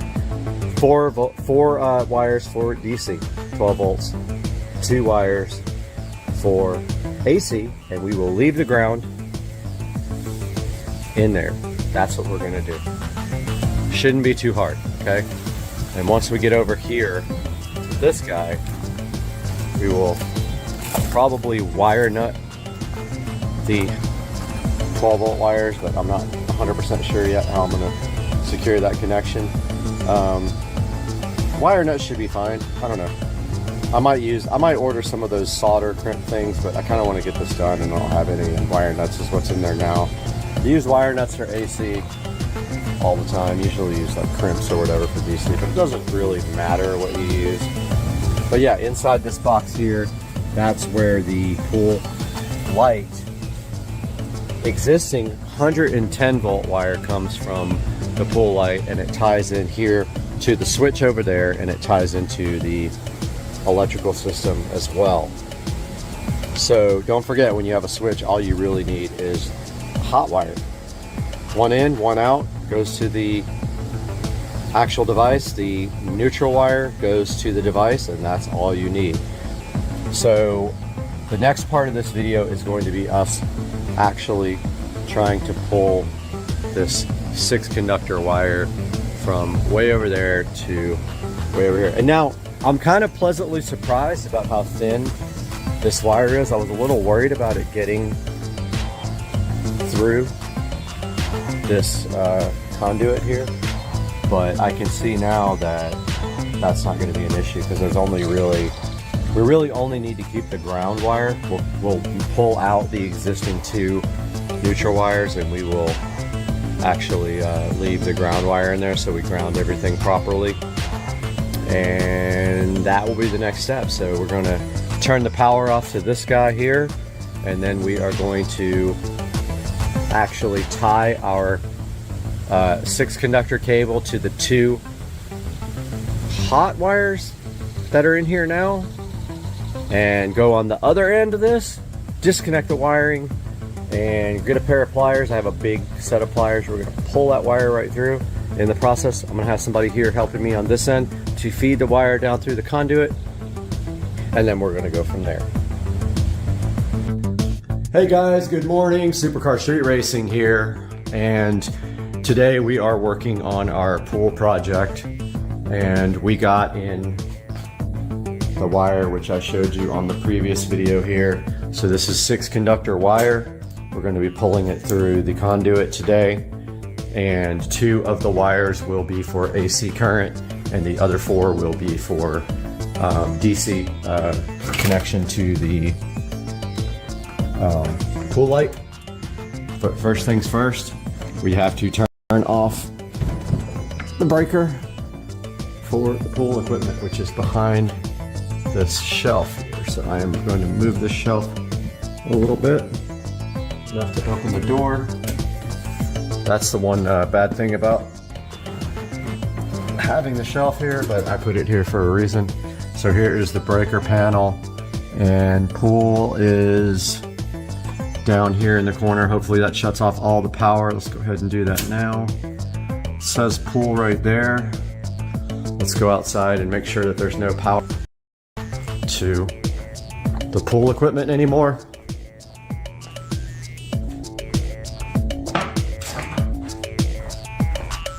Heading out to the pool area. It's supposed to rain today. I'd like to get this done before that. So here is the pool pump. Let's make sure that that can't come on. All right, there's no power there. So we should be good with no power down here to this power box. So there is the wiring for the actual pool light. So this connector right here is where the wire comes from the pool light itself, and then these two and the ground are to the pool light switch over there. So we are going to be tying on to those and pulling in this new wire all the way over to there, which I haven't decided yet which way to pull. But here is the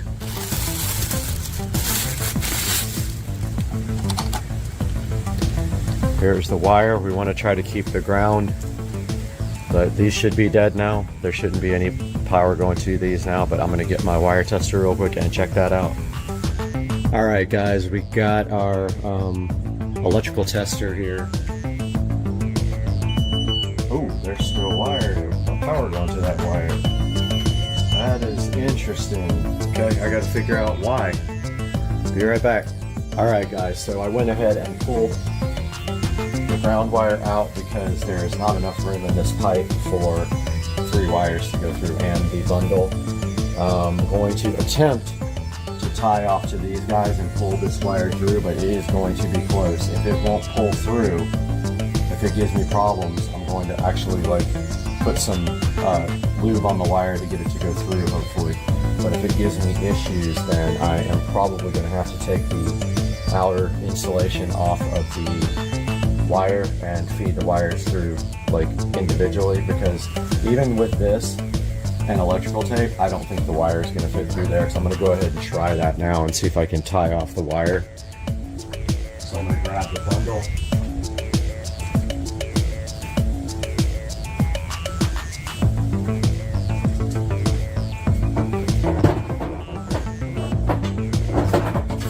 I honestly thought that there was enough wire, enough room for all the wires to go through this, but it is borderline almost the exact same size as this wire. Now, it's not going to go through with these other two. It's way too. Yeah, I mean, maybe, but this last little edge here, there's a little lip in there, and that's going to be difficult to get through with all 3 wires. I mean, I can try to push it through, see what happens. I really would like to keep these 2 wired, but when it hits the turn, I think I'm going to have problems. Well, maybe not. You know what? I'm going to try it like that. Be right back. I'm going to grab some lube. Alright guys, I got my PB Blaster oil here, and put some gloves on because it's going to get messy. That's the other bummer. But I really am going to try to push this through with these 2 wires still there, because I want to have 2 extra wires if I can, in case I want to do something else. So I'm going to spray some of this down into the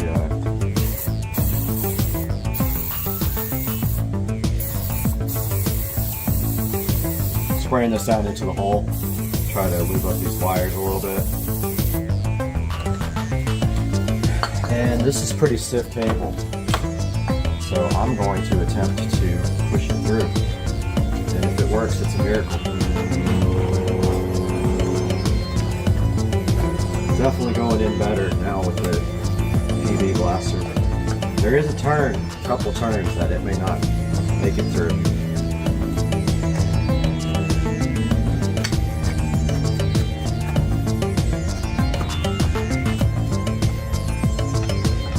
Yep, not gonna happen. It hit the turn. Oh. Yeah, that's not gonna happen.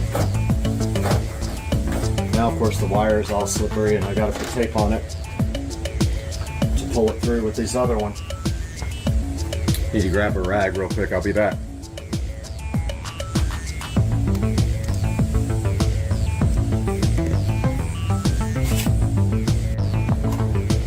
Alright guys, I got some Windex now to clean the wire off with, because now I have to tape it. There's oil all over it. I thought for sure I could get around that turn, but not happening. So I'm going to clean this off. I think I might be able to leave one wire in there. I'm really going to try. This is going to be painful though. You can tell already. If I can't get this wire through, that means I have to mount the control box over there. And I'm not looking forward to that at all. So I'm gonna tape this off and hope that I don't need to pull one of these other wires out to get this through. I mean, there's a distinct possibility that that might be the case, because once I start wrapping this wire, it just gets thicker and thicker. And there's barely enough room in this conduit. So usually, you leave a good amount of overlap so that you can get tape around this guy. But my worry is that it's going to be too thick to go into the box.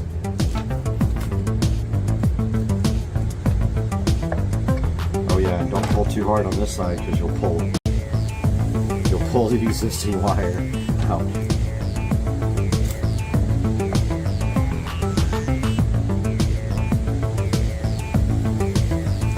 So it might also help to wrap it around a couple of times, the big cable, and just hope that, you can get your wire through.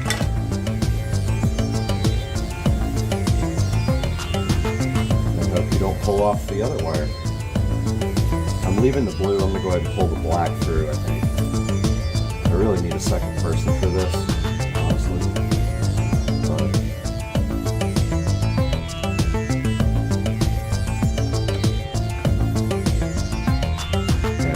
But I can go anywhere. So let's see if we even have a shot at this with all that tape on there. Okay, I'm going to go to the other side and pull just a tiny bit, see if I can get the slack out. So we're pulling the black wire through.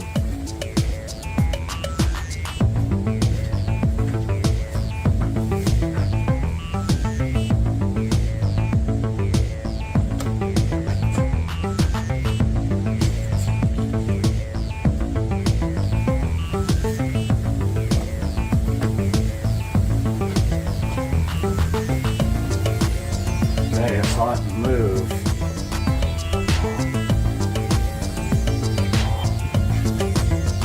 I don't know if that's going to go in there, guys. It's really tight.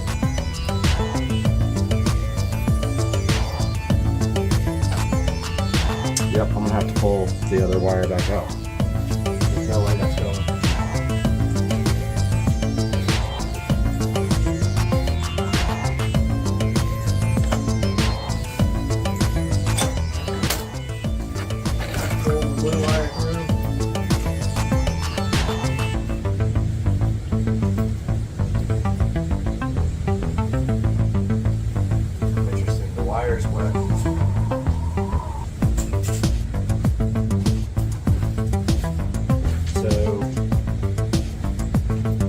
moisture in that conduit for sure. All the wires are wet. All right, I'm gonna give this a shot now. If this doesn't work, like, I don't know what I'm gonna do. That first little bit is tough.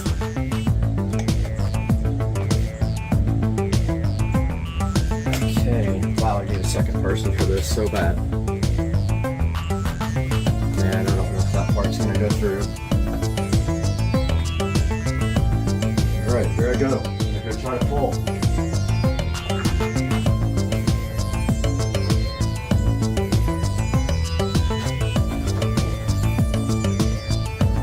I'm actually super worried about this.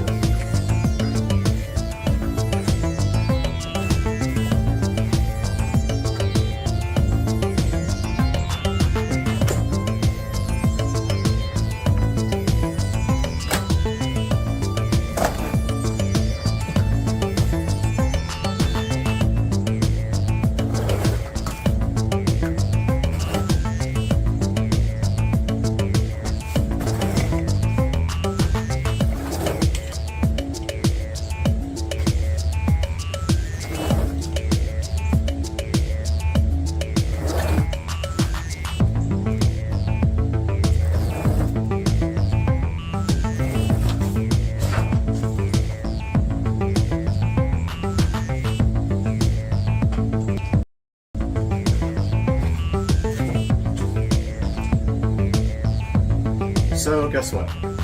My wire broke. Came right off. So if this won't go through, I'm gonna have to get a fish tape because I'd say about 15 feet it came apart. And that kind of blows my mind. But there's plenty of room in here now. If I wanted to, I could pull this wire back through with extra.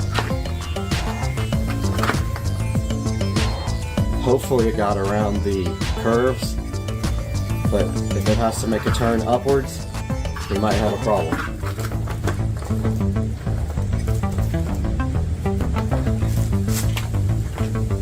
Unbelievable.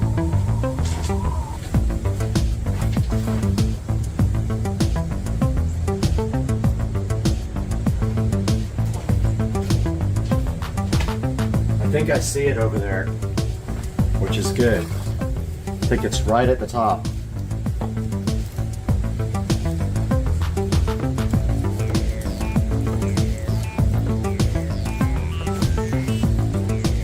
I think I see the wire. Guys, you might be lucky.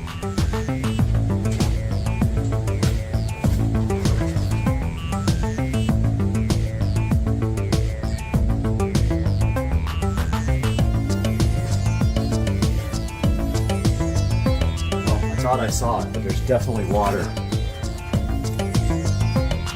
in the conduit.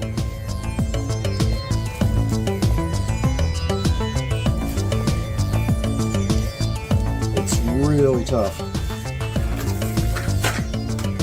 I should be close, guys.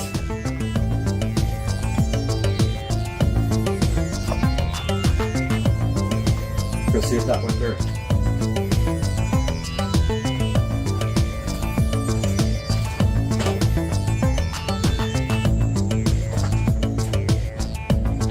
Okay, there's water coming out of the other end. So this cable's definitely right up against the walls. It's hurting my hands really bad, by the way. There was water almost to the top of the other side. So I'm getting close. Let's go see if that went.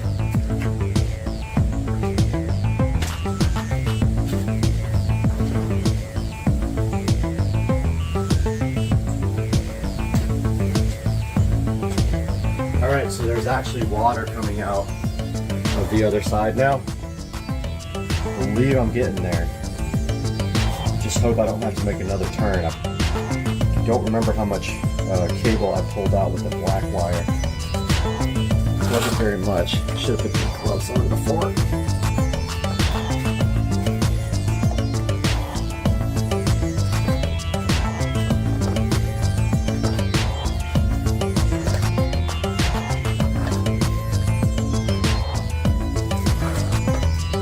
going somewhere. Good thing it's a stiff table.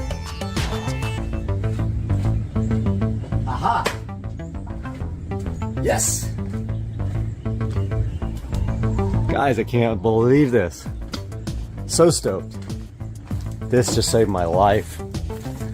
I didn't think I was getting this through. Now, the only bummer is I don't have a ground, but that doesn't mean it's not grounded to the pool light, because the pool light's going to ground here. But there is our wire, and there's the tape that pulled right out. So got some extra here. I'm going to leave. Look at the water that came out. So that conduit is actually full of water, which tells me it is leaking somewhere underground, is would be my thought. But yeah, we pulled all this wire out. We got this guy right here. Now we need to finish the wiring on this side and mounting the control box. And what we're going to do is we're going to mount the control box right here. We're going to drill a hole, because I don't think I'll be able to get this top cap off. I can try. Let's see if I can get that off. Oh, I don't even have my screwdriver.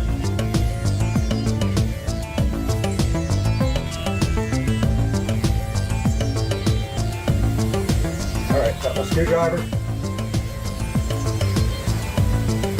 So the plan is we're going to come in from the top into this box. Yeah, there's no way that's ever coming off. I'm going to have to drill into the top of this. We're going to go into and the box is also mounted crooked, which looks like crap. But we're going to go drill a hole in the top of this. We're going to mount our controller for our new light right up against this and run the wiring through there, silicone seal this up really nice, and that's where we're going to hook up our light. So we can go ahead and cut this guy here. Let's leave a little extra. You never know.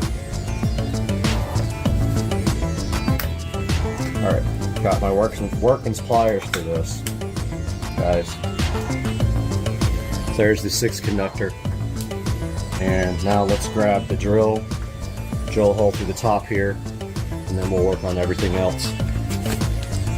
Alright guys, I got my step bit here. I'm going to go ahead and I just need a hole big enough for this to go through. Wow, so easy to get through. So what we're doing, actually no, I take that back. We need a hole big enough for both of the wires of the controller to go through. So it's going to have to be fairly big.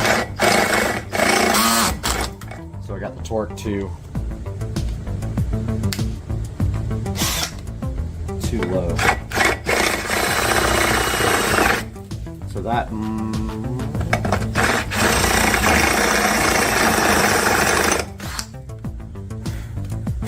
might do it. I'm going to go grab the controller.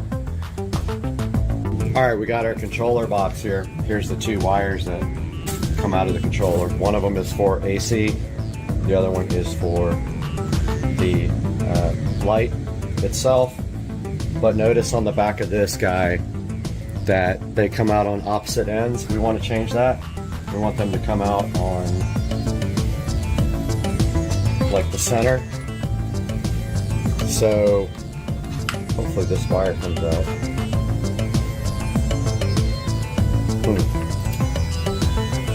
Can't get this.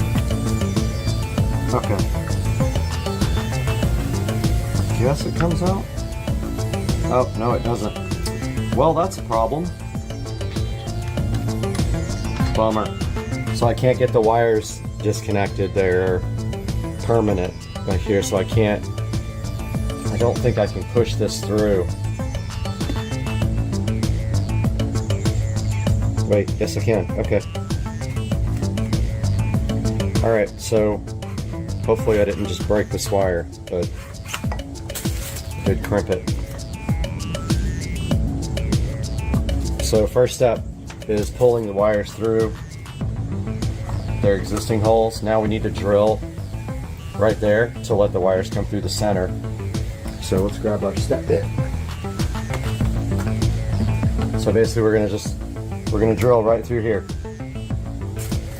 Right in there. Hopefully you guys can see that. Just a hole big enough for the wires to go through.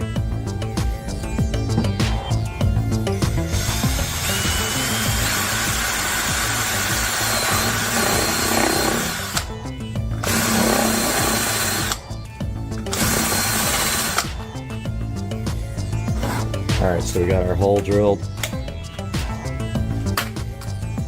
Now can we get the wires fed through it? That may not be big enough. Let's test.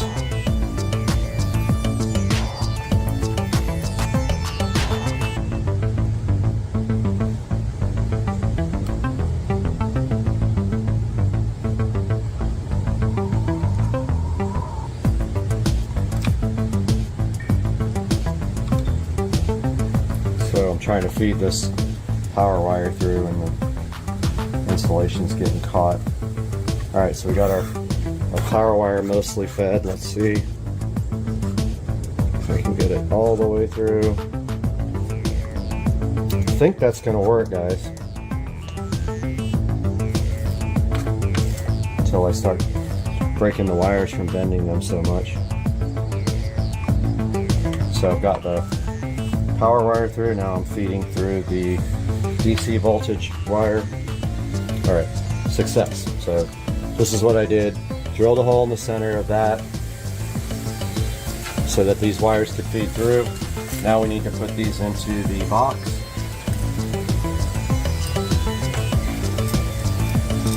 So we're feeding these into the electrical box.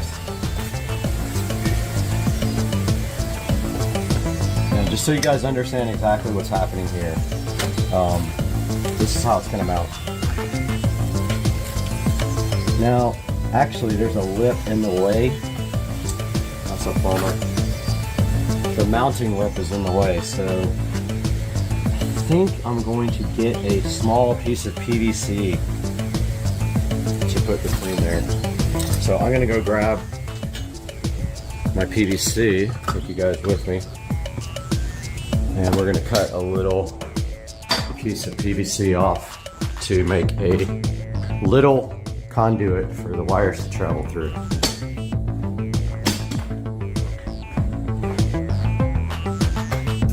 So we're out here in the garage now. I already pulled some PVC out, and all we need is a piece of PVC to go between the control box and this needs to be a small piece. Straight by hand.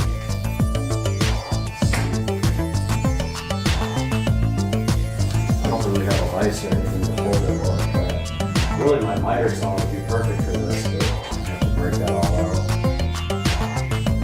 You don't need much.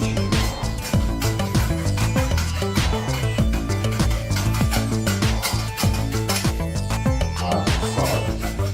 Go.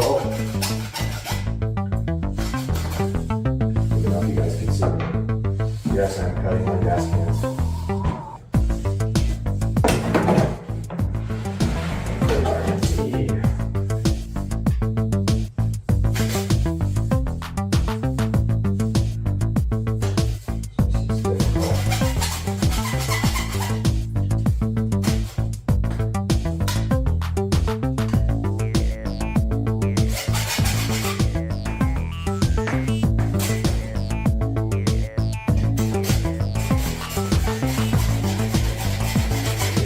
Seconds with my miter's off.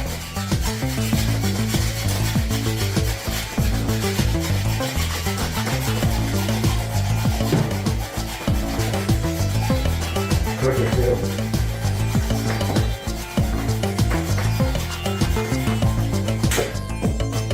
Yep. Super crooked. That's not gonna work. So let's bust out the miter saw. I'd be lazy, huh? Okay, we'll just do it right there.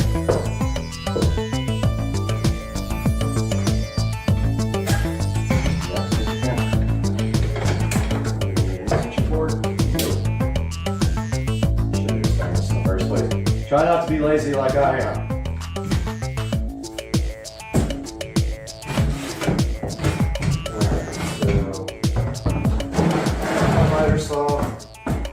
have to redo the end of this because it's, I'll just use this end, it's better. It's a very short piece.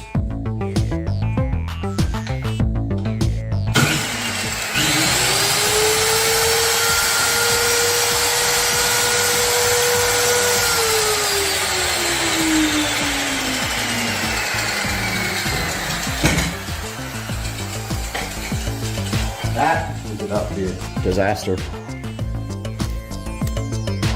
So let me reposition you guys so you can see. So I'm just going to trim the end off of this. We need like maybe two, not even 2 inches, maybe like 1.5 inches.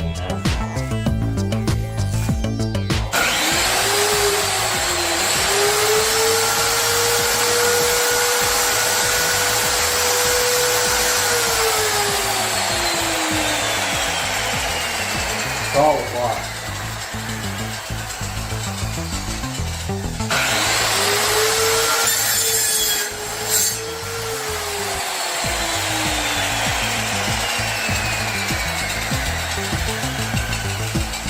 Alright, so I got my piece here, and we are going to use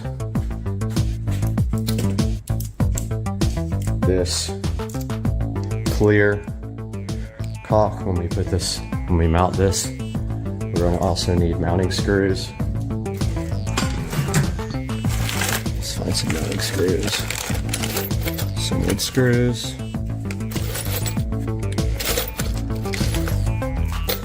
It's a nice one.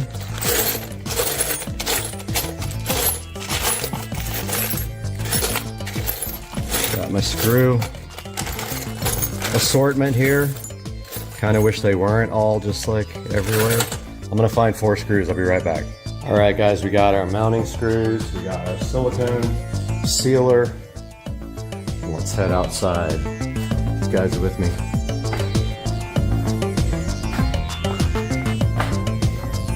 We are gonna mount this guy come heck or high water. Yeah, that wire was like $70 by the way, and I only used half of it. So here's what we're doing.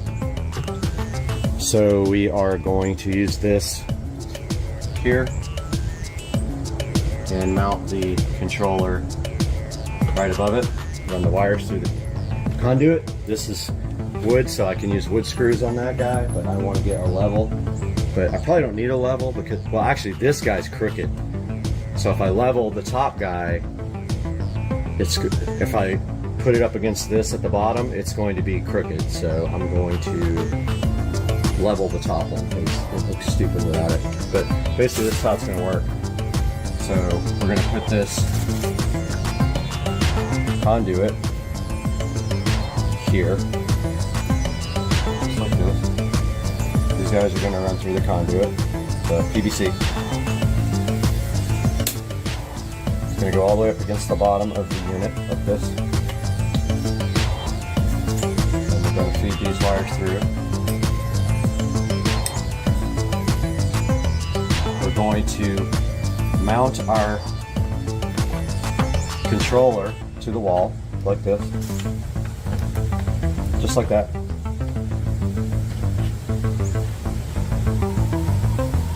And then we are going to silicone around this to seal up the gaps. That's what it's going to look like right there. Yep, you guys can see that. I'm going to raise the picture just a little bit though. So I can eyeball this. You can see how bad off this guy is. It's really crooked. This is going to be straight, that's going to be crooked. So, yeah, got my bit here for this guy. So I'm going to change out my drill bit here to my actual, whoops, I dropped the wrong thing. It's hard with one hand. Alright, I got my drill bit ready. I'm just eyeballing it to the edge of the wood there. So that should be perfect.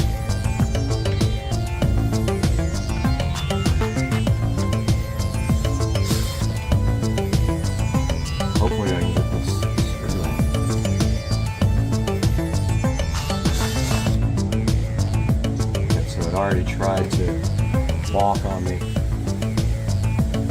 It has a little bit of play in the mounting tab. There's a hole, the hole is elongated, so you can probably move it just slightly if you mess up. But man, these things do not want to go. They just want to walk all over the place. Oh, it's not good. These guys suck.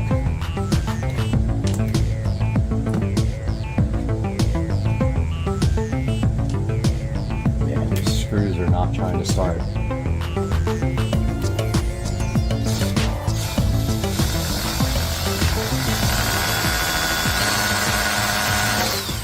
Ah, seriously? Oh my god, okay. I'm about to lose my temper here with this. No.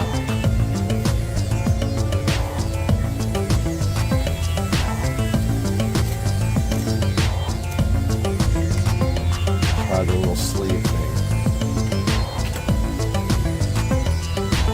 Dude. Can't even blow up on this thing.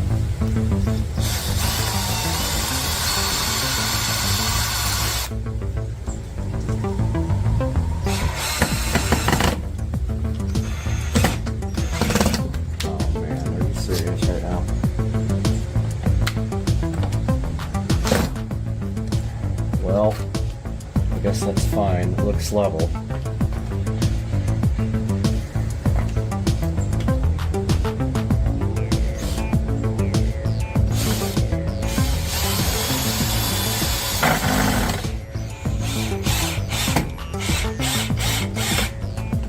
Yeah, this one didn't go in all the way.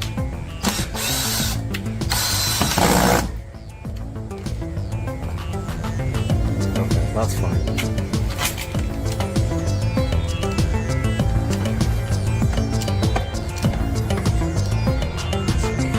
Off a little bit on the tube, but that'll work. This screw didn't go in all the way. I'm going to end up having to put a different screw in there. It doesn't need bottom screws, it's not going anywhere. Now we're going to take our silicone. Yeah, screw didn't go in.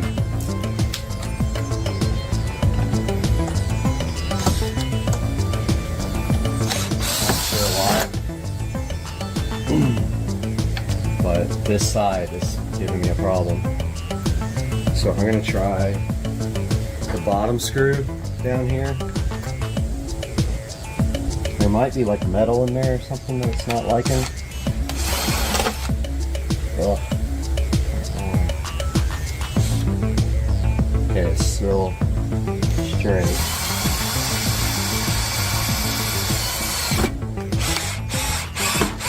Okay, that one went in good.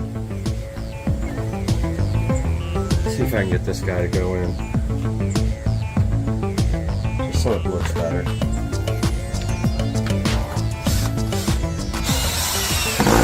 Alright, it went in that time. So I'm going to go ahead and put the fourth screw in here. Just so it looks normal.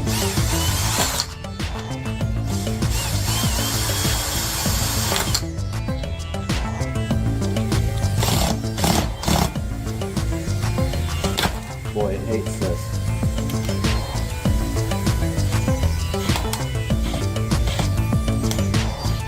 Yeah, I don't like that one.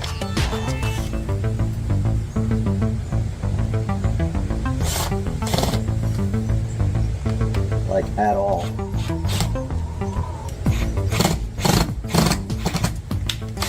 Yeah, it's not liking that one for whatever reason. But we got 3 out of 4 in there. I can probably drill that out and get that one in there. Now let's stick our clear silicone.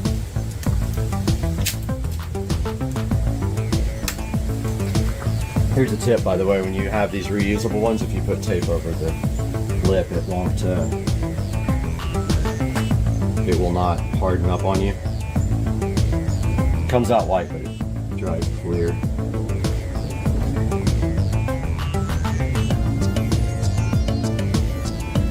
So I'm just going to put a good bead around this pipe. also, I didn't do this, but I can do it right now in the pool. If you wet your towel, it makes working with this stuff way easier.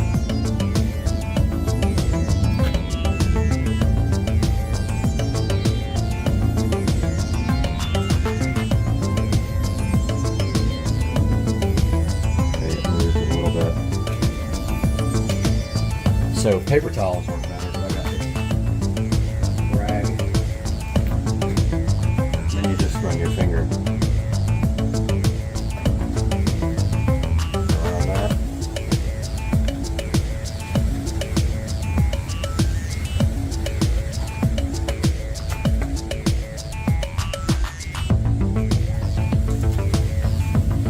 Probably come back later with another little layer of this stuff.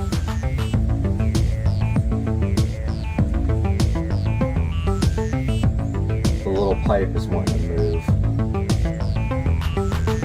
So once that's cured, I can come back and put another layer so the pipe doesn't move on me.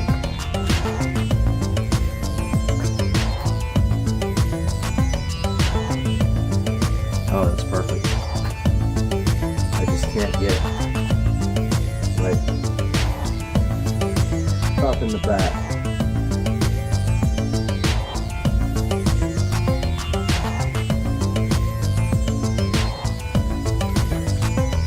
So what I'll also do is when I'm done wiring, I'll put some silicone like on the inside of this pipe as well. So in case water runs down this guy, which it's going to, because it's exposed, then water can't get in at all. Yeah, there's nothing on the back here that worries me a little bit. I'm gonna try to put some back there. I don't know how I'm gonna do it.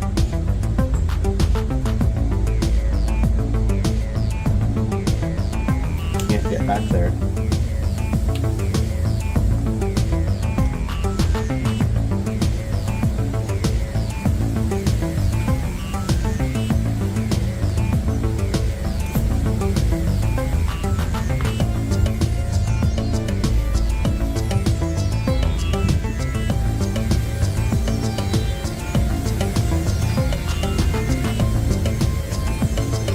Got some back there. I don't think I got it all though. So I'll do that later once this first step dries. So don't forget to tape your silicone sealer back up when you're done.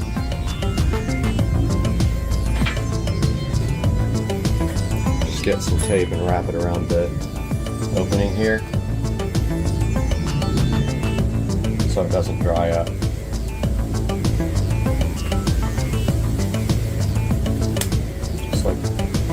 Wrap the top of it. You'll be able to reuse this stuff for a while. Just like that. And then we have our wires hanging. So the next thing we need to do is strip this back. But we don't need that much. We're probably going to have to take a lot of this wire. Or just push it through to the other side.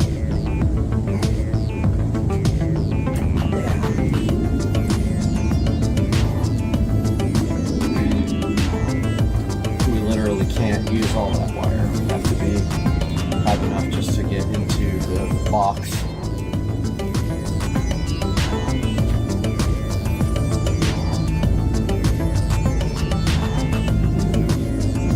So we need our razor knife here.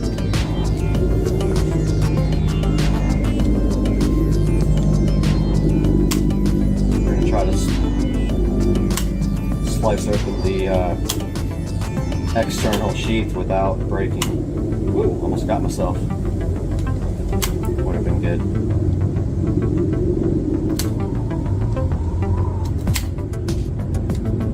When you're doing this, I mean, it's hard to not get the wiring inside. So, yeah.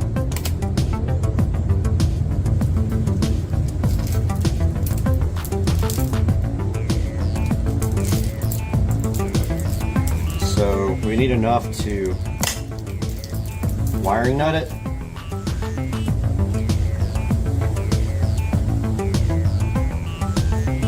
And so take off your, make sure you guys can still see this, yeah. Take off your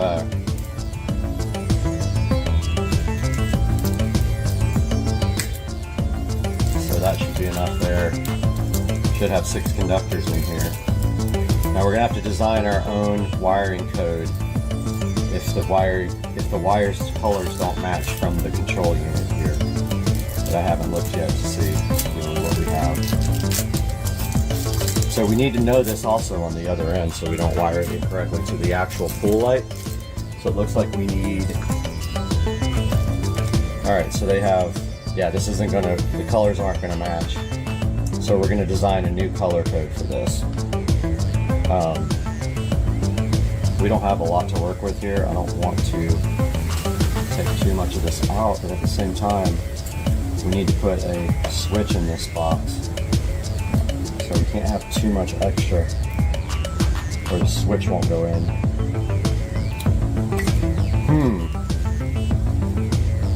Yeah, that's gonna be fun.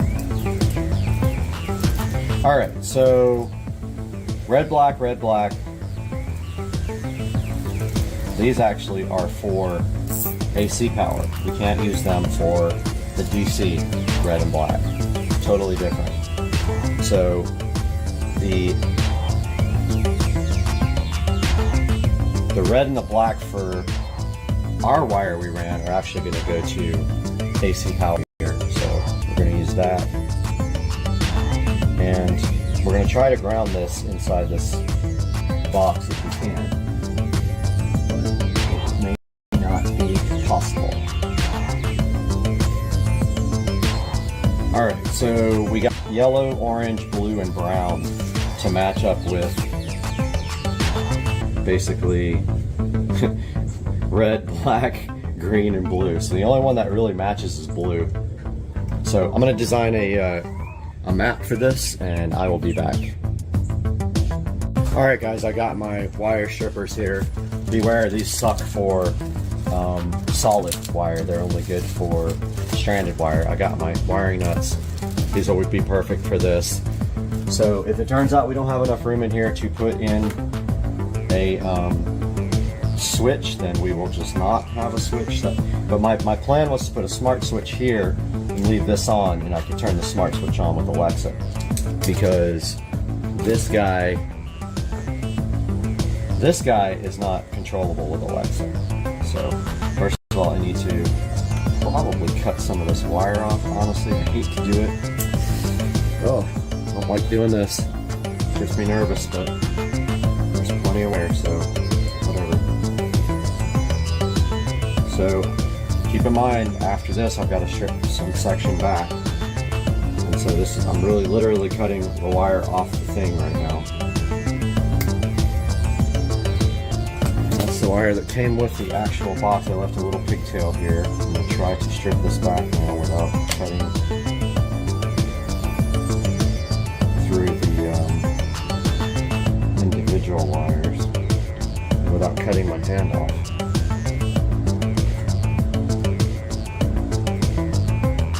So that can be tricky, but I'll try the old circle it with the razor method and see if I can get this sheath off of here. Alright, so there's what's inside that bundle. That's the 4-wire bundle that feeds the actual pool light. So we still got to get this inside there. And these wires are very small, by the way. I think they're just signal wires, and I think red and black is power. So I got my strippers here. Let's see how they work. Oh, they work great. Okay. My automatic stripper. Okay, didn't work so good on that one. Or that one. Okay, there we go. These things are a lifesaver when you work with speakers. Yep, so strip those 4 back. Go ahead and twist those up. Now normally I would solder or crimp or whatever, but in this case, I'm just going to use wiring nuts. Put my map, by the way. Here's my map that I'm going to use for the wiring codes. Go ahead and strip this guy back here. And the rest I'll pull through the other side. Yep, it does not like this wire. It worked, but not very well. Yeah, so it's breaking the wire down there. Strippers just don't like this, whatever this is. And it broke the wire, it broke the insulation like down a little bit. So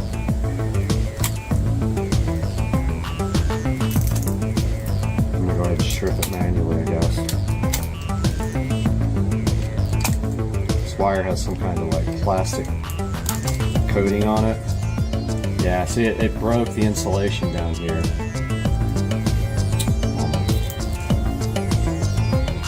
Probably tape that up after.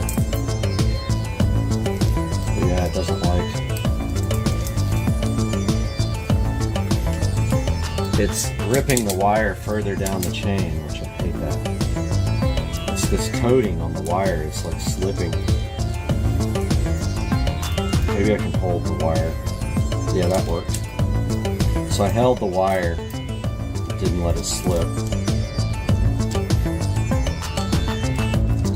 That worked. All good installers use their teeth, by the way. It's slipping. Okay, so I got all those stripped.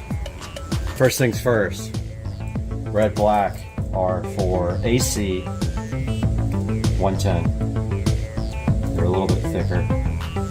Those are mapped to, this is the power wire for the controller. So this is actual AC. I have to cut this to make room in the box. I don't need a lot, but I don't want to leave myself with not too much. Scary, scary, scary, scary, scary. Now I gotta strip this back.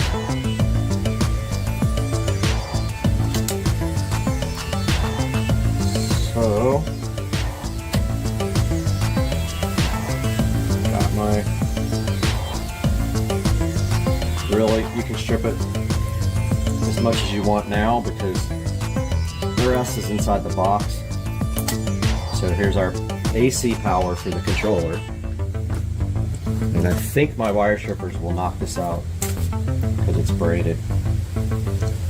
Yep. And that one has a little bit of problems. Yep.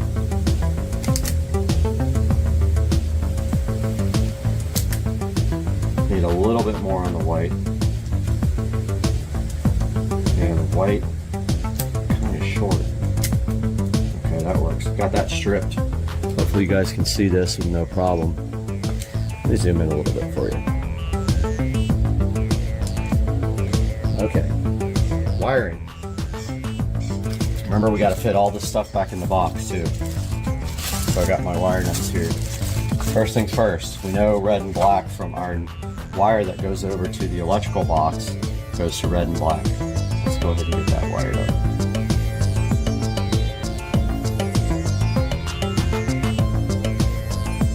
Actually, I almost did that wrong. This is for AC power, so I had the wrong one.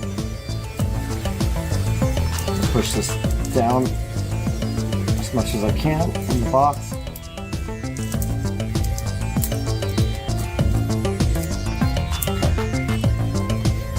Okay. All I need is enough room to work with. Right, so don't forget, red black is AC power. We'll call red the hot wire. So red maps to our new wire. So red goes to the neutral wire.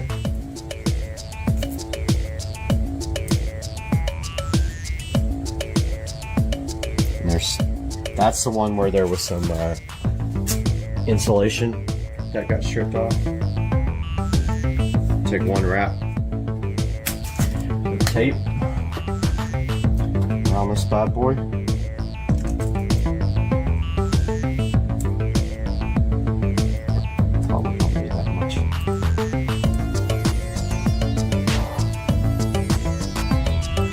Okay, we're not going to do The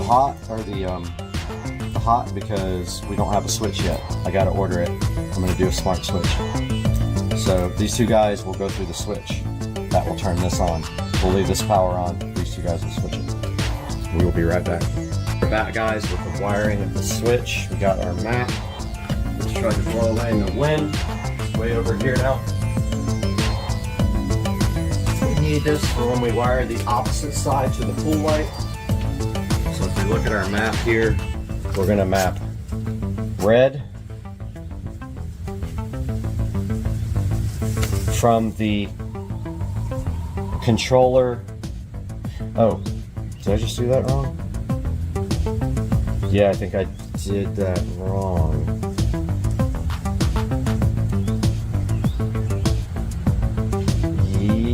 Yeah. Yep, I did that wrong. I gotta redo that. Nope, I was in panic mode. I don't have to redo that. Now so this is the controller to the pool light. So we map this red to the yellow in our brand new wire. So let's get that done real quick. Give me the wire nut. Yeah, I started freaking out because I thought I did it wrong. FYI, guys, the wire from the controller's smaller than the wire that I pulled, but it doesn't matter. I could have probably gotten a smaller, you know, like extension wire for this and save some money. This is going to be a lot in this box. Oh man. Alright, so we got red done. Let's do black to orange. Black from the controller to the pool light goes to orange. Got that. Got our wiring nuts.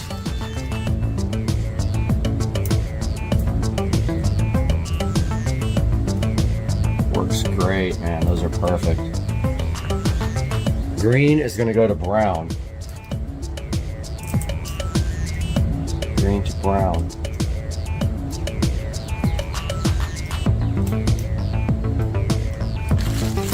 Grab our wiring nut. These are all saved wiring nuts from like when I buy ceiling fans and stuff. I have like about 20 of these guys. That should be good and tight, by the way, when you do the wiring nut.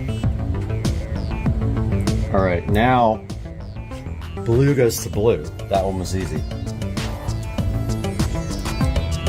Blue's got a little bit of extra, a little bit of a long pigtail there. We might have to trim it. Let's see. This wire nut goes on good. Nope, that's fine. Drop my wiring nuts. And then the last wire is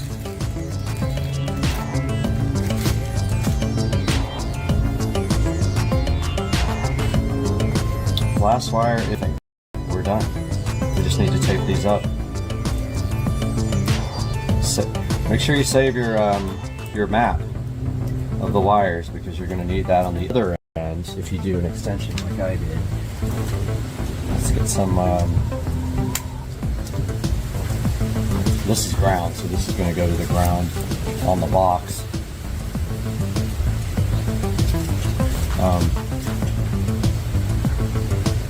Get some of this stuff out of the way.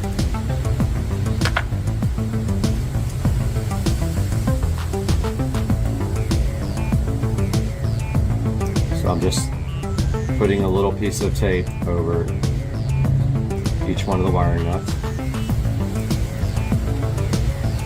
You don't need much, like less than an inch.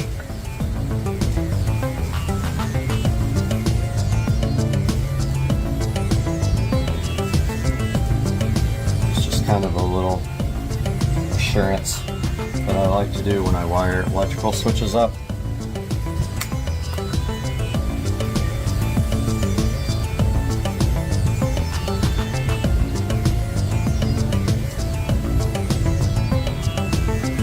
This, I wrap tape around the outlets too and switches when I install switches. I go around the perimeter of the switch. It just assures like if something slips out it won't short out.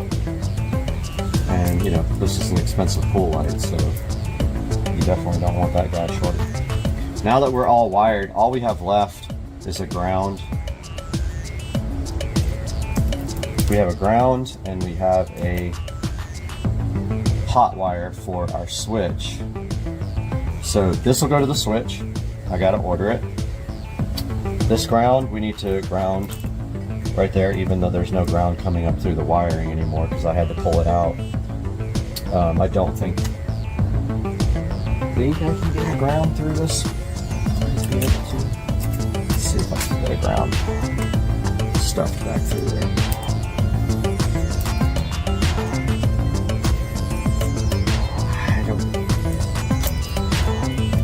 Maybe. Let's see what happens when I hit the turn. If I can get this ground wire stuff back through there, I will definitely ground this box. But I think I'm going to hit the turn. And, oh, maybe.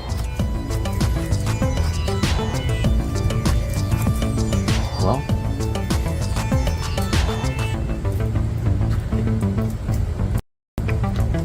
No, I think I hit the...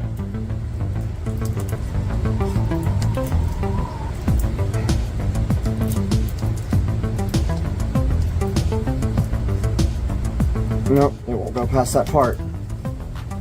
I'm not going to worry about it, honestly. Full light's going to be grounded over there. Yeah, I can't get the ground through. So, I will ground this controller off to the box here. I gotta go get my bit set for that. Alright guys, so I got a terminal. Forgot to get the crimp tool though. I'll be back. This time, for real. I got my little terminal here for the ground. It's pretty small. These terminals suck, by the way. Generally don't tend to stay on. I got the wire in the terminal. We'll try to crimp it. If it doesn't stay on, you can just go on with bare wire.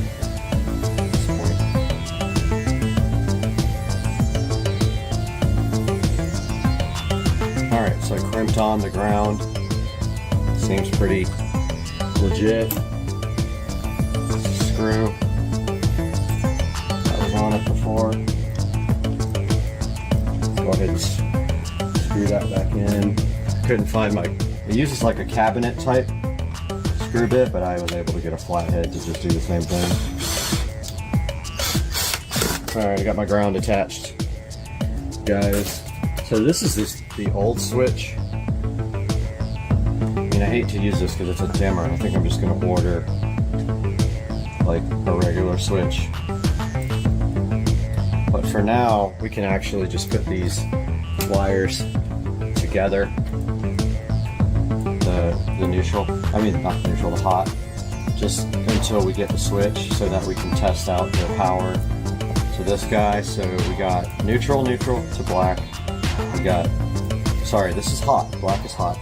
We got the hot wires together, black. We got the neutral to red. So over on the other side, we need to hook up the red wire to the neutral, and we need to hook up the black wire to the hot. We're gonna do that right now. So we have literally this much over here to deal with. We have to cut it like pretty short, which scares me to death. But I'm gonna pull as much wiring as I can so I can put you guys to watch this.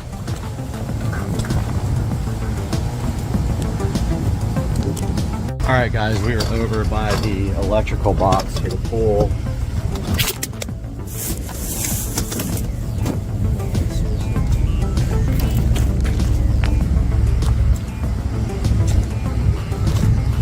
Well, believe it or not, that didn't break the camera. Wow. The thing fell straight down into the rocks and it didn't break. Good video, right?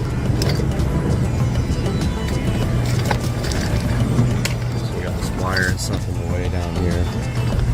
Sorry guys, I'll edit this out. All right, guys, we are over here by the electrical box. I'm sorry if this thing's in the way. Now we need to cut this wire. It's actually pretty greasy. I'm gonna go grab the Windex.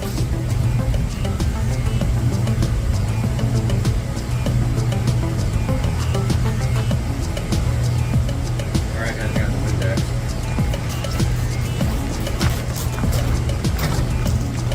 This conduit is full of water, by the way.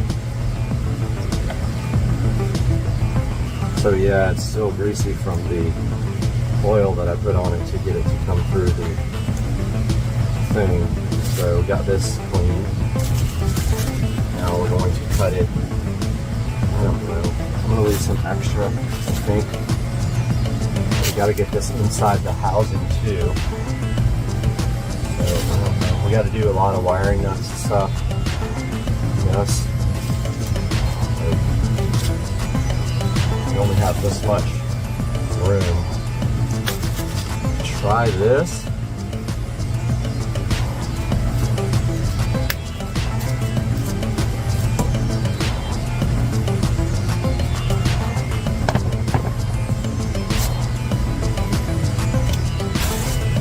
Strip back our wire. Now we can only hook the power up for the controller. We don't have the pool light yet run because the pool needs to be refinished. So this last step is just making sure that we have power to our controller. We will reseal this up until we can get in the pool and then pull our pool light wires. So we're stripping this back.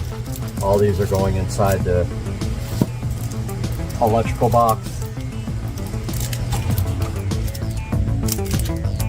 This wire's really stiff, man. Probably need more than that.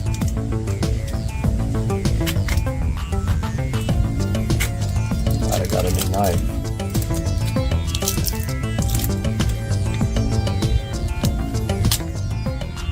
Hopefully you guys can see it when I cut my hand off. All this has to go inside of the housing. So for now, we only need to strip back red and black. Remember, black is our AC hot wire, red is our AC neutral wire. So let me grab our strippers over here real quick.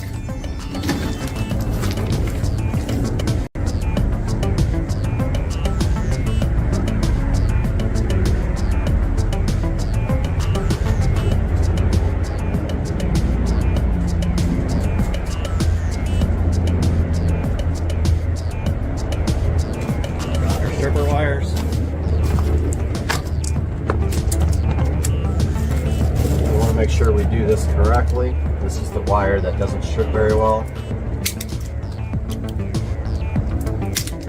That works pretty good. It took some of the wire with it. That's okay though. So here is our neutral and our hot wire. We need to put red to neutral. I always tap it because I'm scared to death. So we're going to put our neutral wire there and make sure that that is nice and snug. Should not be able to pull that wire out when you're done. Now we put our hot wire here. Make sure that's good and snug. I'm going to go grab the wire nuts so I can cap off the other ones for now.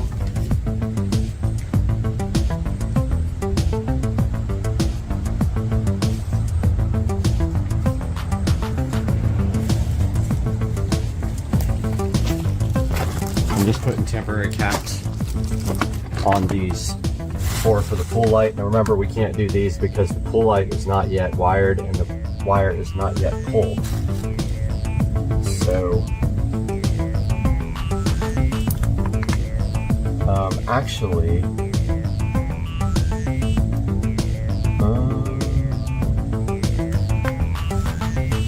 Yeah, I gotta look at something real quick. We'll be right back. Guys, I made a mistake in the wiring. We're no longer having to supply a switch to the pool light, so I had that wired incorrectly. So this hot wire here doesn't get wired up at all. That's going away. And this neutral wire for the pool light actually can come out. We don't want that there. This is the feed to the old pool light. It doesn't work that way anymore. Now the controller is what supplies the power to the pool light using DC instead of AC. So we no longer need any of these pool light connections. And actually, this ground wire for the pool light can come out too. We don't need to do that right now. This is the wire that feeds the pool light. So this thing's ready for power. As soon as I cap off these other ones, we can test the power.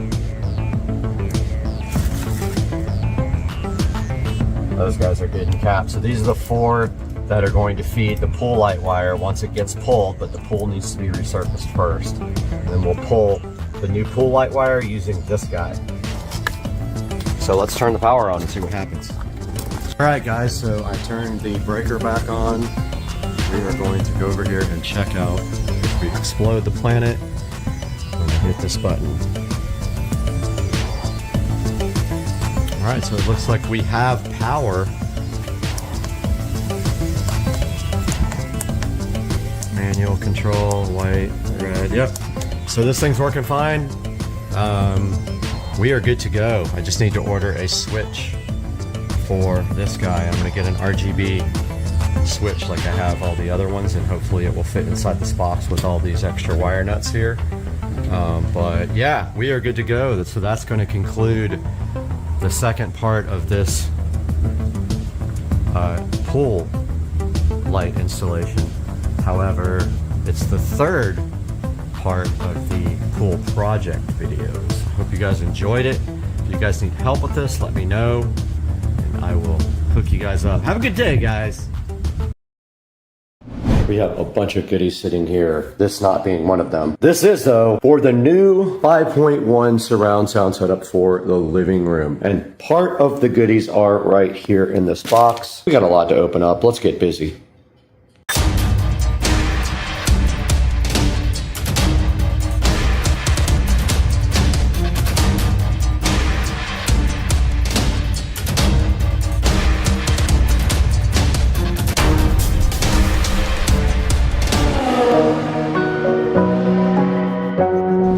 Outside the Supercar Street Racing door, there are some goodies here that need to come inside. All this is for the surround sound project for the living room. This is not part of the project. This is for a return. This thing died within a couple of weeks. And this big box out here is most likely speakers, which I cannot carry while you guys watch. Overnight, the other speakers and stuff came in from Mika. We have now 4 of the 8-inch Mikas and 1 of the center channel. And I will show you the plan for this. We're here in front of the entertainment center from IKEA, and the current plan is to mount the television. It's a 75-inch Omni 4K television from Amazon. And the plan is to mount that right there on the wall with this Mounting Dream mount right here. And then right below it in the center, we're going to be doing right there in the center, we're going to be doing the center channel speaker, and it is right here. And it is an in-wall center channel with dual 5 1/4-inch woofers. We will pull that out right now and take a look at it and measure it. All right, I wasn't sure if I was supposed to use this part or this part for the cutout template, but I mean, this works. Just to tape to the wall and trace out. So it's going to go about right there and right next to the stud, right between the 2 studs there, hopefully. So only thing we got to be careful of is there might be wires inside the wall. So when we cut, we got to be careful. Here's an inside view of the Mika with the 2 5 1/4-inch woofers and the single tweeter, and a look at the side at the mounting depth on the actual speaker. All right, I have measured the wall. It is 78 inches. I found the edges of the studs are on this side of the tape and this side of the tape. The center channel speaker mounts right between it. That is the center. And then we have our cutout template somewhere. Here is our cutout template. So all we have to do now is center that right there and level it. Let me grab the tripod. So I'm gonna hold off on doing this part because basically I don't know where the speaker is gonna go yet.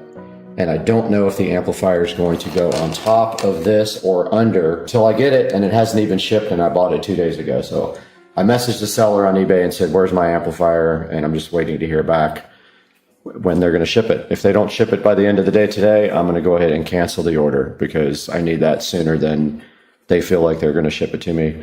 And it is Friday, but yeah, I'm not exactly sure about the placement of the center channel yet. This is kind of a rough estimate of where it's going to go. Even if the amplifier sits on top, this will not interfere with the amp, but I don't know how low the TV is going to hang because I don't have the television yet. I got to do some measuring with the TV before. All right, I completely forgot we already have one of these so we can measure it. This is the order that I placed for the Cinema 70S. So, yeah. We can go ahead and measure this now and see if it's going to fit in the entertainment center. So this is 17.5 wide by 4.25 tall. So let's go measure the space. All right, here is the space available. It is very, very slim. No way. No way. It is probably 1/8 of an inch from being able to fit. We have 4 exactly here and the receiver is taller. It's going to have to go on top.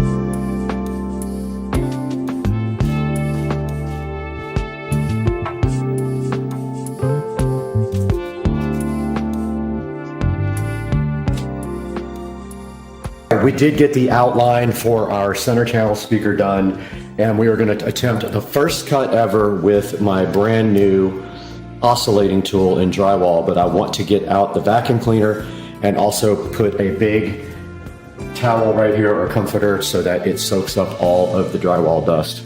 All right, we got our brand new oscillating tool here, and Joe the other day put this on upside down. It goes like this. He had it on the opposite way and it got caught right here. I actually changed my mind. I'm gonna use this circle bit. I think it'll be better. It's kind of an experiment though, so just wanna see what works the best.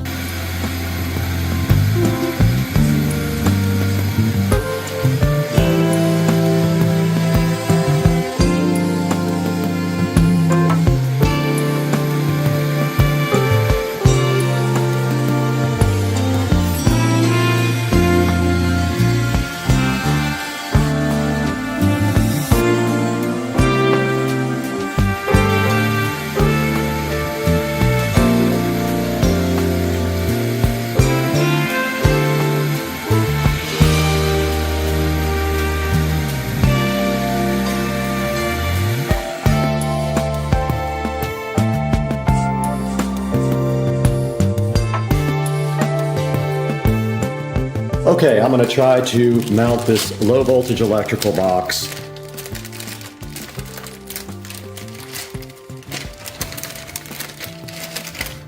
Right in the center of those 2 outlets. I'm going to level it, mark it, and then cut it with the oscillating saw, but I need to make sure it's at the correct level. All right. I changed blades here to the smaller one.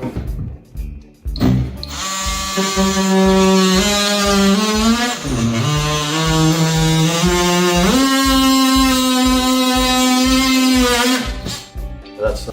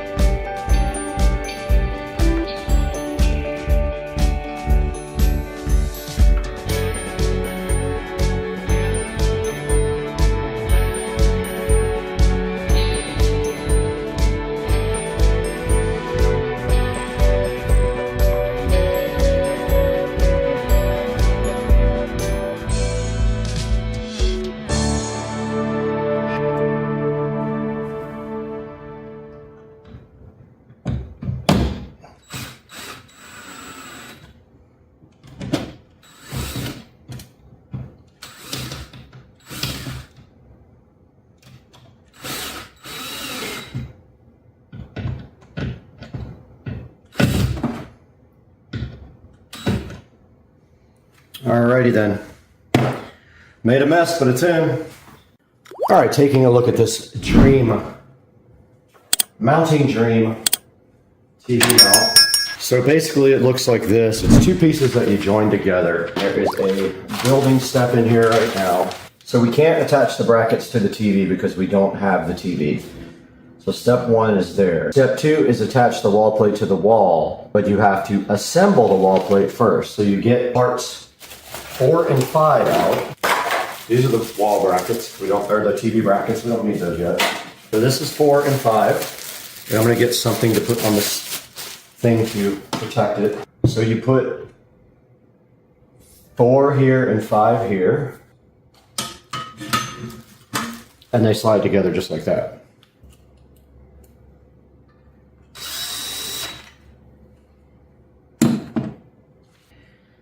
And that's pretty much all we can do to this. Now, we will have a box going in.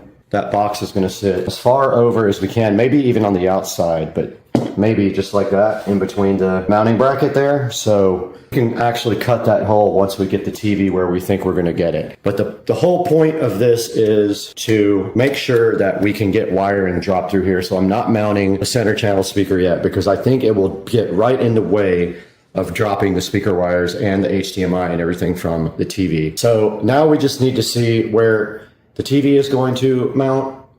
We want to make sure the bottom of the TV doesn't cover the center channel speaker, so we're going to try to hit that close. So we can't do anything until Monday when the TV gets in, and today's Friday, so we're kind of stuck on this. Yeah, so we got to put the mounts on the back of the TV, measure from where the mount sits on this to the bottom of the television, take that distance and go up, and then that's where we mount the actual wall mount. So we'll see you guys on Monday.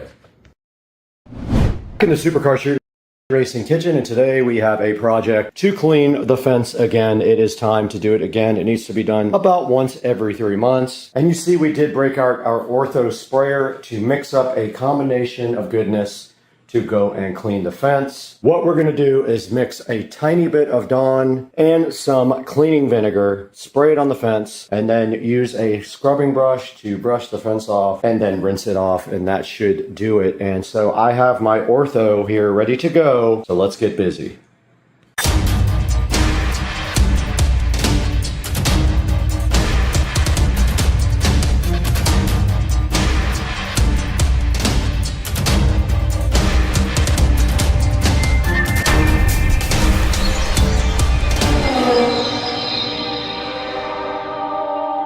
Guys, Supercar Street Racing back in full effect after a short break and one video after that. We decided to come back and do this project before we head out on vacation. We are going to be cleaning the white vinyl fence again, and this time there is a few areas down by the pond that are starting to look mildewed and rough. I'll be using cleaning vinegar, and I'll be using the spray bottle and a all-purpose brush. And the first thing we're gonna do is mix a little bit of Dawn into this, then water, then the cleaning vinegar, rest of this at least into that jug, and then maybe a little from that jug as well. And I think that's all it's gonna take. If I was reading online, I do have other stuff down here, but it is a vinyl fence and you're not supposed to really put any harsh chemicals on it. Soap, water, and cleaning vinegar should be fine. I don't want to use all this because my housekeeper uses it and I'll have to go replace it before I leave on the cruise, but yeah.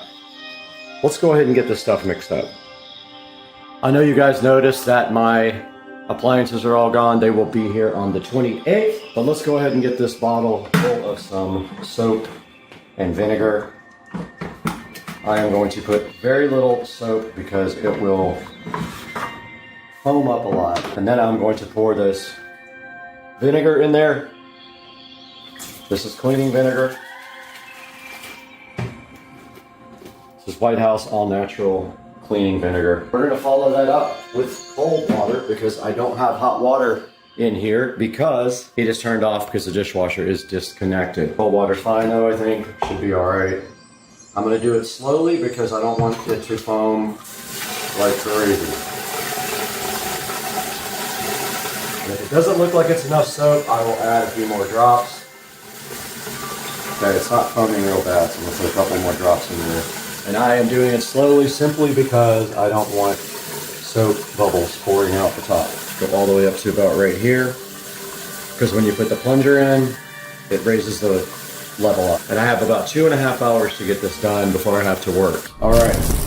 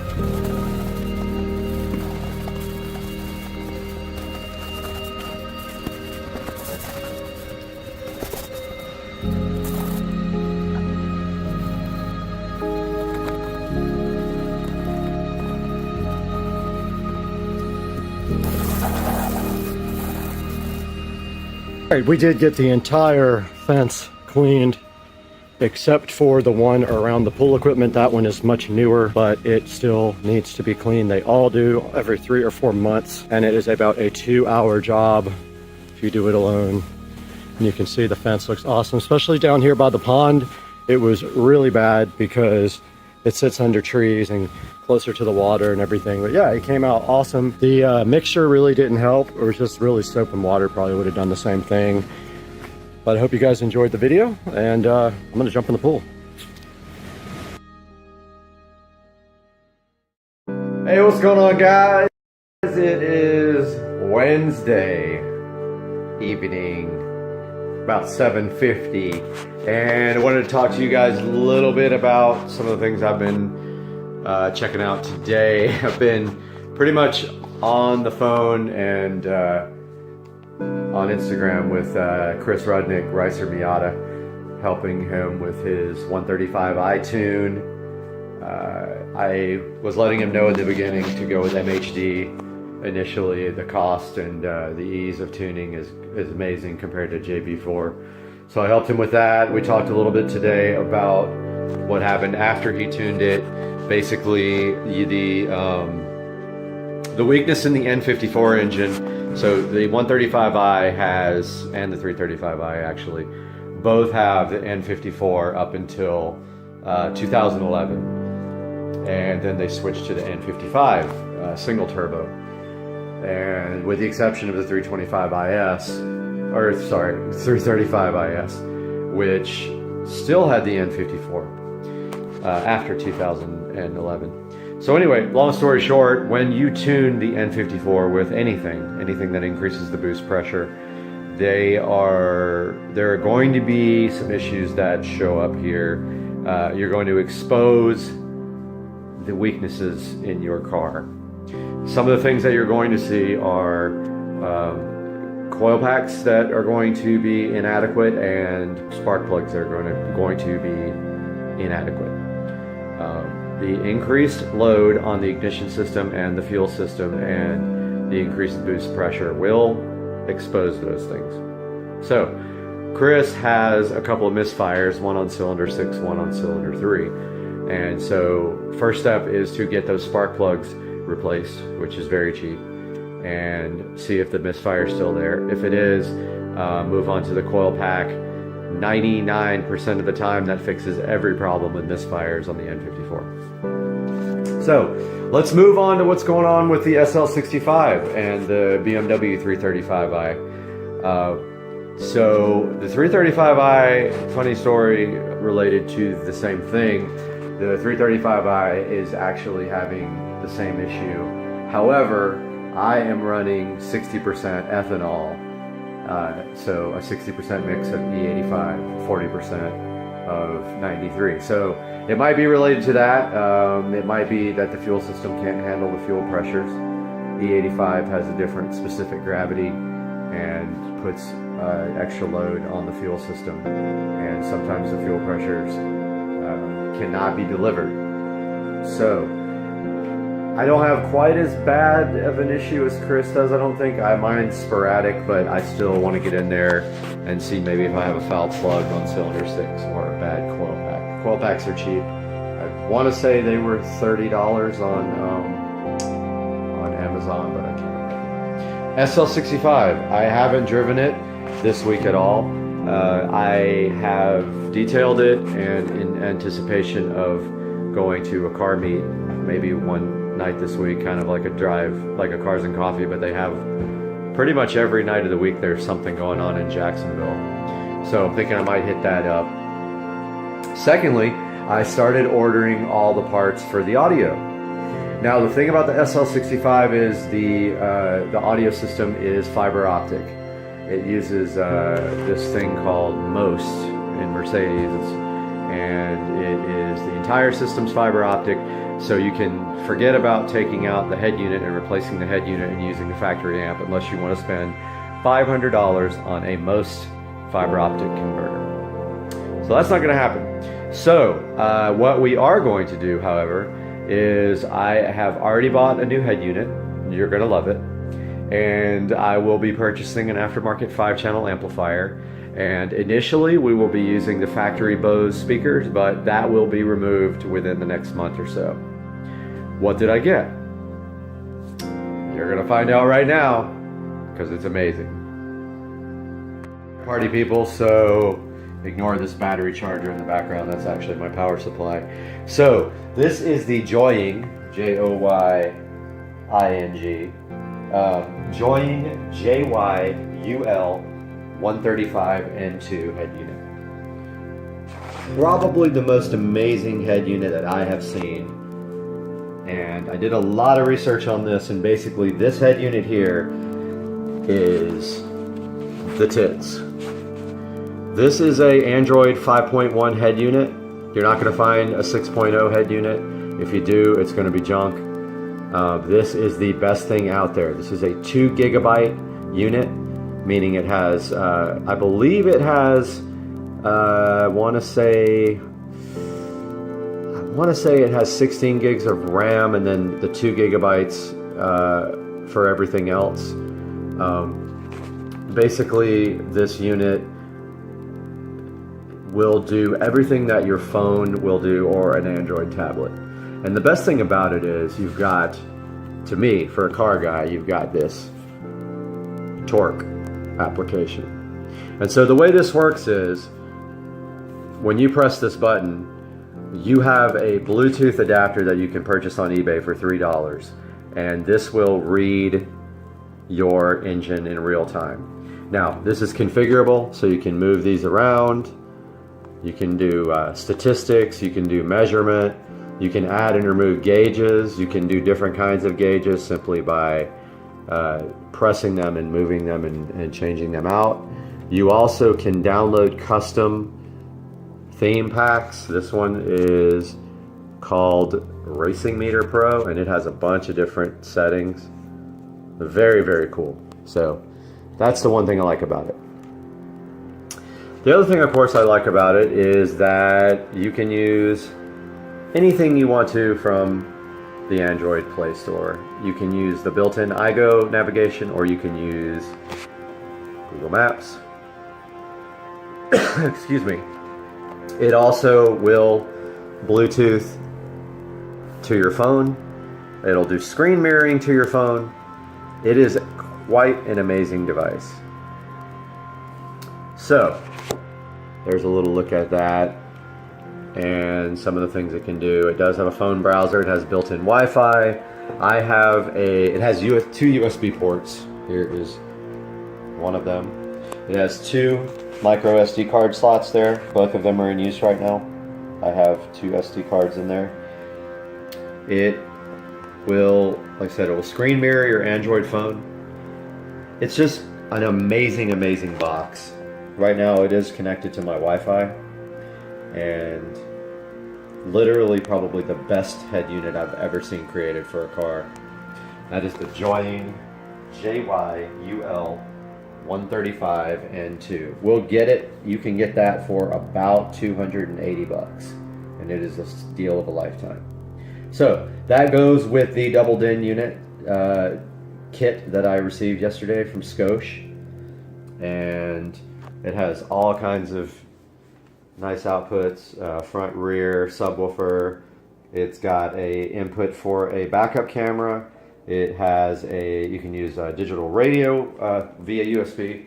I have confirmed that a USB hub works with it, and I have a 120 gigabyte SSD that is going to go in there with it to store all my videos on, all my concert videos or anything else that I want to put on there. So make sure you check this out. I got this off of eBay directly from Joying, and you will absolutely love this. Alright, be cool. See you next time. Make sure you subscribe, alright? And then, as Rudnick would say, give it the thumbs up. Or subscribe. It does provide you with some safety features by doing that. It's got a great sensor, it has a good recording time, and it looks amazing. All right, we still have to show you guys the actual app. We have to show you the application on the phone, show you how you can utilize that, and how you can fully take advantage of the OnBar T1. Let's take a look at the application now on the phone.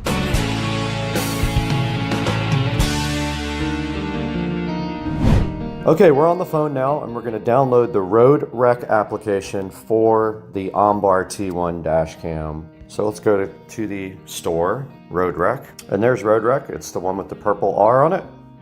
Click install, and while that's going, let's go out to the car. We'll go ahead and open Road Rec. I've not used it before. Okay, it does want me to log in. Okay, it wants me to turn on Wi-Fi on the recorder, and there is the camera there. You can see the video right in front of us. But here are some of the things you can do with the app here. You can see down below that there is actually a map there that tracks your location with the app. And then what you can do is actually export all that from the actual app. Now, you can also go into settings here and change some of the settings on the camera itself. Here's your recorder settings, your Wi-Fi settings, your memory card settings. All right, I went ahead and upgraded the firmware on the recorder, and there are a lot of different settings in here that you can do to the camera, like resolution. We're on triple recording mode now.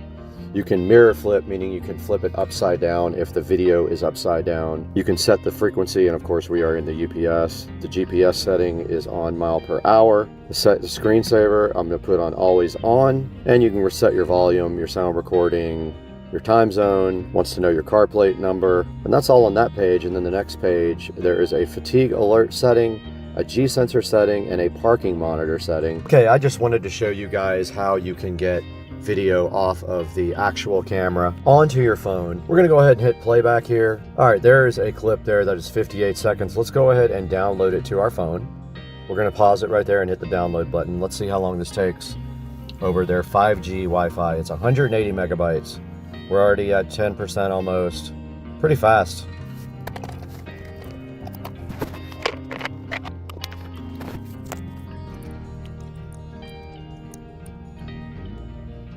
Okay, we downloaded that clip in about a minute. Not bad at all. And that's how you get files off of your OnBar dash cam. We're back in the SCSR Studio B now. This is part of the Supercar Street Racing compound and all of our recording facility. And right now I want to show you guys how to get your own OnBar T1 4K 3-channel dash cam with a little T-Mobile update because we wanted to get back to you. A couple of people, 3-4, have commented on the video, and we wanted to just get back to you guys and let you know that we are going to be moving away from the T-Mobile 5G internet. It just isn't working out for this particular situation just due to the layout of the house, and some other factors were involved. But we are going to be moving this place to Comcast on the 1 gig connection. And there's some factors involved there that we need to talk about at another time, but just wanted to get something out there for you guys to let you know that we're going to be moving this house back to Comcast away from T-Mobile 5G. It's better for business reasons and also the amount of load that will be on the internet. So we'll update you guys when we get the Comcast stuff. But for now, we are going to be moving away from the T-Mobile. And just for reasons of just connectivity and Wi-Fi in a few places in the house, that's the only reason, but no other reason than that. And yeah, we'll update you guys as soon as we know something more. Later, Gators. Dude is just chilling on my deck, wanting some food, and this is a Blue Heroin 3.0 coming to visit me on a cold winter day in Jacksonville, Florida. Let's go, Blue Heroin. All right, back at Joe Dukes of Duval here with the Savannah Banana shirt, and he made trigger tacos with the crema sauce and the slaw, and these things look awesome. Are you hyped? I'm hyped. Let's eat. It's gonna be so good. What happened to my pool? Went to bed last night, everything was fine. I get up, and now it looks like this. And then I walk straight into this water, and I get typhoid fever, and I get... Guys, I might have figured this out, and I think we're going to be able to install this now. It was a process, but I am about to try it.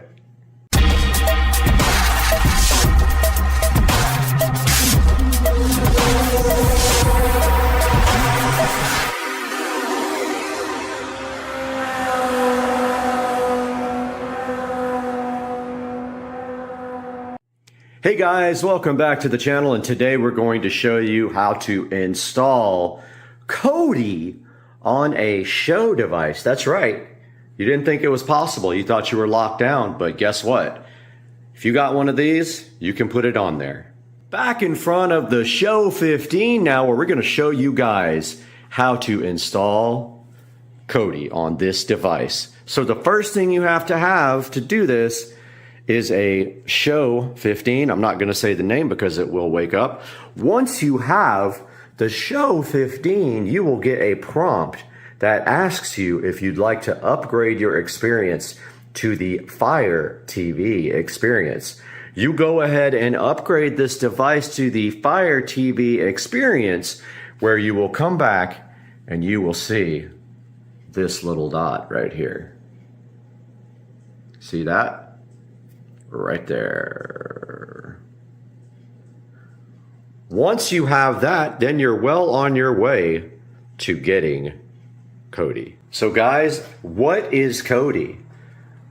So Kodi is a multimedia app that has been around for a really, really long time, and it used to be called XBMC for Xbox Media Center. They did change the name.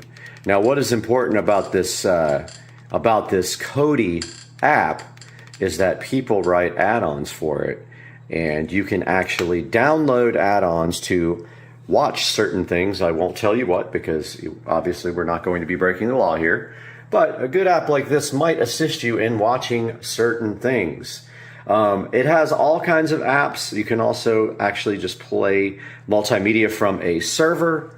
You can install apps directly onto Kodi like YouTube if you would like, but the important thing is you can install these add-ons. These are video add-ons, and to do that you have to find the repository and install them from the repository, which I will show you here momentarily, but this is Kodi. All right, let's quickly go over what you have to do to install Kodi on your Echo Show 15. First, you go into the Fire TV. You go ahead and go to Find, and you search for the Developer menu. Developer Tools menu there. Here it is. Go ahead and open that. It pops up this little window. You can just hit the back button on your remote or either on the display remote. You're going to have Toolless installed as well. So go ahead and do that, and you're going to have File Explorer installed as well. When you press on them, you should be able to install them. Now let's go get Kodi TV. So we can hit back button here or back on the remote. So we will need the downloader for that. So back to the home screen. Go to Find.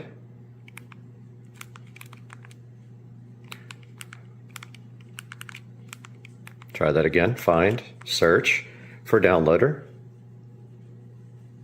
There it is there. Go ahead and install downloader. Once it's installed, open it up. Now it's telling you that there's limited functionality for touch. So now, once you have downloader installed, you browse to either this full link or you go to Kodi.tv. And remember, this is limited touch. So if we just go to Kodi.tv, if you don't want to type in that whole link, you're going to have to get the 32-bit version. Go to the little menu here. Go to download.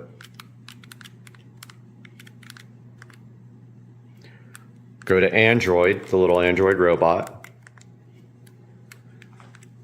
Get the 32-bit version. The 64-bit version will not work. It will go ahead and download. Once it's done, it's going to attempt to install, which is going to fail. This doesn't work because when you hit settings, it's just going to disappear. So just click done on downloader. Or actually, you have to use your remote. Again, the touch doesn't work on a lot of things. Click the home button here or on the screen to get back to your Fire TV mode. Go into your apps. Find your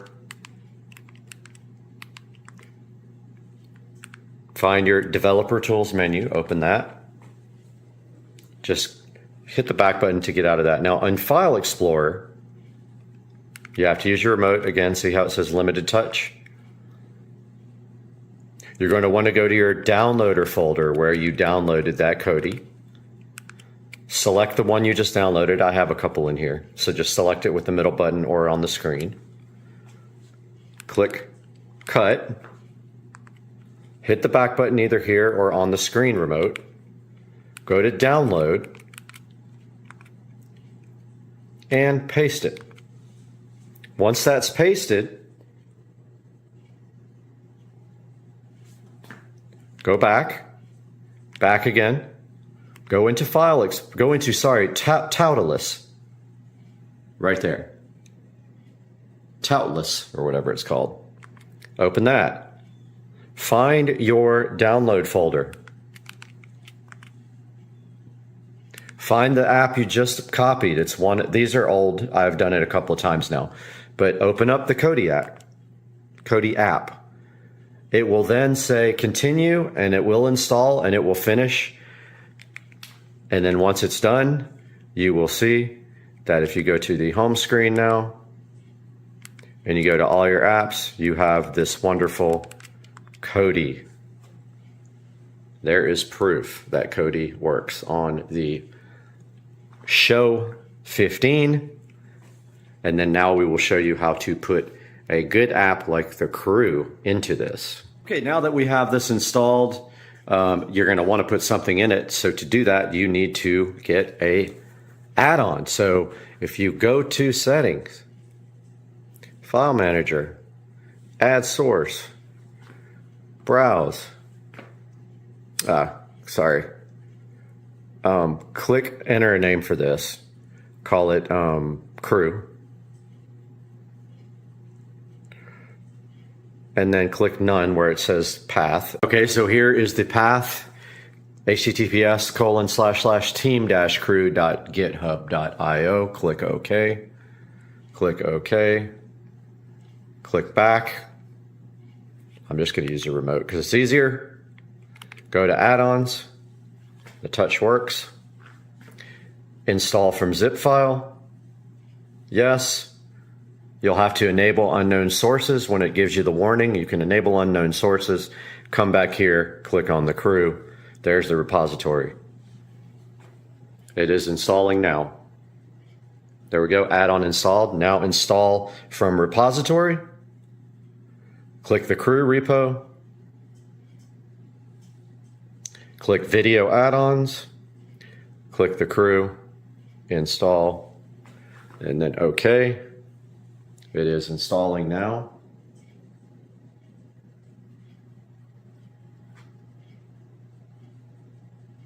Shouldn't take too long. It's at 7%.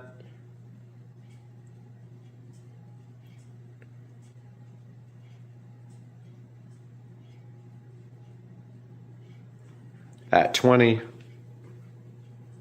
We'll be back. Oh, it's already at 7. I was gonna pause it, but it's almost done, and now it is installed. Let's hit the back button on the remote here. And go back to the home. Now we have the Crew. And you can proceed to enjoy your favorite things on your Echo Show 15. Guys, I hope you enjoyed the video. Please like and subscribe to the channel if this was helpful. And we will see you next time. Baba, it's Cat TV! You love it, Cat TV. Get it, dude. It's a tree rat. Go get it, dude. Why are you so... Get it. All right, we are at the Morristown Game Vault, which I had no idea even existed. This is probably one of the coolest places I've ever seen.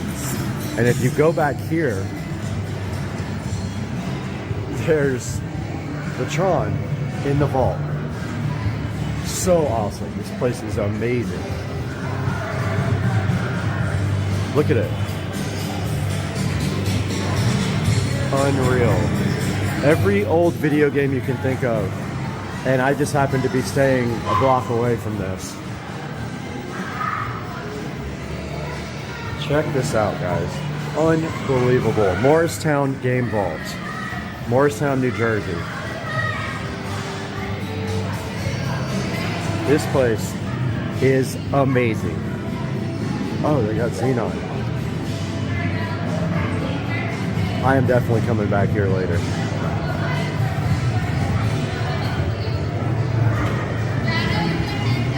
Absolutely insane.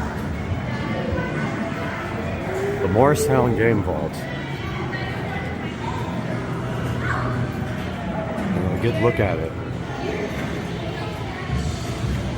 Unreal. Just got a text. Can you believe it? Oh boy. Looks like we got a present out here we need to bring inside. Well, I accidentally hit stop there. Package got to the US and got lost in Philadelphia. Never heard from again. And of course, you know UPS. If your package doesn't show up, that's the last time you're ever going to hear from them, because investigation did nothing. Never even heard from those guys after an investigation was opened on the package. So the guys at ID4 decided to go ahead and ship me another one. Very difficult to unbox and film at the same time, but we're going to do that. So here we go. We have the ID4 digital gauge cluster here. We're going to be right back. All right, so full of peanuts. That's good, right? I'm going to dump some of these peanuts out and then start the video again. All right, I really meant for this unboxing to go smoother, literally. Here's the first thing I see. Looks like it might be part of the, yeah, so it looks like the top part of the instrument cluster there. Yep. Set that aside over here so it doesn't get damaged. Sorry, the dishwasher is running. There's that. Took some of these peanuts out. You can see it is well packed. Now we've got a box here. Let's take a look at this and see what this is about. All right, there's my receipt too. I paid well over $1,000 for this setup, and I got a bunch of options. I really wanted some of the options that allow you to plug in the USB without getting to the back of the instrument cluster, and also I wanted the keypad option. Looks like we got some of that stuff here. We got the USB cables. We have the keypad, which goes onto your dash there. Yep, there's the, really want to get that into the actual dash underneath where your leg goes. I want to, up underneath there, Dremel that out. Looks like here we have, I'm not sure what that is. We have a template to cut the vent, I believe, right there. I think that's what that is. We have the backup camera. The RCA adapter for the backup camera, which I already have that. We have the right angle adapter for the USB here.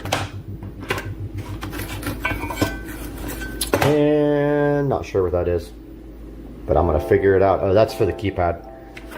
And then I think this goes to over your vent. Once you Dremel out the vent plate, I believe that goes on top of that. All right, let's see what's next in here. All kinds of goodies on it. Underneath a bunch of green peanuts here. All right, so this seems to be the main unit. Let's get this box out of the way. And the peanuts.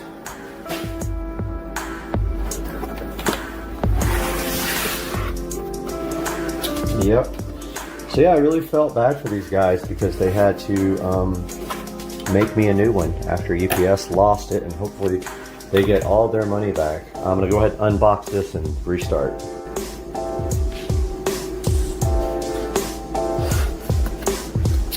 Trying to get this open without stopping the video. I had to stop it once, but